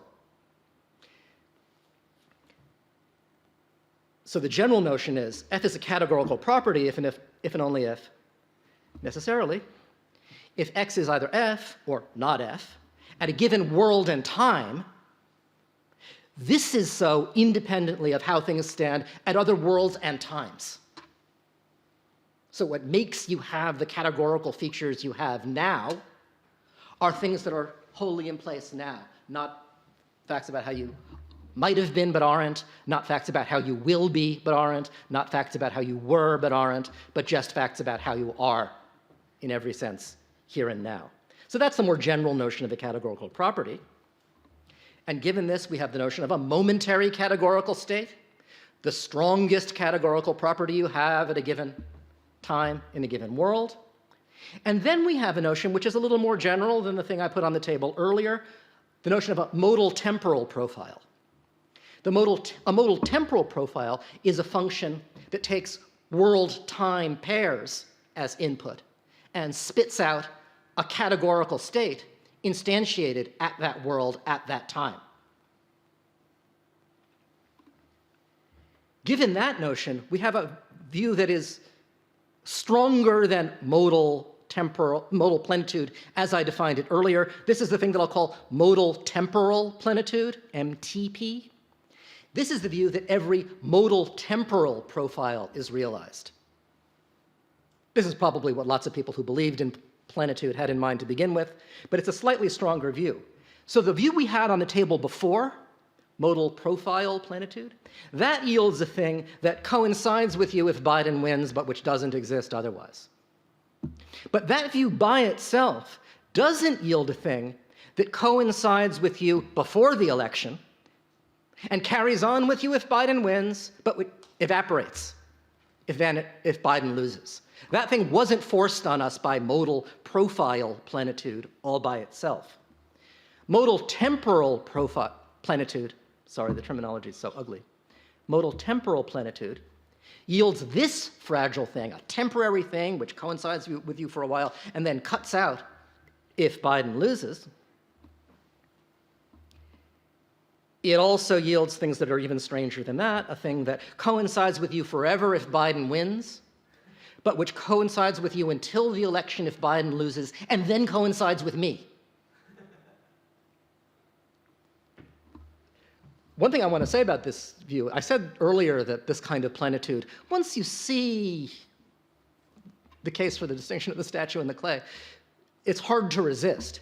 It is hard to resist, I think, given certain philosophical proclivities. It's also completely incredible, almost literally unbelievable. And that's one of the things that I hope will come out in the discussion. This modal temporal plenitude that I just described, it's equivalent to the original view, modal profile plenitude, given orthodox four-dimensionalism. That is the kind of four-dimensionalism according to which every filled region of space-time corresponds to an object that it persists by perduring everything. Every material object is a four-dimensional worm, and every four-dimensional worm corresponding to an arbitrary filled region of space-time exists. If you're that kind of four-dimensionalist, then you don't get anything new when you go add modal temporal plenitude that you wouldn't have gotten just by adding modal profile plenitude. But if you're not that kind of four-dimensionalist, then this modal temporal plenitude forces on you all of the things that you might have hoped to do without. So suppose you think that objects persist through time by being wholly present at every instant when they're present. So they're like these little nuggets that are wholly there at every moment at which the thing exists.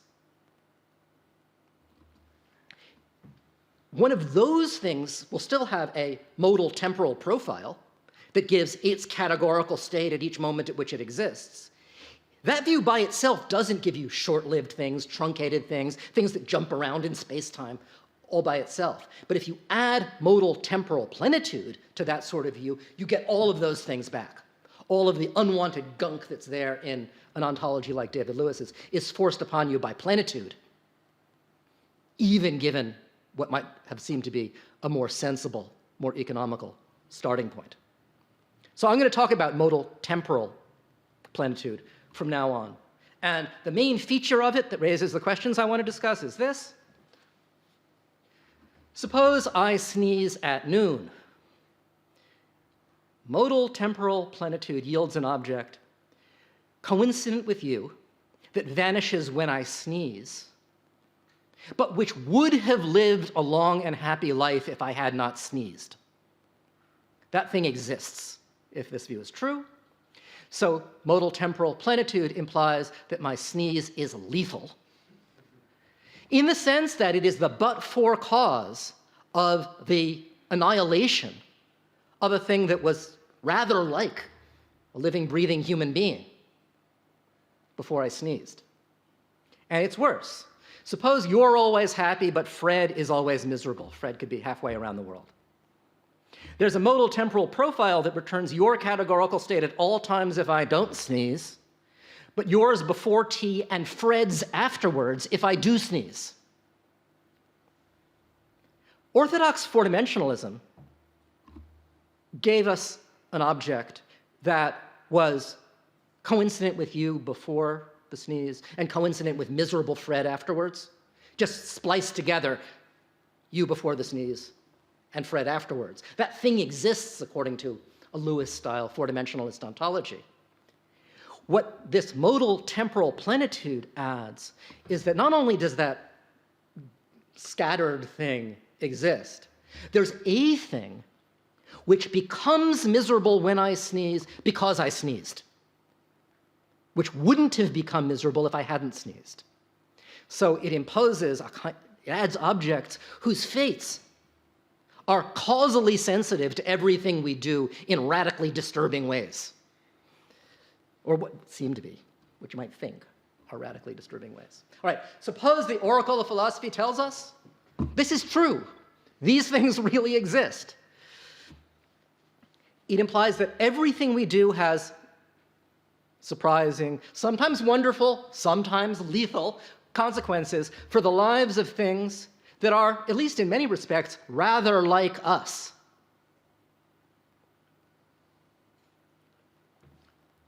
Normally, if you do something that affects the fate of a person or something rather like a person, that raises ethical issues.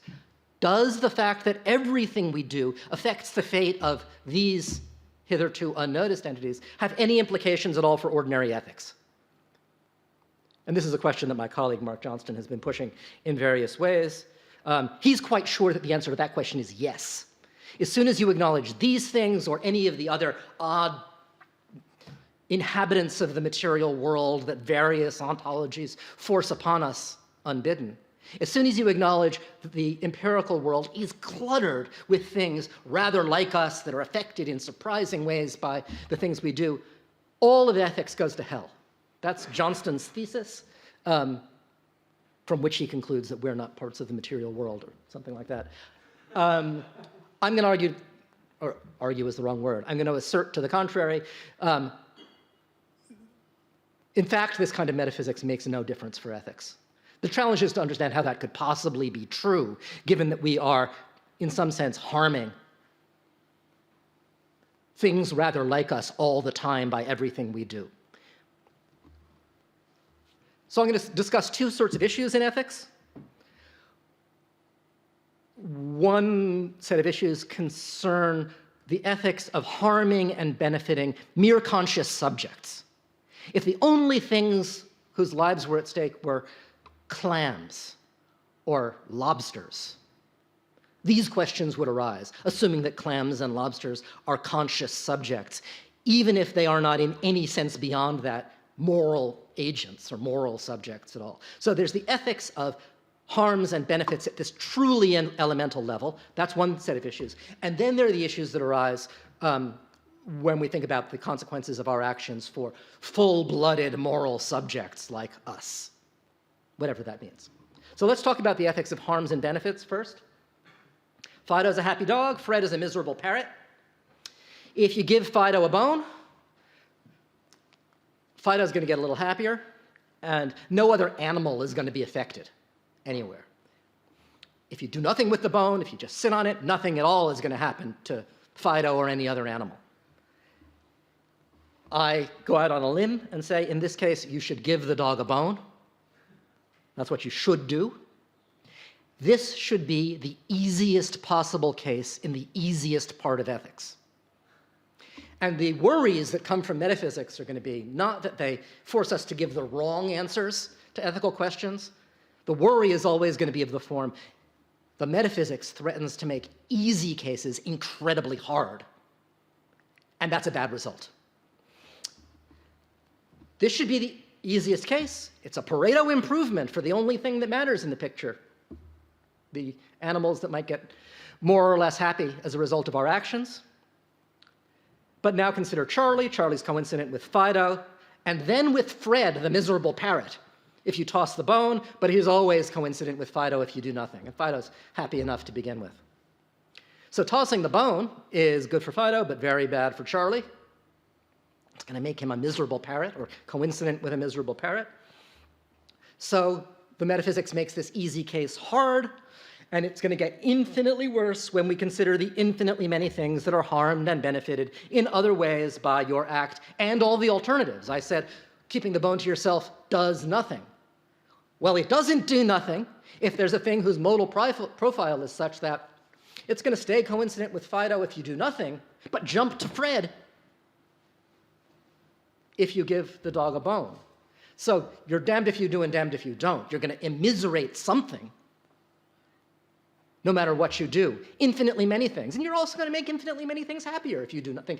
No matter what you do, the case is infinitely complicated. It may be that all of these things somehow cancel out, and we're left at the end of the day with the view that you should give the dog a bone anyway, despite the unspeakable harm you cause to infinitely many conscious things. But that would make this a tragic choice. The best of your awful options is to give the dog a bone, whereas this is not a tragic choice. So there must be some story about why it's not a tragic choice. This problem, as I formulated it, only arises if this thing that's coincident with Fido until I toss the bone, then coincident with the miserable parrot, is itself a conscious thing. We know that Fido is conscious and that the parrot is conscious. I stipulated all of that. But we don't know yet that everything coincident with a conscious subject is itself a conscious subject. That is, in a way, a substantive claim. It would follow almost immediately if your conscious state were an intrinsic state. But it probably isn't for reasons independently of this. This is, I think, a familiar argument now. Consider Theon and Dion. These are going to be perfect human twins, except that Theon has no left foot. Theon is conscious. Theon is a duplicate, an intrinsic duplicate of this undetached part of Dion, Dion minus his left foot. But it's at any rate not at all obvious that this undetached person part is a conscious subject. It's part of a conscious subject, but it doesn't follow from the fact that you're part of a conscious subject that you are yourself conscious. I don't think your head is conscious. Even though your head has a brain in it, which is doing whatever your brain is doing, because it is your brain.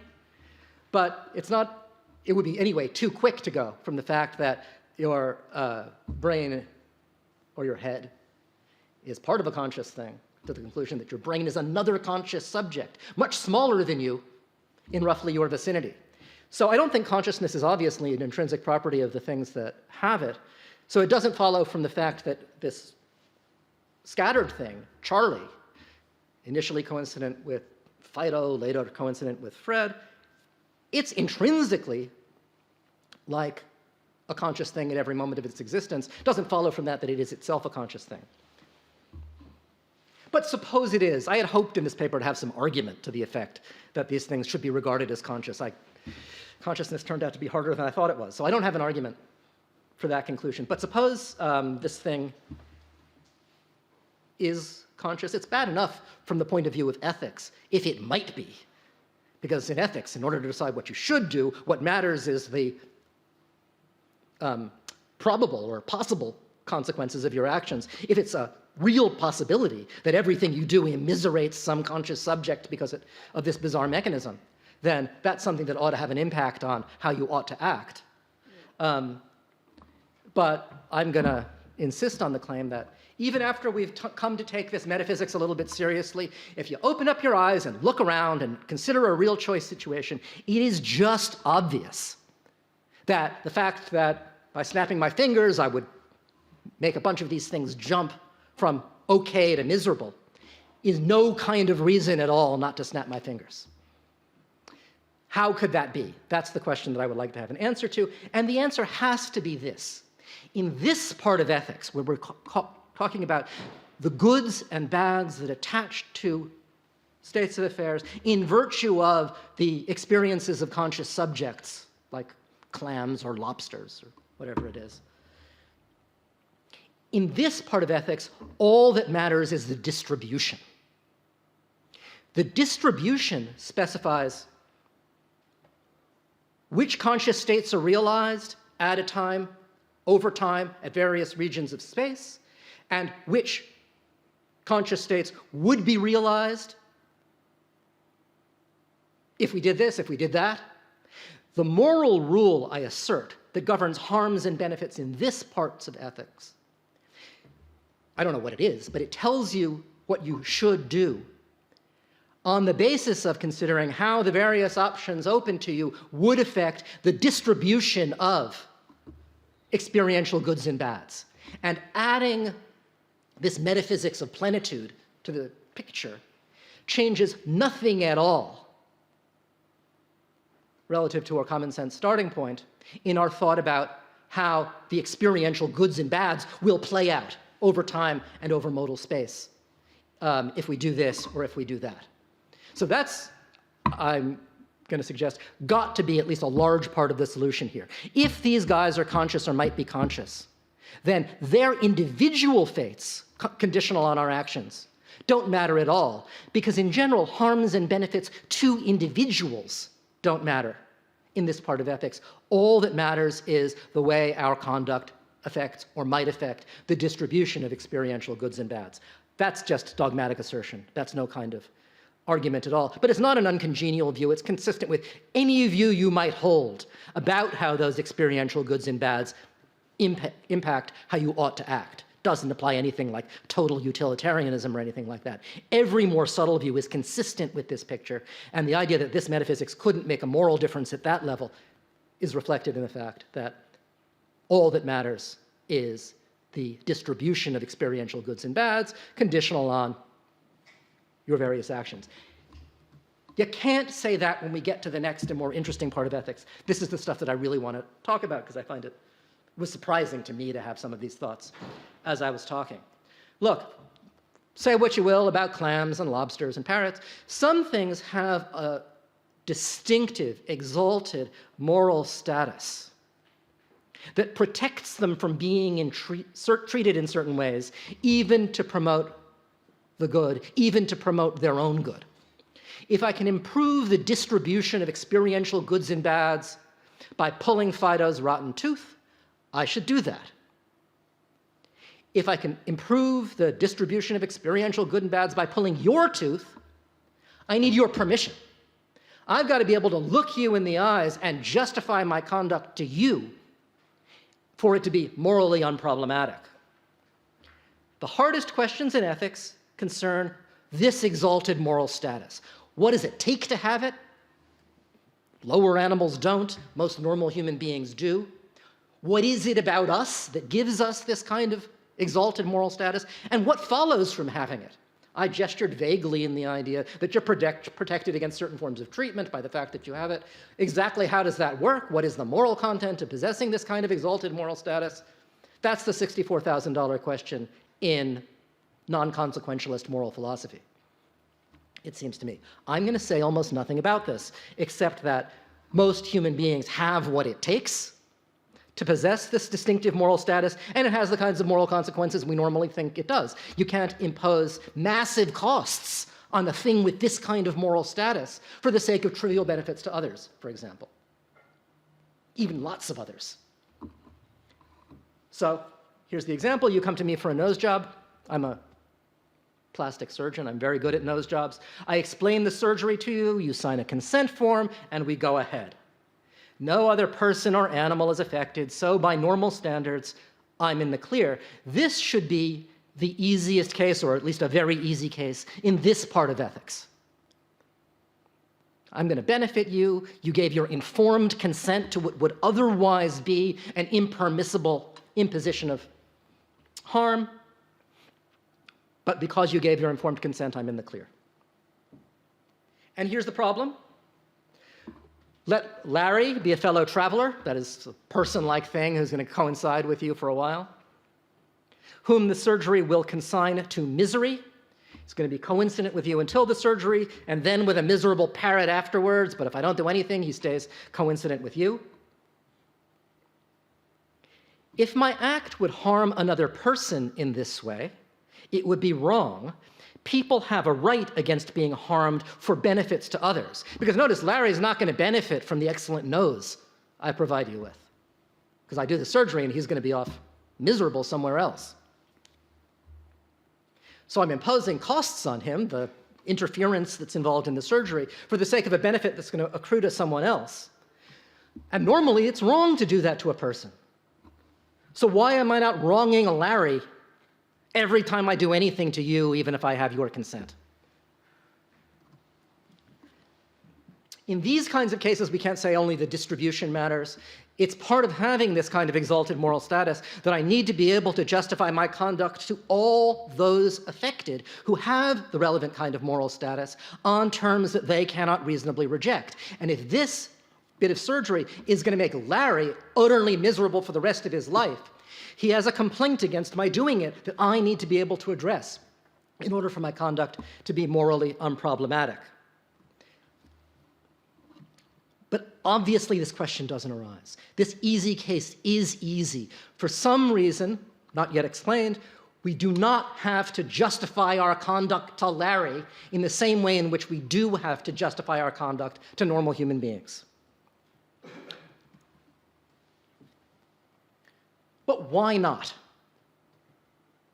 I'm skipping some stuff, but we can reconstruct later. Why not? You can't say that what makes you a creature with the relevant exalted moral status is that you're a human being or you're a person.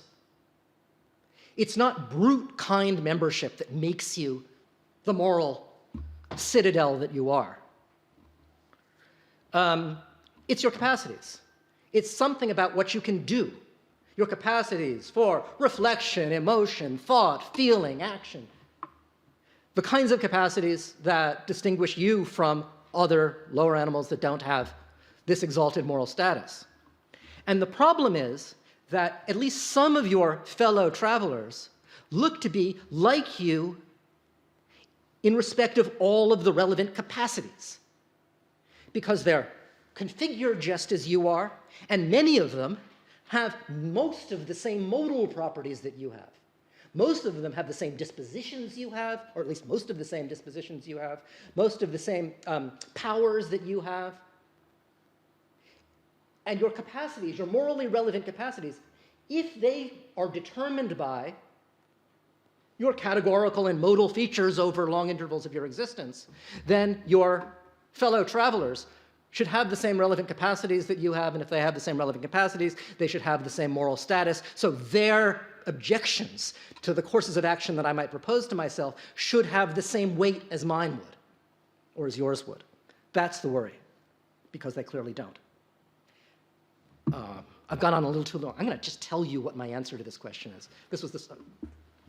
the stuff that I most want to talk about, so let me at least get it on the table.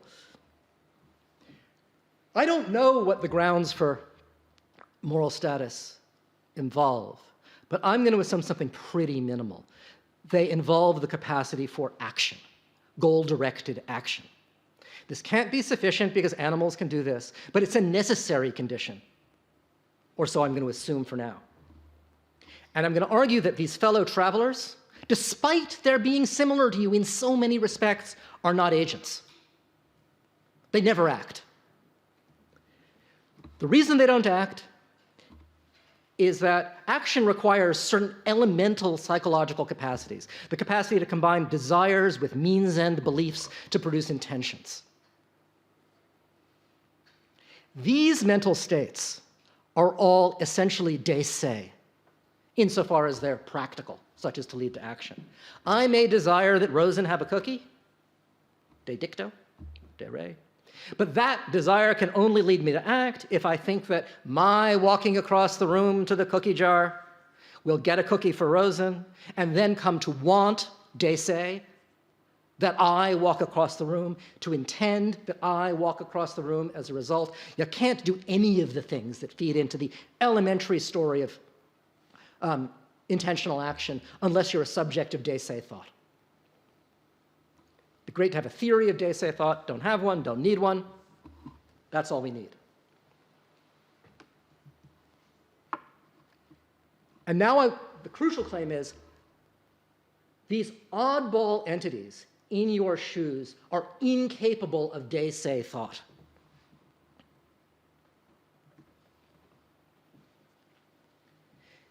They may be capable of thought. So when you think, I want a cookie,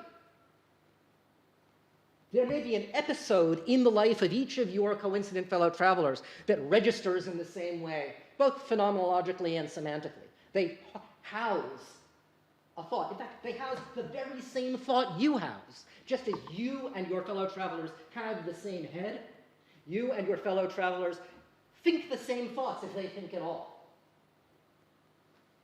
But the I you token when you think, I want a cookie, refers to you and not to them. So the I that they token when they think, I want a cookie, refers to you and not to them. There's some argument for that. The argument is, this is certainly how it works with third personal reference to persons. If I use a pronoun to pick out Jill, or I use Jill's name to pick out Jill, I say, Jill is going to the store, or Jill will be in Paris next week. There are plenty of things coincident with Jill now that won't be in Paris next week, because they're going to cut off or they're going to switch to someplace else. But it's not as if what I say when I say Jill will be in Paris next week is somehow indeterminate in truth value, because I'm talking about lots of things at once, some of whom will be in Paris, some of whom won't. That's not how it works at all. Somehow or other, by the miracles of reference, magnetism, or whatever constitutes them, third personal pronouns, she, proper names like Jill, manage to glom onto people, and not to almost all of the things that are coincident with people. I say the same thing goes for the first person pronoun and for the element of thought in de se thought that corresponds to the first person pronoun. And if that's right, if there's only one episode and it's relevantly unambiguous, charity or something like it forces us to say that whenever these pronouns are tokened, they refer to the whole person, a modally and temporally well-behaved person, and not to any of the other things that are coincident with these guys. And that means that when the fellow travelers house these de se thoughts, they're thinking about you.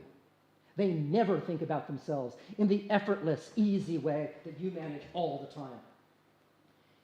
And because they can't think about themselves in that way, they aren't agents. And because they're not agents or anything like agents, they're very strange. They go through their whole lives completely oblivious to their own existence, unless they take a metaphysics class and somehow discover, as they couldn't otherwise have known, by description, that there's a thing corresponding to them. They are so bizarre. I said before that they're so much like people. They're not much like people at all, because so much that's morally relevant about people involves this capacity for de re thought, they utterly lack it. And so it's no mystery at all that they make no moral difference. Or they don't make the kind of moral difference that people make. So that's a way of saying that this metaphysics, which may be well supported by arguments internal to metaphysics, should leave everything as it is when it comes to this part of ethics. And if that's true, that's good news. Metaphysics can change things at the margins, but if metaphysics overturned our moral lives, that would be a reason to wonder about metaphysics. No reason like that in this case. I'll stop. Thank you. I just wanted you to say more about the thing you skipped over about action. Just so was the suggestion that the importance of de se thought was to, morally exalted status? Was that sort of downstream from the importance of de se thought to action? That's the way I did it here. I didn't actually have to do it that way. Okay. Right, so here's one thing you can't do if you're incapable of de se thought. You can't act. Because an intention, I was assuming that action is somehow bound up with intention, and intention is essentially de se. So you have no intentions of your own, as it were, if you're incapable of de se thought. But you actually don't need anything that strong. It comes naturally to say that at least some form of moral status comes with the capacity to care about how things will be with you in the future, even if you can't do anything about it, because you're a clam stuck at the bottom of the ocean or something like that. If you're capable of thinking, I hope that doesn't happen to me, I hope this does, then you have more than a typical clam has, and that might get you into the game for exalted moral status, caring about yourself. But if you're incapable of de se thought, you can't care about yourself in that way either. Even desire of the relevant kind is essentially de se. So if you're capable of the kind of experiential state that consists in wanting something and then getting it, or wanting something and then not getting it, gratification and frustration, really elemental parts of all of that presupposes de se thought. So I talked about action because that's what first occurred to me, and it's a very common sort of Kantian thing to say, that what makes you a person in the moral sense is a capacity for reflective self-control, which is the ability to deliberate in a way that inserts your agency into a stream that would otherwise be propelled forward by your impulses. You can be that kind of Kantian and accept an argument like this. These things definitely don't have that if they don't have de se thought. But you could be someone who thinks that if there's a line here, it's much lower down and just involves the capacity for future-directed concern. The fellow travelers don't have that either if they don't have... And that's the way to put it. These things do not and cannot care what happens to them, because they can't think about themselves. And that makes them so different from us that it's at least a colorable thought that what puts us in the game for distinctive moral status, they don't have. Max, will you come at the mic here?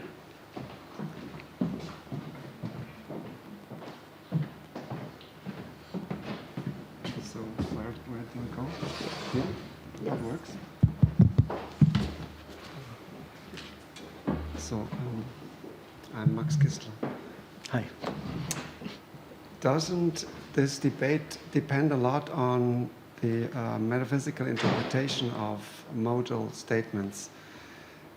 If you listen, if you hear all what you say in a fictionalist interpretation, like Armstrong, combinatorialist interpretation, all these counterparts that are so bizarre, they are just all fictions. They exist only because I can put these sentences together because I have the predicates, and that's all to it. So these fictions, of course, they have no moral implications.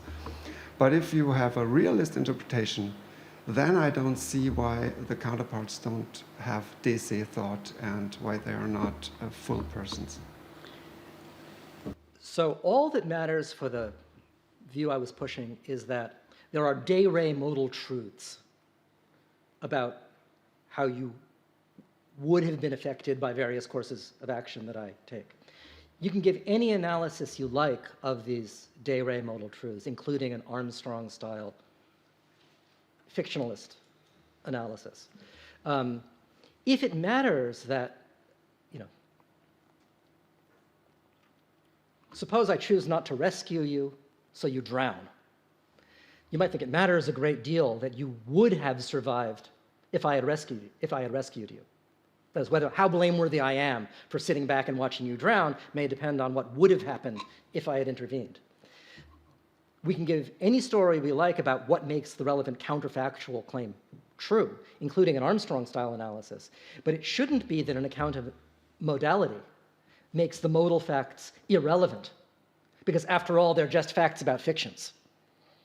If any kind of fictionalist account of modality had that implication, that would be a serious objection to the account of modality. So I always run those arguments in the other direction, since it obviously matters what would have happened if. If the fictionalist account turns out to be correct, then it matters enormously what so according to some fiction.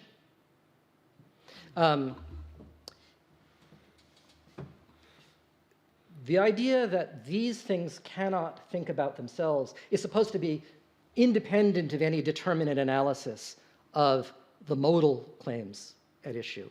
The idea was just supposed to be, just to put it as a simple argument,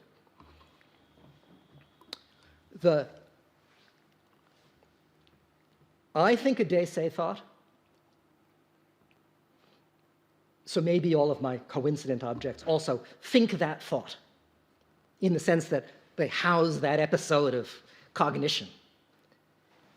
That thought is not a thought about all of us. If it were thought about all of us, about how we will be or how we would be, then it would be indeterminate in truth value. Because some of us will be around tomorrow and some of us won't. Some of us would have been happy. Some of us would not have been happy if I had done this or that. Third premise, the de se thought isn't wildly indeterminate in truth value, so the subject term must have relatively determinate reference. It can have some indeterminacy, but it's got to be the kind that makes no difference to the truth value of these temporal and modal thoughts. So the subject term can only refer to one thing, or one pretty massively overlapping collection of things. You then need a further claim to the effect, and moreover, it's referring to the person. I didn't really argue for that. I mean, the fact that it's unambiguous is consistent with the idea that I'm the one who never thinks about myself, as it were. But that's crazy. So, conclusion, those guys never think about themselves. Thank you. So now, I'd like to continue this later. Okay. But there is Paul's question. Please come here, Paul, or the other way.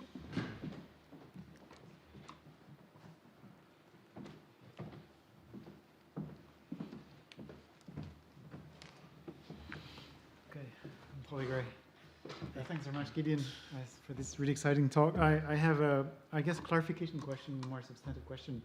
Clarification was really about the definition of a pre-modal property, right? So it has to ground the facts about possibility. I didn't read this out, so I'll... But then you said, in worlds in which X is not F, the possibility of that F, right? So I was wondering, couldn't you have a more even general definition of what it is to be pre-modal? So if I try to think in terms of abstract structures, I'm thinking, well, these would be what grounds just a distribution of, let's say, accessibility relations and atomic properties in worlds, accessibility relations between worlds. Why is the restriction in place here? Or am I suggesting something too liberal or too... Sorry, which restriction? That phi grounds possibly F in worlds in which X is not F, as opposed to phi is pre-modal if phi grounds possibility relations and I mean, I was properties at the various worlds. I was trying to figure out a way to say that, and I'm sure there's a more general way to say it. Okay. I mean, I wanted to leave open the view, which I in fact reject now that I think about it, which says that if you're in fact F, that grounds the fact that you're possibly F. That follows from a standard possible worlds account of modality. I actually think that's a mistake. I think it's not the case that you're possibly seated because you are seated. I think that at those moments where you're standing up, you're possibly seated for the same reason that you're possibly seated now. Namely that your essence is consistent with the proposition that you're seated. But I wanted to leave open the idea that, which is pretty orthodox, that P grounds possibly P. Mm-hmm. And if that's true, then you don't want this to entail that every property is premodal, okay, because every property grounds something modal. I see that is very helpful. Yeah. Okay. You have another No, but question? I'll come back to it in case, because it's not unrelated. So, But please come here to have you on the Zoom session.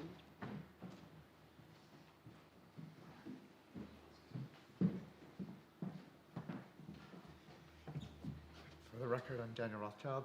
Thanks, Gideon. I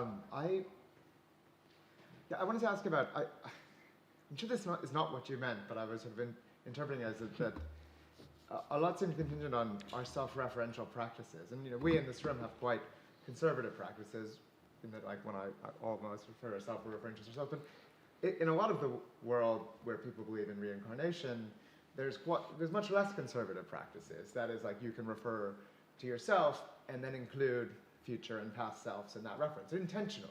You can try to. Now you might think, okay, they fail to because they don't know which one they do, but you can imagine practices, once you accept they're all of these people, you can imagine successful practices where, you have process like the Dalai Lama, you have practices of choosing who your next self is and refer to it. You don't need to refer to single people. So I'm just worried that, changing our practices of self-reference, where me now can include not just the standard person, but also past and future selves, could multiply the number of morally relevant people and change the moral facts in the way you're worried about.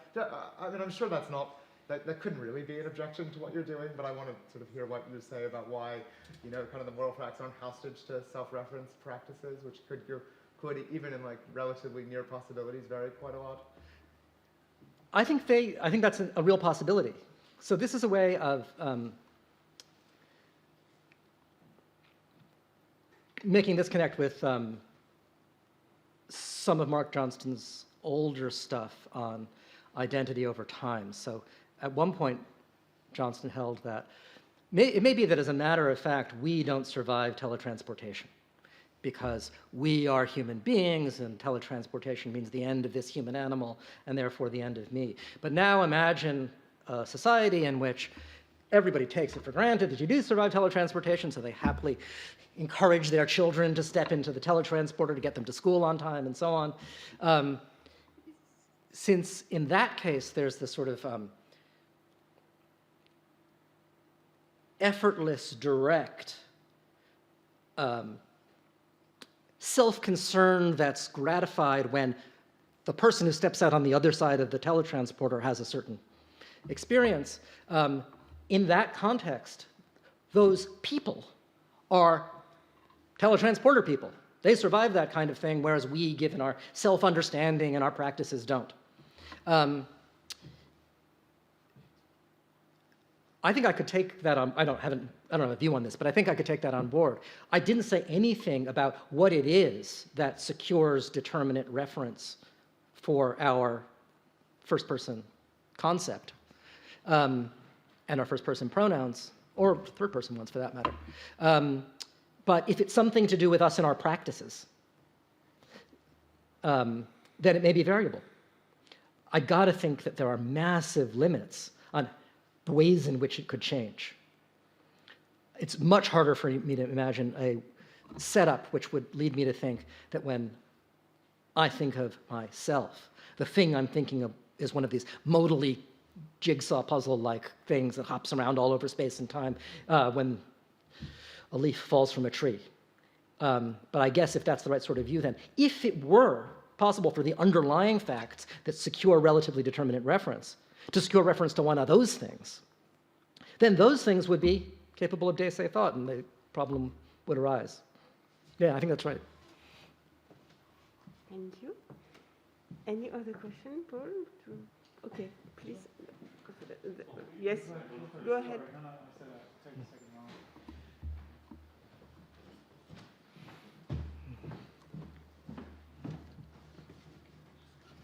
Ori Simkin. Two questions about ethics, actually. Well, no, one about ethics and the other is more about essay thought. So I wanted to just hear a little more. You did mention something about reference magnetism, perhaps helping with a reference to you, as opposed to those who coincided with you. So I'd like to hear more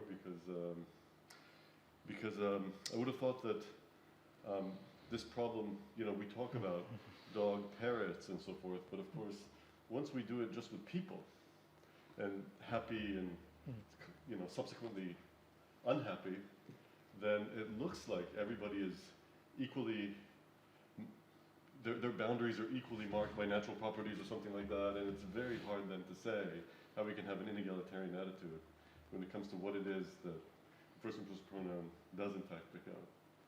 So that's question number one. Question number two,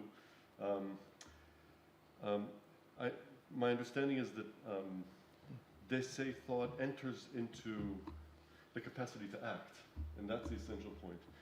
So in the animal rights literature, people sometimes speak of moral status as conferred by the capacity to suffer, as opposed to the capacity to act. And when it comes to suffering, it really does feel to me, at least, that we have to take into account those gerrymandered individuals as well, because they don't seem to depend. So it doesn't seem like there's such a pronounced dependence on something as high order as they say thought. Those are the two. Yeah, good. So on the second point, so the phrase moral status gets used in different ways. That's why I kept talking about exalted moral status. Of course, animals matter. The fact that an animal will suffer if you do this or that places constraints on how you can act. So they have a kind of moral status, for sure. If suffering just means pain, then that's what the discussion of the first family of cases was meant to at least address. And the claim was that you think what matters is how your actions will affect the trajectory of an individual, whether it will make this conscious subject better or worse off. But it's very hard to tell the difference between that thought and the idea that your action will affect the distribution over time and space of suffering. And if all that matters is the latter, and maybe all that matters is the latter as it is played out over sort of certain paths in space-time, the ones that are sort of filled with organisms, which is consistent with the picture I was painting, then since this metaphysics doesn't imply anything weird about how that distribution is affected by our actions, it doesn't have weird ethical consequences for our actions. Sometimes suffering is used to mean something more than pain. Pain plus the consciousness of, this is really bad for me. So Dennett says this, that animals can feel pain, but animals can't suffer. Sort of ugly chauvinistic claim about animals, but because I know some animals who can suffer plenty. But that kind of suffering does require something like the capacity for d'essai thought. So that would go into the second thing. About the reference, so reference magnetism was just a placeholder. Our actual uses of pronouns, demonstratives, the first person pronoun, proper names, and so on, maybe that massively underdetermines the referent of these things, because all our actual uses so far are compatible with all kinds of things happening in the future and in other possible worlds that we haven't considered. But that just shows that there are constraints on reference for these things that go beyond actual occasions of use. Let whatever it is that secures relatively determinate reference for names and pronouns be the thing I was calling reference magnetism. It could involve Lewisian naturalness. It could just involve a principle of charity applied to our dispositional uses of expressions, for all I've said. Look at all the kinds of things we're disposed to say about where you'll be in the future, what would happen to me if you did. It's a radically charitable interpretation that makes almost all of those things false or truth valueless. The only interpretations that make almost all of them true are interpretations that take the pronouns to refer to people and not to these scattered things. In the example, the thing that starts off with you and then shifts to another person, that thing's not a person. It's coincident with a person here, coincident with a different person here, but because its persistence conditions are totally different from the persistence conditions of a person, as I was using the word, that thing doesn't count as a human being for sure, as a person either. So even if persons form a natural kind, those things,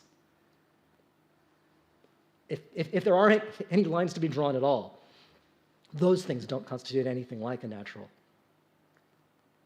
reference magnet. Well, even though post-jump, it can be just like me qualitatively, but for being miserable. Even in that case. Right, so if you have a miserable twin somewhere, let it be a Max Black world, perfectly symmetric universe. There's you and your miserable twin over here, and there's you and your miserable twin over there, and then what happens when I snap my fingers is that there's something that coincident with you here that is afterwards coincident with miserable thing on the other side of the universe. Yeah, that's not a person because it crossed space-time at the snap of a finger. And look how much work we have to do in order to introduce descriptions that clearly apply to these things. That's the hallmark of something that's relatively unnatural as a referent. It's like Rue. We have time for one more question, maybe. Paul, again.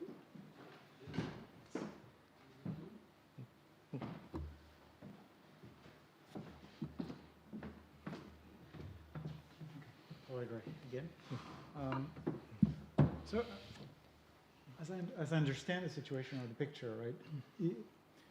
When we worry about the future, so when we worry whether the action we're going to take right now will bring about the sort of events we think desirable or not, we in a way worry about a subclass of these many modal profiles that we talked about. Right. However, it seems that some of them are just more salient to us than others. And isn't that in virtue of what we represent as being the important causal relationships in the current world? In other words, you've talked a lot about moral status and, let's say, the way in which some of these things might not matter because they're not, let's say, agents or conscious. But conversely, I want to hear more about the way in which we think some of these unactualized modal profiles might matter to us. Isn't it in virtue of being causally close or causally connected? Or do you see what I'm trying to ask? So the ones that do matter,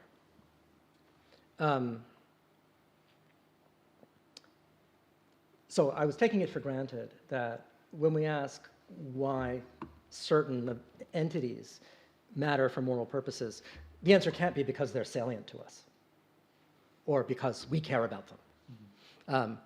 If these things are out there and they have every claim to be cared about and we just haven't noticed them and don't happen to care about them, that wouldn't help if they merit the kind of concern we devote to things like us.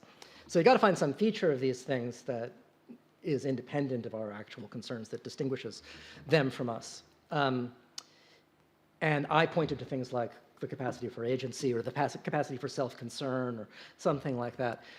There are other things you could say. So the stages along the way in the life of a creature like yours exhibit massive psychological continuity and connectedness, physical continuity and connectedness from one moment to the next, and so on. So a different sort of view would hold that those are the things that get something in the game. You have to add some, if you think that animals are in one sort of category and reflective human beings have a more exalted moral status, then it's not enough to be a well-behaved worm to have moral status. There have to be capacities attached to that well-behaved worm. But I was thinking that there's something in this way of thinking about these things that is not in the spirit of that sort of Parfidian view. When I care about what's going to happen to me, it's not comfort at all to be told that, well, your memory is going to be erased first, so the thing in the future won't be psychologically connected to you. It's not comfort to be told you're going to be teletransported first, so the thing in the future won't be materially continuous with you. Self-concern really is concern for yourself. And it's in the spirit of this thing to operate with a non-reductionist conception of identity over time and identity across worlds. Because, after all, these things do persist through time, not in virtue of psychological continuity or connectedness or anything like that. They just do. Just as the thing is the same in another world, not because it's a similar counterpart or anything like that, but because it just is the same thing. So if identity across time is what matters to us in these cases, then it's not just the fact that for well-behaved circumstances, identity across time for us also goes with psychological and physical continuity and connectedness. But that's an alternative view. It says the things that matter morally are the things whose four-dimensional worms exhibit the right kind of internal coherence and dependence. That view will probably converge with this one in its in the observation that the fancy metaphysics doesn't matter for ethics, but it'll get there in a different way. That's great. I definitely haven't thought through all the alternatives to this way of thinking about things. Thank you very much. Other question? Okay. So.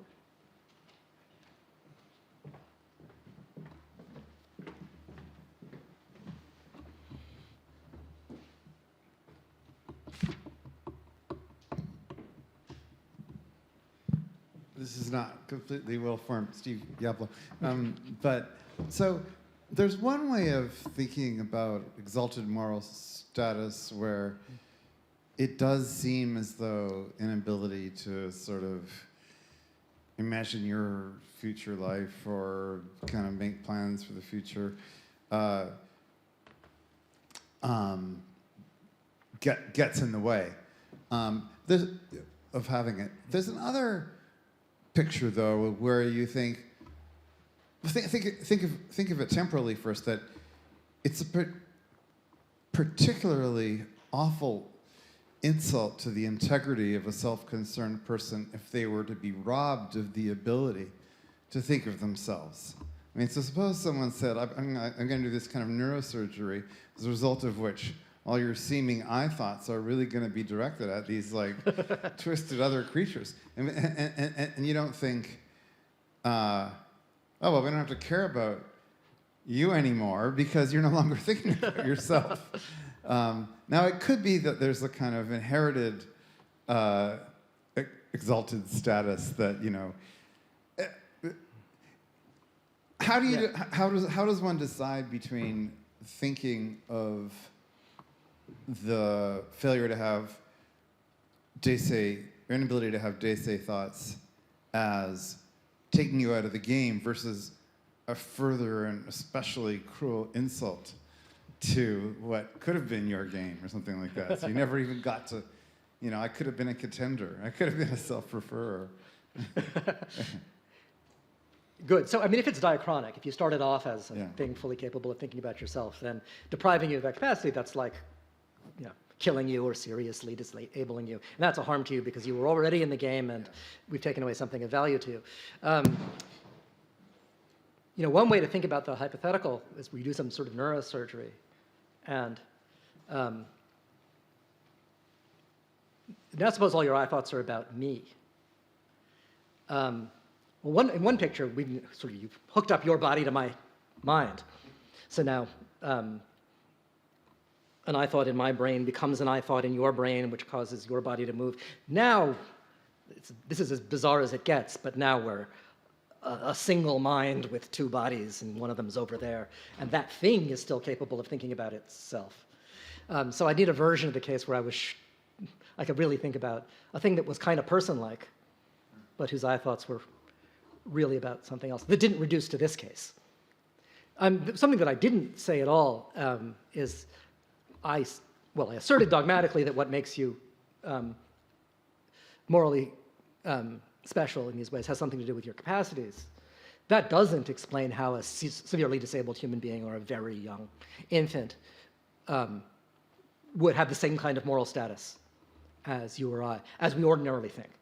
Now, even the very young infant and most severely disabled people are still capable of day-say thought. They can do things, they can move around, and so on. So you'd have to be very out of it not to satisfy this condition. But I guess I have to think with anyone who thinks that moral status doesn't depend on species membership, but on capacities, that if you have a member of our species who really does lack all of the relevant capacities, it's got moral status by a kind of courtesy. It's not really that your actions need to be justifiable to that entity in order to be permissible. They have to be justifiable to humanity in general or something like that. And the wrong isn't so much a moral wrong to this thing as is insult to humanity and all of us. But people down through the ages have found themselves forced to say things like, it sounds a little cold, but I think you do have to say something like that at the limit. It's a great pleasure and privilege for me to be here. Steve and I go back a long time, and over that time we've had many personal and philosophical contacts. So this makes it all the more special for me to be here. And I'm really sorry I couldn't be there in person. And also I'm sorry that I missed yesterday's session, but this is a very busy time of the term for me, and so it just simply wasn't possible. This is a talk on self-reference, and I always thought that self-reference was possible, but it was as a result of conversations with Martin Pleitz and actually subsequent conversations with Andrew Bacon that I realized that there were problems in the very idea of self-reference. And although I actually still do think that self-reference is possible, I also think that it's a lot more problematic than people have supposed. So what I want to do in this talk is to explain why this is so. Steve, of course, wrote a very famous note on self-reference, and he gave an example of a paradox of truth that didn't involve self-reference. I'm sure you're familiar with this paradox.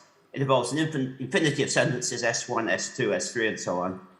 And each sentence says of all of its successors that they're not true. So there's no obvious sense of self-reference, and yet this sequence of sentences gives rise to paradox. I want to make two observations about this paradox of Steve's. One, I'm sure, has been made before, though I don't.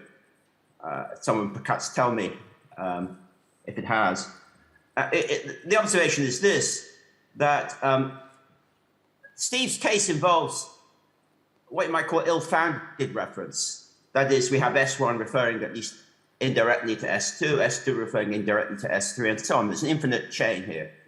I would have thought that the hypothesis of self-reference, I think Steve's example shows that self-reference isn't necessary for paradox. But there's another hypothesis that stands, which is that having an ill-founded referential chain is necessary for paradox. And in fact, I think something like this could be proved. That is, you could easily set up a formal language where there isn't ill-founded referential chains, which would not be subject to paradox. You have the usual truth scheme and everything. So the second observation is this: that, and it will relate to the first. Oh, by the way, I should mention there's a handout. So I've given a summary of Steve's paradox and the Yablo paradox without self-reference, and then there are the two observations. So occasionally I will make reference to the handout, and I'll try to say when the handout is relevant. I've got a quotation here from Steve under two observations, number 2. Not that self-reference suffices for paradox. Such a view is refuted by the work of Gödel and Tarski and by various common sense examples. And actually what the view will be considering is that this isn't right, that for there to be a counterexample where we have self-reference but no paradox, we actually need self-reference. And the view I'm considering is one in which there is no self-reference. And in fact, the view I'm considering will not only rule out self-reference, it will rule out the kind of ill-founded referential chains that Steve's talking about. So it would actually, it would also block, for similar reasons, his paradox. Okay. All right, so let me begin with the talk proper. Let me start with a quotation from Kripke's Outline of Truth. And this is in the handout, and I will read it out in full. So a simpler and more direct form of self-reference uses demonstratives or proper names. Let Jack be a name of the sentence, Jack is short. Now, I'll often be talking about expressions that are in quotes and so on. Sometimes it'll be obvious that I'm talking about expressions in quotes, so you have to go along with me. Sometimes I'll just say quote. Okay, so, so let Jack be a name of the sentence, Jack is short. And we have a sentence that says of itself that it is short. So now Kripke goes on to explain why that is so. I can see nothing wrong with direct self-reference of this type. If Jack is not already a name in the language, why can we not introduce it as a name of any entity we please? In particular, why can it not be a name of the uninterpreted finite sequence of marks, Jack is short? Would it not be permissible to call the sequence of marks Harry, but not Jack? Surely prohibitions on naming are arbitrary here. So if I can call this sentence Harry, why not call it Jack? There is no vicious circle in our procedure, since we need not interpret the sequence of marks Jack is short before we name it. Yet if we name it Jack, it at once becomes meaningful and true. Okay, actually the real killer there is that last remark. It once becomes meaningful and true. I'm actually later going to say that Kripke is right. It does at once become meaningful and true, but it's highly problematic to suppose that it does at once become meaningful and true. I'm actually now going to read from this paper I have, which is sort of half finished, but some of it's in reasonably good shape. Now, what Kripke says here might appear to be self-contradictory. Oh, I should mention my wife, Ruth, is holding a thesis defense in this apartment at the very same time. And so you may hear interference from time to time. Let me know if the interference becomes too much. I mean, we'll try to do something about it. Okay. So now what Kripke says here might appear to be self-contradictory. For before being named, the sentence, Jack is short, was uninterpreted.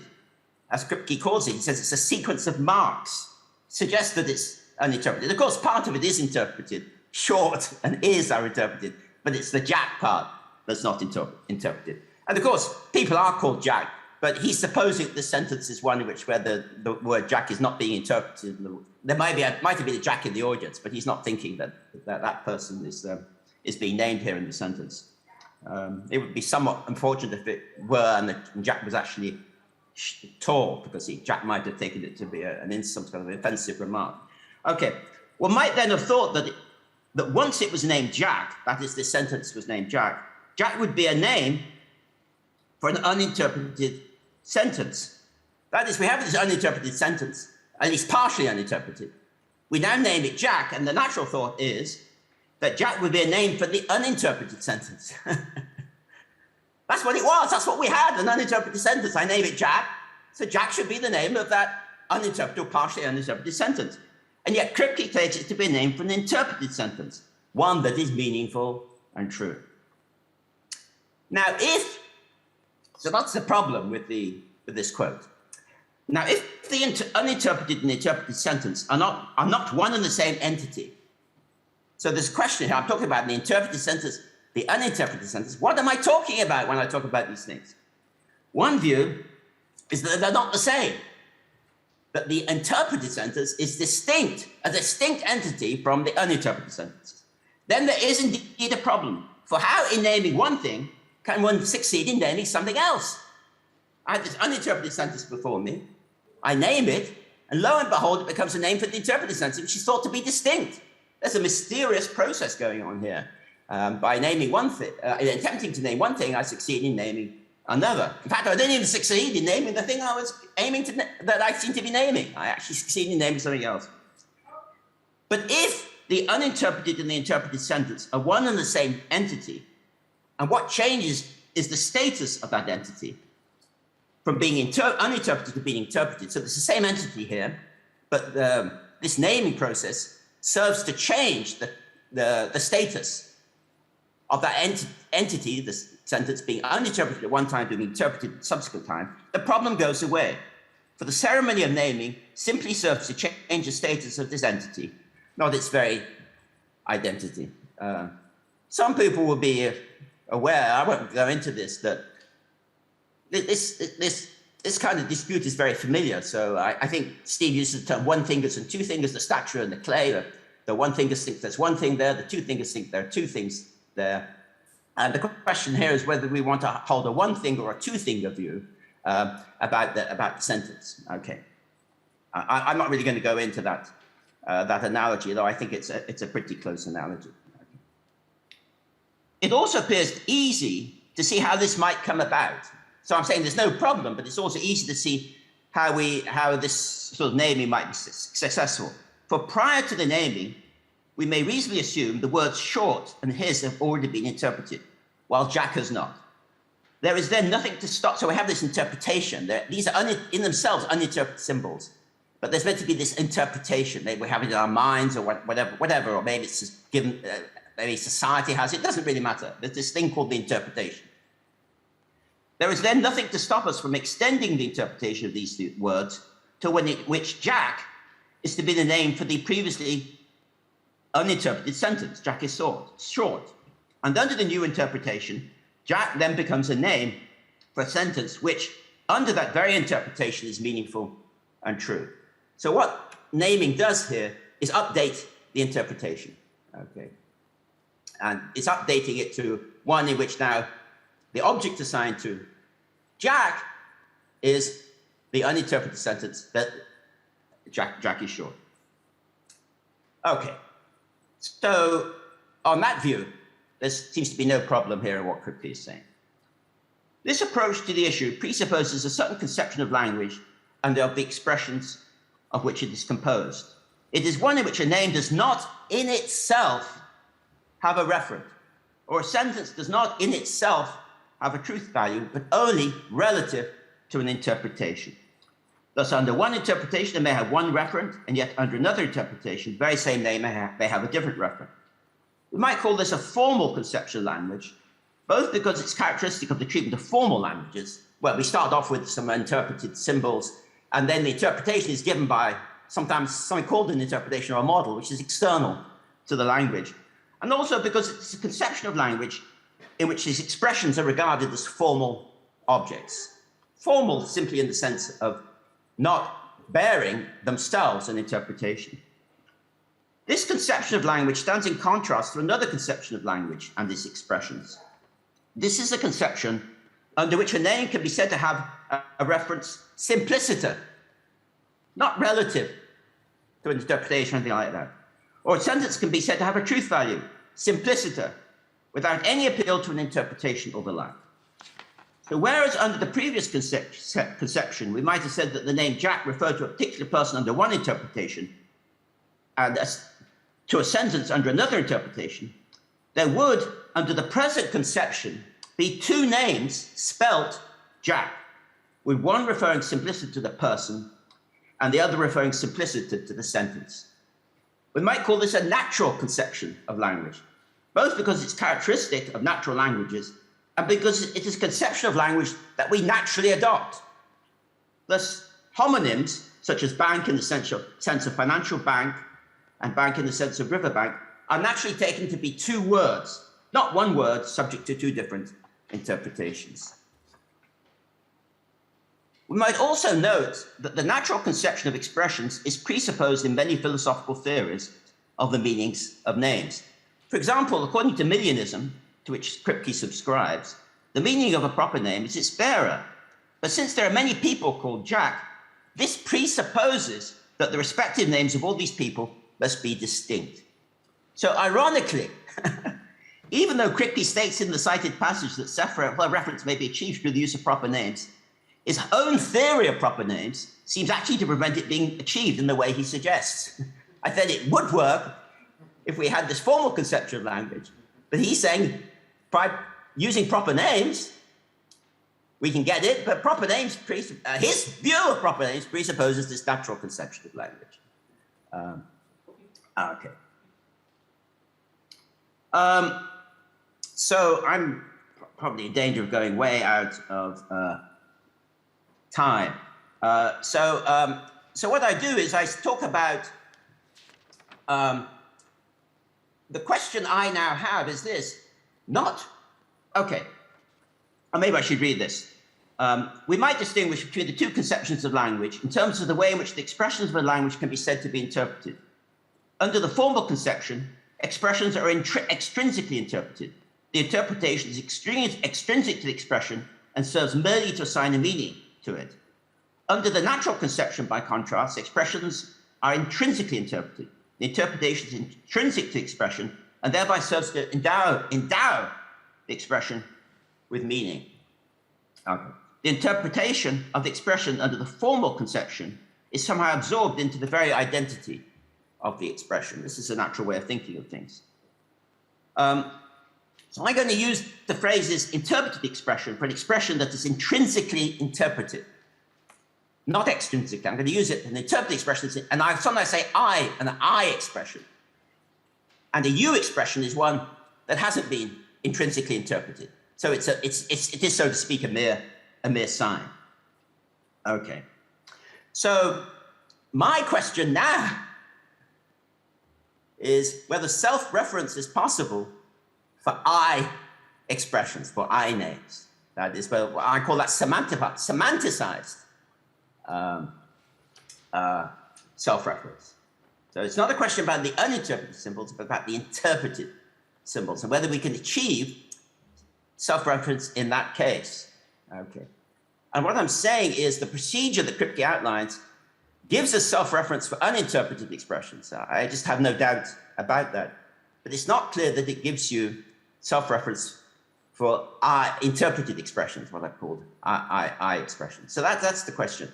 And really what I want to say is that self-reference in this sense is possible, is a very substantive position. There's no easy route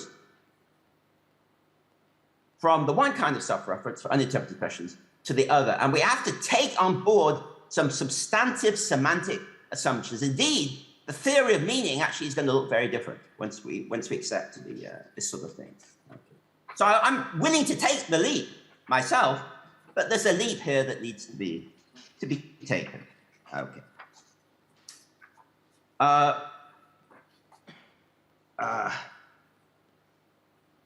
Actually, when did we begin 5 minutes late? So maybe I have an extra 5 minutes.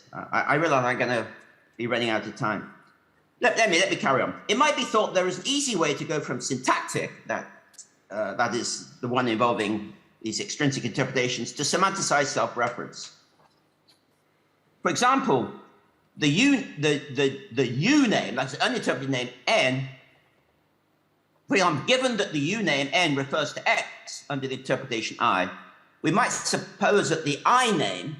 Okay, so now when I refer to the U name, I use lightface. When I refer to the I name, corresponding I name, I use boldface. So there's Jack lightface, which is the U name, and then there's Jack in boldface, which I use for an interpreted version of Jack. So I'm going to talk about Bear Jack for the uninterpreted expression and Bold Jack for the interpreted expression. Okay, so we've got Bear Jack. And Bear Jack, under an interpretation, refers to a certain sentence. Then you might think, well, Bold Jack can be taken to, what we can do is put together forge a marriage between bear jack and the interpretation to get bold jack. Okay. But this won't work because then bold jack, and this is the problem we face, we can do this, we can get bold jack in this way by wedding bear jack to the interpretation. But bold jack is then going to still refer to the bear sentence, not to the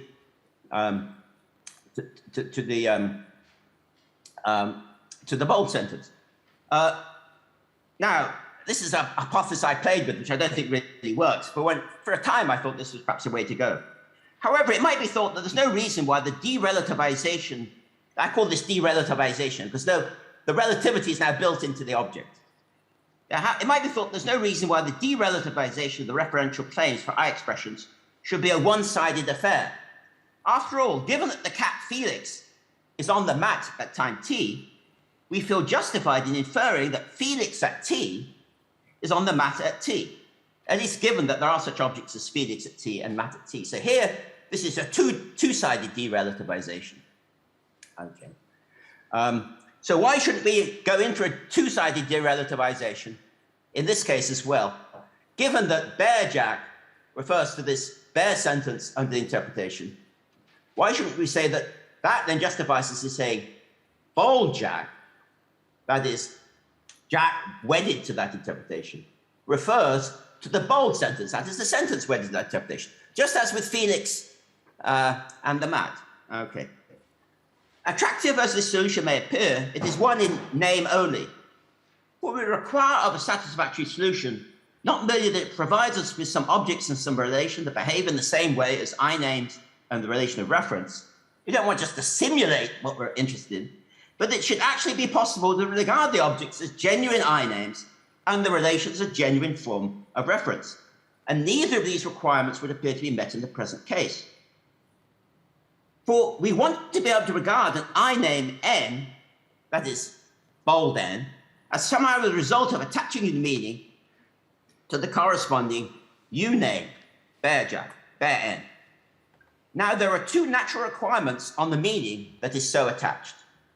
So the question is, if we think of the semanticized name as a result of attaching a meaning to the synaptic name, what sort of thing is it that we want to be attaching? Okay, and it's meant to be a meaning, but can we regard what we have as a meaning?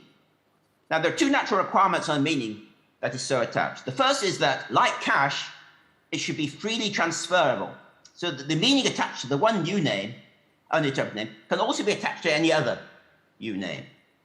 This is as in Kripke. Kripke says, look, you know, whatever, if I could have called this sentence Harry. Okay, so whatever, if I'm from a semantic point of view, whatever meaning I attach to Jack, I should also be able to attach to Harry. The other requirement is that, again, something like cash, the meaning should be redeemable, in that the meaning of the name should be determinate of its reference. It should, so that's the cash value, so to speak, of meaning. It should, that is to say, somehow be possible on the basis of the meaning of an I name to determine its reference. Now, this account fails to satisfy both these requirements. For one thing, the interpretation is one which assigns an object to the uninterpreted expression. So it's not appropriately wedded to any other interpreted expression. Okay.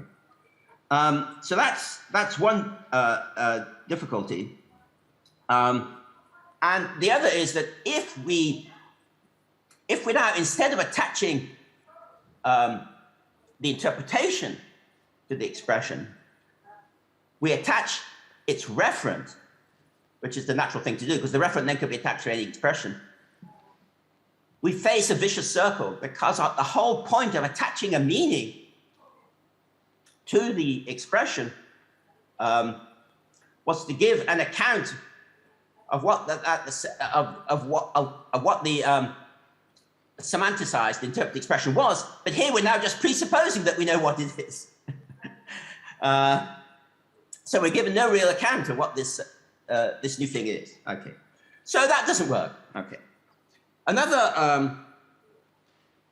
option is this, and this is what I call self-reference through definition. And the idea is, okay, I'll read it because it'll probably be just as quick. the quotation from Kripke suggests another way in which semanticized self-reference might be achieved. For Kripke, okay, I have to stop at more or less 1:15, don't I? So I'm just thinking now about how to do all this. Okay, so the other way is through definition. And if you go to the handout, you'll see the definitional route to self-reference. Okay, so it may be worth just looking at that. There are just it's 2/3 of the way down.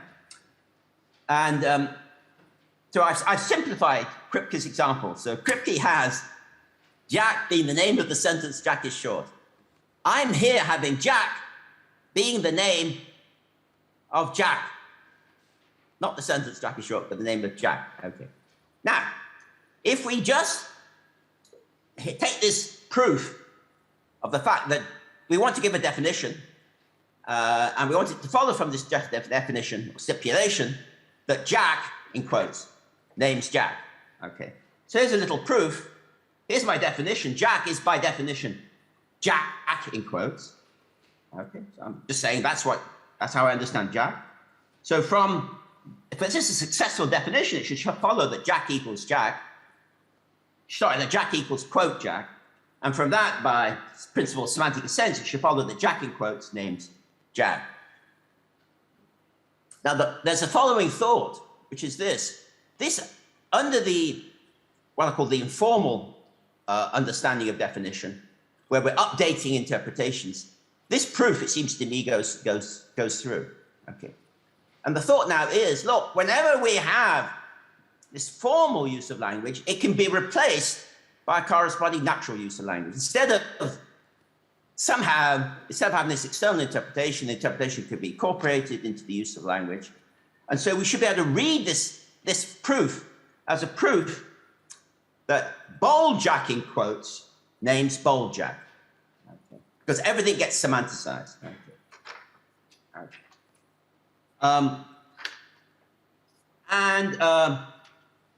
The difficulty is that it's, for reasons that should be evident to you, it's actually hard to see how this little proof can be semanticized. Because we really face a choice.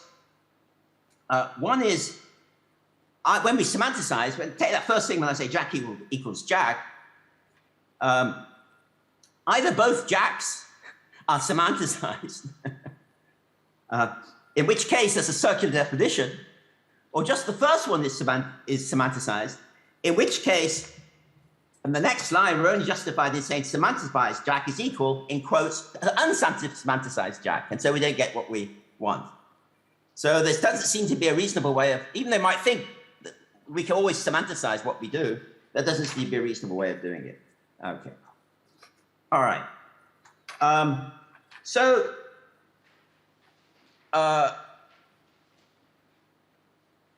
What I want to suggest is that these difficulties can be overcome, and both of them can be overcome. So let me just briefly, I won't read out what I have here, but one question is this: if I've got semanticized Jack, that is the I name Jack, how can I regard it as a result of a marriage between unsemanticized Jack and some meaning? What can that meaning be? And the suggestion I want to make is that that meaning is what I call self-referentiality. Okay. What is self-referentiality? It's a function, we can represent it at least, as a function taking any expression into itself. Okay. Now, this function, when you wed it, when there's this marriage, this function has to be understood in a very particular way. So what we have is we have this marriage between unsemanticized Jack and this feature, self-referentiality, which I think is a function. And what we must now think of is that when it comes to reference, the way we determine reference is by taking that function and applying it not to unsemanticized Jack, but to semanticized Jack. That's applying it to the very expression that results from the marriage of the two. Okay. That's how it must be regarded. Okay. And this is what I've called here an ostensive meaning function. Okay. So I'm going to be very brief here. And this is one of the places where we have to radically liberalize our conception of meaning. Normally, we think of meaning and syntax as running on parallel tracks. So when I've got a term that has some kind of functional meaning, like a predicate, okay, so we represent the meaning as a function. We normally think that that function is thinking of it as a reference, thinking of meaning here as reference, let's say. We're thinking of that function as looking for the reference of some other term. That's what it's doing. Say it's a functional meaning. So at syntactic level, this expression is combining with some other expression to produce a complex expression. And at the level of meaning, what we have then is a function. Meaning is then given by a function, which then looks for the reference of some other expression. Okay. When I talk about ostensive meaning, these are meanings that aren't looking for reference at all. They're looking for bits of language. They're looking back, they're looking at the syntax. Okay.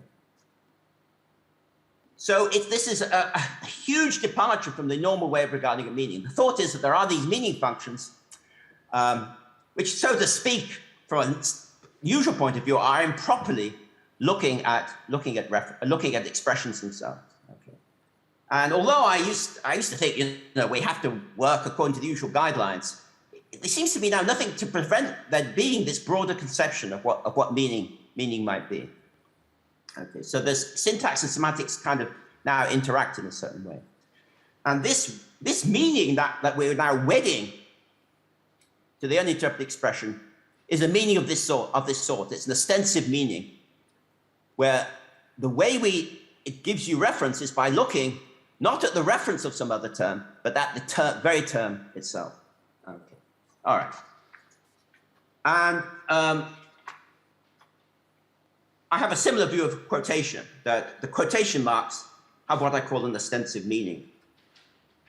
So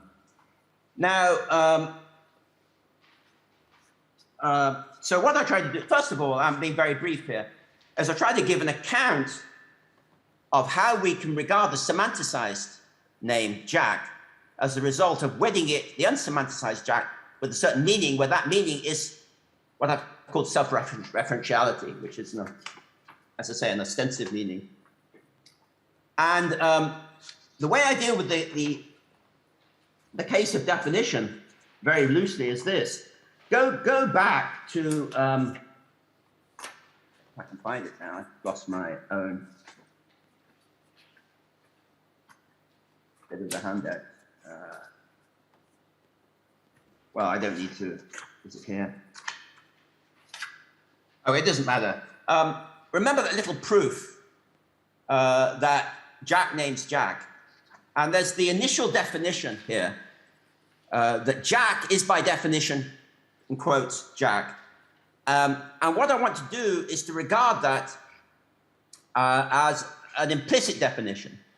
So what we want is that identity, Jack equals quote Jack, to be true. And how is it to be made true? Not by updating an interpretation. What we want is to put in a semanticized name here. That's what the requirement is, that Jack should be, bold Jack should be semanticized in such a way that as a result of being semanticized, Jack, bold Jack that is equal to, in quotes, bold Jack is true. That's how the definition works. So it's an implicit definition of Jack. Now, whenever you have an implicit definition, there's a question as to whether it actually serves to define. That is there a unique semanticized name of this sort? Because the definition can only work if there is And what I'm saying is, yes, we can think of there being a definition here, but it comes with a presupposition, namely that there is such a name. Now, you may have other reasons for thinking that there is, and this model of Jack being endowed with meaning gives you such a model. But the point is that we can think of there being a semanticized version of this piece of reasoning, but unlike the unsemanticized version, for it to work, it rests upon a certain presupposition, a quite substantive presupposition. Okay. All right, I want to come to the second part. I went over this very briefly. I want to come to the second part of the talk, which is a theory of semanticized reference. Okay. And as far as I'm aware, no one's developed a theory of this. Maybe Martin Pleitz has in a certain sort of way, but I'm not sure it's a theory in the sense that I have in mind. So this is in the handout, okay. And I think this theory brings out very nicely the distinction, where there is, so to speak, a real division between a straightforward theory of semanticized reference and one that involves these problematic assumptions. Okay. So this is meant to be a formal theory. So there actually are, in this theory, there are three kinds of object or item. There are individuals, like you and me, and then there are inscriptions, which are uninterpreted bits of language. And then there are interpreted expressions. So there are these three objects. Okay. And the theory relates these three kinds of objects. The theory I am developing here is one that just has names in it. Now, there should be a corresponding theory that has predicates in it. This is much more difficult, okay. The theory with names in it does not have to confront the paradoxes, actually. So self-reference for naming is not in itself paradoxical. Self-reference for predicates is, and so when it comes to the theory for predicates, we have to confront the paradoxes. And I have a view as to how that might be done, but that's not, I'm going to talk now about this relatively unproblematic theory. Okay. And I think it's interesting that naming in itself, even self-referential naming, seems to me is not paradoxical. Okay. All right, so the theory has two primitives. One is the notion of a basis. So I'm thinking of an inscription as being the basis for a semanticized expression.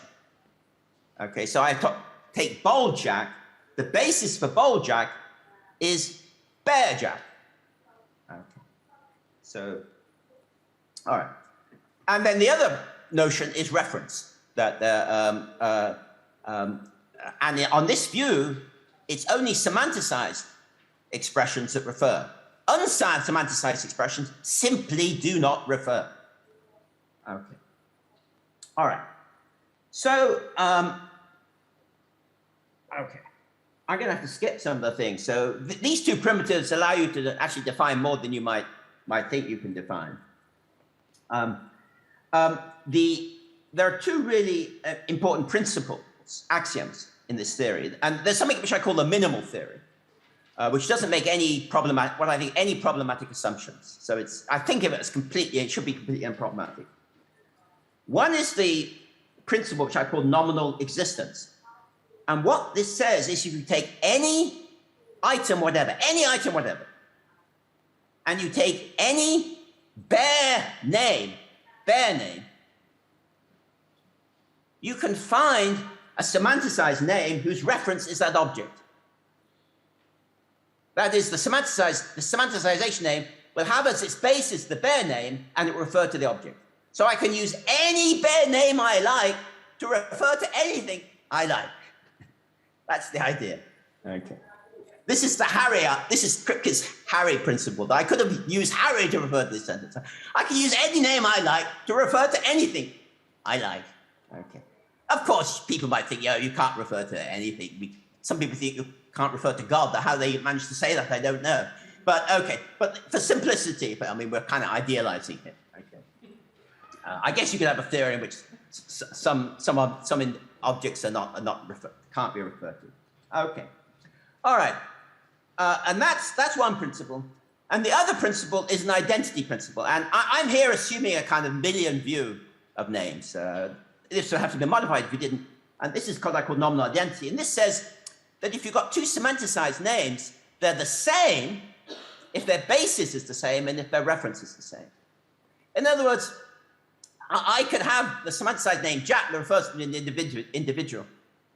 There aren't two names, semanticized names Jack, that refer to that individual. There's just one. And again, this might be, you can come up with clever counter examples to that, but at least within this simple theory, that's what we have.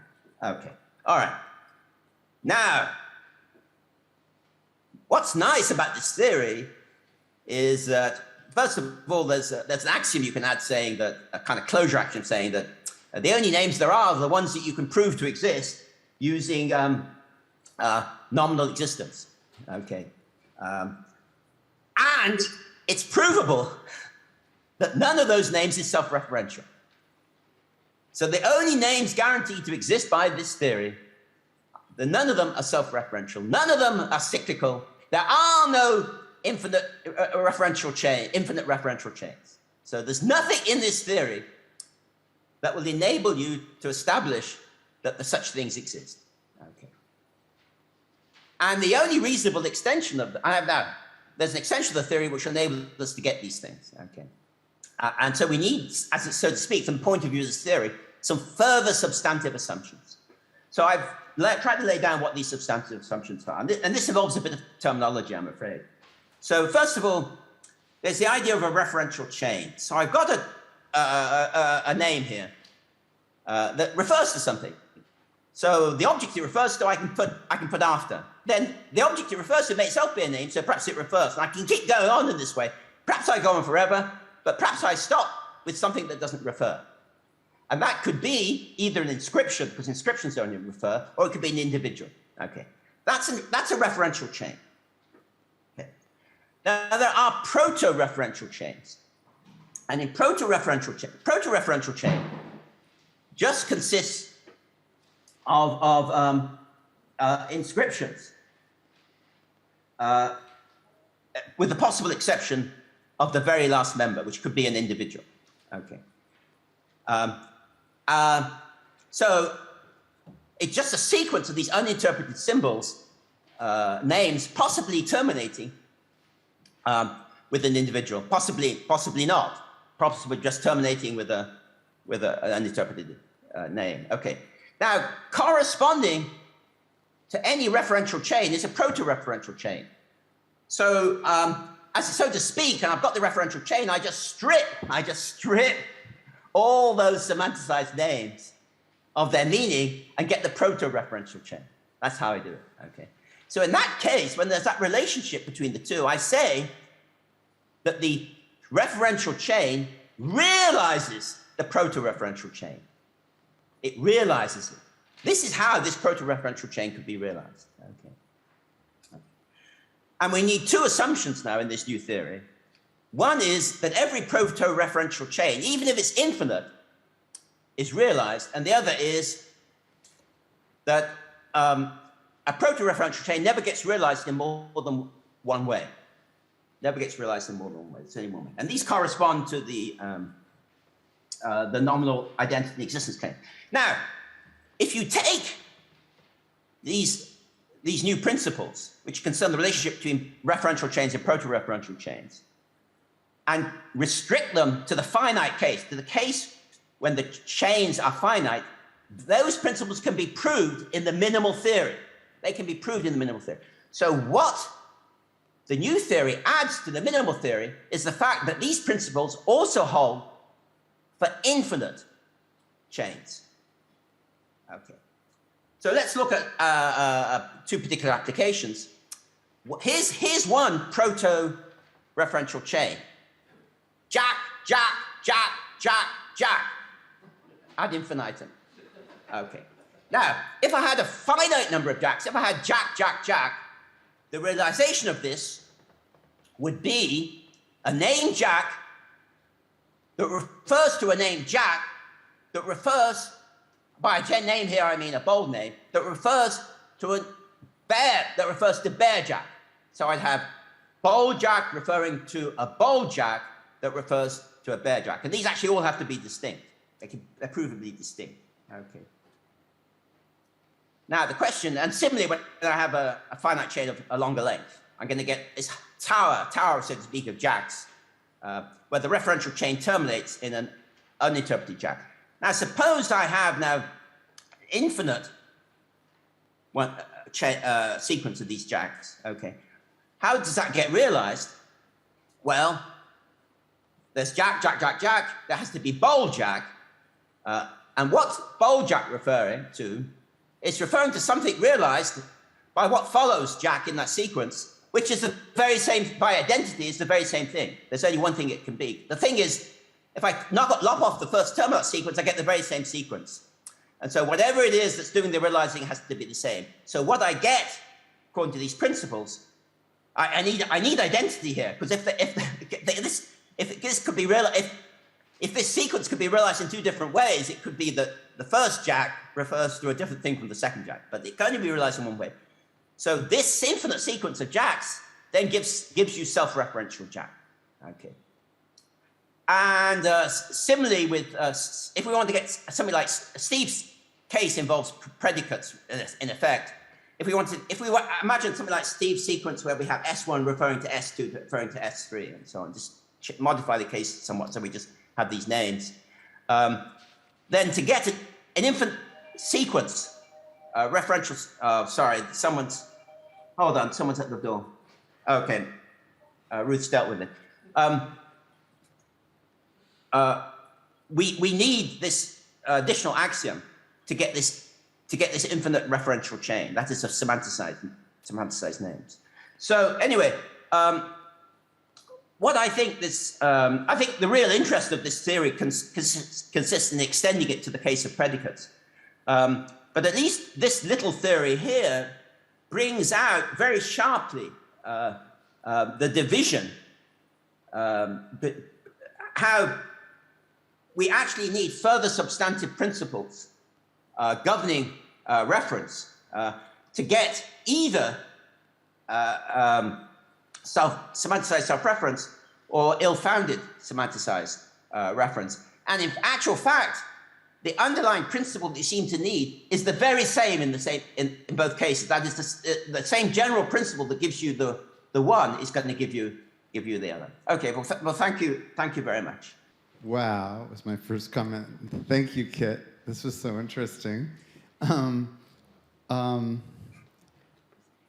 So your very last observation about two kinds of referential chains, I just wish you would say a bit more about that. You said that you're going to have referential chains, J, J, J, all bold, where J refers to J, and you'll also have ones where each JI refers to a JI plus one. Are those the only possibilities, or could you have like staggered? Okay, yeah. Sorry, those aren't by any means the only possibility. Yeah. So we could have, for example, if we started off with the proto-referential chain, Jack, Jill, Jack, Jill, Jack, Jill, then we'd have Jack, semanticized Jack, and then the idea is that proto-referential chain is realized, uniquely realized. Let's look at so now we have bold Jack and bold Jill. And now this would be a case where bold Jack refers to bold Jill and bold Jill refers to bold Jack. In fact, what you have are either cycles, which could be of any length, like Jack and Jill, or you have these infinite descending chains. So basically, those are the only where the elements are distinct. So basically, and there are other possible. Sorry, that's not true, because I could also have Jill referring to self-referential Jack. So this would correspond to Jill, Jack, Jack, Jack, Jack, Jack, Jack, Jack. Okay, so I could use Jill to refer to self-referential Jack. Or, of course, I want to be fair, Jack referring to self-referential Jill. So is this the case that the first case is the only one, the JJJ is the only thing you can obtain except by multiplying bare names as the basis? Is that right? In other words, the way in which you get the non-identity patterns, like of which your second is an example, is by putting similar patterns in the bare names. Yeah. So actually, this raises a very interesting question. This might be disputed because look, I think maybe you're getting at this. I just said you can refer to. I can use Jill to refer to self-referential Jack, where Jill is distinct from self-referential Jack. Now, can I not use Jack to refer to self-referential Jack where that Jack isn't the same as the self-referential Jack? And this theory says no, you can't. There's a variant of this theory that says, but you can do that.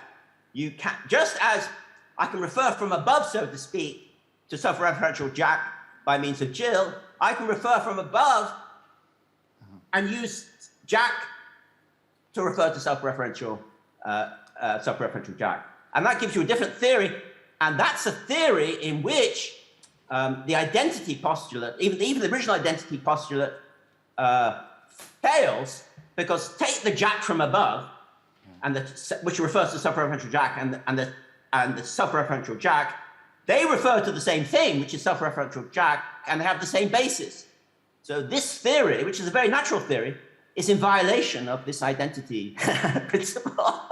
So anyway, I was trying to give the simplest theory I could, but there's something to be said for having this other theory. I think maybe I don't know if you're moving towards that thought. Yeah, I was thinking the whole thing was much too simple, and I was just trying to make it more realistic.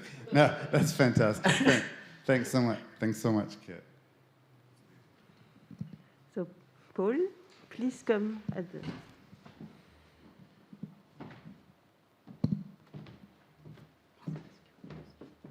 Here. Okay. Hi, Kit. I'm Hi. I'm Paul Égré. Nice. Oh, hi. Good to see you. Good to see you too. So can you go back to the definitional route to self-reference to sort of step 3? So for some reason I got stuck already there. It should be. So let me try to go through the steps 1, 2, and 3 more one by one. So oh yeah, good. I just found my bit of a handout. Yeah, good. Let's say that Jack, by definition, is the sequence JACK, right? Well, there's a question of how these quotation marks are functioning. In a way, you're begging certain questions against the semanticist if you interpret that quotation mark expression in terms of concatenation. Oh. Because then the hope of semanticizing this definition is lost. So the point, this is maybe where you're getting lost. In semanticizing this definition, we take quotation marks very seriously as linguistic devices in their own right. This is part of my point to talk about ostensive meaning. So the use of quotation here is playing an essential role. So if you simply replaced, quote, Jack by the concatenation of J, blah, blah, blah, blah, you'd be done for. The semanticization of this definition would be impossible. Hmm. Is that probably what, that's where you're getting held up, is that right? Right, yeah, I think so. But yeah, I was I think I was at least under the interpretation I was suggesting I could get the transition from 1 to 2. So 2 now you would read like, so Jack really is the name Jack, right? Yeah, if you interpret the quotes as in terms of concatenation, this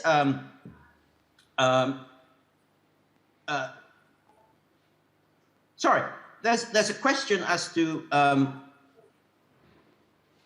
thinking of this on the formal conception. Are we thinking of this in terms of the formal conception of language, or sorry, maybe just thinking of it quite apart from any conception of language? Because what I was not saying is when we go to 3, why doesn't the problem pop up again of what ensures the success of 3 actually? That well, 3 is just the principle of semantic assent, namely it's a general principle that says that if S equals T, from that it follows that quote S names T. I'm just appealing to that very general principle, that we can go from identity to a referential claim, namely that the expression on the left of the identity names the thing referred to on the right.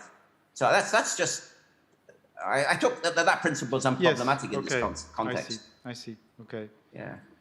Well, I wasn't sure because I was thinking that there might be, but I see. This is not where the problem is going to kick in. Okay. Yeah. I see. I had a follow-up question, if you allow me, because how would you relate the theory you're outlining here with the way formal self-reference works, the sort of Gödelian self-reference works? Can we sort of look at it through the lenses of your theory, that kind of account? Yeah. So it's interesting. So this actually is how I start thinking about it. I wrote this paper with Andrew Bacon, and we were giving a definition of one way of thinking of it. Well, I'm thinking of a definition of a necessity operator, which has applications to sentences that involve the necessity operator. And we had this formal definition, and I couldn't see how to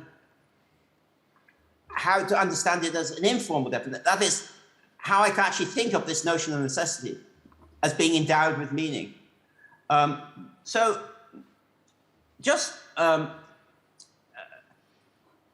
me raise the same problem in regard to Kripke's definition of truth. I mean, just take one of his fixed points, let's say for the strong cleaning or what have you, and the minimal fixed point. Okay, so he defines a truth predicate. Okay, and talk of Gödel numbering here is, I think, very confusing.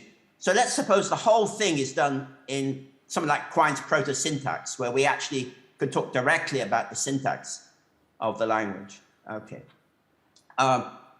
Then you can think of, and of course the complication here is that this truth predicate is gappy. Okay, but that's sort of incidental to what I'm talking about here. So what Kripke has actually done is, one thing you can think of him as having done is defined a truth predicate.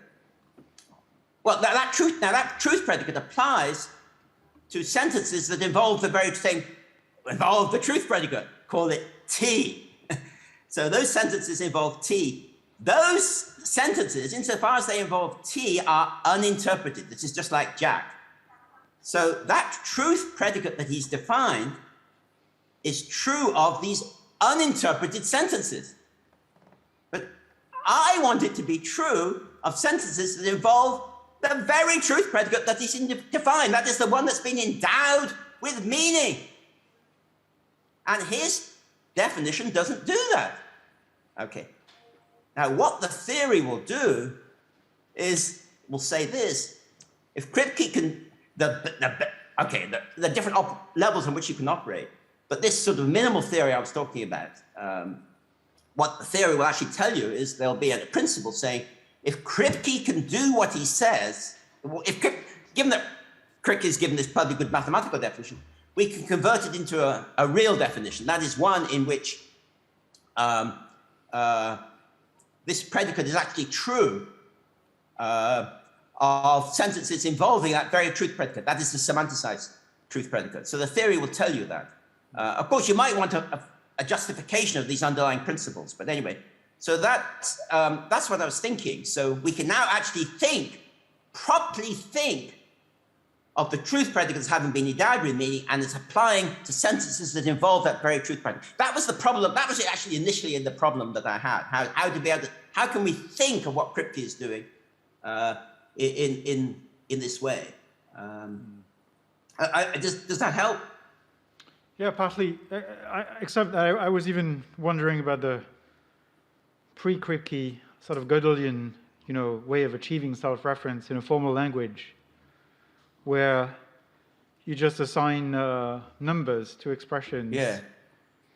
And then you decide that the interpretation of these numbers will be, of the numeral corresponding to these numbers will be a number. So,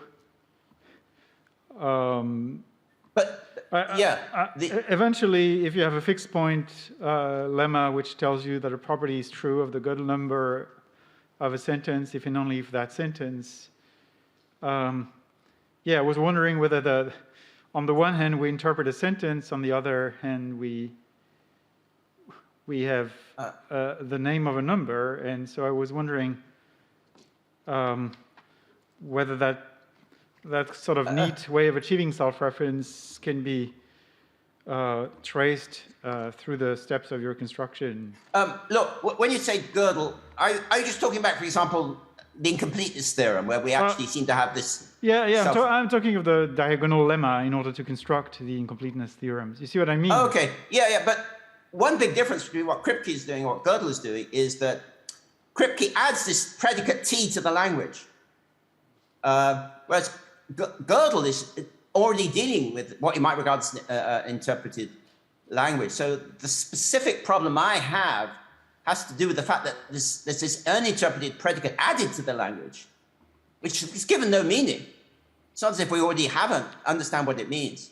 Okay. And then there's an attempt to define what it is. So that's very different from what's going on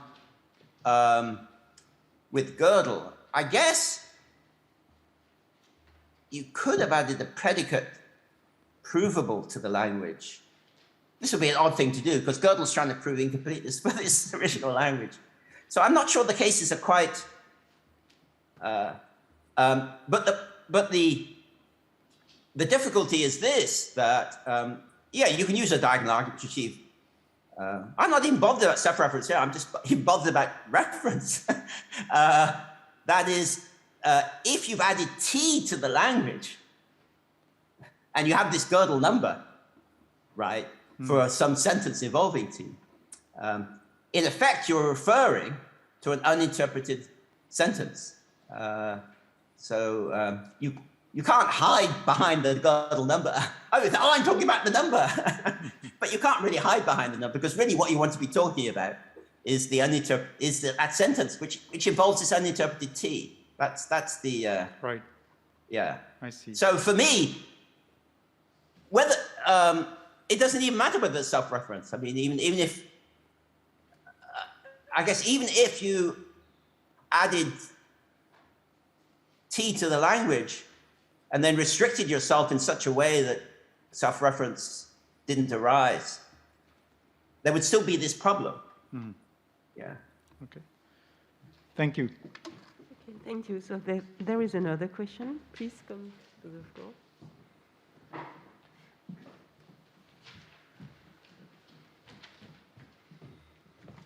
Yeah, thank you, Matteo Plebani.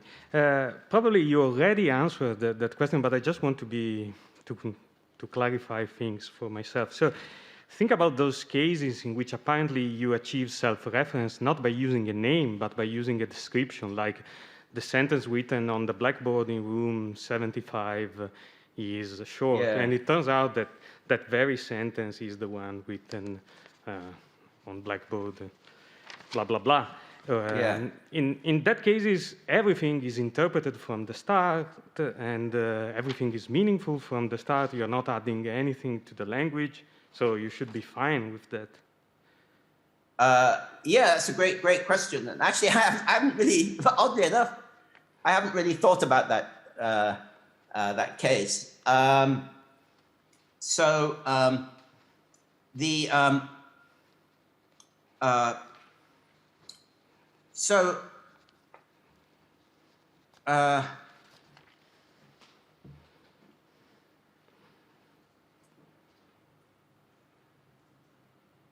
the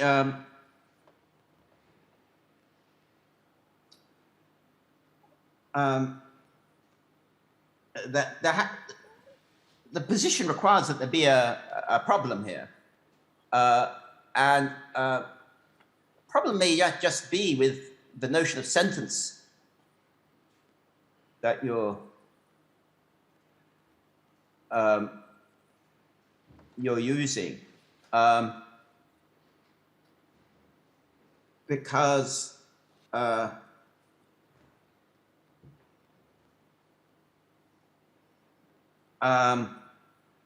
sentences have to be interpreted, right? So there certainly is an uninterpreted sentence that you could be referring to. Now, you're saying the sentence is meaningful, but if there's the word sentence, I haven't really thought about this, but the word sentence is being used in that very sentence, and the question is, how is it being used? If it's being used to refer to possibly uninterpreted sentences, then we can't, properly speaking, talk about them being true or false. So it has to, and I think that probably what one might say is that either that's how it is, or by sentence we mean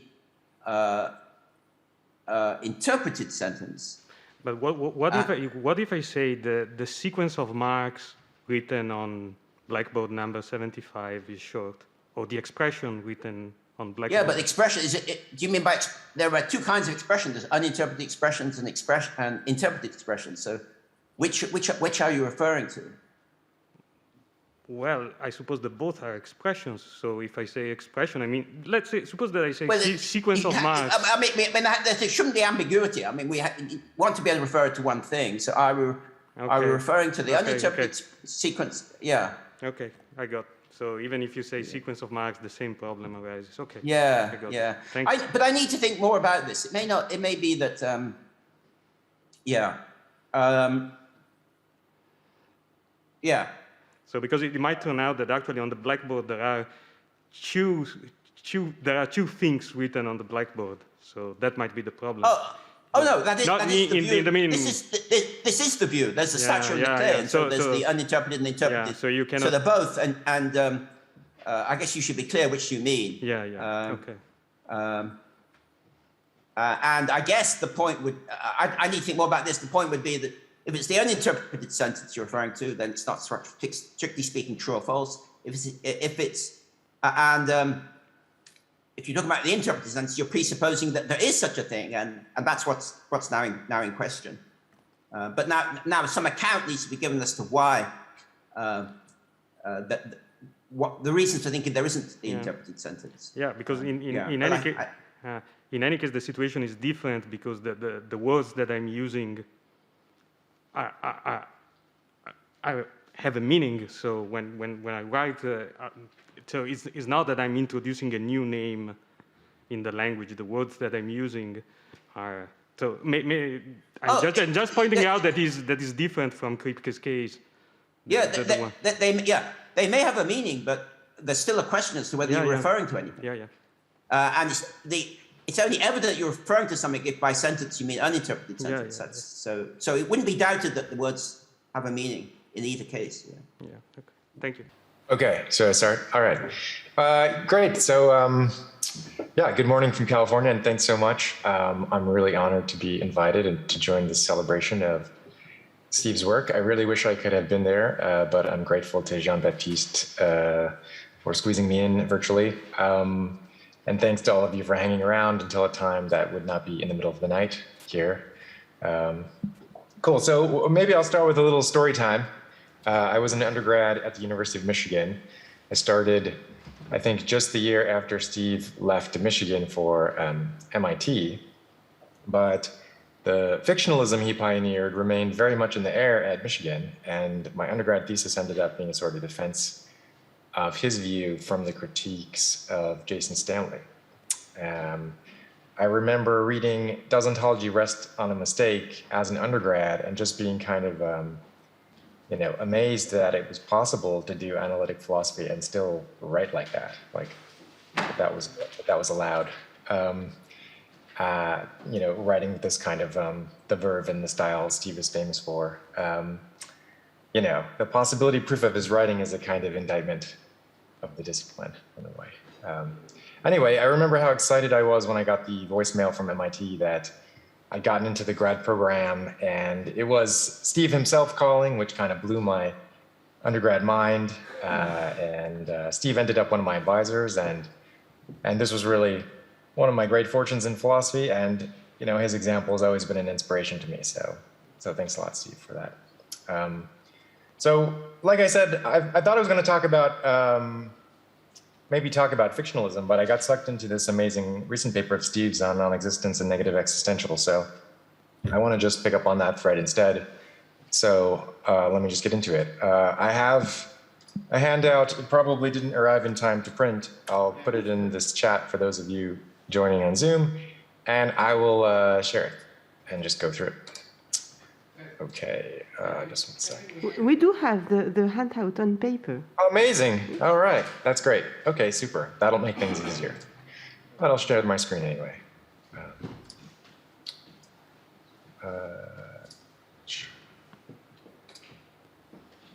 Okay.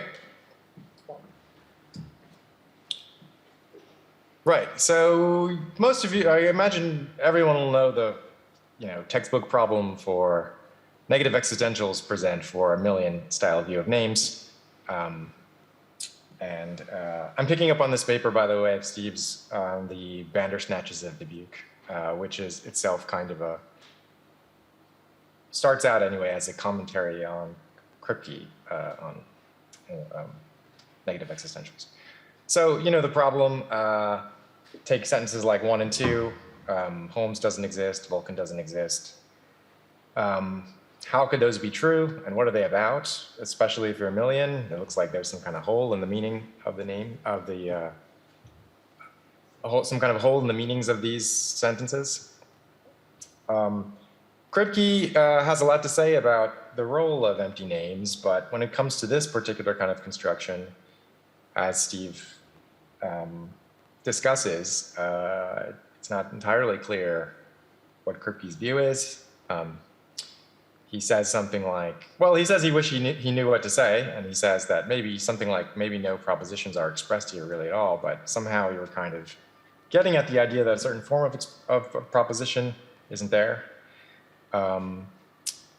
Another kind of view you could have is Stalnaker's, and I'm just mentioning this because Steve picks up on it in a certain way.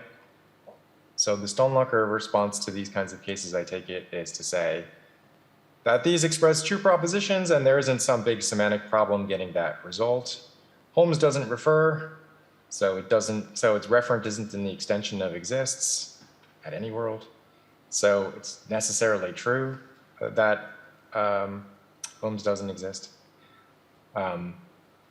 One is kind of tantamount to nothing there is Holmes. Denying existence, it's important to see, isn't the same as ascribing a property of non-existence.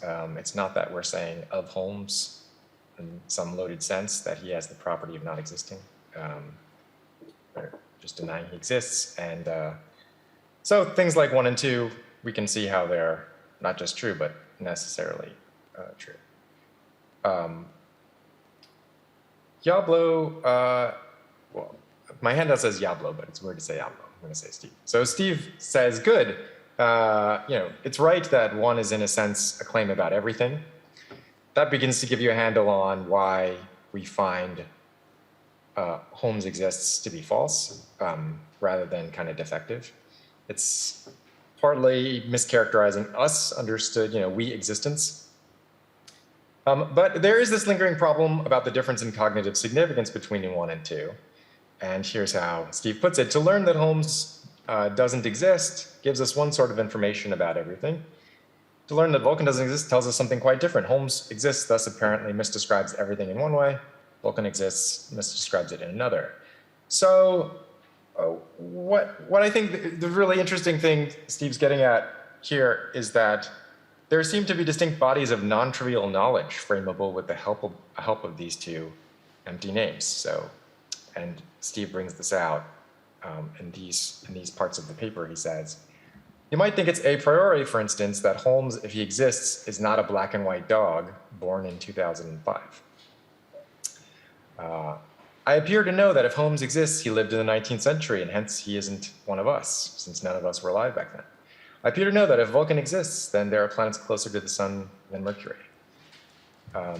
So this brings Steve to this general idea, the idea of an indicative implication. Say n exists indicatively applies Q relative to a knowledge state I, just in case I supports if n exists, then Q. And then, here's an idea. One learns n does not exist by learning that some such indicative implication is false. So the cognitive cache value of n doesn't exist lies in its indicative implications. These will be different for distinct empty names. So the thought is something like Vulcan doesn't exist conveys that everything has the property of being an X such that if Vulcan exists, it isn't Vulcan. Something like that. Okay, so that's a sort of super fast summary of some of what happens in this very rich paper. So I just want to kind of pick up on a thread that's coming up here. At one point, Steve writes, the role of the indicative conditional is important in the discussion. So he asks himself, as it were, the question, but what is your semantics for indicative conditionals? And he says, I'm tired of ducking this question. And then musters the strength to duck it one last time. And but he, rightly so, as I'll go over. I kind of want to touch on some of that issue. This seems like the right sort of thing to leave to a former grad student, this kind of detail.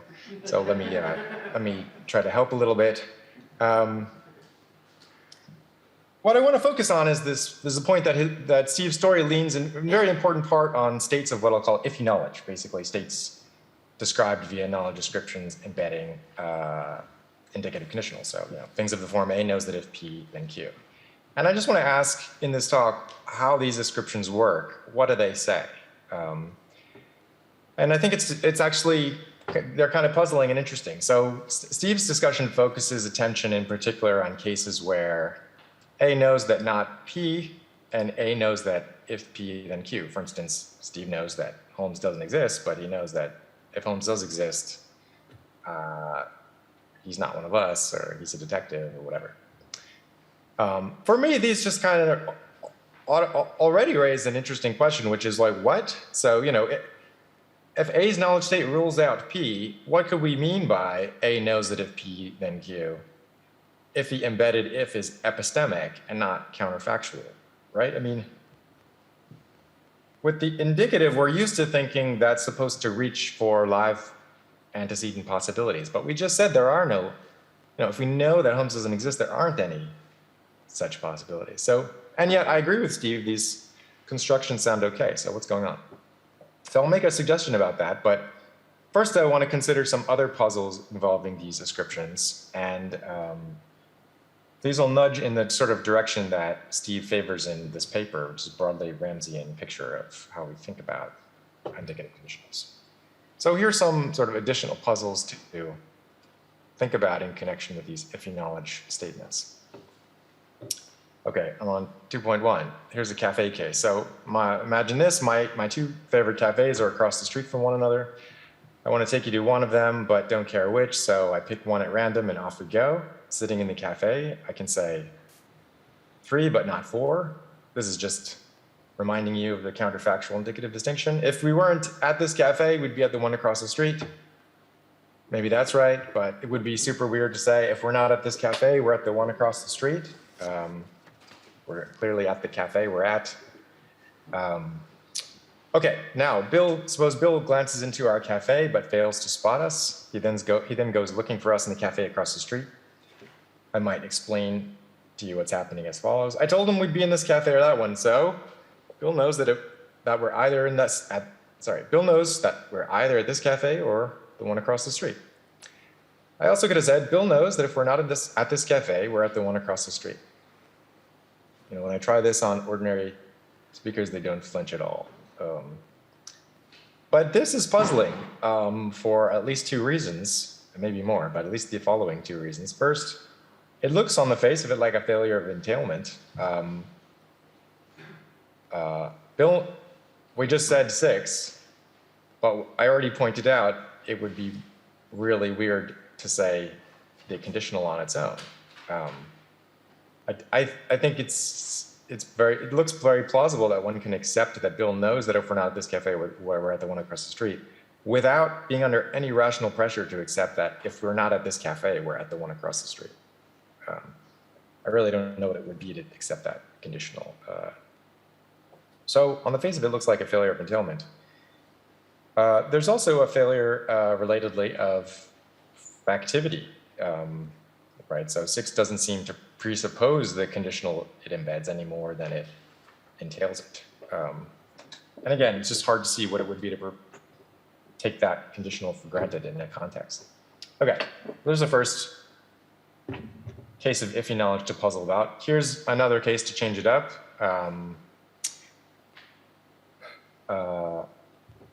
The marbles case. So suppose we randomly put a marble under one of 3 cups, A, B, or C. It ends up under cup A. We make Jane guess where it is, telling her it's under one of the cups. She guesses C. We say, nope, it's not under C. It's either under A or B. Guess again. We can say Jane knows if it's not under A, it's under B. But we, I take it, wouldn't be disposed to say if it's not under A, it's under B. I mean, imagine, you know, you're just like looking at the marble, like cup A is open and you're just looking at the marble right under it. It's just super weird to affirm 8. But it might be fine to say something like 9, it's under A or B. So there's another case to think about. And here's one more. This is connecting the phenomena to Sly Pete style cases, if you know those from Gibbard. So suppose we have Carl play this game too in isolation from Jane. The marble is still under A. We make Carl guess. He picks B. And we say, nope, it's not under B. It's under either A or C. Guess again. I think we can say, just like for the same reason we can say 7, we can say 10. Carl knows that if it's not under A, it's under C. And to my surprise, when I first started thinking about this a couple of years ago, speakers think this is fine. It's fine to say this all in one breath. Jane knows that if it's not under A, it's under B. And Carl knows that if it's not under A, it's under C. I should say, emphasize that it took me some time to. These phenomena are really quite unexpected if, you're used to thinking of knows as factive and used to modeling these pieces of language in certain ways. It really took me a minute to be convinced that ordinary people had these judgments, because they just seem to be a little unexpected. But this is what I find when I ask people. So, and I think at the end of the day that we can make a lot of sense of these intuitions, but we'll get there eventually. So, so that's a third kind of case. So, what do these cases have in common with what Steve's talking about? Well, like Steve, I'm talking here in these 3 kinds of cases about situations where it's known or assumed that P is false, and yet someone is said to know if P then Q. These examples key into the following kinds of points. First, that we can accept that A knows that if P then Q without accepting if P then Q. Second, we can accept that A knows that if P then Q and also accept that B knows that if P then not Q. On the face of it, puzzling if you think knowledge would entail its complements and conditional non-contradiction is true. That looks like very puzzling, but maybe none of those are right. And then the last point these cases bring out is that it can be true that A knows that B knows that if P, then Q, even when it would be wrong to say that A knows that if P, then Q. I mean, think of yourself as the knower, as A, as it were, in these cases. You might know that, for instance, you know that Jane knows that if it's not under A, it's under B, but it's not that you know that if it's under A, it's under B. So hopefully this seems pretty puzzling on the face of it. But these kinds of data, I think, are really not that easy to understand on the hypothesis that Iffy knowledge descriptions relate their subjects to conditional propositions. I previously had a whole section of the handout arguing for that, but I don't think I have enough time to go through that, but I'd be happy to discuss the challenges there. But hopefully, kind of on the face of it, it seems sort of clear that it's going to be difficult to think of conditionals picking out a proposition, because it would just beg the question, would raise the question like, well, if Jane knows that if it's not under A, it's under B, is just relating Jane to some conditional proposition, why isn't that conditional proposition expressible in the matrix context with that same construction? Or like, well, if your knowledge related to the proposition, then unless something radical has happened, that proposition's got to be true. Why can't we express it at the matrix context? Or if we can, what do we have to do that? A bunch of problems arise. But let me cut to what I think is a better approach to thinking about what's happening here, and trying to capture what looks like a sort of relativity in this Iffy knowledge. And it starts right from basically the Ramseyan idea of how we think about indicative conditionals. There's some kind of like rule that you have to mention Ramsey in any paper on indicative conditionals, so I'm just following the rule here. So, okay, so the thought is, here's a candidate procedure.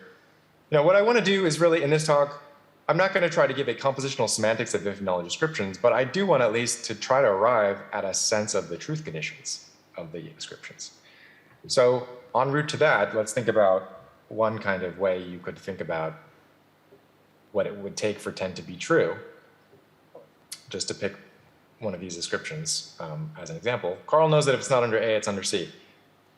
When is that true? Maybe it's something like this. Take Carl's epistemic state, think of that as a set of worlds, temporarily add to it the information that the marble's not under A, then ask, does the resulting state of information non-vacuously entail that it's under C? If so, then 10 is true.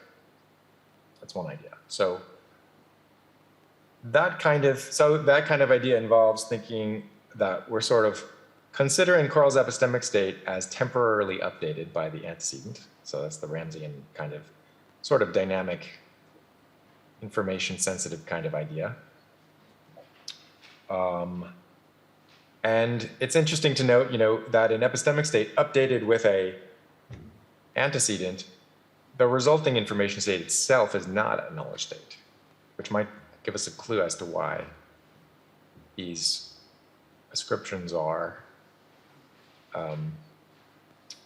such as to not always entail the conditional statement.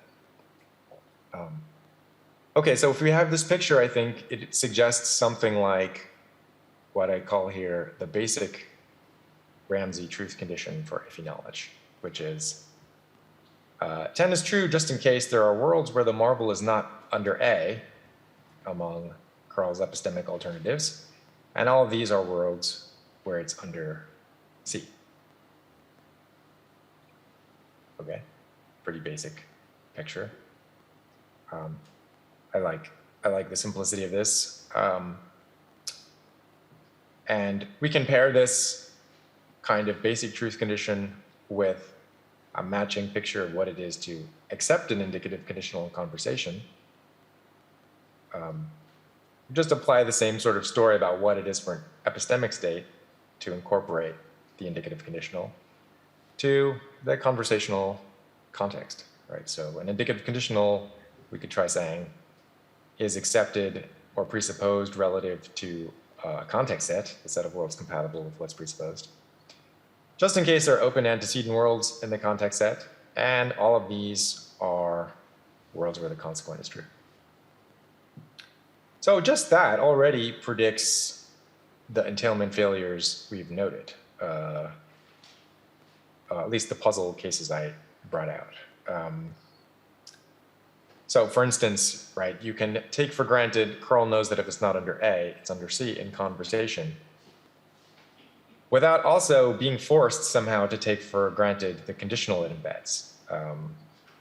You know, the conditional is basically expressing a kind of property of information states. You're saying Carl's knowledge state has the property, but Carl's knowledge state having that property doesn't force the context set to have the property too.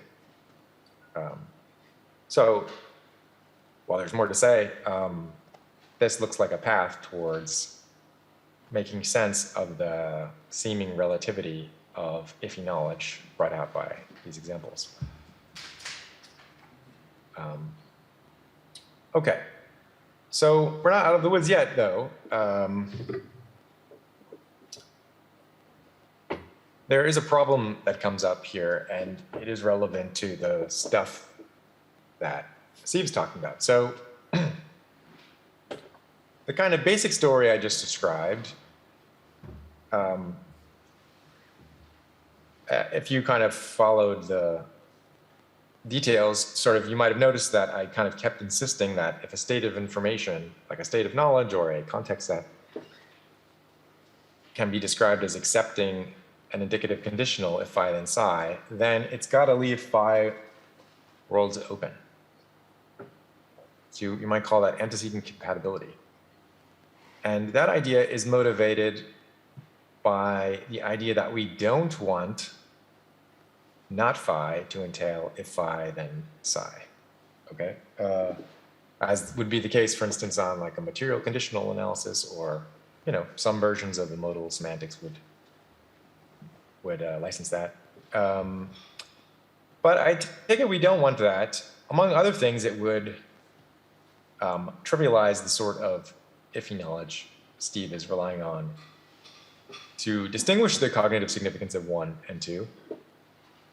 So, you know, given that Steve knows that Holmes doesn't exist, we don't want to get even close to deriving that Steve knows that if Holmes exists, Q for any Q, like if Holmes exists, there are planets closer to the sun than Mercury. No, that's what Steve knows if Vulcan exists, not if Holmes exists, right? There's a difference. And if simply knowing Holmes doesn't exist is enough to put you in position to trivially derive all the indicative conditionals you please, starting with if Holmes exists, then you'll never get the interesting, robust Iffy knowledge that Steve is talking about. So we don't want triviality 1. I think there's just other reasons we don't want it. That you know, have motivated many people in the literature to avoid it. The kind of reason it's more often avoided in the literature is the thought that, at least especially in the papers that I've written in this area, the motivation for rejecting triviality 1 is tied up with epistemic possibility. So the idea is indicative conditional antecedents, and indicative conditionals require their antecedents to be epistemically open, which the most straightforward way to model that would be to say, this thesis I'm calling mighty indicatives is true. If you have it that if phi then psi, then it might be that phi, okay? You know, maybe you would encode that as a presupposition of the conditional and get it that way. That's a pretty common thing to do. Here's a bunch of papers that talk about this kind of thing. So if you think that's right, then you're going to end up with this second thing I'm calling triviality 2, that if you have not P and you have if P then Q, then those together are incompatible. Why are they incompatible? Well, if you have mighty indicatives, then if P then Q entails it might be that P. But then is not P compatible with might be that P? No, or so I've claimed. Right. So then suppose you, and of course that's a familiar idea if going back in the dynamic tradition too. Lots of people, I think, are on board with not wanting those things to be cotenable. So, so if you don't want epistemic contradictions, then it looks like you're going to be led to this second kind of triviality, because the indicative conditional will force it to be the case that the antecedent might be true. Okay, and that's where I think we get into a problem, or I realize this gets into a problem thanks to a paper by Ciardelli. So he, I think, has finally convinced me that this thesis I'm calling mighty indicatives is not correct. And you might, he talks about cases like, I give relatively well-known cases like this Shakespeare case. I've given it as a dialogue form to try to pump intuition. So imagine a dialogue like this. Shakespeare wrote Hamlet, says A, and then B says, agreed. But if he didn't, did someone else? And A might say, yeah, obviously. But I'm sure it was Shakespeare. So on the face of it, if that dialogue sounds okay, it seems like we have it in the common ground here that Shakespeare did write Hamlet. No one's disputing it. But it also seems to be agreed that if he didn't, someone else did. But I also don't think, however, despite those two things being the case, I don't think it's common ground that it might be someone else who wrote it. Well, that would threaten it being true according to the context that Shakespeare didn't write Hamlet and, Shakespeare wrote Hamlet and he might not have, which doesn't sound coherent. So I think the way to solve this is to say, no, the indicative conditional doesn't actually, after all, entail that its antecedent is epistemically possible in the sense that we express with the word might or possible. So that's one example to get you skeptical of mighty indicatives.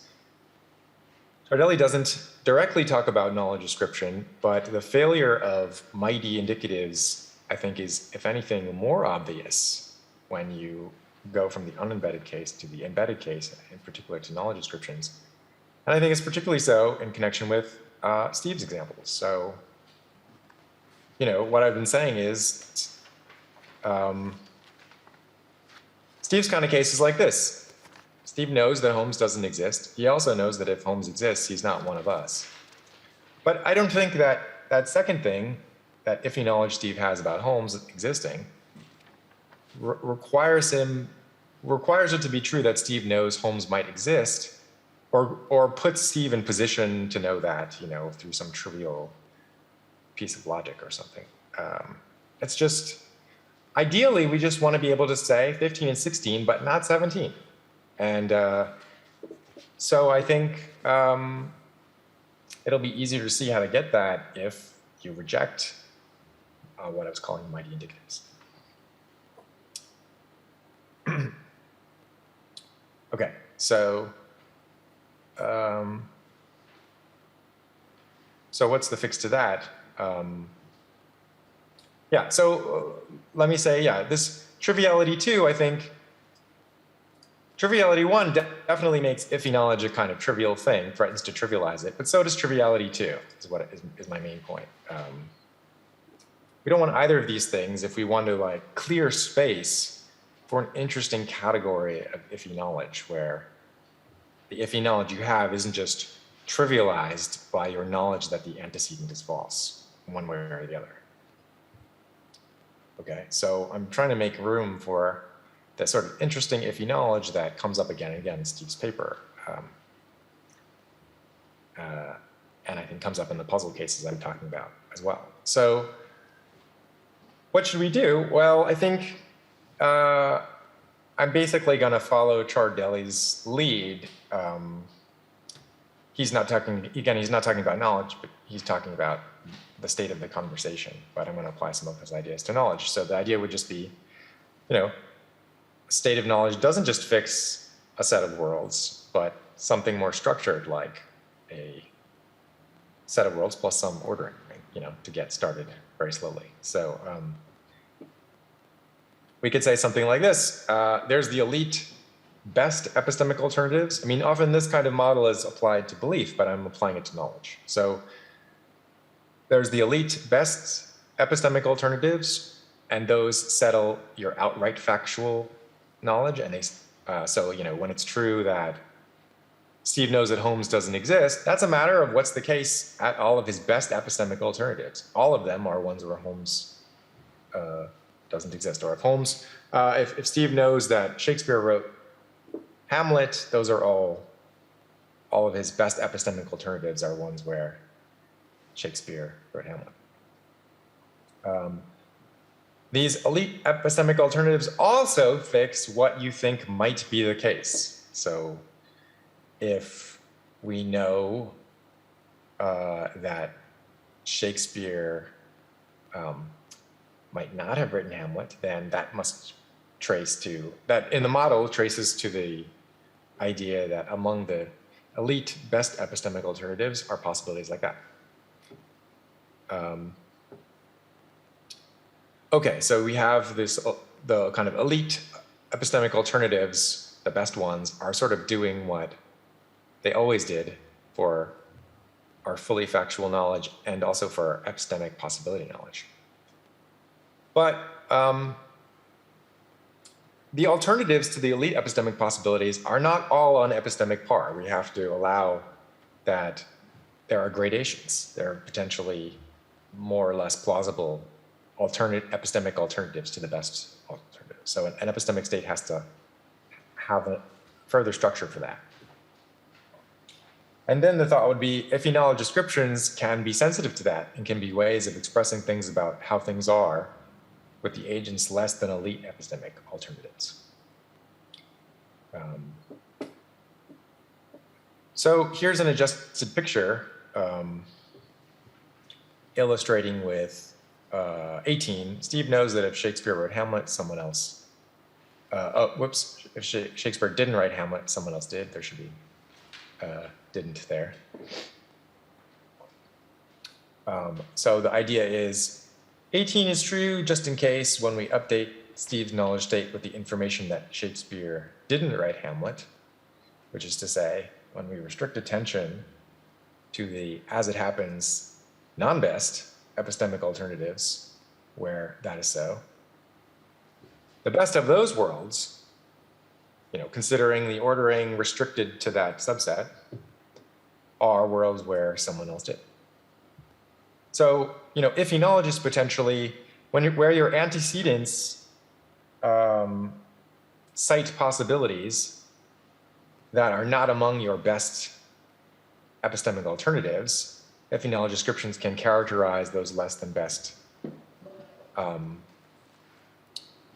possibilities that your state leaves open, and you can use these Iffy knowledge descriptions to describe the gradations that your state of mind make. Okay, so that's kind of the main idea I wanted to get at in this talk. That in thinking about Iffy knowledge description and trying to sort of make space for how it could be not trivial, it looks like we need to work with this. It looks like a reason to add this kind of structure to our thinking about epistemic states. So that gives us a picture of how non-trivial Iffy knowledge, that if P then Q is possible, even when not P is known.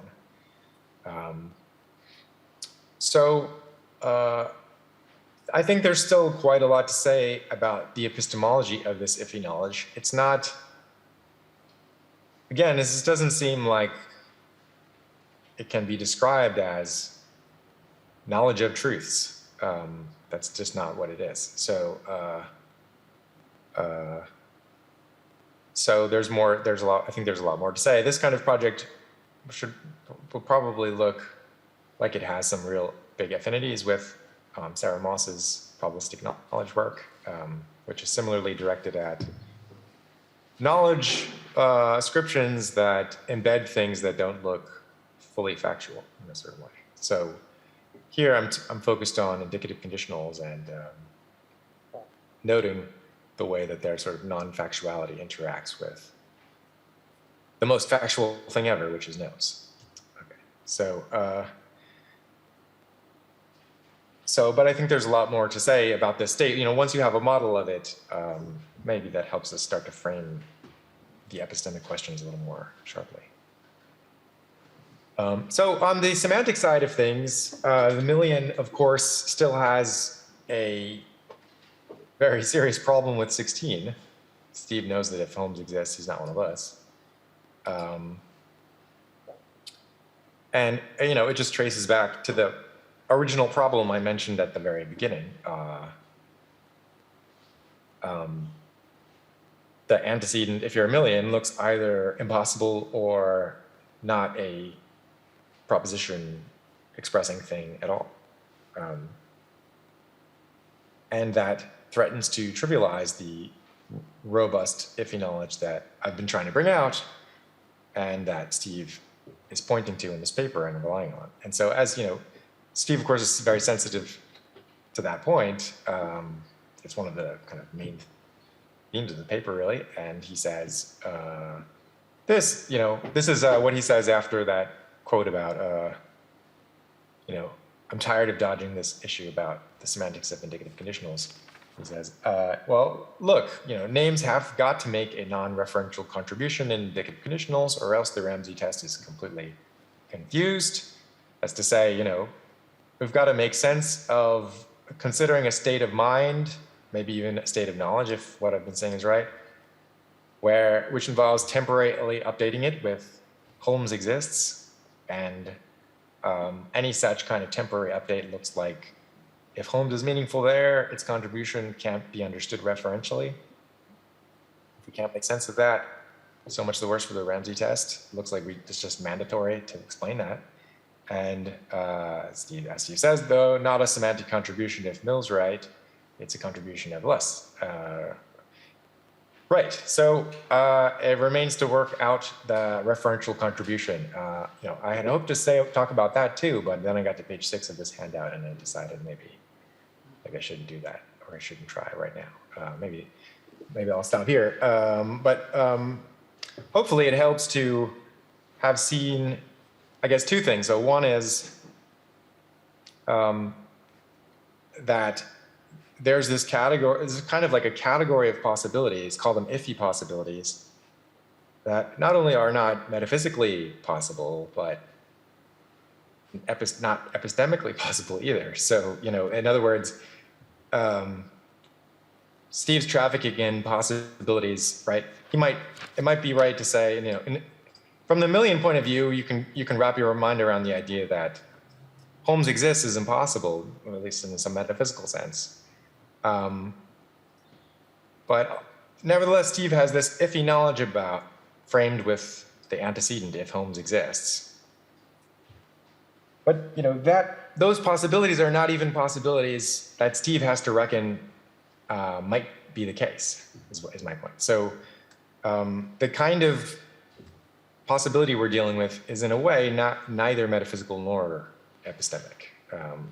So that's kind of interesting, and it might complicate or not, I don't know, I'd have to think about it.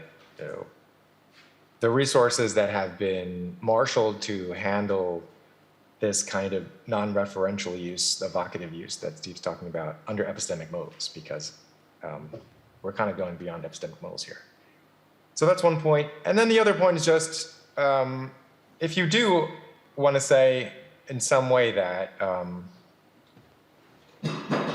maybe because you're a million scruples that Holmes doesn't exist doesn't really express a proposition is sort of, in a way, not a fully factual claim. Then it maybe at least this preliminary work that I've done here at least helps us separate that element of non-propositionality from the non-propositionality of indicative conditionals in general, which I think comes out very strongly when you look at Iffy knowledge.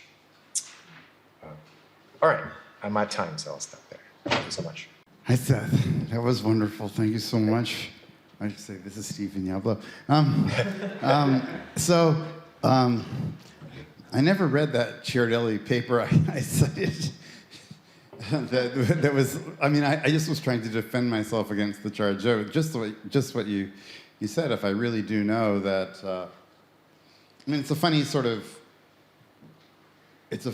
transition. I say, you know, if P then Q, not Q, maybe having, therefore not P. Maybe if I now try to say the same thing again, I should put it in counterfactual terms. Maybe it was like a transitory, like indicative. The indicative formatting was sort of available only before, you know, up till the time that I did the modus tollens. But that was just, so I'm glad to hear about the Ciardelli is what I'm saying.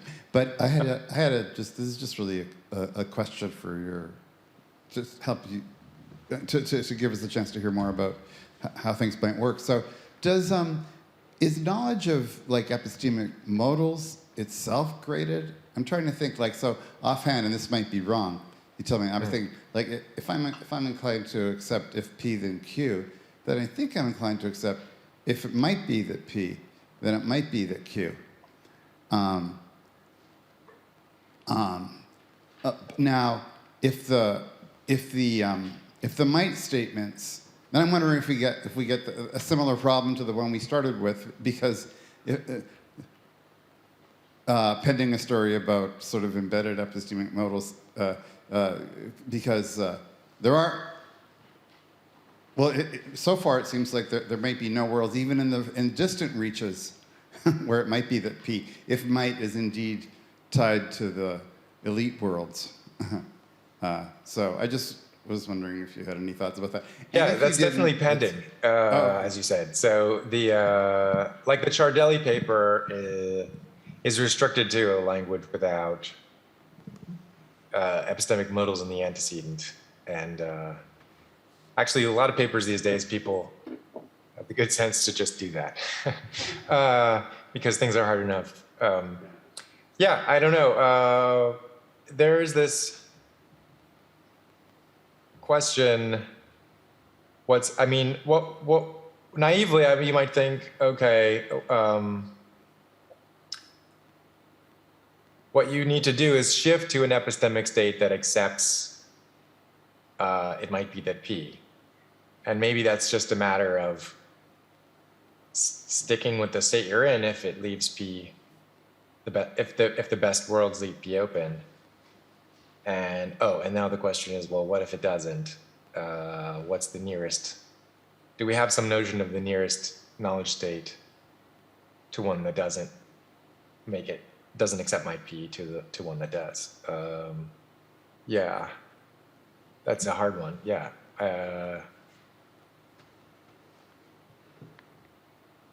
Yeah, that's what we have to spell out. Yeah. No, I don't know. I don't have any bright ideas about it. I mean, it would be good to be driven partly by examples, maybe, and now, while there are conditionals with might in the antecedent that sound okay, it's not quite as easy. So, yeah, but sorry. No, that's great. It's a tough one. I just wanted to hear the state of. Okay. Yeah. Thank you. Yes, please, will you come here?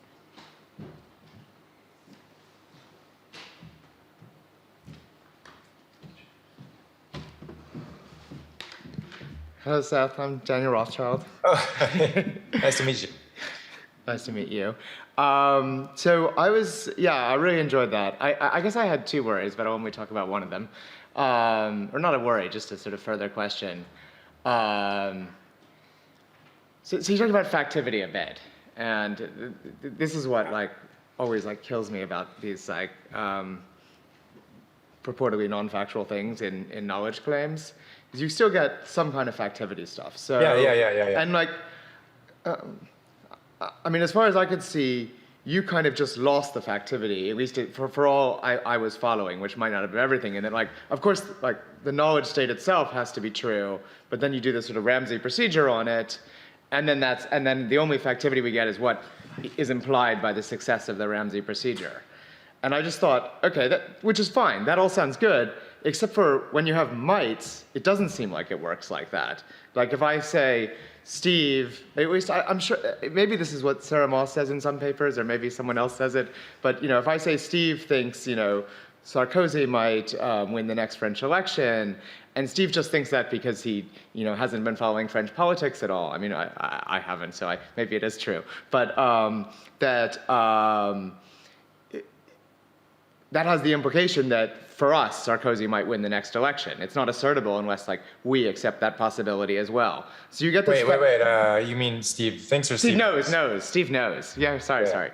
Yeah, I mean, but that is to assert that Steve knows something, isn't just to assert something about the limitations of his body of knowledge, or even that he's explicitly considered this question. It's to kind of endorse his accepting that possibility, and usually I think it's mostly to endorse it for us too, except in sort of like special cases like when we're hiding prizes and so on.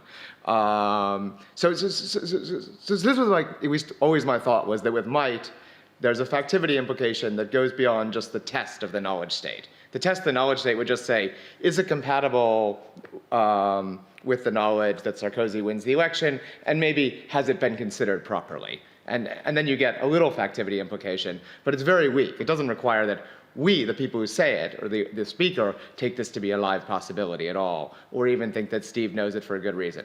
So this is my view. So my kind of view was, with might, you get this quite strong factivity implication. And then I'm looking at indicative conditionals, and I'm thinking, well, something similar must happen.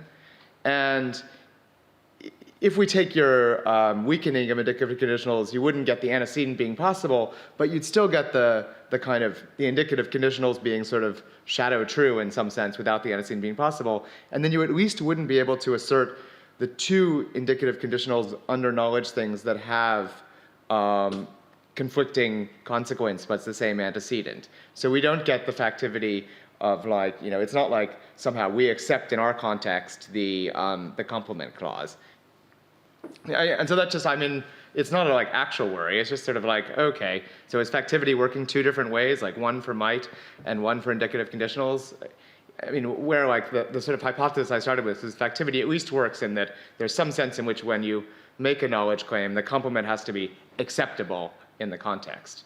But I take it the case where you believe the two incompatible conditionals suggests that that just can't be true. Is that coherent?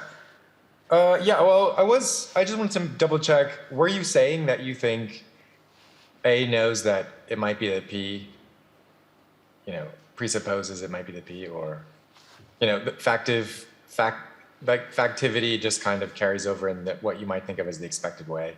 Yeah, well, I guess I was thinking that because of the might case. So my thought was a little more, I was thinking because of the might case, if you take your, you know, definition of might and you just apply it to knowledge claims, you wouldn't get a strong enough presupposition. The way to close that gap is to assume, yeah, something like this strong factivity principle. But then if you assume, like, you know, if you assume that strong, the way you'd write it in like a, you know, as a presupposition or something. Yeah, something like that. Yeah, right. No, this is something I took out of my handout, which is that it can't work. Okay, yeah. Yeah. But then is there just like, is something different going on with, do you think there's something different going on with mights and indicative conditionals then in that respect?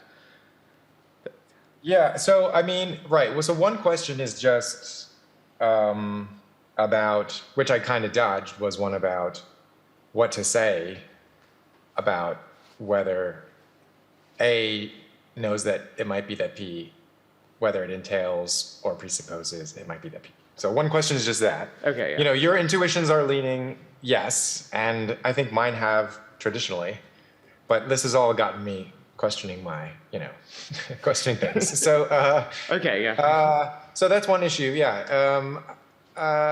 but I think you're right that whatever factivity is, I don't think it can be what I would have said it was if I wanted to, license factivity there for my, that is to say, it doesn't look like it's going to work to write it in, to the lexical entry for knows that here's the kind of thing you need to do, or, apply the complement to the context to higher up or whatever it is. Yeah. In my previous handout, I had just said that I actually have trouble seeing any semantic account of presupposition getting this right. But it might just be my limitations about thinking about semantic account. So sort of weirdly seems to me like potentially evidence for some more pragmatic story about the factivity of knows, which, I've never been impressed by the ones that I've seen, but I've been prompted to kind of re-examine them based on this kind of thing. What do you think? But you're right that there is this, that is the pressure that these examples, I think, create, if you think the data is right. Cool. Yeah. So the next question is Professor Fiennes. No. Thank you. No? Okay, so other. Oh, okay. Paul? Look, actually, this is really a follow-up from Steve's question. And now, of course, if you look at, let's say, David Lewis's Semantics for Counterfactuals, where you have these spheres around the actual world, of course, there are spheres around every world. And that's what you would need to look at once you have these embeddings, like the mites or what have you. But I'm just wondering, okay, see, even if P isn't open, there might be a non-elite epistemic possibility in which it is open, but then that openness requires that non-elite possibility itself has its own sphere, just to make sense of that. Is that picture where every world has its own set of spheres incompatible with this idea of, I wasn't sure whether you could appeal to that or not, given this idea of updating and so on. But anyway, that was really the question, whether you could help yourself to this idea that every world would have its own set of spheres.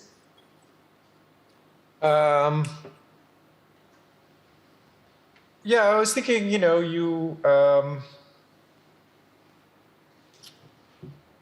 why not? So yeah, I was thinking, right, if P isn't one of the elite possibilities, but is some non-elite possibility, you would update your information state by just considering the subdomain of just the P possibilities, and then then examining the ordering just over that restricted class and finding what's best relative to that.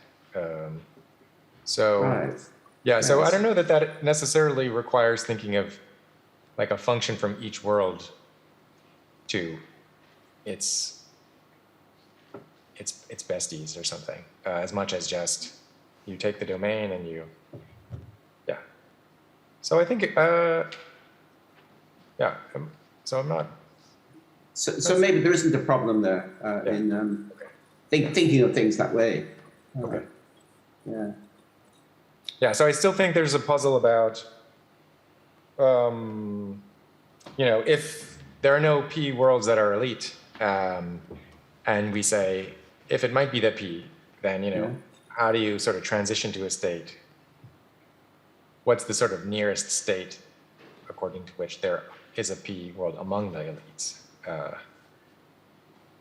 You mean just making sense of that notion? Is what you mean? Yeah, because I was thinking, the only picture I have so far is that you update an information state in this sort of Ramsian. We're thinking of like the informational update as like totally factual, a condition on worlds. So that just lets you knock out a bunch of worlds. But if instead the update is to as it were, make sure your best worlds have among them a p-world. Yeah. It's a more potent and therefore more problematic form of updating, right? Yeah. Yeah. Exactly. Yeah, exactly. Yeah. So maybe the problem is not a technical one, but just a sort of more informal one of making sense of what this updating might be in such a case. Yeah. It's not the straightforward idea of updating that we normally operate with, right? Right. Yeah, I see. Okay, thank you. So now, Paul, you have a question. Hi, Seth. This is Paul. Hey. Égré. Good to see you. It was great. I have a question about the mighty indicatives principle. I think I want to resist. If I understood the move you're making, you're giving up on mighty indicatives. But I wonder if you're not giving up too soon or too quickly on the strength of that principle, because I find the context that we get in 15, 16, and 17 to sort of be slightly defective. So if really Steve knows that Holmes doesn't exist, I'd rather phrase 16 as Steve knows that if Holmes existed, he would not be one of us. You know, in the same way in which, like, it feels, there's this famous O.J. Simpson sentence, you know, I didn't kill Miss Simpson, but if I did it, it was, I don't know what he said, it was not in the bathroom, where everyone felt that it was weird to say something like what he said. He should have said, you know, he should have used the counterfactual form. And in fact, when you discuss the Shakespeare context in 14 and even in footnote 8, I have the impression that the sense in which we're talking of common ground is really not in terms of common knowledge, but more in terms of acceptance. So we accept that Shakespeare wrote Hamlet, and then the question in the dialogue sort of makes us revise it.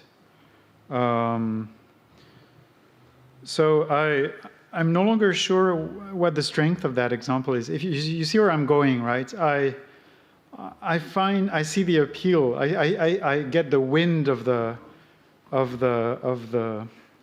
bullet here, but I think it must, you know, I still want to cling to the principle of mighty indicatives. Yeah. Yeah.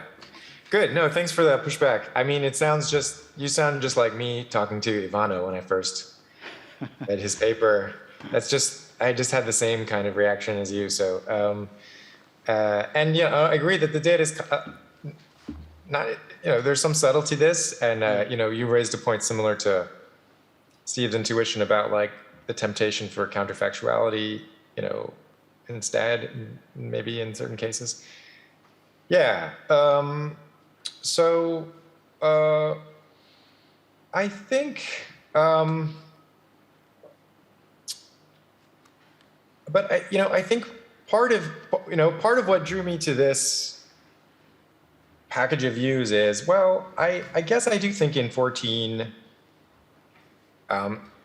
it is accepted. Well, you know, you might think by common ground, you just do mean what's like accepted in the conversation, and it doesn't seem like A's first comment is like withdrawn.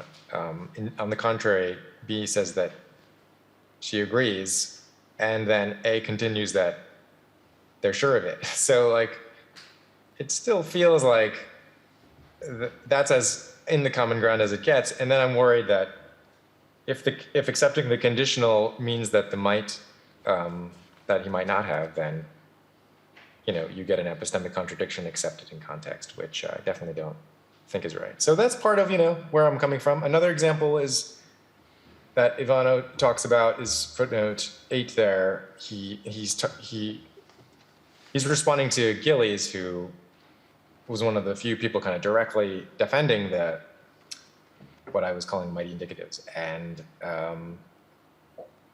he talks about an example where, you know, a soccer team is about to play a match and they just have no chance, in hell of winning this game. But this one team that they're about to get demolished by is really their biggest competition, and if they were to somehow win, they actually would have a chance. But as it is, they have no chance. So Benno thinks in that kind of case, you can say, if we win this match, we might win the World Cup, but it's not going to happen. So that's to say, like, denying the epistemic possibility that we might win this World Cup or win this match, nevertheless affirming the indicative. And then, part of me too is I sort of have intuitions, which kind of comes back to Daniel's intuitions about. So in these iffy knowledge cases, maybe let me share my handout again, so I can point to what I'm saying. For instance, this marble case. Jane knows that if it's not under A, it's under B. In a case where you know that it's under A, I find it weirder, and maybe Daniel has this intuition too, like to say Jane knows that it might be under A. I'm surprisingly more comfortable with saying she knows that if it's not under A, it's under B than I am with saying she knows it might not be under A. When I know that it's under A. I didn't kind of lean on that intuition in the talk, but because maybe that's a little subtle and not everybody has that intuition. But that was another kind of thing driving me a little bit. But yeah, I think, it would be good to say more about this and really decisively refute this, Yeah, thanks. I will want to say one more thing, which is like, you might think, look, I think it's very, very, very ordinary, like for an indicative conditional to go with the antecedent being epistemically possible in conversation. And pragmatically, like you might think it's virtually always, or, pragmatic considerations will almost always make the antecedent not just possibility in the thin sense I've been drawing out, but like the more robust sense. And if we can say more about why in general that can be expected, that might as well explain the intuition of mighty indicatives without necessarily, vindicating it semantically. Yeah. Yeah. Okay. Thanks very much. Thanks. Yes, Stephen. Okay. Gideon, please, would you come there?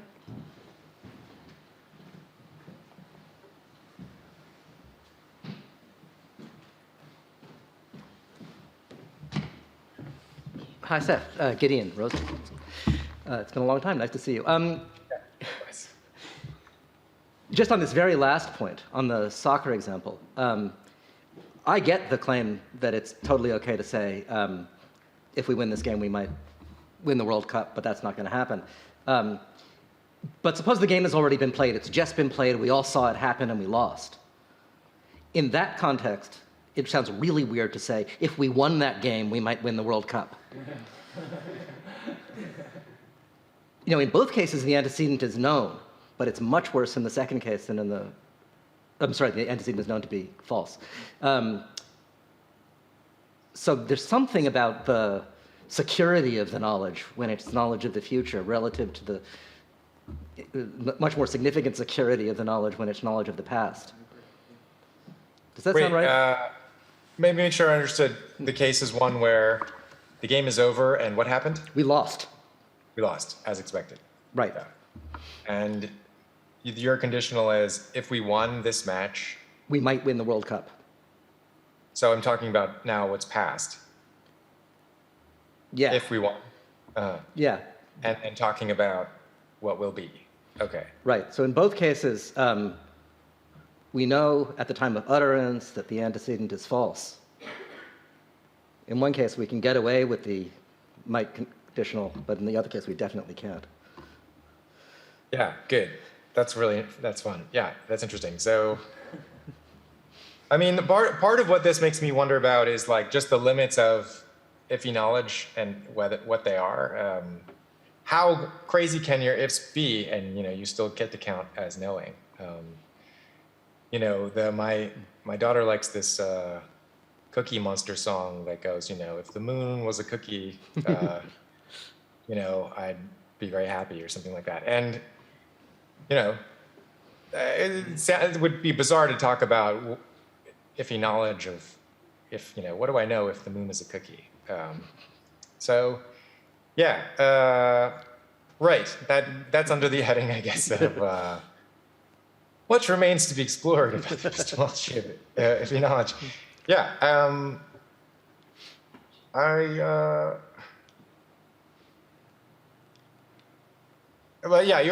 Your point raises further questions, though, about when two conditionals, when you manipulate tense, are saying the same or different things. I'd have to think a lot more about that. To the extent possible, I've tried to abstract from tense, since stuff is messy enough as it is. But you're right that iffy knowledge of the future is yet a further question, and we might come by it more or less easily depending on what we already know. Yeah. Thanks. That's really interesting to think about. Good. I wanted to ask something else, but I don't want to. Others have follow-ups or round twos. What I really want to know is how sort of straight up epistemology 101 would have gone if we'd been focusing from the beginning on cases where factivity or entailment doesn't seem to work, right? So I say, John knows that if we're not in this cafe, we're in the other. And my interlocutor says, I know he believes it. I know he has reason to believe it. But there's a difference between knowledge and justified belief. Is he even right? And if I can't come up with any sense in which he's right, then I haven't drawn a distinction in this context between knowledge and justified belief. But we're itching for some distinction between knowledge and justified belief. That's what factivity gives us in all of the other well-behaved contexts. What would we have said about the difference between knowledge and justified belief if we had had fully justified belief, if we had these kinds of examples in mind where we're not in a position to say that the complement is correct, to assert it on our own behalf, to make it something we're willing to stand behind? Yeah. Good question. So, well, there's a couple things. So one is, and this came out maybe a little in what Daniel was saying, but indirectly. So Bill knows that if we're not this cafe, we're at one across the street. That can't be right if it's neither true that we're in this cafe nor true that we're at the one across the street. So it's not that the truth of the knowledge description implies nothing about what's factually the case. So that's one point. But your deeper point is one about, so we have to explain that, by the way. Like there's this kind of, almost looks like the construction presupposes the material implication. But if what I've been saying is right, the material implication view can't be correct. So, but why would that be characterized in presupposition? We have to say more. But your other question was just like, well, how do we think about correctness when it comes to what is the virtue that Bill's epistemic state is said to have in these cases? What is it about grading knowledge? What is it about grading the possibilities like this that makes this knowledge rather than, say, belief or justified belief? I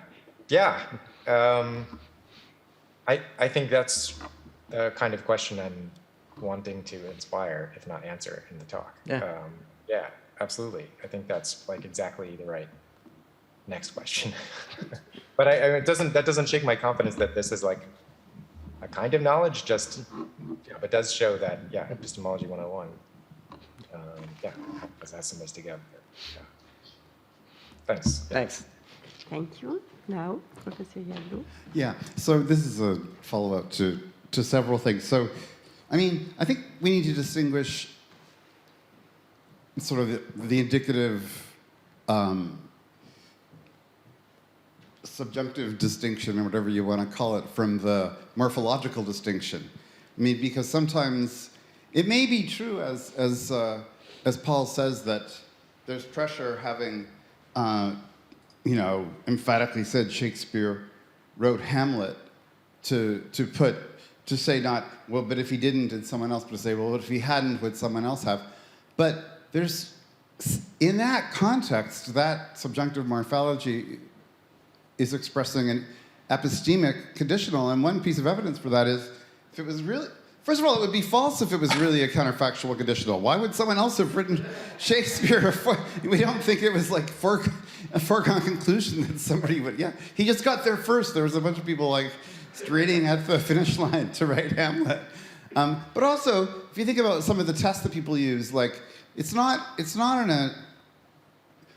one test is, you can counterfactually suppose that things aren't as they actually are, but you can't indicatively suppose that things aren't as they actually are. But it seems to me that, it says, Shakespeare wrote Hamlet. Shakespeare is the author of Hamlet. But now I can say, but if the author of Hamlet didn't write Hamlet, did someone else? That would sound great if it was really a counterfactual conditional. I'd say, well, if the author hadn't written Hamlet. But it sounds ridiculous in that context to say, all right, well, suppose the author of Hamlet didn't write Hamlet, for arguments. You can't, that sounds really wrong. That makes me, to me anyway, that makes me think it's really an epistemic conditional, and to the extent that the controversy is about kinds of conditional as opposed to the ways in which conditionals are written. I mean, I'm stating this much too strongly. It's still, you still would have a counterexample to, you'd still be right about, mighty indicatives might still be rejectable if it's understood as sort of in less morphological terms, even if you did feel for, if you understood it more in terms of, conditionals, reflecting conditional probabilities or something like that, or information states. I don't know, that's just a thought. Yeah, no, point taken 100%. It seems totally right. Okay, so our last question will be from Louis. Hi. I'm Louis Rouillet. Nice to meet you. Yeah, right. So I was very interested in your your last point, right? Which is basically that the antecedent is impossible, therefore you don't know what to do with it. And actually, I think the argument was there's the same argument is in Gareth Evans at the end of Varieties of Reference, when he argues against Lewis's account of fiction. And it's actually exactly what you say, meaning that, say Holmes has to directly refer, according to Evans, and then there's no possible world in which Holmes could pick an individual, right? And Lewis's account of fiction is just like, go to the next possible world in which Holmes does the same things he does, and then, it follows. But so Evans makes the same argument, and he goes on pursuing, so what do you think of this? But he thinks it's a good reason to embrace free logic in a way, which is that, so the semantic contribution of Holmes has to be that it doesn't refer, and then he goes for free logic, and I don't know how much you pursued this line, but it struck me that Evans made the same argument, but I don't know if you want to go that direction. Good. Yeah. So let me think. Well, I was thinking that folks like Stallnacher and I guess Steve would be okay with saying the name is empty, and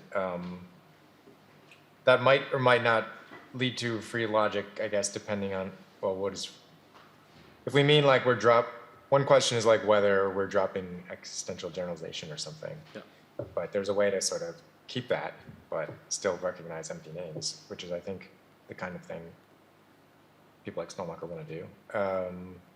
But even if you do that, there remains this issue because that's one way of trying to stay million, and just say, yeah, when names refer, they directly refer, and otherwise they don't. And there's a way to at least make the negative existential sentence true.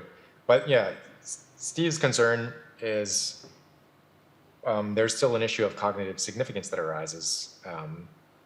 We need the truth conditions of 1 and 2 on the handout, intuitively to sort of come apart, or something about the meaning has to come apart.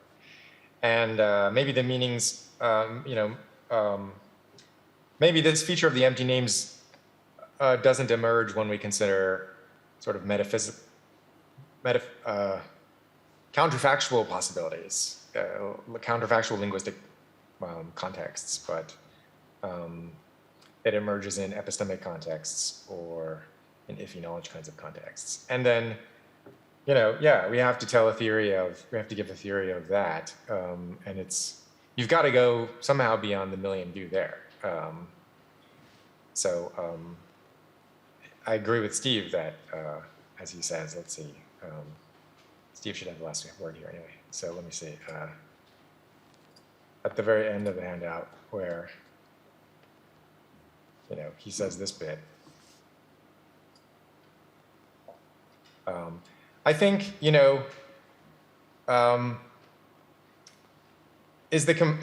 question is like, is the expected contribution of Holmes or Vulcan, in these Iffy knowledge descriptions, should we expect it to be like non-semantic, as it might be, pragmatic, or, Stalnaker is alive to this issue of cognitive significance, and his account is pragmatic and involves diagonalization, but it's not directed at embedded contexts, and it's never really been that clear how you're supposed to diagonalize when it comes to stuff that's embedded.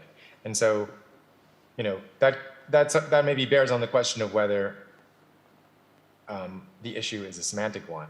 And so I guess I have the hunch that it is, that ultimately your semantics of names is going to have to become more flexible, and the million has to evolve or perish, in the face of these kinds of constructions. No, but again, so I guess the next point is that you should distinguish between like fictional names and empty names, which are not fictional, like Holmes and Vulcan. And so their semantic contributions would depend on the kind of empty names they are, and that's what free logic would open you to distinguish between the two, and say, like, fictional names have a semantic contribution because they originate in fiction in some sense, and then we have these texts, to know what to do with them.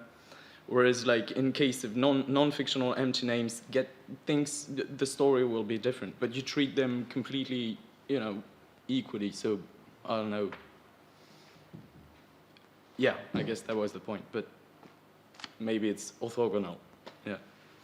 Yeah, I think that would come up in connection with like the semantics of things like according to the fiction, and like how that interacts with the names that it embeds. But I mean, I like Steve's point that you might start out thinking it's a fictional name, but then still raise a question like, well, wait, if Holmes exists, then I'm totally wrong. It's not just a story, and so blah, blah, blah. And, we still have to account for that. And that's kind of pulling Holmes, the name, out of the fiction, or out of the subject no longer takes it to be true that it's fictional. Maybe the speaker doesn't either, but we still have to account for the meaning of that whole construction. Oh, that's fair enough. Thank you very much.